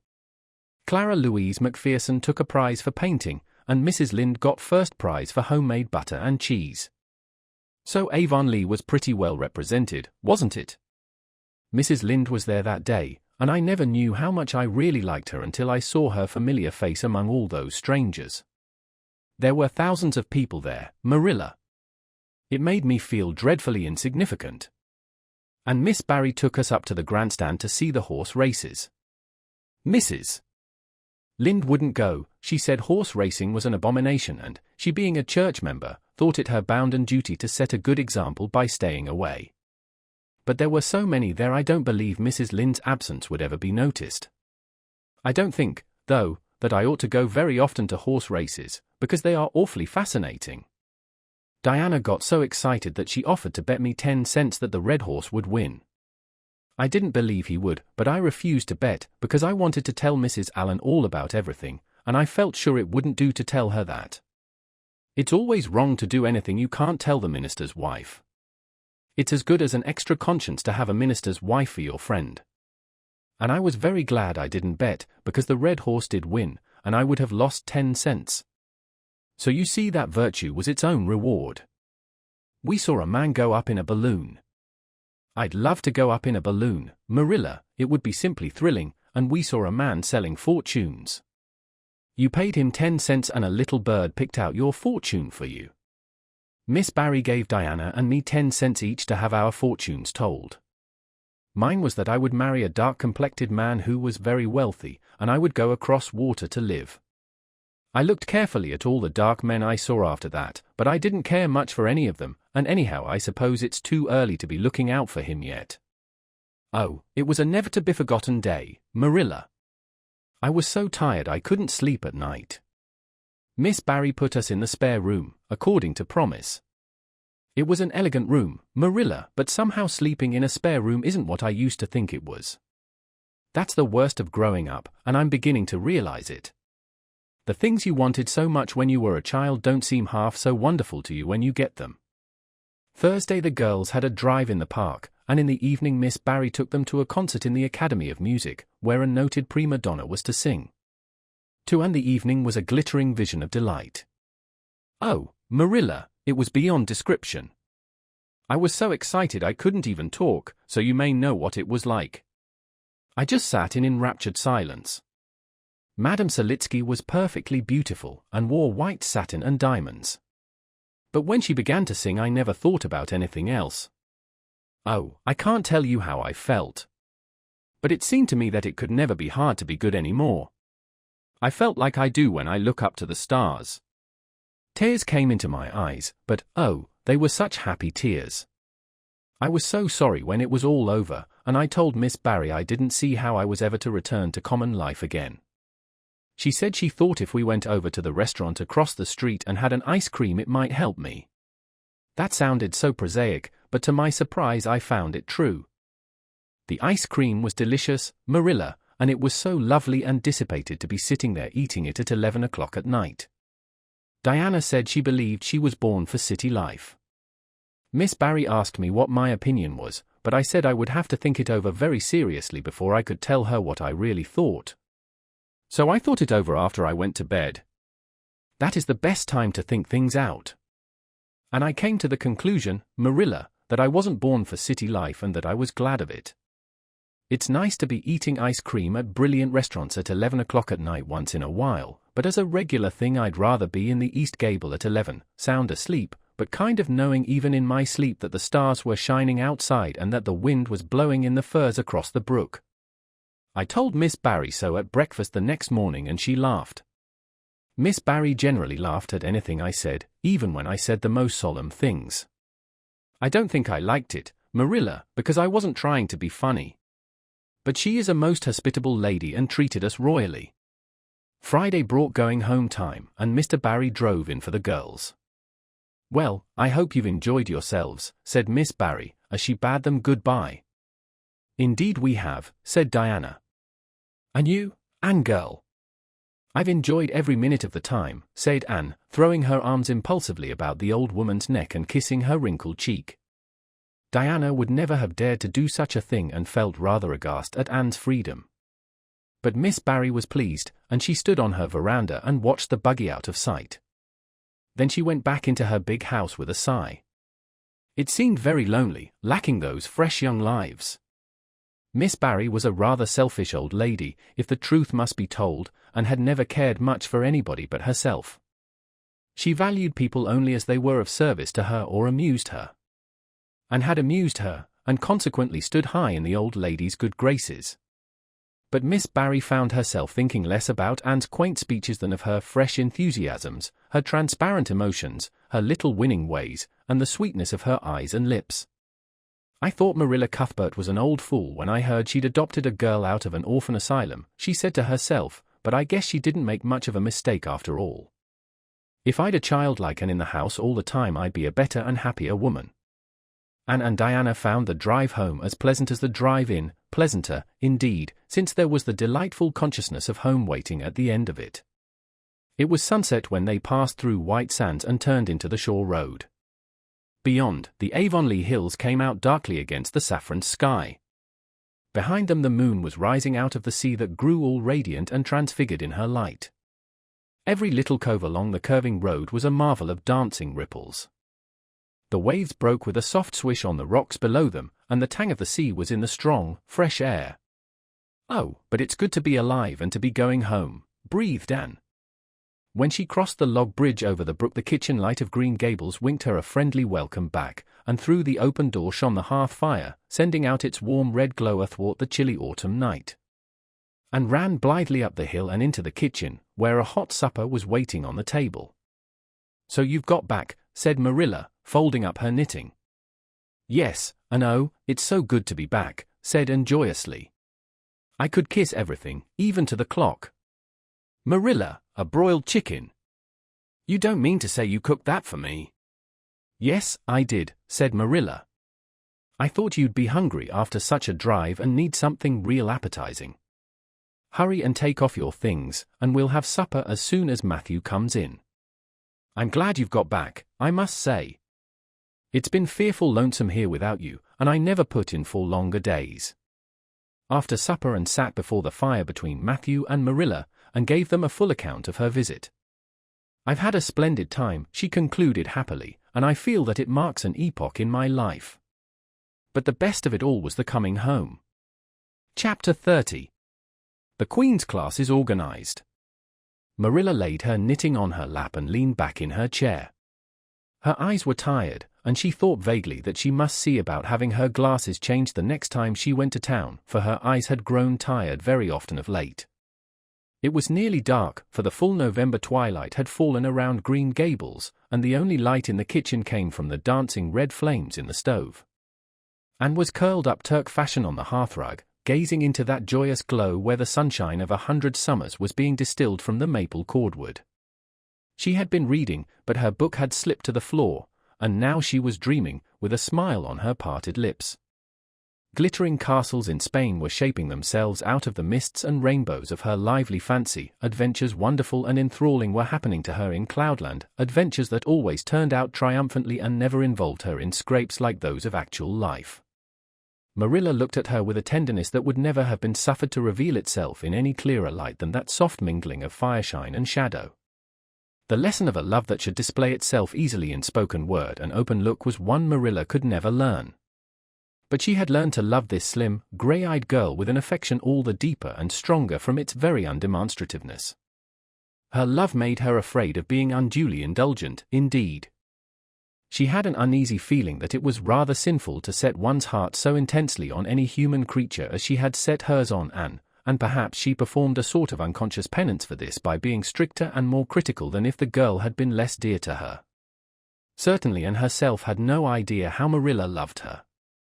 She sometimes thought wistfully that Marilla was very hard to please and distinctly lacking in sympathy and understanding. But she always checked the thought reproachfully, remembering what she owed to Marilla. "And," said Marilla abruptly, "Miss Stacy was here this afternoon when you were out with Diana." And came back from her other world with a start and a sigh. "Was she? Oh, I'm so sorry I wasn't in. Why didn't you call me, Marilla? Diana and I were only over in the haunted wood.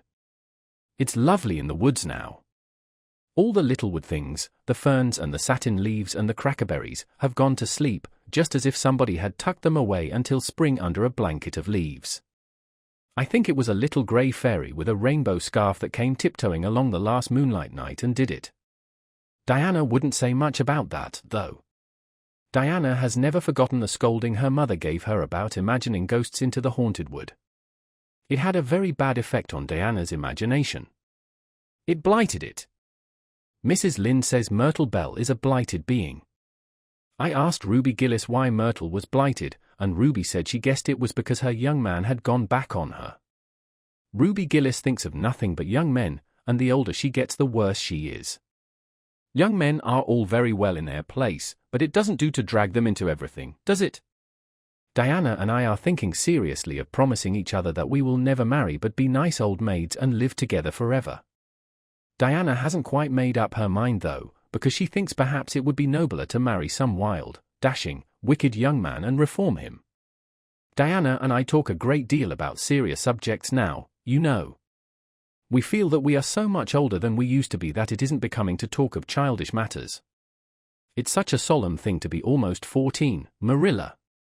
Miss Stacy took all us girls who are in our teens down to the brook last Wednesday and talked to us about it. She said we couldn't be too careful what habits we formed and what ideals we acquired in our teens, because by the time we were 20 our characters would be developed and the foundation laid for our whole future life. And she said if the foundation was shaky we could never build anything really worthwhile on it. Diana and I talked the matter over coming home from school. We felt extremely solemn, Marilla. And we decided that we would try to be very careful indeed and form respectable habits and learn all we could and be as sensible as possible, so that by the time we were 20 our characters would be properly developed. It's perfectly appalling to think of being 20, Marilla. It sounds so fearfully old and grown up.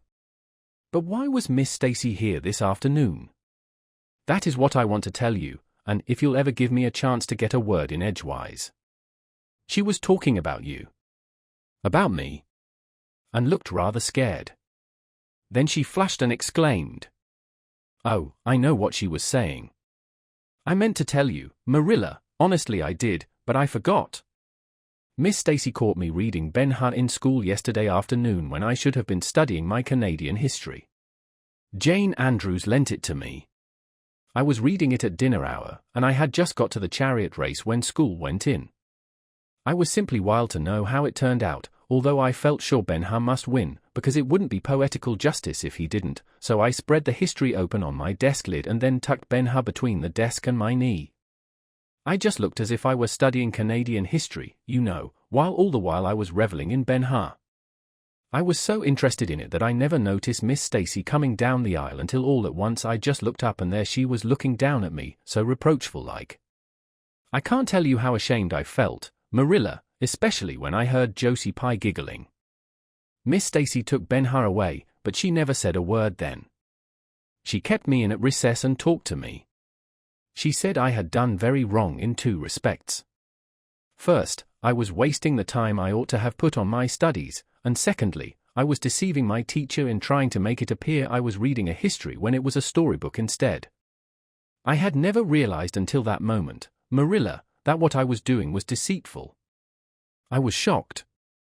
I cried bitterly, and asked Miss Stacy to forgive me and I'd never do such a thing again, and I offered to do penance by never so much as looking at Ben-Hur for a whole week, not even to see how the chariot race turned out. But Miss Stacy said she wouldn't require that, and she forgave me freely. So I think it wasn't very kind of her to come up here to you about it after all. Miss Stacy never mentioned such a thing to me, Anne, and it's only your guilty conscience that's the matter with you. You have no business to be taking storybooks to school. You read too many novels anyhow. When I was a girl I wasn't so much as allowed to look at a novel. Oh, how can you call Ben-Hur a novel when it's really such a religious book, protested Anne. Of course it's a little too exciting to be proper reading for Sunday, and I only read it on weekdays. And I never read any book now unless either Miss Stacy or Mrs. Allen thinks it is a proper book for a girl 13 3/4 to read. Miss Stacy made me promise that. She found me reading a book one day called The Lurid Mystery of the Haunted Hall. It was one Ruby Gillis had lent me, and, oh, Marilla, it was so fascinating and creepy. It just curdled the blood in my veins. But Miss Stacy said it was a very silly, unwholesome book, and she asked me not to read any more of it or any like it. I didn't mind promising not to read any more like it, but it was agonizing to give back that book without knowing how it turned out. But my love for Miss Stacy stood the test, and I did. It's really wonderful, Marilla, what you can do when you're truly anxious to please a certain person. Well, I guess I'll light the lamp and get to work, said Marilla. I see plainly that you don't want to hear what Miss Stacy had to say. You're more interested in the sound of your own tongue than in anything else. Oh, indeed, Marilla, I do want to hear it, cried and contritely. I won't say another word, not one. I know I talk too much, but I am really trying to overcome it, and although I say far too much, yet if you only knew how many things I want to say and don't, you'd give me some credit for it. Please tell me, Marilla. Well, Miss Stacy wants to organize a class among her advanced students who mean to study for the entrance examination into Queen's. She intends to give them extra lessons for an hour after school. And she came to ask Matthew and me if we would like to have you join it. What do you think about it yourself, Anne? Would you like to go to Queen's and pass for a teacher? Oh, Marilla! Anne straightened to her knees and clasped her hands. It's been the dream of my life, that is, for the last 6 months, ever since Ruby and Jane began to talk of studying for the entrance. But I didn't say anything about it, because I supposed it would be perfectly useless. I'd love to be a teacher. But won't it be dreadfully expensive? Mr. Andrews says it cost him $150 to put Prissy through, and Prissy wasn't a dunce in geometry. I guess you needn't worry about that part of it. When Matthew and I took you to bring up, we resolved we would do the best we could for you and give you a good education. I believe in a girl being fitted to earn her own living whether she ever has to or not. You'll always have a home at Green Gables as long as Matthew and I are here, but nobody knows what is going to happen in this uncertain world, and it's just as well to be prepared. So you can join the Queen's class if you like, Anne. Oh, Marilla, thank you. And flung her arms about Marilla's waist and looked up earnestly into her face. I'm extremely grateful to you and Matthew. And I'll study as hard as I can and do my very best to be a credit to you. I warn you not to expect much in geometry, but I think I can hold my own in anything else if I work hard. I dare say you'll get along well enough. Miss Stacy says you are bright and diligent. Not for worlds would Marilla have told Anne just what Miss Stacy had said about her. That would have been to pamper vanity. You needn't rush to any extreme of killing yourself over your books. There is no hurry. You won't be ready to try the entrance for 1.5 years yet. But it's well to begin in time and be thoroughly grounded, Miss Stacy says. I shall take more interest than ever in my studies now, said Anne blissfully, because I have a purpose in life. Mr. Allen says everybody should have a purpose in life and pursue it faithfully. Only he says we must first make sure that it is a worthy purpose. I would call it a worthy purpose to want to be a teacher like Miss Stacy, wouldn't you, Marilla? I think it's a very noble profession. The Queen's class was organized in due time. Gilbert Blythe, Anne Shirley, Ruby Gillis, Jane Andrews, Josie Pye, Charlie Sloane, and Moody Spurgeon McPherson joined it. Diana Barry did not, as her parents did not intend to send her to Queen's. This seemed nothing short of a calamity to Anne. Never, since the night on which Minnie May had had the croup, had she and Diana been separated in anything. On the evening when the Queen's class first remained in school for the extra lessons, Anne saw Diana go slowly out with the others, to walk home alone through the birch path and violet vale. It was all the former could do to keep her seat and refrain from rushing impulsively after her chum. A lump came into her throat, and she hastily retired behind the pages of her uplifted Latin grammar to hide the tears in her eyes. Not for worlds would Anne have had Gilbert Blythe or Josie Pye see those tears. But oh, Marilla, I really felt that I had tasted the bitterness of death, as Mr. Allen said in his sermon last Sunday, when I saw Diana go out alone, she said mournfully that night. I thought how splendid it would have been if Diana had only been going to study for the entrance, too. But we can't have things perfect in this imperfect world, as Mrs. Lynde says. Mrs. Lynde isn't exactly a comforting person sometimes, but there's no doubt she says a great many very true things. And I think the Queen's class is going to be extremely interesting. Jane and Ruby are just going to study to be teachers. That is the height of their ambition. Ruby says she will only teach for 2 years after she gets through, and then she intends to be married. Jane says she will devote her whole life to teaching, and never marry, because you are paid a salary for teaching, but a husband won't pay you anything, and growls if you ask for a share in the egg and butter money. I expect Jane speaks from mournful experience, for Mrs. Lynde says that her father is a perfect old crank, and meaner than second skimmings. Josie Pye says she is just going to college for education's sake, because she won't have to earn her own living. She says of course it is different with orphans who are living on charity, they have to hustle. Moody Spurgeon is going to be a minister. Mrs. Lynde says he couldn't be anything else with a name like that to live up to. I hope it isn't wicked of me, Marilla, but really the thought of Moody Spurgeon being a minister makes me laugh. He's such a funny-looking boy with that big fat face, and his little blue eyes, and his ears sticking out like flaps. But perhaps he will be more intellectual-looking when he grows up. Charlie Sloane says he's going to go into politics and be a member of Parliament, but Mrs. Lynde says he'll never succeed at that, because the Sloanes are all honest people, and it's only rascals that get on in politics nowadays. What is Gilbert Blythe going to be? Queried Marilla, seeing that Anne was opening her Caesar. I don't happen to know what Gilbert Blythe's ambition in life is, if he has any, said Anne scornfully. There was open rivalry between Gilbert and Anne now. Previously the rivalry had been rather one-sided, but there was no longer any doubt that Gilbert was as determined to be first in class as Anne was. He was a foeman worthy of her steel. The other members of the class tacitly acknowledged their superiority, and never dreamed of trying to compete with them. Since the day by the pond when she had refused to listen to his plea for forgiveness, Gilbert, save for the aforesaid determined rivalry, had evinced no recognition whatever of the existence of Anne Shirley.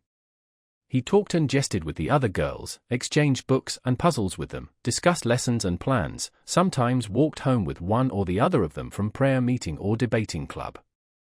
But Anne Shirley he simply ignored, and Anne found out that it is not pleasant to be ignored. It was in vain that she told herself with a toss of her head that she did not care. Deep down in her wayward, feminine little heart she knew that she did care, and that if she had that chance of the Lake of Shining Waters again she would answer very differently. All at once, as it seemed, and to her secret dismay, she found that the old resentment she had cherished against him was gone just when she most needed its sustaining power. It was in vain that she recalled every incident and emotion of that memorable occasion and tried to feel the old satisfying anger. That day by the pond had witnessed its last spasmodic flicker, and realized that she had forgiven and forgotten without knowing it. But it was too late. And at least neither Gilbert nor anybody else, not even Diana, should ever suspect how sorry she was and how much she wished she hadn't been so proud and horrid. She determined to shroud her feelings in deepest oblivion, and it may be stated here and now that she did it so successfully that Gilbert, who possibly was not quite so indifferent as he seemed, could not console himself with any belief that Anne felt his retaliatory scorn. The only poor comfort he had was that she snubbed Charlie Sloane, unmercifully, continually, and undeservedly. Otherwise the winter passed away in a round of pleasant duties and studies. For Anne the days slipped by like golden beads on the necklace of the year. She was happy, eager, interested. There were lessons to be learned and honor to be won, delightful books to read, new pieces to be practiced for the Sunday school choir, pleasant Saturday afternoons at the manse with Mrs. Allen, and then, almost before Anne realized it, spring had come again to Green Gables and all the world was abloom once more. Studies palled just a wee bit then, the Queen's class, left behind in school while the others scattered to green lanes and leafy wood cuts and meadow byways, looked wistfully out of the windows and discovered that Latin verbs and French exercises had somehow lost the tang and zest they had possessed in the crisp winter months. Even Anne and Gilbert lagged and grew indifferent. Teacher and taught were alike glad when the term was ended and the glad vacation days stretched rosily before them. "But you've done good work this past year," Miss Stacy told them on the last evening, "and you deserve a good, jolly vacation. Have the best time you can in the out-of-door world and lay in a good stock of health and vitality and ambition to carry you through next year. It will be the tug-of-war, you know, the last year before the entrance." "Are you going to be back next year?" Miss Stacy asked Josie Pye. Josie Pye never scrupled to ask questions. In this instance the rest of the class felt grateful to her. None of them would have dared to ask it of Miss Stacy, but all wanted to, for there had been alarming rumors running at large through the school for some time that Miss Stacy was not coming back the next year, that she had been offered a position in the grade school of her own home district and meant to accept. The Queen's class listened in breathless suspense for her answer. "Yes, I think I will," said Miss Stacy. "I thought of taking another school, but I have decided to come back to Avonlea. To tell the truth, I've grown so interested in my pupils here that I found I couldn't leave them. So I'll stay and see you through." "Hurrah," said Moody Spurgeon. Moody Spurgeon had never been so carried away by his feelings before, and he blushed uncomfortably every time he thought about it for a week. "Oh, I'm so glad," said Anne, with shining eyes. "Dear Stacy, it would be perfectly dreadful if you didn't come back. I don't believe I could have the heart to go on with my studies at all if another teacher came here." When Anne got home that night she stacked all her textbooks away in an old trunk in the attic, locked it, and threw the key into the blanket box. "I'm not even going to look at a schoolbook in vacation," she told Marilla. "I've studied as hard all the term as I possibly could and I've pored over the geometry until I know every proposition in the first book off by heart, even when the letters are changed. I just feel tired of everything sensible and I'm going to let my imagination run riot for the summer." "Oh, you needn't be alarmed, Marilla. I'll only let it run riot within reasonable limits. But I want to have a real good jolly time this summer, for maybe it's the last summer I'll be a little girl. Mrs. Lynde says that if I keep stretching out next year as I've done this I'll have to put on longer skirts. She says I'm all running to legs and eyes. And when I put on longer skirts I shall feel that I have to live up to them and be very dignified. It won't even do to believe in fairies then, I'm afraid, so I'm going to believe in them with all my whole heart this summer. I think we're going to have a very gay vacation. Ruby Gillis is going to have a birthday party soon and there's the Sunday school picnic and the missionary concert next month. And Mr. Barry says that some evening he'll take Diana and me over to the White Sands Hotel and have dinner there. They have dinner there in the evening, you know. Jane Andrews was over once last summer and she says it was a dazzling sight to see the electric lights and the flowers and all the lady guests in such beautiful dresses. Jane says it was her first glimpse into high life and she'll never forget it to her dying day. Mrs. Lynde came up the next afternoon to find out why Marilla had not been at the aid meeting on Thursday. When Marilla was not at aid meeting people knew there was something wrong at Green Gables. Matthew had a bad spell with his heart Thursday, Marilla explained, and I didn't feel like leaving him. "Oh, yes, he's all right again now, but he takes them spells oftener than he used to and I'm anxious about him. The doctor says he must be careful to avoid excitement." That's easy enough, for Matthew doesn't go about looking for excitement by any means and never did, but he's not to do any very heavy work either and you might as well tell Matthew not to breathe as not to work. "Come and lay off your things, Rachel. You'll stay to tea." "Well, seeing you're so pressing, perhaps I might as well stay," said Mrs. Rachel, who had not the slightest intention of doing anything else. Mrs. Rachel and Marilla sat comfortably in the parlor while Anne got the tea and made hot biscuits that were light and white enough to defy even Mrs. Rachel's criticism. "I must say Anne has turned out a real smart girl," admitted Mrs. Rachel, as Marilla accompanied her to the end of the lane at sunset. "She must be a great help to you." "She is," said Marilla, "and she's real steady and reliable now. I used to be afraid she'd never get over her featherbrained ways, but she has and I wouldn't be afraid to trust her in anything now. I never would have thought she'd have turned out so well that first day I was here 3 years ago," said Mrs. Rachel. "Lawful heart, shall I ever forget that tantrum of hers? When I went home that night I says to Thomas, says I, mark my words, Thomas, Marilla Cuthbert at LL live to rue the step she's took. But I was mistaken and I'm real glad of it. I ain't one of those kind of people, Marilla, as can never be brought to own up that they've made a mistake. No, that never was my way, thank goodness. I did make a mistake in judging Anne, but it weren't no wonder, for an odder, unexpected a witch of a child there never was in this world, that's what. There was no ciphering her out by the rules that worked with other children. It's nothing short of wonderful how she's improved these 3 years, but especially in looks. She's a real pretty girl, got to be, though I can't say I'm overly partial to that pale, big-eyed style myself. I like more snap and color, like Diana Barry has or Ruby Gillis. Ruby Gillis's looks are real showy. But somehow, I don't know how it is, but when Anne and them are together, though she ain't half as handsome, she makes them look kind of common and overdone, something like them white June lilies she calls Narcissus alongside of the big, red peonies, that's what. Chapter 31. Where the brook and river meet. Anne had her good summer and enjoyed it wholeheartedly. She and Diana fairly lived outdoors, reveling in all the delights that Lover's Lane and the Dryads Bubble and Willowmere and Victoria Island afforded. Marilla offered no objections to Anne's gypsyings. The Spencervale doctor who had come the night Minnie May had the croup met and at the house of a patient one afternoon early in vacation, looked her over sharply, screwed up his mouth, shook his head, and sent a message to Marilla Cuthbert by another person. It was, "Keep that red-headed girl of yours in the open air all summer and don't let her read books until she gets more spring into her step." This message frightened Marilla wholesomely. She read Anne's death warrant by consumption in it unless it was scrupulously obeyed. As a result, Anne had the golden summer of her life as far as freedom and frolic went. She walked, rode, berried, and dreamed to her heart's content, and when September came she was bright-eyed and alert, with a step that would have satisfied the Spencervale doctor and a heart full of ambition and zest once more. "I feel just like studying with might and main," she declared as she brought her books down from the attic. "Oh, you good old friends, I'm glad to see your honest faces once more, yes, even you, geometry.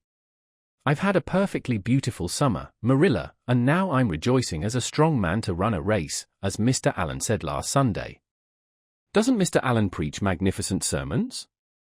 Mrs. Lynde says he is improving every day and the first thing we know some city church will gobble him up and then we'll be left and have to turn to and break in another green preacher.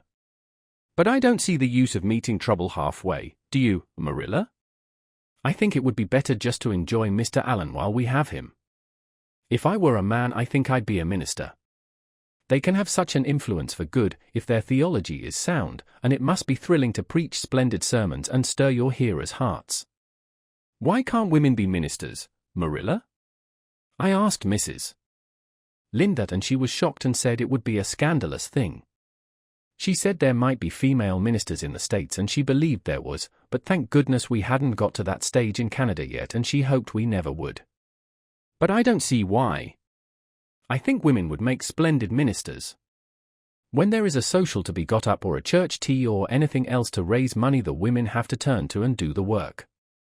I'm sure Mrs. Lynde can pray every bit as well as Superintendent Bell and I've no doubt she could preach too with a little practice. Yes, I believe she could, said Marilla dryly. She does plenty of unofficial preaching as it is. Nobody has much of a chance to go wrong in Avonlea with Rachel to oversee them. Marilla, said Anne in a burst of confidence, I want to tell you something and ask you what you think about it. It has worried me terribly, on Sunday afternoons, that is, when I think specially about such matters. I do really want to be good, and when I'm with you or Mrs. Allen or Miss Stacy I want it more than ever and I want to do just what would please you and what you would approve of. But mostly when I'm with Mrs. Lynde I feel desperately wicked and as if I wanted to go and do the very thing she tells me I oughtn't to do. I feel irresistibly tempted to do it.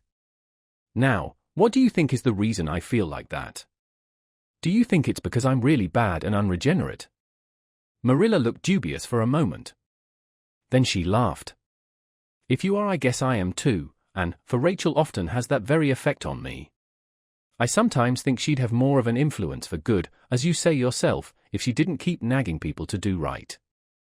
There should have been a special commandment against nagging. But there, I shouldn't talk so. Rachel is a good Christian woman and she means well. There isn't a kinder soul in Avonlea and she never shirks her share of work. I'm very glad you feel the same, said Anne decidedly. It's so encouraging. I shan't worry so much over that after this. But I dare say there'll be other things to worry me. They keep coming up new all the time, things to perplex you, you know. You settle one question and there's another right after. There are so many things to be thought over and decided when you're beginning to grow up. It keeps me busy all the time thinking them over and deciding what is right. It's a serious thing to grow up, isn't it, Marilla? But when I have such good friends as you and Matthew and Mrs. Allen and Miss Stacy, I ought to grow up successfully, and I'm sure it will be my own fault if I don't. I feel it's a great responsibility because I have only the one chance. If I don't grow up right, I can't go back and begin over again. I've grown 2 inches this summer, Marilla. Mr. Gillis measured me at Ruby's party. I'm so glad you made my new dresses longer. That dark green one is so pretty, and it was sweet of you to put on the flounce. Of course I know it wasn't really necessary, but flounces are so stylish this fall, and Josie Pye has flounces on all her dresses. I know I'll be able to study better because of mine. I shall have such a comfortable feeling deep down in my mind about that flounce. It's worth something to have that, admitted Marilla. Miss Stacy came back to Avonlea School and found all her pupils eager for work once more. Especially did the Queen's class gird up their loins for the fray, for at the end of the coming year, dimly shadowing their pathway already, loomed up that fateful thing known as the entrance, at the thought of which one and all felt their hearts sink into their very shoes. Suppose they did not pass? That thought was doomed to haunt and through the waking hours of that winter, Sunday afternoons inclusive, to the almost entire exclusion of moral and theological problems. When Anne had bad dreams, she found herself staring miserably at pass lists of the entrance exams, where Gilbert Blythe's name was blazoned at the top and in which hers did not appear at all. But it was a jolly, busy, happy, swift-flying winter. Schoolwork was as interesting, class rivalry as absorbing, as of yore. New worlds of thought, feeling, and ambition, fresh, fascinating fields of unexplored knowledge seemed to be opening out before Anne's eager eyes. Hills peeped o'er a hill and Alps on Alps arose. Much of all this was due to Miss Stacy's tactful, careful, broad-minded guidance.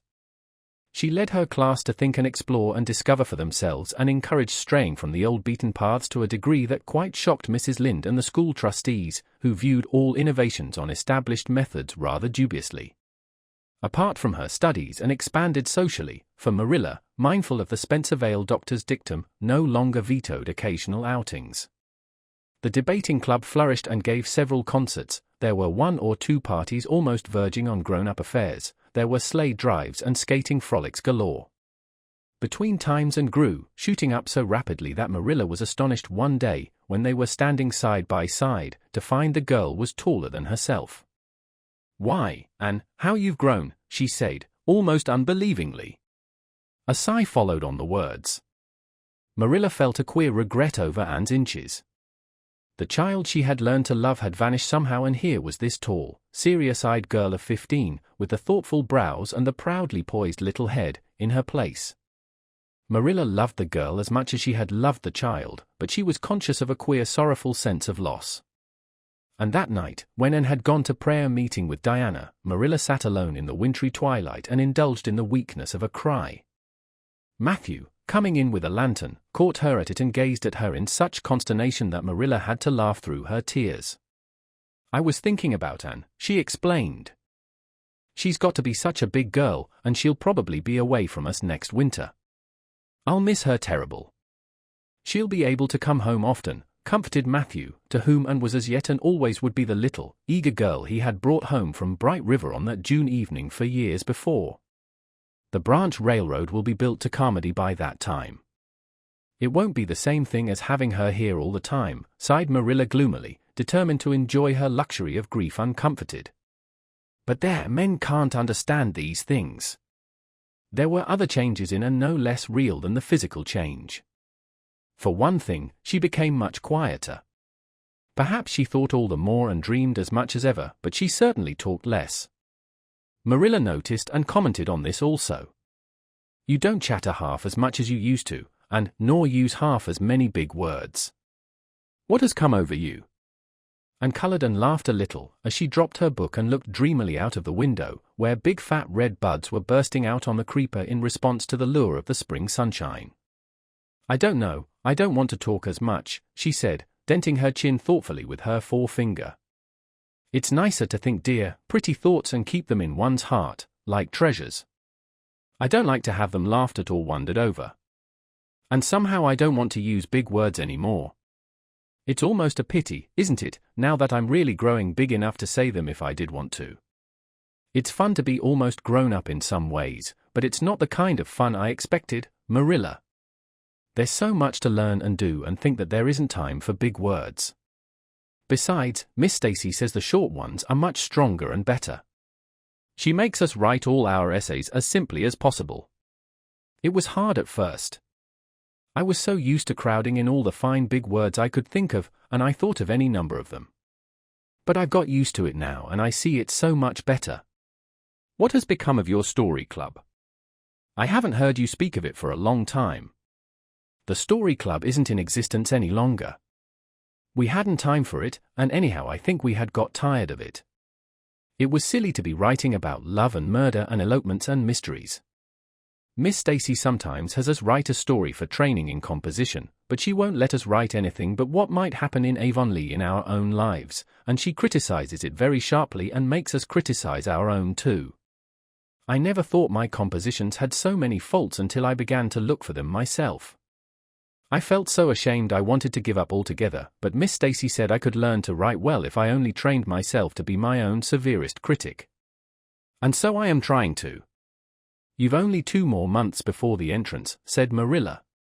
Do you think you'll be able to get through? Anne shivered. I don't know. Sometimes I think I'll be all right, and then I get horribly afraid. We've studied hard and Miss Stacy has drilled us thoroughly, but we mayn't get through for all that. We've each got a stumbling block. Mine is geometry, of course, and Jane's is Latin, and Ruby and Charlie's is algebra, and Jose's is arithmetic. Moody Spurgeon says he feels it in his bones that he is going to fail in English history. Miss Stacy is going to give us examinations in June just as hard as we'll have at the entrance and mark us just as strictly, so we'll have some idea. I wish it was all over, Marilla. It haunts me. Sometimes I wake up in the night and wonder what I'll do if I don't pass. Why, go to school next year and try again, said Marilla unconcernedly. Oh, I don't believe I'd have the heart for it. It would be such a disgrace to fail, especially if the others passed. And I get so nervous in an examination that I'm likely to make a mess of it. I wish I had nerves like Jane Andrews. Nothing rattles her. And sighed and, dragging her eyes from the witcheries of the spring world, the beckoning day of breeze and blue, and the green things upspringing in the garden, buried herself resolutely in her book. There would be other springs, but if she did not succeed in passing the entrance, and felt convinced that she would never recover sufficiently to enjoy them. Chapter 32. The pass list is out. With the end of June came the close of the term and the close of Miss Stacy's rule in Avonlea School. Anne and Diana walked home that evening feeling very sober indeed. Red eyes and damp handkerchiefs bore convincing testimony to the fact that Miss Stacy's farewell words must have been quite as touching as Mr. Phillips's had been under similar circumstances 3 years before. Diana looked back at the schoolhouse from the foot of the spruce hill and sighed deeply. It does seem as if it was the end of everything, doesn't it? She said dismally. You oughtn't to feel half as badly as I do, said Anne, hunting vainly for a dry spot on her handkerchief. You'll be back again next winter, but I suppose I've left the dear old school forever, if I have good luck, that is. It won't be a bit the same. Miss Stacy won't be there, nor you nor Jane nor Ruby probably. I shall have to sit all alone, for I couldn't bear to have another deskmate after you. Oh, we have had jolly times, haven't we, Anne? It's dreadful to think they're all over. 2 big tears rolled down by Diana's nose. If you would stop crying I could, said Anne imploringly. Just as soon as I put away my hanky I see you brimming up and that starts me off again. As Mrs. Lynde says, if you can't be as cheerful as you can. After all, I dare say I'll be back next year. This is one of the times I know I'm not going to pass. They're getting alarmingly frequent. Why, you came out splendidly in the exams Miss Stacy gave. Yes, but those exams didn't make me nervous. When I think of the real thing you can't imagine what a horrid cold fluttery feeling comes round my heart. And then my number is 13 and Josie Pye says it's so unlucky. I am not superstitious and I know it can make no difference. But still I wish it wasn't 13. I do wish I was going in with you, said Diana. Wouldn't we have a perfectly elegant time? But I suppose you'll have to cram in the evenings. No, Miss Stacy has made us promise not to open a book at all. She says it would only tire and confuse us, and we are to go out walking and not think about the exams at all and go to bed early. It's good advice, but I expect it will be hard to follow. Good advice is apt to be, I think. Prissy Andrews told me that she sat up half the night every night of her entrance week and crammed for dear life, and I had determined to sit up at least as long as she did. It was so kind of your Aunt Josephine to ask me to stay at Beechwood while I'm in town. You'll write to me while you're in, won't you? I'll write Tuesday night and tell you how the first day goes, promised Anne. I'll be haunting the post office Wednesday, vowed Diana. Anne went to town the following Monday, and on Wednesday Diana haunted the post office, as agreed, and got her letter. Dearest Diana, wrote Anne. Here it is Tuesday night and I'm writing this in the library at Beechwood. Last night I was horribly lonesome all alone in my room and wished so much you were with me. I couldn't cram because I'd promised Miss Stacy not to, but it was as hard to keep from opening my history as it used to be to keep from reading a story before my lessons were learned. This morning Miss Stacy came for me and we went to the academy, calling for Jane and Ruby and Josie on our way. Ruby asked me to feel her hands and they were as cold as ice.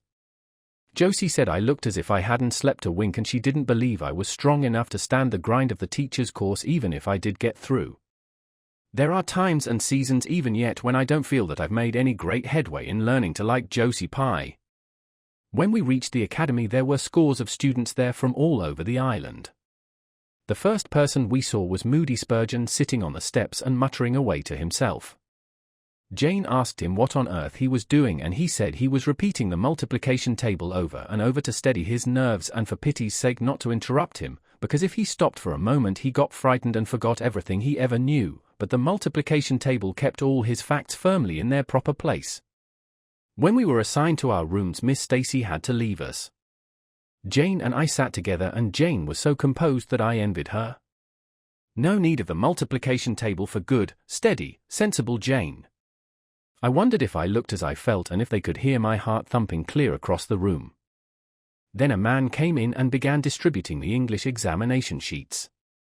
My hands grew cold then and my head fairly whirled around as I picked it up. Just one awful moment, Diana, I felt exactly as I did 4 years ago when I asked Marilla if I might stay at Green Gables, and then everything cleared up in my mind and my heart began beating again. I forgot to say that it had stopped altogether, for I knew I could do something with that paper anyhow. At noon we went home for dinner and then back again for history in the afternoon. The history was a pretty hard paper and I got dreadfully mixed up in the dates. Still, I think I did fairly well today.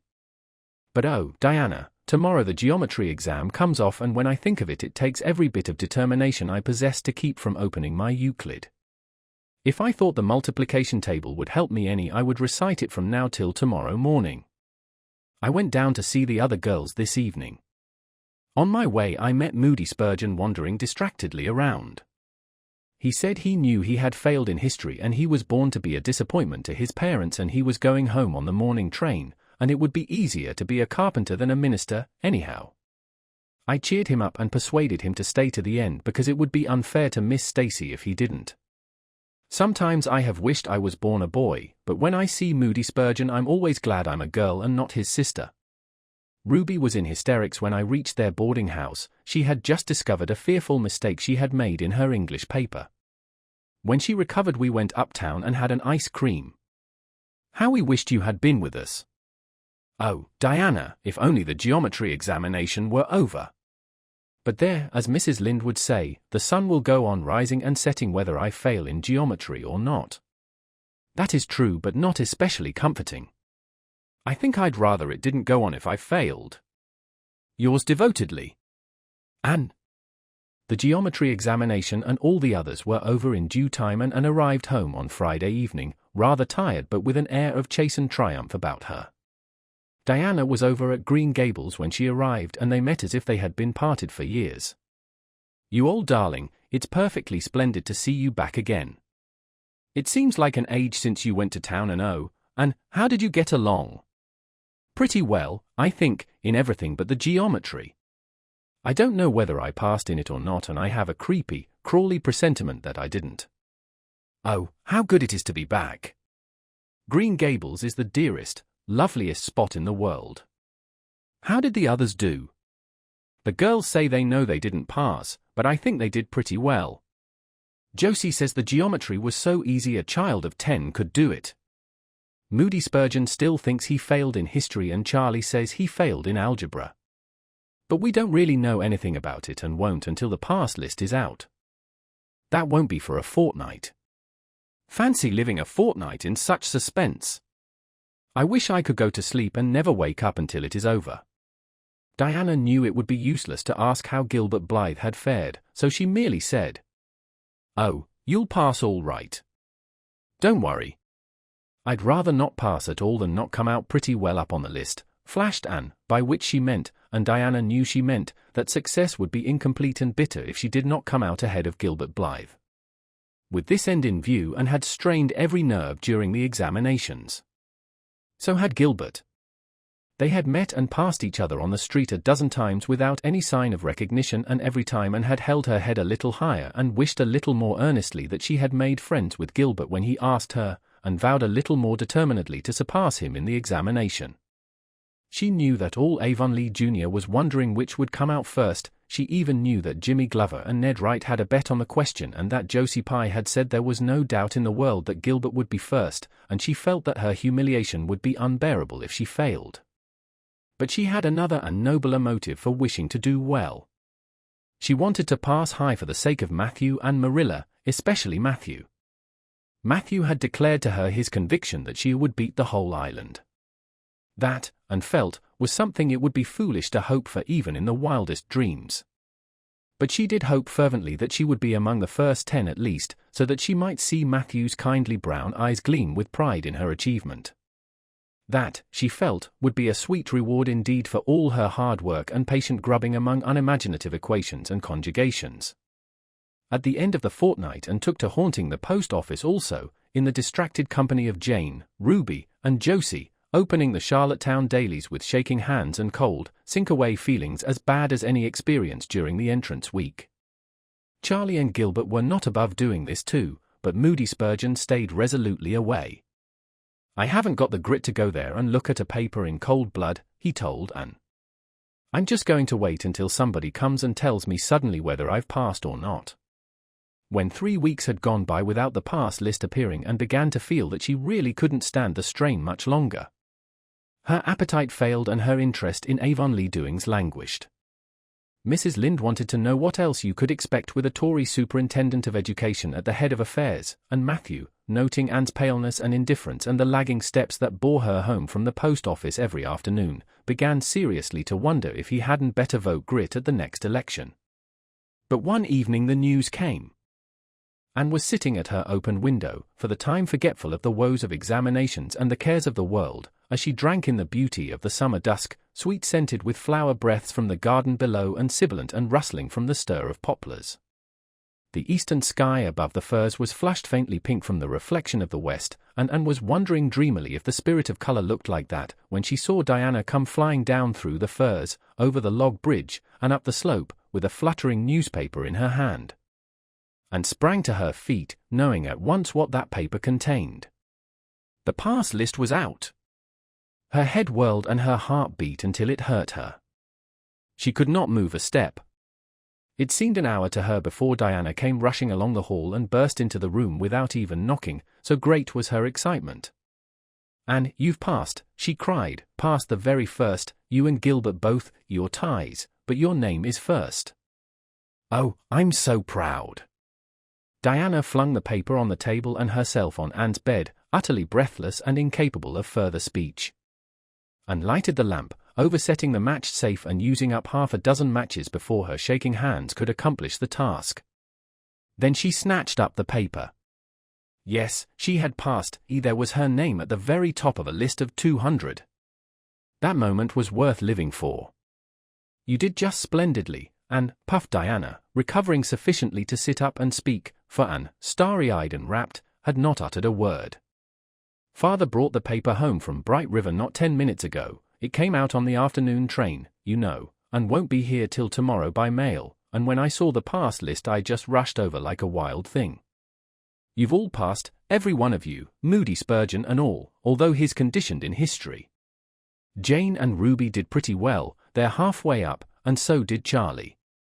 Josie just scraped through with 3 marks to spare, but you'll see she'll put on as many airs as if she'd led. Won't Miss Stacy be delighted? Oh, and what does it feel like to see your name at the head of a pass list like that? If it were me, I know I'd go crazy with joy. I am pretty near crazy as it is, but you're as calm and cool as a spring evening. I'm just dazzled inside, said Anne. I want to say 100 things, and I can't find words to say them in. I never dreamed of this. Yes, I did too, just once. I let myself think once, what if I should come out first, quakingly, you know, for it seemed so vain and presumptuous to think I could lead the island. Excuse me a minute, Diana. I must run right out to the field to tell Matthew. Then we'll go up the road and tell the good news to the others. They hurried to the hayfield below the barn where Matthew was coiling hay, and, as luck would have it, Mrs. Lind was talking to Marilla at the lane fence. Oh, Matthew, exclaimed Anne, I've passed and I'm first, or one of the first. I'm not vain, but I'm thankful. Well now, I always said it, said Matthew, gazing at the pass list delightedly. I knew you could beat them all easy. You've done pretty well, I must say, Anne, said Marilla, trying to hide her extreme pride in and from Mrs. Rachel's critical eye. But that good soul said heartily, I just guess she has done well, and far be it from me to be backward in saying it. You're a credit to your friends, and that's what, and we're all proud of you. That night Anne, who had wound up the delightful evening with a serious little talk with Mrs. Allen at the manse, knelt sweetly by her open window in a great sheen of moonshine and murmured a prayer of gratitude and aspiration that came straight from her heart. There was in it thankfulness for the past and reverent petition for the future, and when she slept on her white pillow her dreams were as fair and bright and beautiful as maidenhood might desire. Chapter 33. The Hotel Concert. Put on your white organdy, by all means, Anne advised Diana decidedly. They were together in the East Gable chamber. Outside it was only twilight, a lovely yellowish-green twilight with a clear blue cloudless sky. A big round moon, slowly deepening from her pallid luster into burnished silver, hung over the haunted wood. The air was full of sweet summer sounds, sleepy birds twittering, freakish breezes, faraway voices and laughter.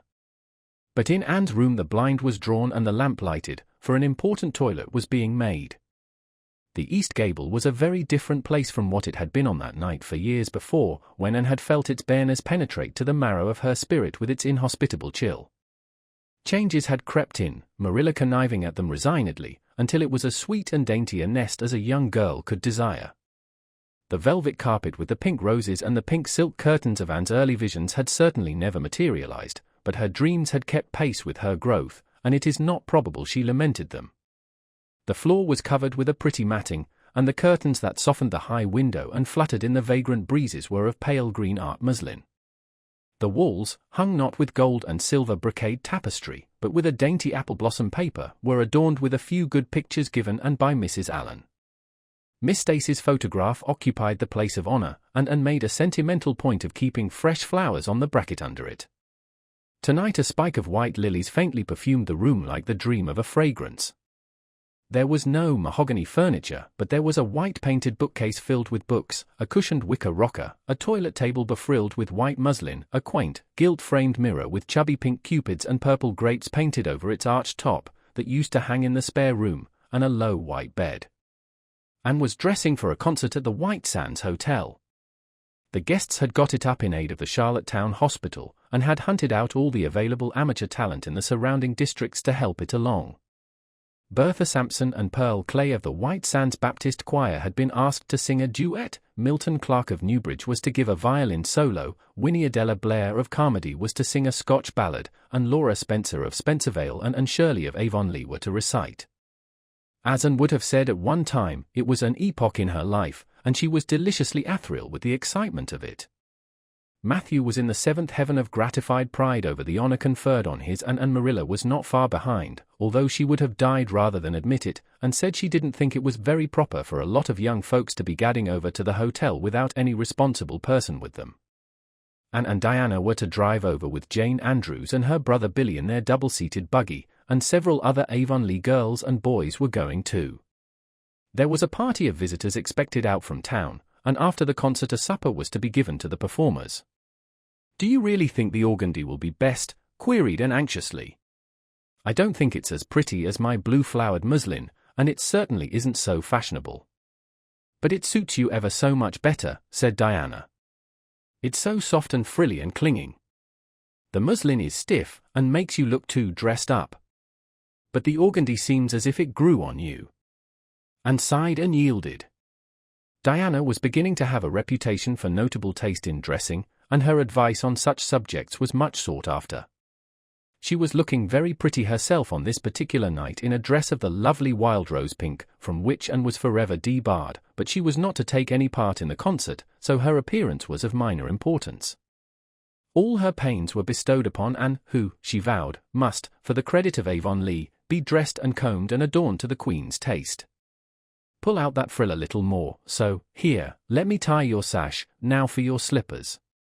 I'm going to braid your hair in two thick braids, and tie them halfway up with big white bows. No, don't pull out a single curl over your forehead, just have the soft part. There is no way you do your hair suits you so well, Anne, and Mrs. Allen says you look like a Madonna when you part it so. I shall fasten this little white house rose just behind your ear. There was just one on my bush, and I saved it for you." "Shall I put my pearl beads on?" asked Anne. "Matthew brought me a string from town last week, and I know he'd like to see them on me."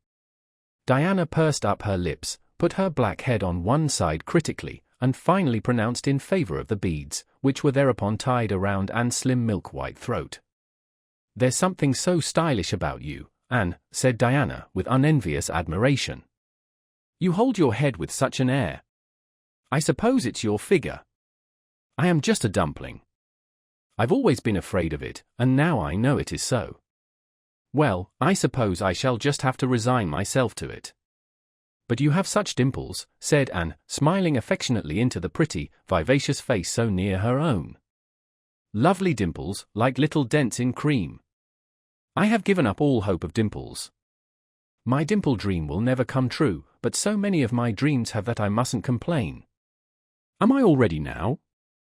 "All ready," assured Diana, as Marilla appeared in the doorway, a gaunt figure with grayer hair than of yore and no fewer angles, but with a much softer face. "Come right in and look at our elocutionist, Marilla. Doesn't she look lovely?" Marilla emitted a sound between a sniff and a grunt. "She looks neat and proper. I like that way of fixing her hair. But I expect she'll ruin that dress driving over there in the dust and dew with it, and it looks most too thin for these damp nights. Organdy's the most unserviceable stuff in the world anyhow, and I told Matthew so when he got it. But there is no use in saying anything to Matthew nowadays. Time was when he would take my advice, but now he just buys things for Anne regardless, and the clerks at Carmody know they can palm anything off on him. Just let them tell him a thing is pretty and fashionable, and Matthew plunks his money down for it. Mind you keep your skirt clear of the wheel, Anne, and put your warm jacket on." Then Marilla stalked downstairs, thinking proudly how sweet Anne looked, with that one moonbeam from the forehead to the crown, and regretting that she could not go to the concert herself to hear her girl recite. "I wonder if it is too damp for my dress," said Anne anxiously. "Not a bit of it," said Diana, pulling up the window blind. "It's a perfect night, and there won't be any dew. Look at the moonlight. I'm so glad my window looks east into the sun rising," said Anne, going over to Diana. "It's so splendid to see the morning coming up over those long hills and glowing through those sharp fir tops. It's new every morning, and I feel as if I washed my very soul in that bath of earliest sunshine. Oh, Diana, I love this little room so dearly. I don't know how I'll get along without it when I go to town next month." "Don't speak of your going away tonight," begged Diana. "I don't want to think of it, it makes me so miserable, and I do want to have a good time this evening." "What are you going to recite, Anne?" "Anne, are you nervous?" "Not a bit. I've recited so often in public I don't mind at all now. I've decided to give her the maiden's vow. It's so pathetic. Laura Spencer is going to give a comic recitation, but I'd rather make people cry than laugh." "What will you recite if they encore you?" "They won't dream of encoring me," scoffed Anne, who was not without her own secret hopes that they would, and already visioned herself telling Matthew all about it at the next morning's breakfast table. "There are Billy and Jane now, I hear the wheels." "Come on." Billy Andrews insisted that Anne should ride on the front seat with him, so she unwillingly climbed up. She would have much preferred to sit back with the girls, where she could have laughed and chatted to her heart's content. There was not much of either laughter or chatter in Billy. He was a big, fat, stolid youth of 20, with a round, expressionless face, and a painful lack of conversational gifts. But he admired Anne immensely, and was puffed up with pride over the prospect of driving to White Sands with that slim, upright figure beside him. And, by dint of talking over her shoulder to the girls and occasionally passing a sop of civility to Billy, who grinned and chuckled and never could think of any reply until it was too late, contrived to enjoy the drive in spite of all. It was a night for enjoyment. The road was full of buggies, all bound for the hotel, and laughter, silver clear, echoed and reechoed along it. When they reached the hotel it was a blaze of light from top to bottom.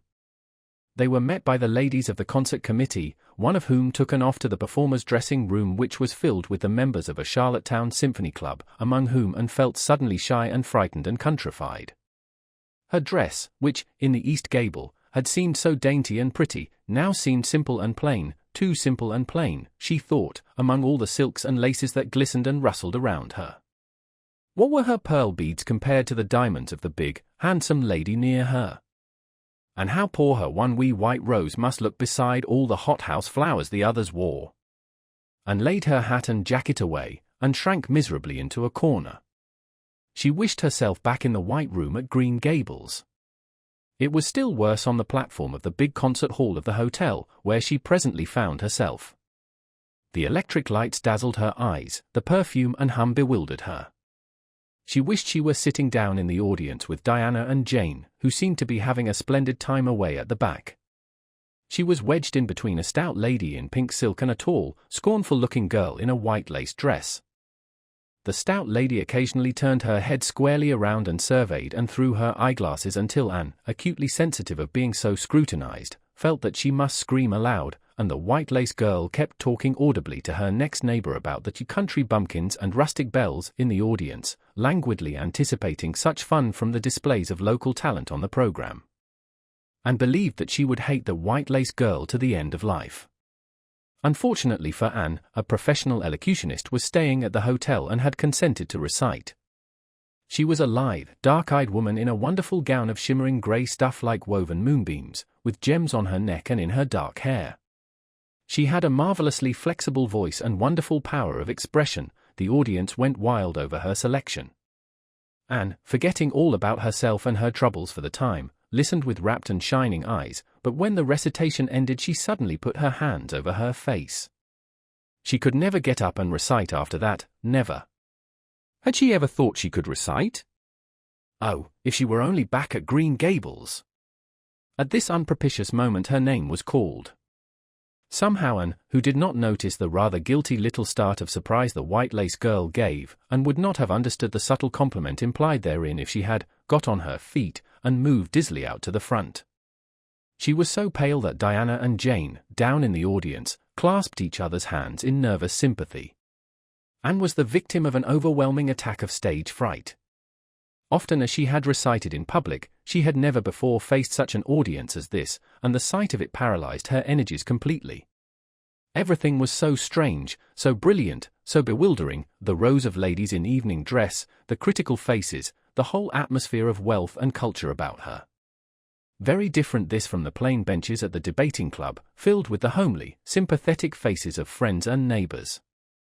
These people, she thought, would be merciless critics. Perhaps, like the white lace girl, they anticipated amusement from her rustic efforts. She felt hopelessly, helplessly ashamed and miserable. Her knees trembled, her heart fluttered, a horrible faintness came over her, not a word could she utter, and the next moment she would have fled from the platform despite the humiliation which, she felt, must ever after be her portion if she did so. But suddenly, as her dilated, frightened eyes gazed out over the audience, she saw Gilbert Blythe at the back of the room, bending forward with a smile on his face, a smile which seemed to an at once triumphant and taunting. In reality it was nothing of the kind. Gilbert was merely smiling with appreciation of the whole affair in general and of the effect produced by Anne's slender white form and spiritual face against a background of palms in particular. Josie Pye, whom he had driven over, sat beside him, and her face certainly was both triumphant and taunting. But Anne did not see Josie, and would not have cared if she had. She drew a long breath and flung her head up proudly, courage and determination tingling over her like an electric shock. She would not fail before Gilbert Blythe, he should never be able to laugh at her, never, never. Her fright and nervousness vanished, and she began her recitation, her clear, sweet voice reaching to the farthest corner of the room without a tremor or a break. Self-possession was fully restored to her, and in the reaction from that horrible moment of powerlessness she recited as she had never done before. When she finished there were bursts of honest applause. Anne, stepping back to her seat, blushing with shyness and delight, found her hand vigorously clasped and shaken by the stout lady in pink silk. "My dear, you did splendidly," she puffed. "I've been crying like a baby, actually I have. They're encoring you, they're bound to have you back." "Oh, I can't go," said Anne confusedly. "But yet I must, or Matthew will be disappointed. He said they would encore me." "Then don't disappoint Matthew," said the pink lady, laughing. Smiling, blushing, limpid-eyed, Anne tripped back and gave a quaint, funny little selection that captivated her audience still further. The rest of the evening was quite a little triumph for her. When the concert was over, the stout, pink lady, who was the wife of an American millionaire, took her under her wing and introduced her to everybody, and everybody was very nice to her. The professional elocutionist, Mrs. Evans, came and chatted with her, telling her that she had a charming voice and interpreted her selections beautifully. Even the white lace girl paid her a languid little compliment. They had supper in the big, beautifully decorated dining room. Diana and Jane were invited to partake of this, also, since they had come with Anne, but Billy was nowhere to be found, having decamped in mortal fear of some such invitation. He was in waiting for them, with the team, however, when it was all over, and the three girls came merrily out into the calm, white moonshine radiance. Anne breathed deeply and looked into the clear sky beyond the dark boughs of the firs. Oh, it was good to be out again in the purity and silence of the night. How great and still and wonderful everything was, with the murmur of the sea sounding through it and the darkling cliffs beyond like grim giants guarding enchanted coasts.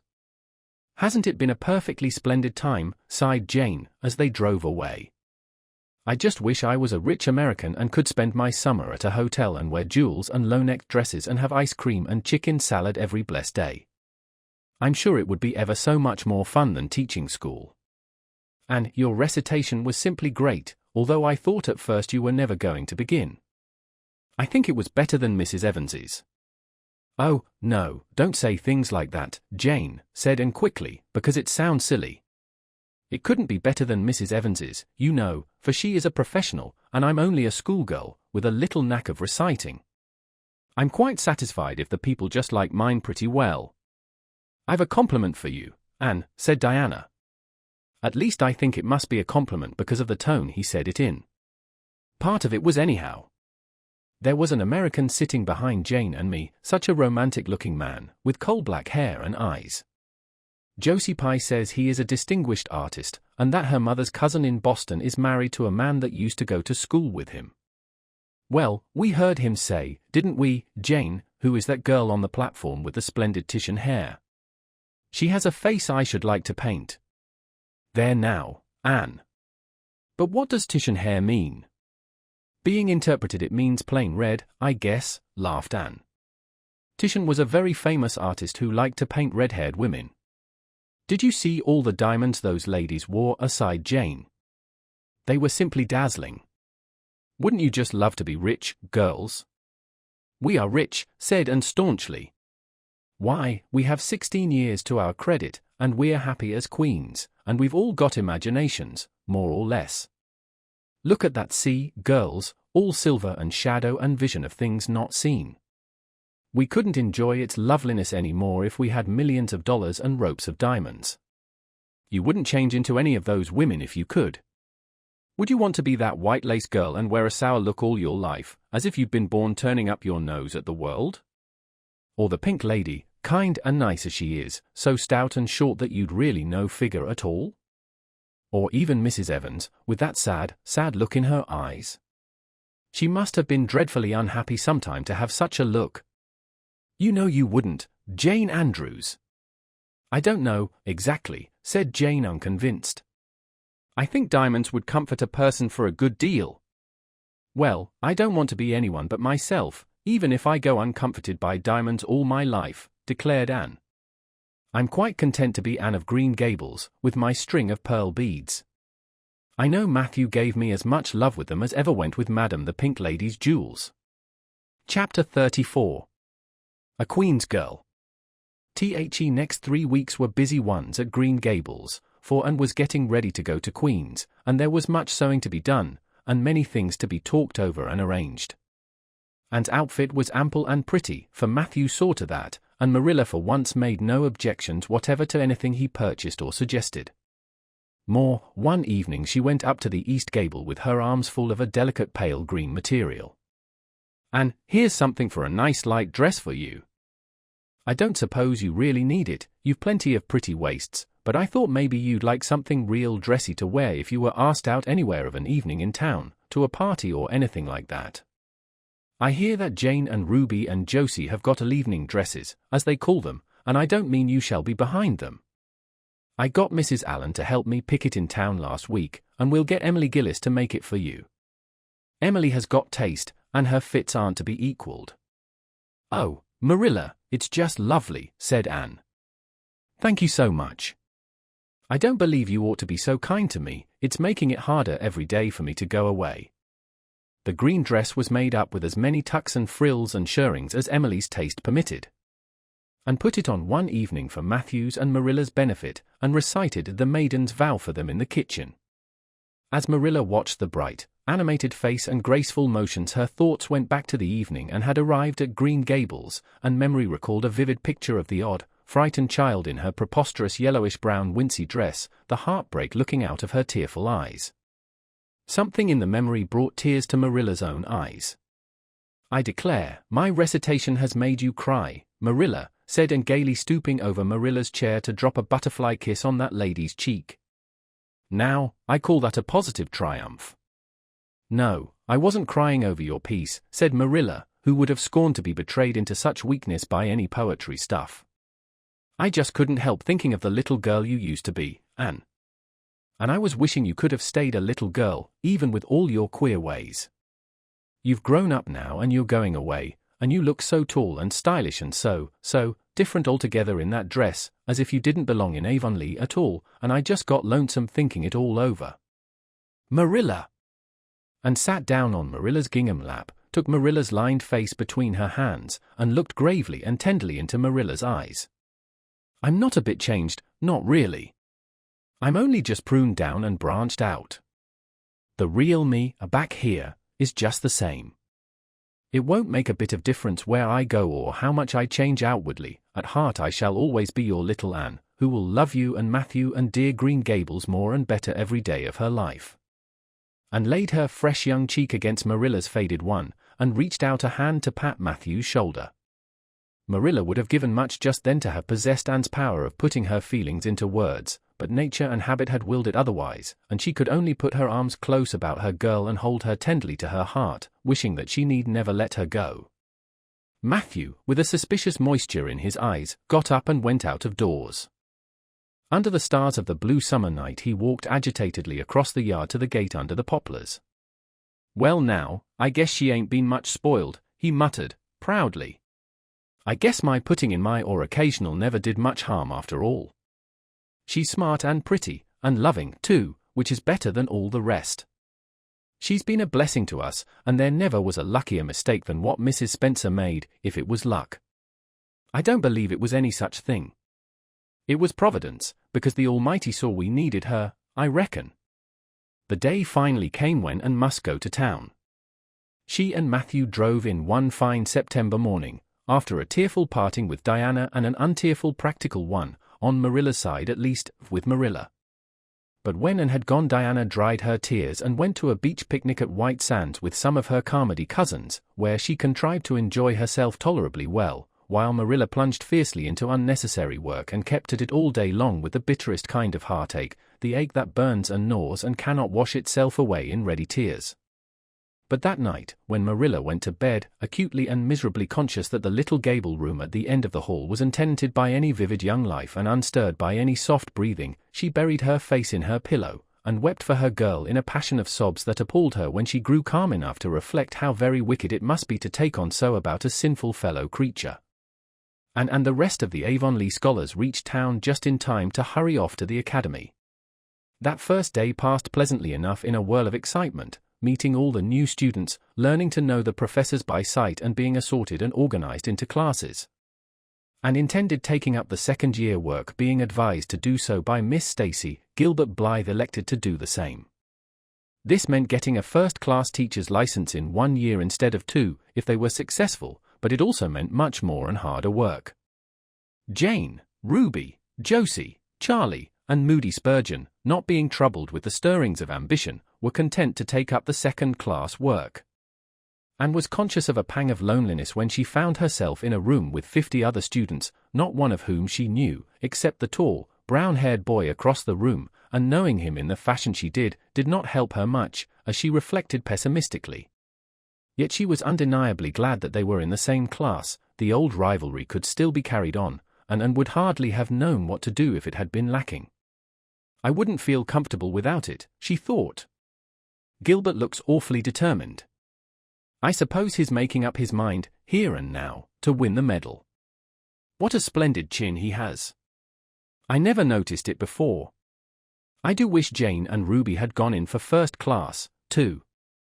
I suppose I won't feel so much like a cat in a strange garret when I get acquainted, though. I wonder which of the girls here are going to be my friends. It's really an interesting speculation. Of course, I promised Diana that no Queen's girl, no matter how much I liked her, should ever be as dear to me as she is, but I've lots of second-best affections to bestow. I like the look of that girl with the brown eyes and the crimson waist. She looks vivid and red-rosy. There's that pale, fair one gazing out of the window. She has lovely hair and looks as if she knew a thing or two about dreams. I'd like to know them both, know them well enough to walk with my arm about their waists and call them nicknames. But just now I don't know them and they don't know me, and probably don't want to know me particularly. Oh, it's lonesome. It was lonesomer still when Anne found herself alone in her hall bedroom that night at twilight. She was not aboard with the other girls, who all had relatives in town to take pity on them. Miss Josephine Barry would have liked to board her, but Beechwood was so far from the academy that it was out of the question, so Miss Barry hunted up a boarding house, assuring Matthew and Marilla that it was the very place for Anne. The lady who keeps it is a reduced gentlewoman, explained Miss Barry. Her husband was a British officer, and she is very careful what sort of boarders she takes, and will not meet with any objectionable persons under her roof.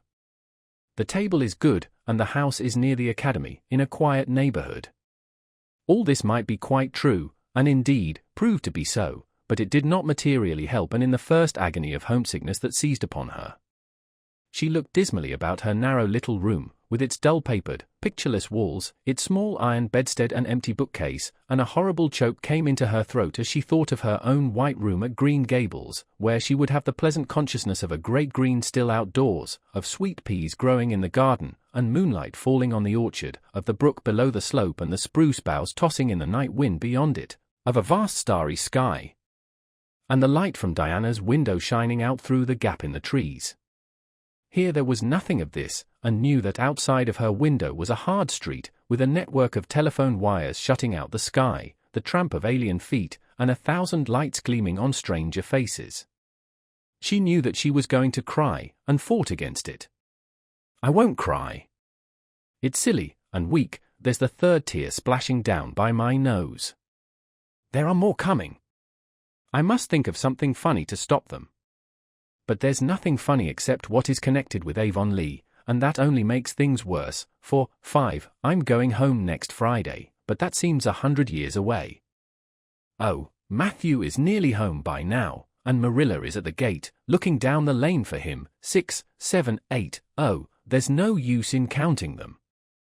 They're coming in a flood presently. I can't cheer up, I don't want to cheer up. It's nicer to be miserable. The flood of tears would have come, no doubt, had not Josie Pye appeared at that moment.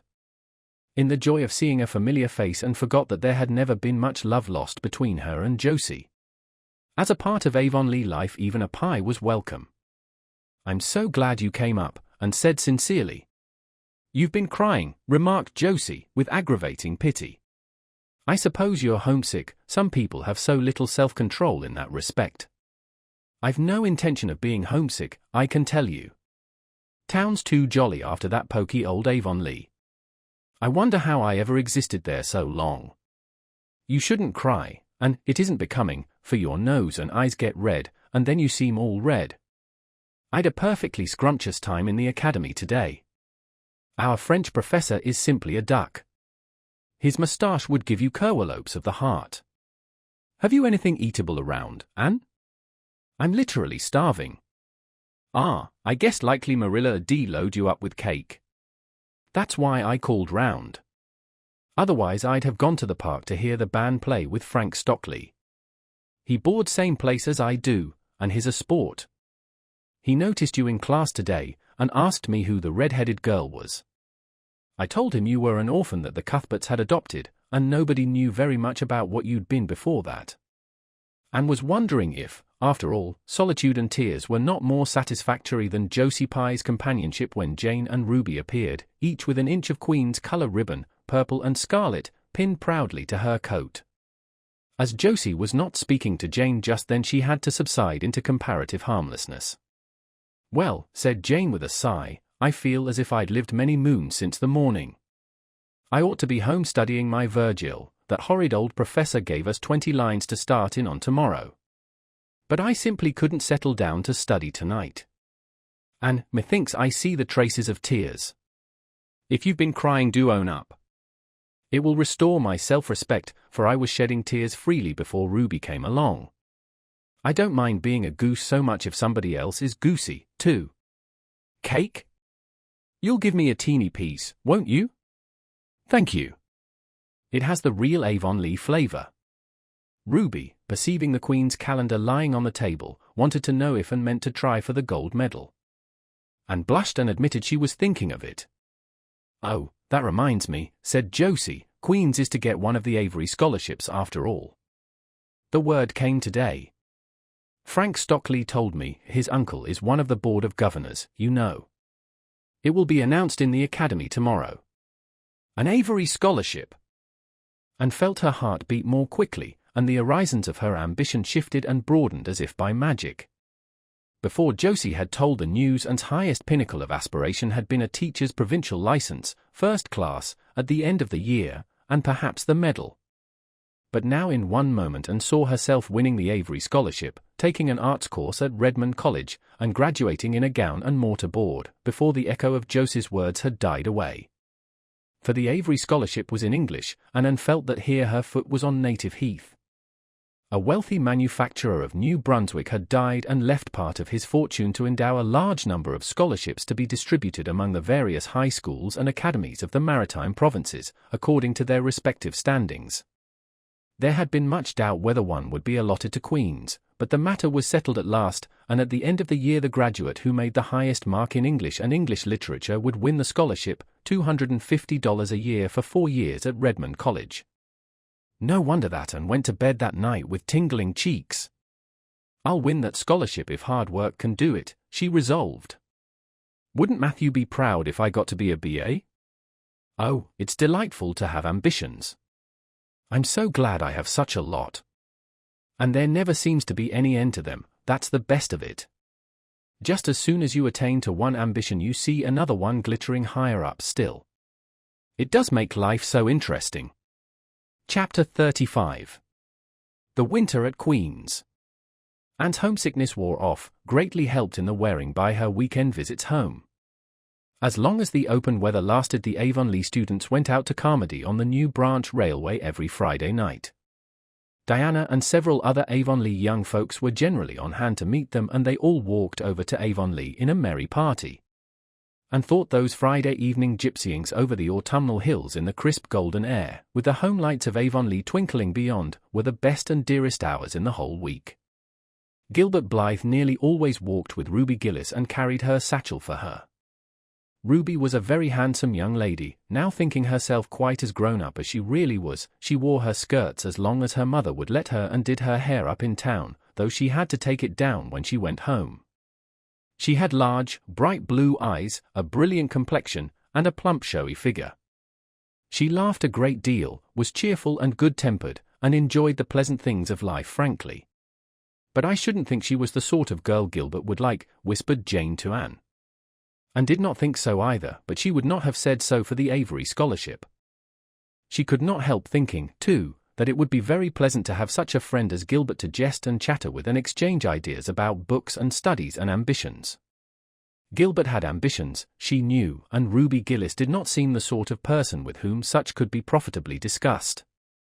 There was no silly sentiment in Anne's ideas concerning Gilbert. Boys were to her, when she thought about them at all, merely possible good comrades. If she and Gilbert had been friends, she would not have cared how many other friends he had nor with whom he walked. She had a genius for friendship, girl-friends she had in plenty, but she had a vague consciousness that masculine friendship might also be a good thing to round out one's conceptions of companionship and furnish broader standpoints of judgment and comparison. Not that Anne could have put her feelings on the matter into just such clear definition. But she thought that if Gilbert had ever walked home with her from the train, over the crisp fields and along the ferny byways, they might have had many and merry and interesting conversations about the new world that was opening around them and their hopes and ambitions therein. Gilbert was a clever young fellow, with his own thoughts about things and a determination to get the best out of life and put the best into it. Ruby Gillis told Jane Andrews that she didn't understand half the things Gilbert Blythe said. He talked just like Anne Shirley did when she had a thoughtful fit on, and for her part she didn't think it any fun to be bothering about books and that sort of thing when you didn't have to. Frank Stockley had lots more dash and go, but then he wasn't half as good looking as Gilbert, and she really couldn't decide which she liked best. In the academy Anne gradually drew a little circle of friends about her, thoughtful, imaginative, ambitious students like herself.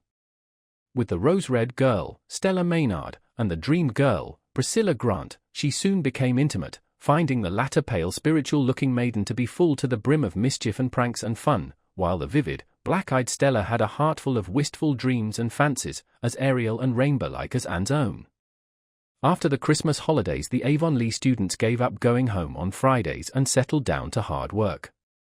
By this time all the Queen's scholars had gravitated into their own places in the ranks, and the various classes had assumed distinct and settled shadings of individuality. Certain facts had become generally accepted. It was admitted that the medal contestants had practically narrowed down to three: Gilbert Blythe, Anne Shirley, and Lewis Wilson. The Avery scholarship was more doubtful, any one of a certain six being a possible winner. The bronze medal for mathematics was considered as good as one by a fat, funny little up-country boy with a bumpy forehead and a patched coat. Ruby Gillis was the handsomest girl of the year at the academy. In the second-year classes Stella Maynard carried off the palm for beauty, with small but critical minority in favor of Anne Shirley. Ethel Marr was admitted by all competent judges to have the most stylish modes of hairdressing, and Jane Andrews, plain, plodding, conscientious Jane, carried off the honors in the domestic science course. Even Josie Pye attained a certain preeminence as the sharpest-tongued young lady in attendance at Queen's. So it may be fairly stated that Miss Stacy's old pupils held their own in the wider arena of the academical course, and worked hard and steadily. Her rivalry with Gilbert was as intense as it had ever been in Avonlea School, although it was not known in the class at large, but somehow the bitterness had gone out of it. And no longer wished to win for the sake of defeating Gilbert, rather, for the proud consciousness of a well-won victory over a worthy foeman. It would be worthwhile to win, but she no longer thought life would be insupportable if she did not. In spite of lessons the students found opportunities for pleasant times, and spent many of her spare hours at Beechwood, and generally ate her Sunday dinners there and went to church with Miss Barry. The latter was, as she admitted, growing old, but her black eyes were not dim nor the vigor of her tongue in the least abated. But she never sharpened the latter on Anne, who continued to be a prime favorite with the critical old lady. "That Anne girl improves all the time," she said. "I get tired of other girls, there is such a provoking and eternal sameness about them. Anne has as many shades as a rainbow, and every shade is the prettiest while it lasts. I don't know that she is as amusing as she was when she was a child, but she makes me love her, and I like people who make me love them. It saves me so much trouble in making myself love them." Then, almost before anybody realized it, spring had come. Out in Avonlea the Mayflowers were peeping pinkly out on the sere barrens where snow wreaths lingered, and the mist of green was on the woods and in the valleys. But in Charlottetown harassed Queen students thought and talked only of examinations. "It doesn't seem possible that the term is nearly over," said Anne. "Why, last fall it seemed so long to look forward to, a whole winter of studies and classes. And here we are, with the exams looming up next week. Girls, sometimes I feel as if those exams meant everything, but when I look at the big buds swelling on those chestnut trees and the misty blue air at the end of the streets, they don't seem half so important." Jane and Ruby and Josie, who had dropped in, did not take this view of it. To them the coming examinations were constantly very important indeed, far more important than chestnut buds or Maytime hazes. It was all very well for Anne, who was sure of passing at least, to have her moments of belittling them, but when your whole future depended on them, as the girls truly thought theirs did, you could not regard them philosophically. "I've lost £7 in the last 2 weeks, sighed Jane. "It's no use to say don't worry. I will worry. Worrying helps you some. It seems as if you were doing something when you're worrying. It would be dreadful if I failed to get my license after going to Queen's all winter and spending so much money." "I don't care," said Josie Pye. "If I don't pass this year, I'm coming back next. My father can afford to send me." "And Frank Stockley says that Professor Tremaine said Gilbert Blythe was sure to get the medal and that Emily Clay would likely win the Avery Scholarship." "That may make me feel badly tomorrow, Josie," laughed Anne, "but just now I honestly feel that as long as I know the violets are coming out all purple down in the hollow below Green Gables and that little ferns are poking their heads up in Lover's Lane, it's not a great deal of difference whether I win the Avery or not. I've done my best and I begin to understand what is meant by the joy of the strife. Next to trying and winning, the best thing is trying and failing. Girls, don't talk about exams. Look at that arch of pale green sky over those houses and picture to yourself what it must look like over the purple dark beech woods back of Avonlea." "What are you going to wear for commencement, Jane?" asked Ruby practically. Jane and Josie both answered at once and the chatter drifted into a side eddy of fashions. But Anne, with her elbows on the window sill, her soft cheek laid against her clasped hands, and her eyes filled with visions, looked out unheedingly across city roof and spire to that glorious dome of sunset sky and wove her dreams of a possible future from the golden tissue of youth's own optimism. All the beyond was hers with its possibilities lurking rosily in the oncoming years, each year a rose of promise to be woven into an immortal chaplet. Chapter 36. The Glory and the Dream.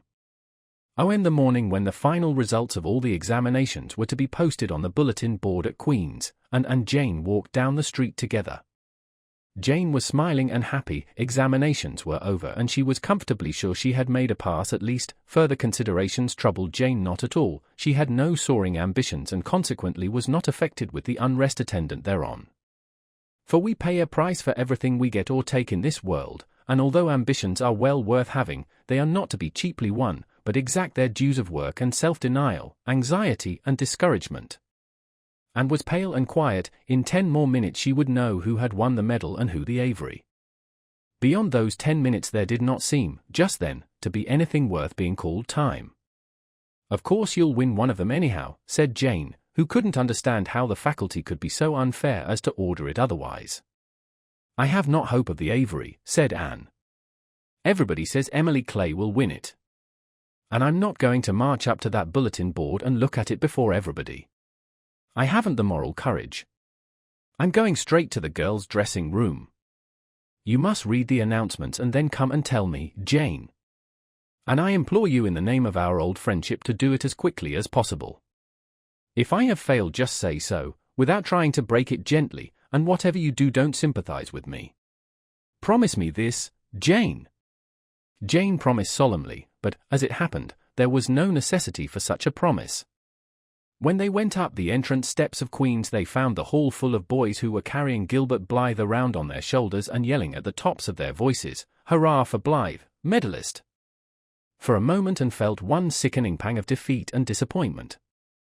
So she had failed and Gilbert had won. Well, Matthew would be sorry, he had been so sure she would win.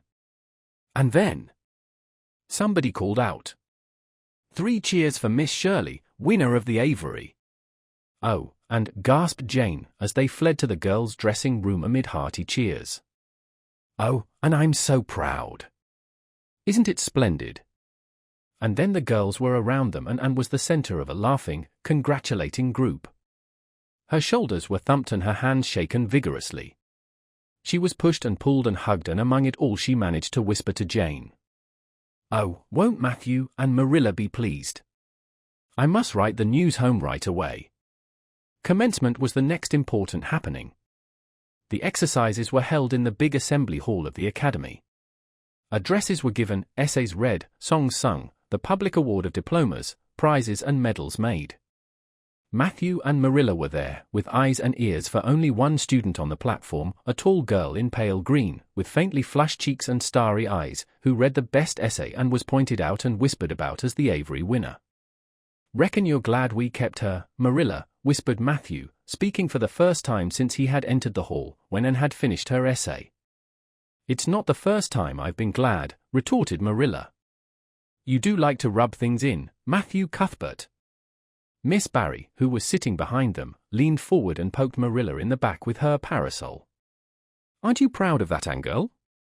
"I am," she said, and went home to Avonlea with Matthew and Marilla that evening. She had not been home since April and she felt that she could not wait another day. The apple blossoms were out and the world was fresh and young.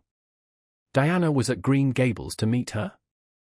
In her own white room, where Marilla had set a flowering house rose on the window sill, and looked about her and drew a long breath of happiness. "Oh, Diana, it's so good to be back again. It's so good to see those pointed firs coming out against the pink sky, and that white orchard and the old Snow Queen. Isn't the breath of the mint delicious?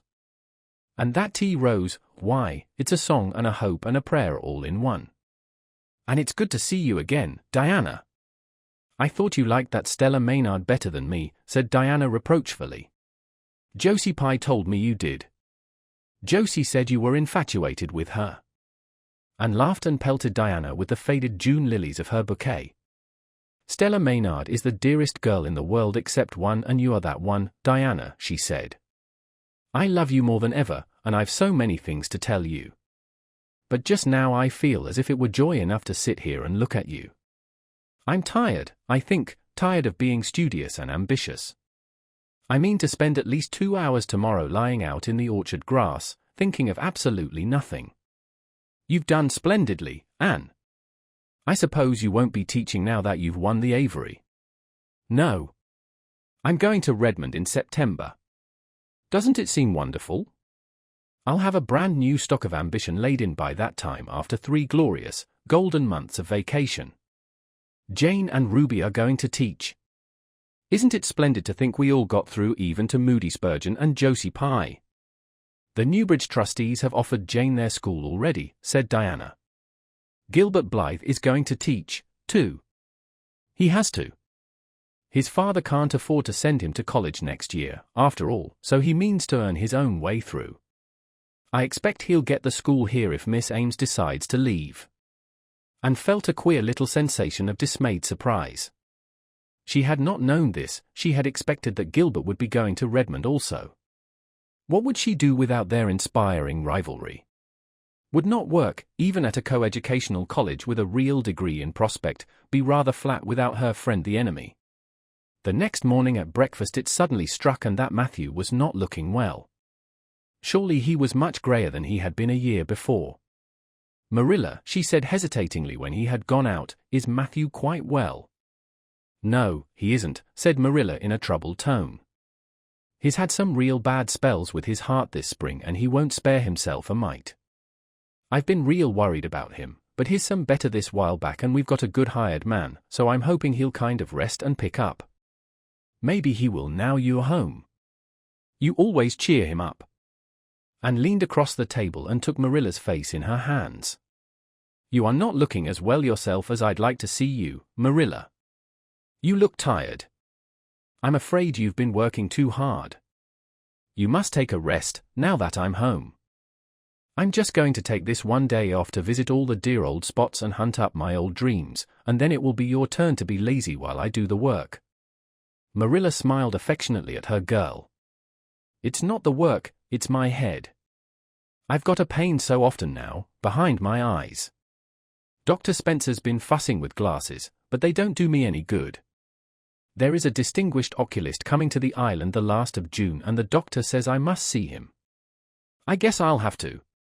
I can't read or sew with any comfort now. Well, Anne, you've done real well at Queen's, I must say. To take first-class license in 1 year and win the Avery Scholarship, well, Mrs. Lynde says pride goes before a fall and she doesn't believe in the higher education of women at all. She says it unfits them for woman's true sphere. I don't believe a word of it.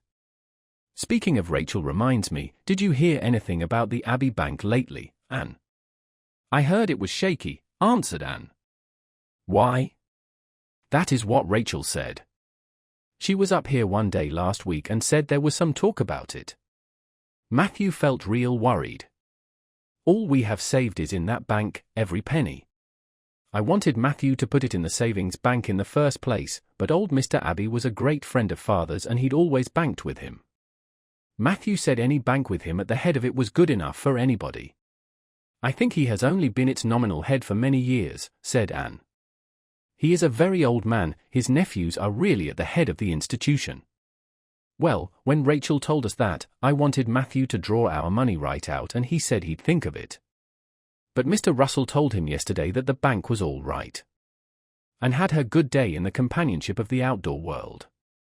She never forgot that day, it was so bright and golden and fair, so free from shadow and so lavish of blossom. And spent some of its rich hours in the orchard. She went to the Dryads Bubble and Willowmere and Violet Vale, she called at the manse and had a satisfying talk with Mrs. Allen, and finally in the evening she went with Matthew for the cows, through Lover's Lane to the back pasture. The woods were all gloried through with sunset and the warm splendor of it streamed down through the hill gaps in the west. Matthew walked slowly with bent head, and, tall and erect, suited her springing step to his. "You've been working too hard today, Matthew," she said reproachfully. "Why won't you take things easier?" "Well now, I can't seem to," said Matthew, as he opened the yard gate to let the cows through. "It's only that I'm getting old, Anne, and keep forgetting it. Well, I've always worked pretty hard and I'd rather drop in harness. If I had been the boy you sent for," said Anne wistfully, "I'd be able to help you so much now and spare you in 100 ways. I could find it in my heart to wish I had been, just for that." "Well now, I'd rather have you than a dozen boys, Anne," said Matthew patting her hand. "Just mind you that, rather than a dozen boys. Well now, I guess it wasn't a boy that took the Avery Scholarship, was it? It was a girl, my girl that I'm proud of." He smiled his shy smile at her as he went into the yard. And took the memory of it with her when she went to her room that night and sat for a long while at her open window, thinking of the past and dreaming of the future. Outside the Snow Queen was mistily white in the moonshine, the frogs were singing in the marsh beyond Orchard Slope. And always remembered the silvery, peaceful beauty and fragrant calm of that night.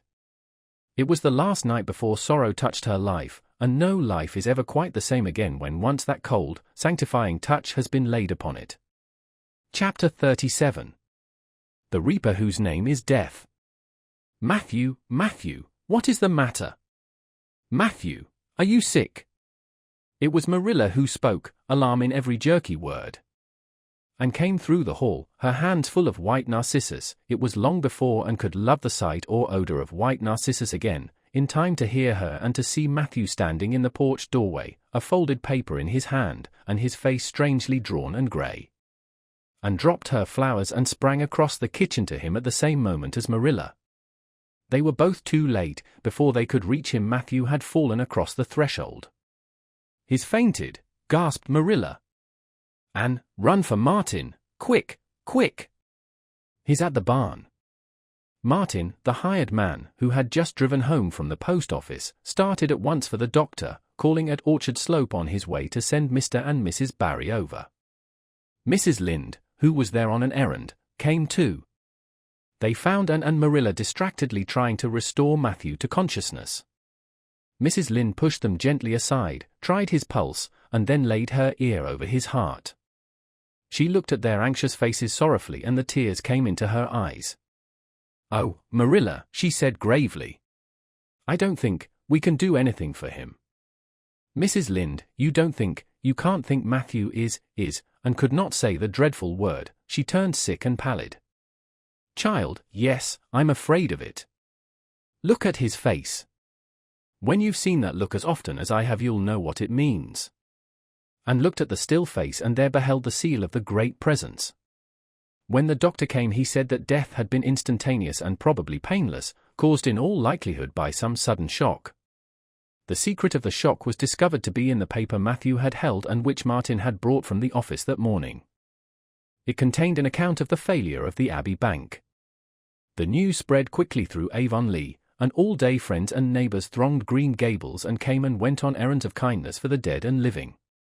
For the first time, shy, quiet Matthew Cuthbert was a person of central importance. The white majesty of death had fallen on him and set him apart as one crowned. When the calm night came softly down over Green Gables, the old house was hushed and tranquil.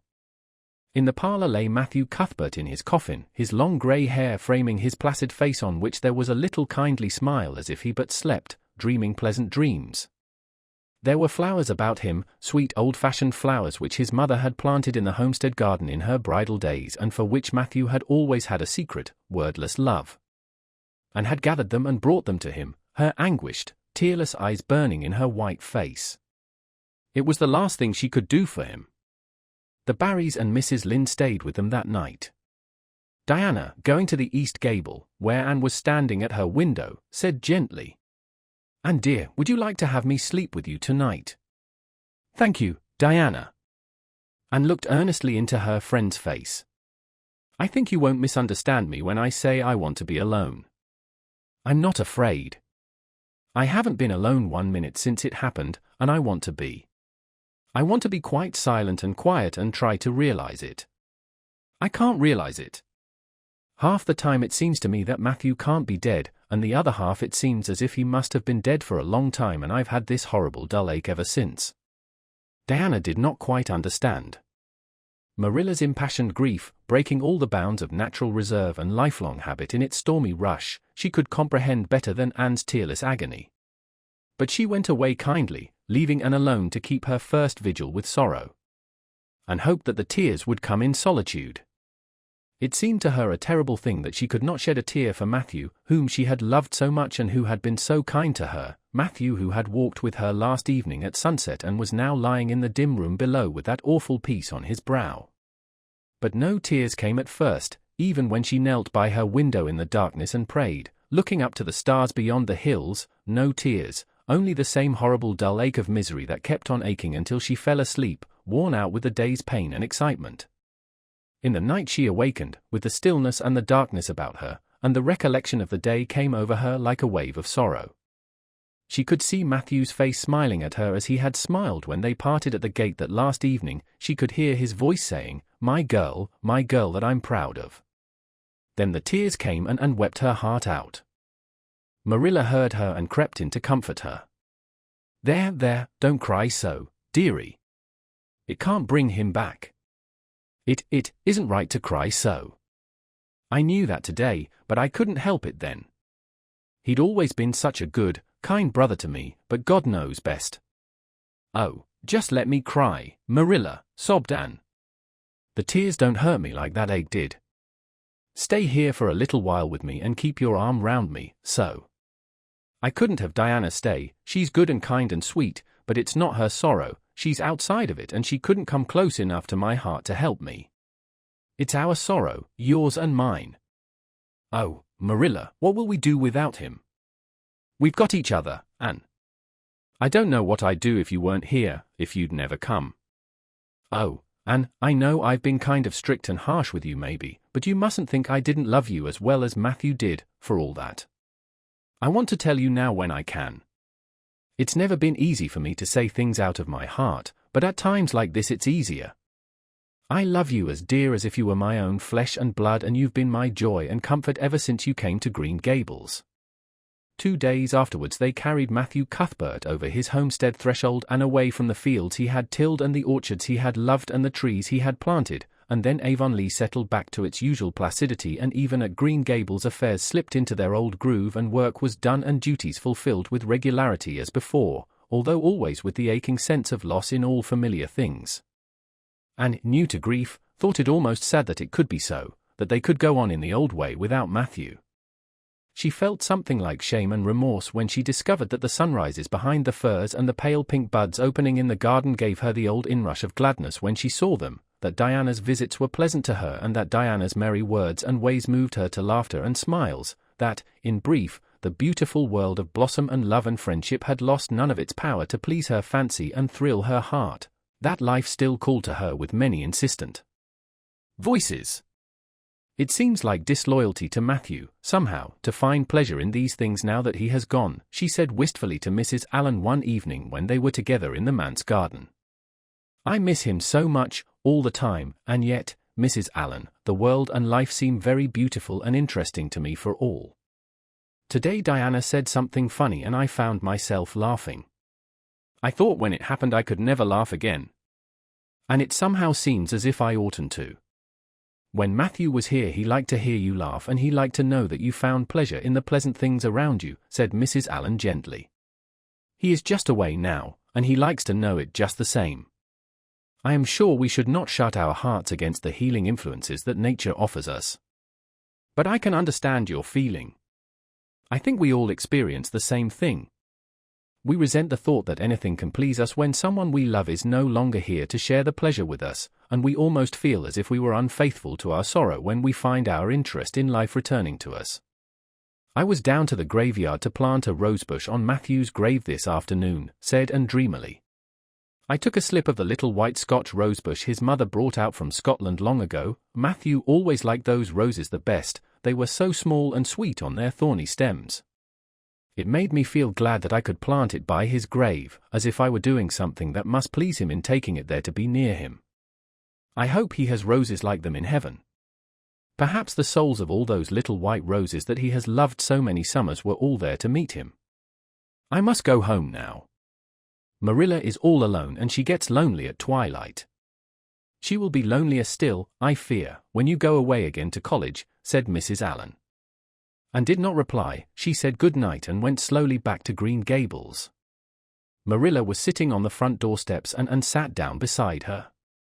The door was open behind them, held back by a big pink conch shell with hints of sea sunsets in its smooth inner convolutions.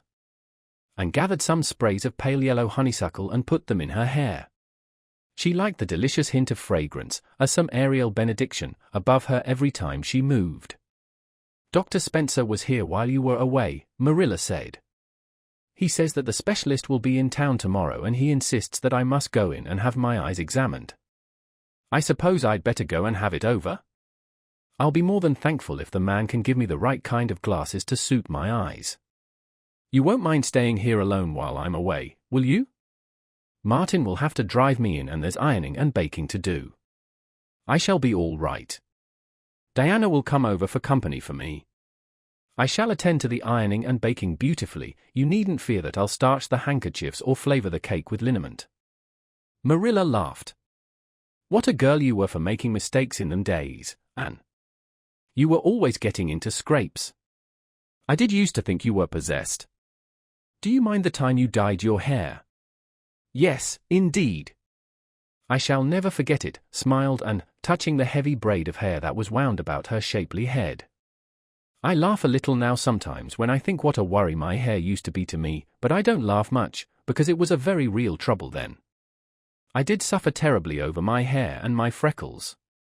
My freckles are really gone, and people are nice enough to tell me my hair is auburn now, all but Josie Pye."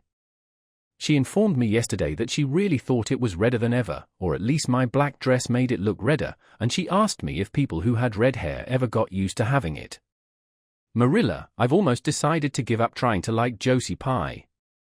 I've made what I would once have called a heroic effort to like her, but Josie Pye won't be liked. Josie is a pie, said Marilla sharply, so she can't help being disagreeable. I suppose people of that kind serve some useful purpose in society, but I must say I don't know what it is any more than I know the use of thistles. Is Josie going to teach? No, she is going back to Queen's next year. So are Moody Spurgeon and Charlie Sloane. Jane and Ruby are going to teach, and they have both got schools, Jane at Newbridge and Ruby at some place up west. Gilbert Blythe is going to teach too, isn't he? Yes, briefly. What a nice-looking fellow he is, said Marilla absently. I saw him in church last Sunday and he seemed so tall and manly. He looks a lot like his father did at the same age. John Blythe was a nice boy. We used to be real good friends, he and I. People called him my beau. And looked up with swift interest. Oh, Marilla, and what happened? Why didn't you? We had a quarrel. I wouldn't forgive him when he asked me to. I meant to, after a while, but I was sulky and angry and I wanted to punish him first. He never came back. The Blythes were almighty independent. But I always felt rather sorry. I've always kind of wished I'd forgiven him when I had the chance.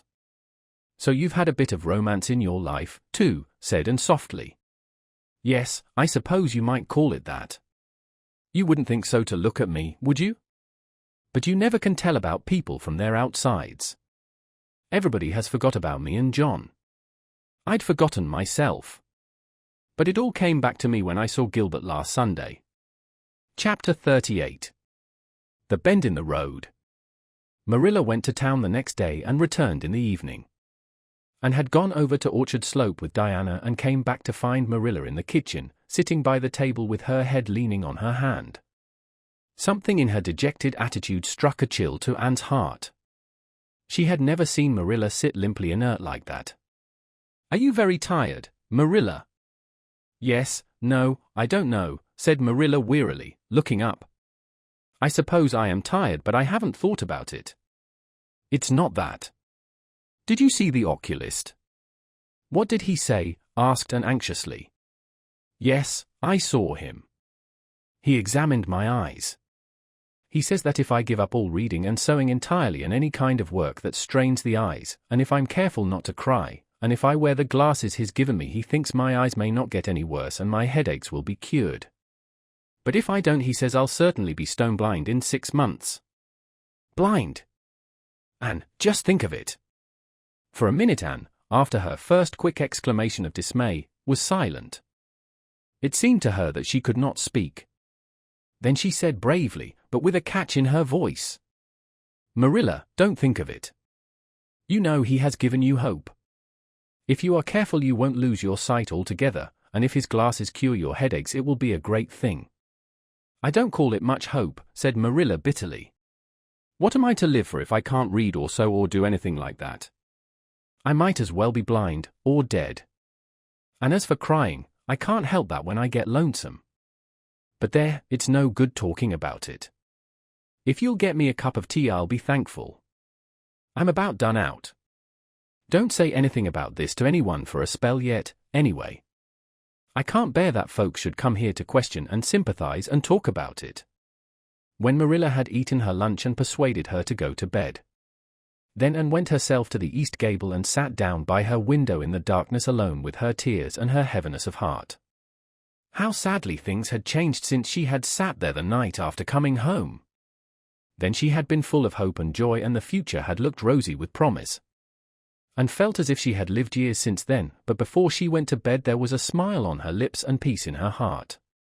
She had looked her duty courageously in the face and found it a friend, as duty ever is when we meet it frankly. One afternoon a few days later Marilla came slowly in from the front yard where she had been talking to a caller, a man whom Anne knew by sight as Sadler from Carmody. And wondered what he could have been saying to bring that look to Marilla's face. What did Mr. Sadler want, Marilla? Marilla sat down by the window and looked at Anne. There were tears in her eyes in defiance of the oculist's prohibition, and her voice broke as she said, "He heard that I was going to sell Green Gables and he wants to buy it." "Buy it? Buy Green Gables?" Anne wondered if she had heard aright. "Oh, Marilla, you don't mean to sell Green Gables?" "Anne, I don't know what else is to be done. I've thought it all over. If my eyes were strong I could stay here and make out to look after things and manage, with a good hired man. But as it is I can't. I may lose my sight altogether, and anyway I'll not be fit to run things. Oh, I never thought I'd live to see the day when I'd have to sell my home. But things would only go behind worse and worse all the time, till nobody would want to buy it. Every cent of our money went in that bank, and there's some notes Matthew gave last fall to pay. Mrs. Lynde advises me to sell the farm and board somewhere, with her I suppose. It won't bring much, it's small and the buildings are old. But it'll be enough for me to live on, I reckon. I'm thankful you're provided for with that scholarship, Anne. I'm sorry you won't have a home to come to in your vacations, that's all, but I suppose you'll manage somehow." Marilla broke down and wept bitterly. "You mustn't sell Green Gables," said Anne resolutely. "Oh, and I wish I didn't have to. But you can see for yourself. I can't stay here alone. I'd go crazy with trouble and loneliness. And my sight would go, I know it would. You won't have to stay here alone, Marilla. I'll be with you. I'm not going to Redmond." "Not going to Redmond?" Marilla lifted her worn face from her hands and looked at Anne. "Why, what do you mean?" "Just what I say. I'm not going to take the scholarship. I decided so the night after you came home from town. You surely don't think I could leave you alone in your trouble, Marilla, after all you've done for me. I've been thinking and planning. Let me tell you my plans. Mr. Barry wants to rent the farm for next year. So you won't have any bother over that. And I'm going to teach. I've applied for the school here, but I don't expect to get it, for I understand the trustees have promised it to Gilbert Blythe. But I can have the Carmody school, Mr. Blair told me so last night at the store. Of course that won't be quite as nice or convenient as if I had the Avonlea school. But I can board home and drive myself over to Carmody and back, in the warm weather at least. And even in winter I can come home Fridays. We'll keep a horse for that. Oh, I have it all planned out, Marilla. And I'll read to you and keep you cheered up. You shan't be dull or lonesome. And we'll be real cozy and happy here together, you and I." Marilla had listened like a woman in a dream. "Oh, and I could get on real well if you were here, I know. But I can't let you sacrifice yourself so for me. It would be terrible." "Nonsense." Anne laughed merrily. "There is no sacrifice. Nothing could be worse than giving up Green Gables, and nothing could hurt me more. We must keep the dear old place. My mind is quite made up, Marilla. I'm not going to Redmond, and I am going to stay here and teach. Don't you worry about me a bit. But your ambitions, Anne?" "I'm just as ambitious as ever. Only, I've changed the object of my ambitions. I'm going to be a good teacher, and I'm going to save your eyesight. Besides, I mean to study at home here and take a little college course all by myself. Oh, I've dozens of plans, Marilla. I've been thinking them out for a week. I shall give life here my best, and I believe it will give its best to me in return. When I left Queen's, my future seemed to stretch out before me like a straight road. I thought I could see along it for many a milestone. Now there is a bend in it. I don't know what lies around the bend, but I'm going to believe that the best does. It has a fascination of its own, that bend, Marilla. I wonder how the road beyond it goes, what there is of green glory and soft, checkered light and shadows, what new landscapes, what new beauties, what curves and hills and valleys further on. I don't feel as if I ought to let you give it up, said Marilla, referring to the scholarship. But you can't prevent me.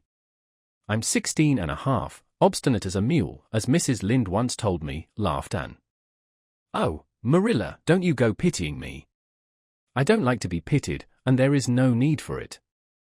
I'm heart glad over the very thought of staying at dear Green Gables. Nobody could love it as you and I do, so we must keep it. You blessed girl, said Marilla, yielding. I feel as if you'd given me new life. I guess I ought to stick out and make you go to college, but I know I can't, so I ain't going to try. I'll make it up to you though, Anne. When it became noised abroad in Avonlea that Anne Shirley had given up the idea of going to college and intended to stay home and teach, there was a good deal of discussion over it. Most of the good folks, not knowing about Marilla's eyes, thought she was foolish. Mrs. Allen did not. She told Anne so in approving words that brought tears of pleasure to the girl's eyes. Neither did good Mrs. Lynde. She came up one evening and found Anne and Marilla sitting at the front door in the warm, scented summer dusk. They liked to sit there when the twilight came down and the white moths flew about in the garden and the odor of mint filled the dewy air. Mrs. Rachel deposited her substantial person upon the stone bench by the door, behind which grew a row of tall pink and yellow hollyhocks, with a long breath of mingled weariness and relief. I declare I'm getting glad to sit down. I've been on my feet all day, and 200 pounds is a good bit for 2 feet to carry round. It's a great blessing not to be fat, Marilla. I hope you appreciate it. Well, Anne, I hear you've given up your notion of going to college. I was real glad to hear it. You've got as much education now as a woman can be comfortable with. I don't believe in girls going to college with the men and cramming their heads full of Latin and Greek and all that nonsense. But I'm going to study Latin and Greek just the same, Mrs. Lynde said, and laughing. I'm going to take my arts course right here at Green Gables, and study everything that I would at college. Mrs. Lynde lifted her hands in holy horror. Anne Shirley, you'll kill yourself. Not a bit of it. I shall thrive on it. Oh, I'm not going to overdo things. As a Josiah Allen's wife says, I shall be a medium. But I'll have lots of spare time in the long winter evenings, and I've no vocation for fancy work. I'm going to teach over at Carmody, you know. I don't know it. I guess you're going to teach right here in Avonlea. The trustees have decided to give you the school. Mrs. Lynde cried, Anne, springing to her feet in her surprise. Why, I thought they had promised it to Gilbert Blythe. So they did. But as soon as Gilbert heard that you had applied for it, he went to them. They had a business meeting at the school last night, you know, and told them that he withdrew his application, and suggested that they accept yours. He said he was going to teach at White Sands. Of course he knew how much you wanted to stay with Marilla, and I must say I think it was real kind and thoughtful in him, that's what. Real self-sacrificing, too, for he'll have his board to pay at White Sands, and everybody knows he's got to earn his own way through college. So the trustees decided to take you. I was tickled to death when Thomas came home and told me. I don't feel that I ought to take it, murmured Anne.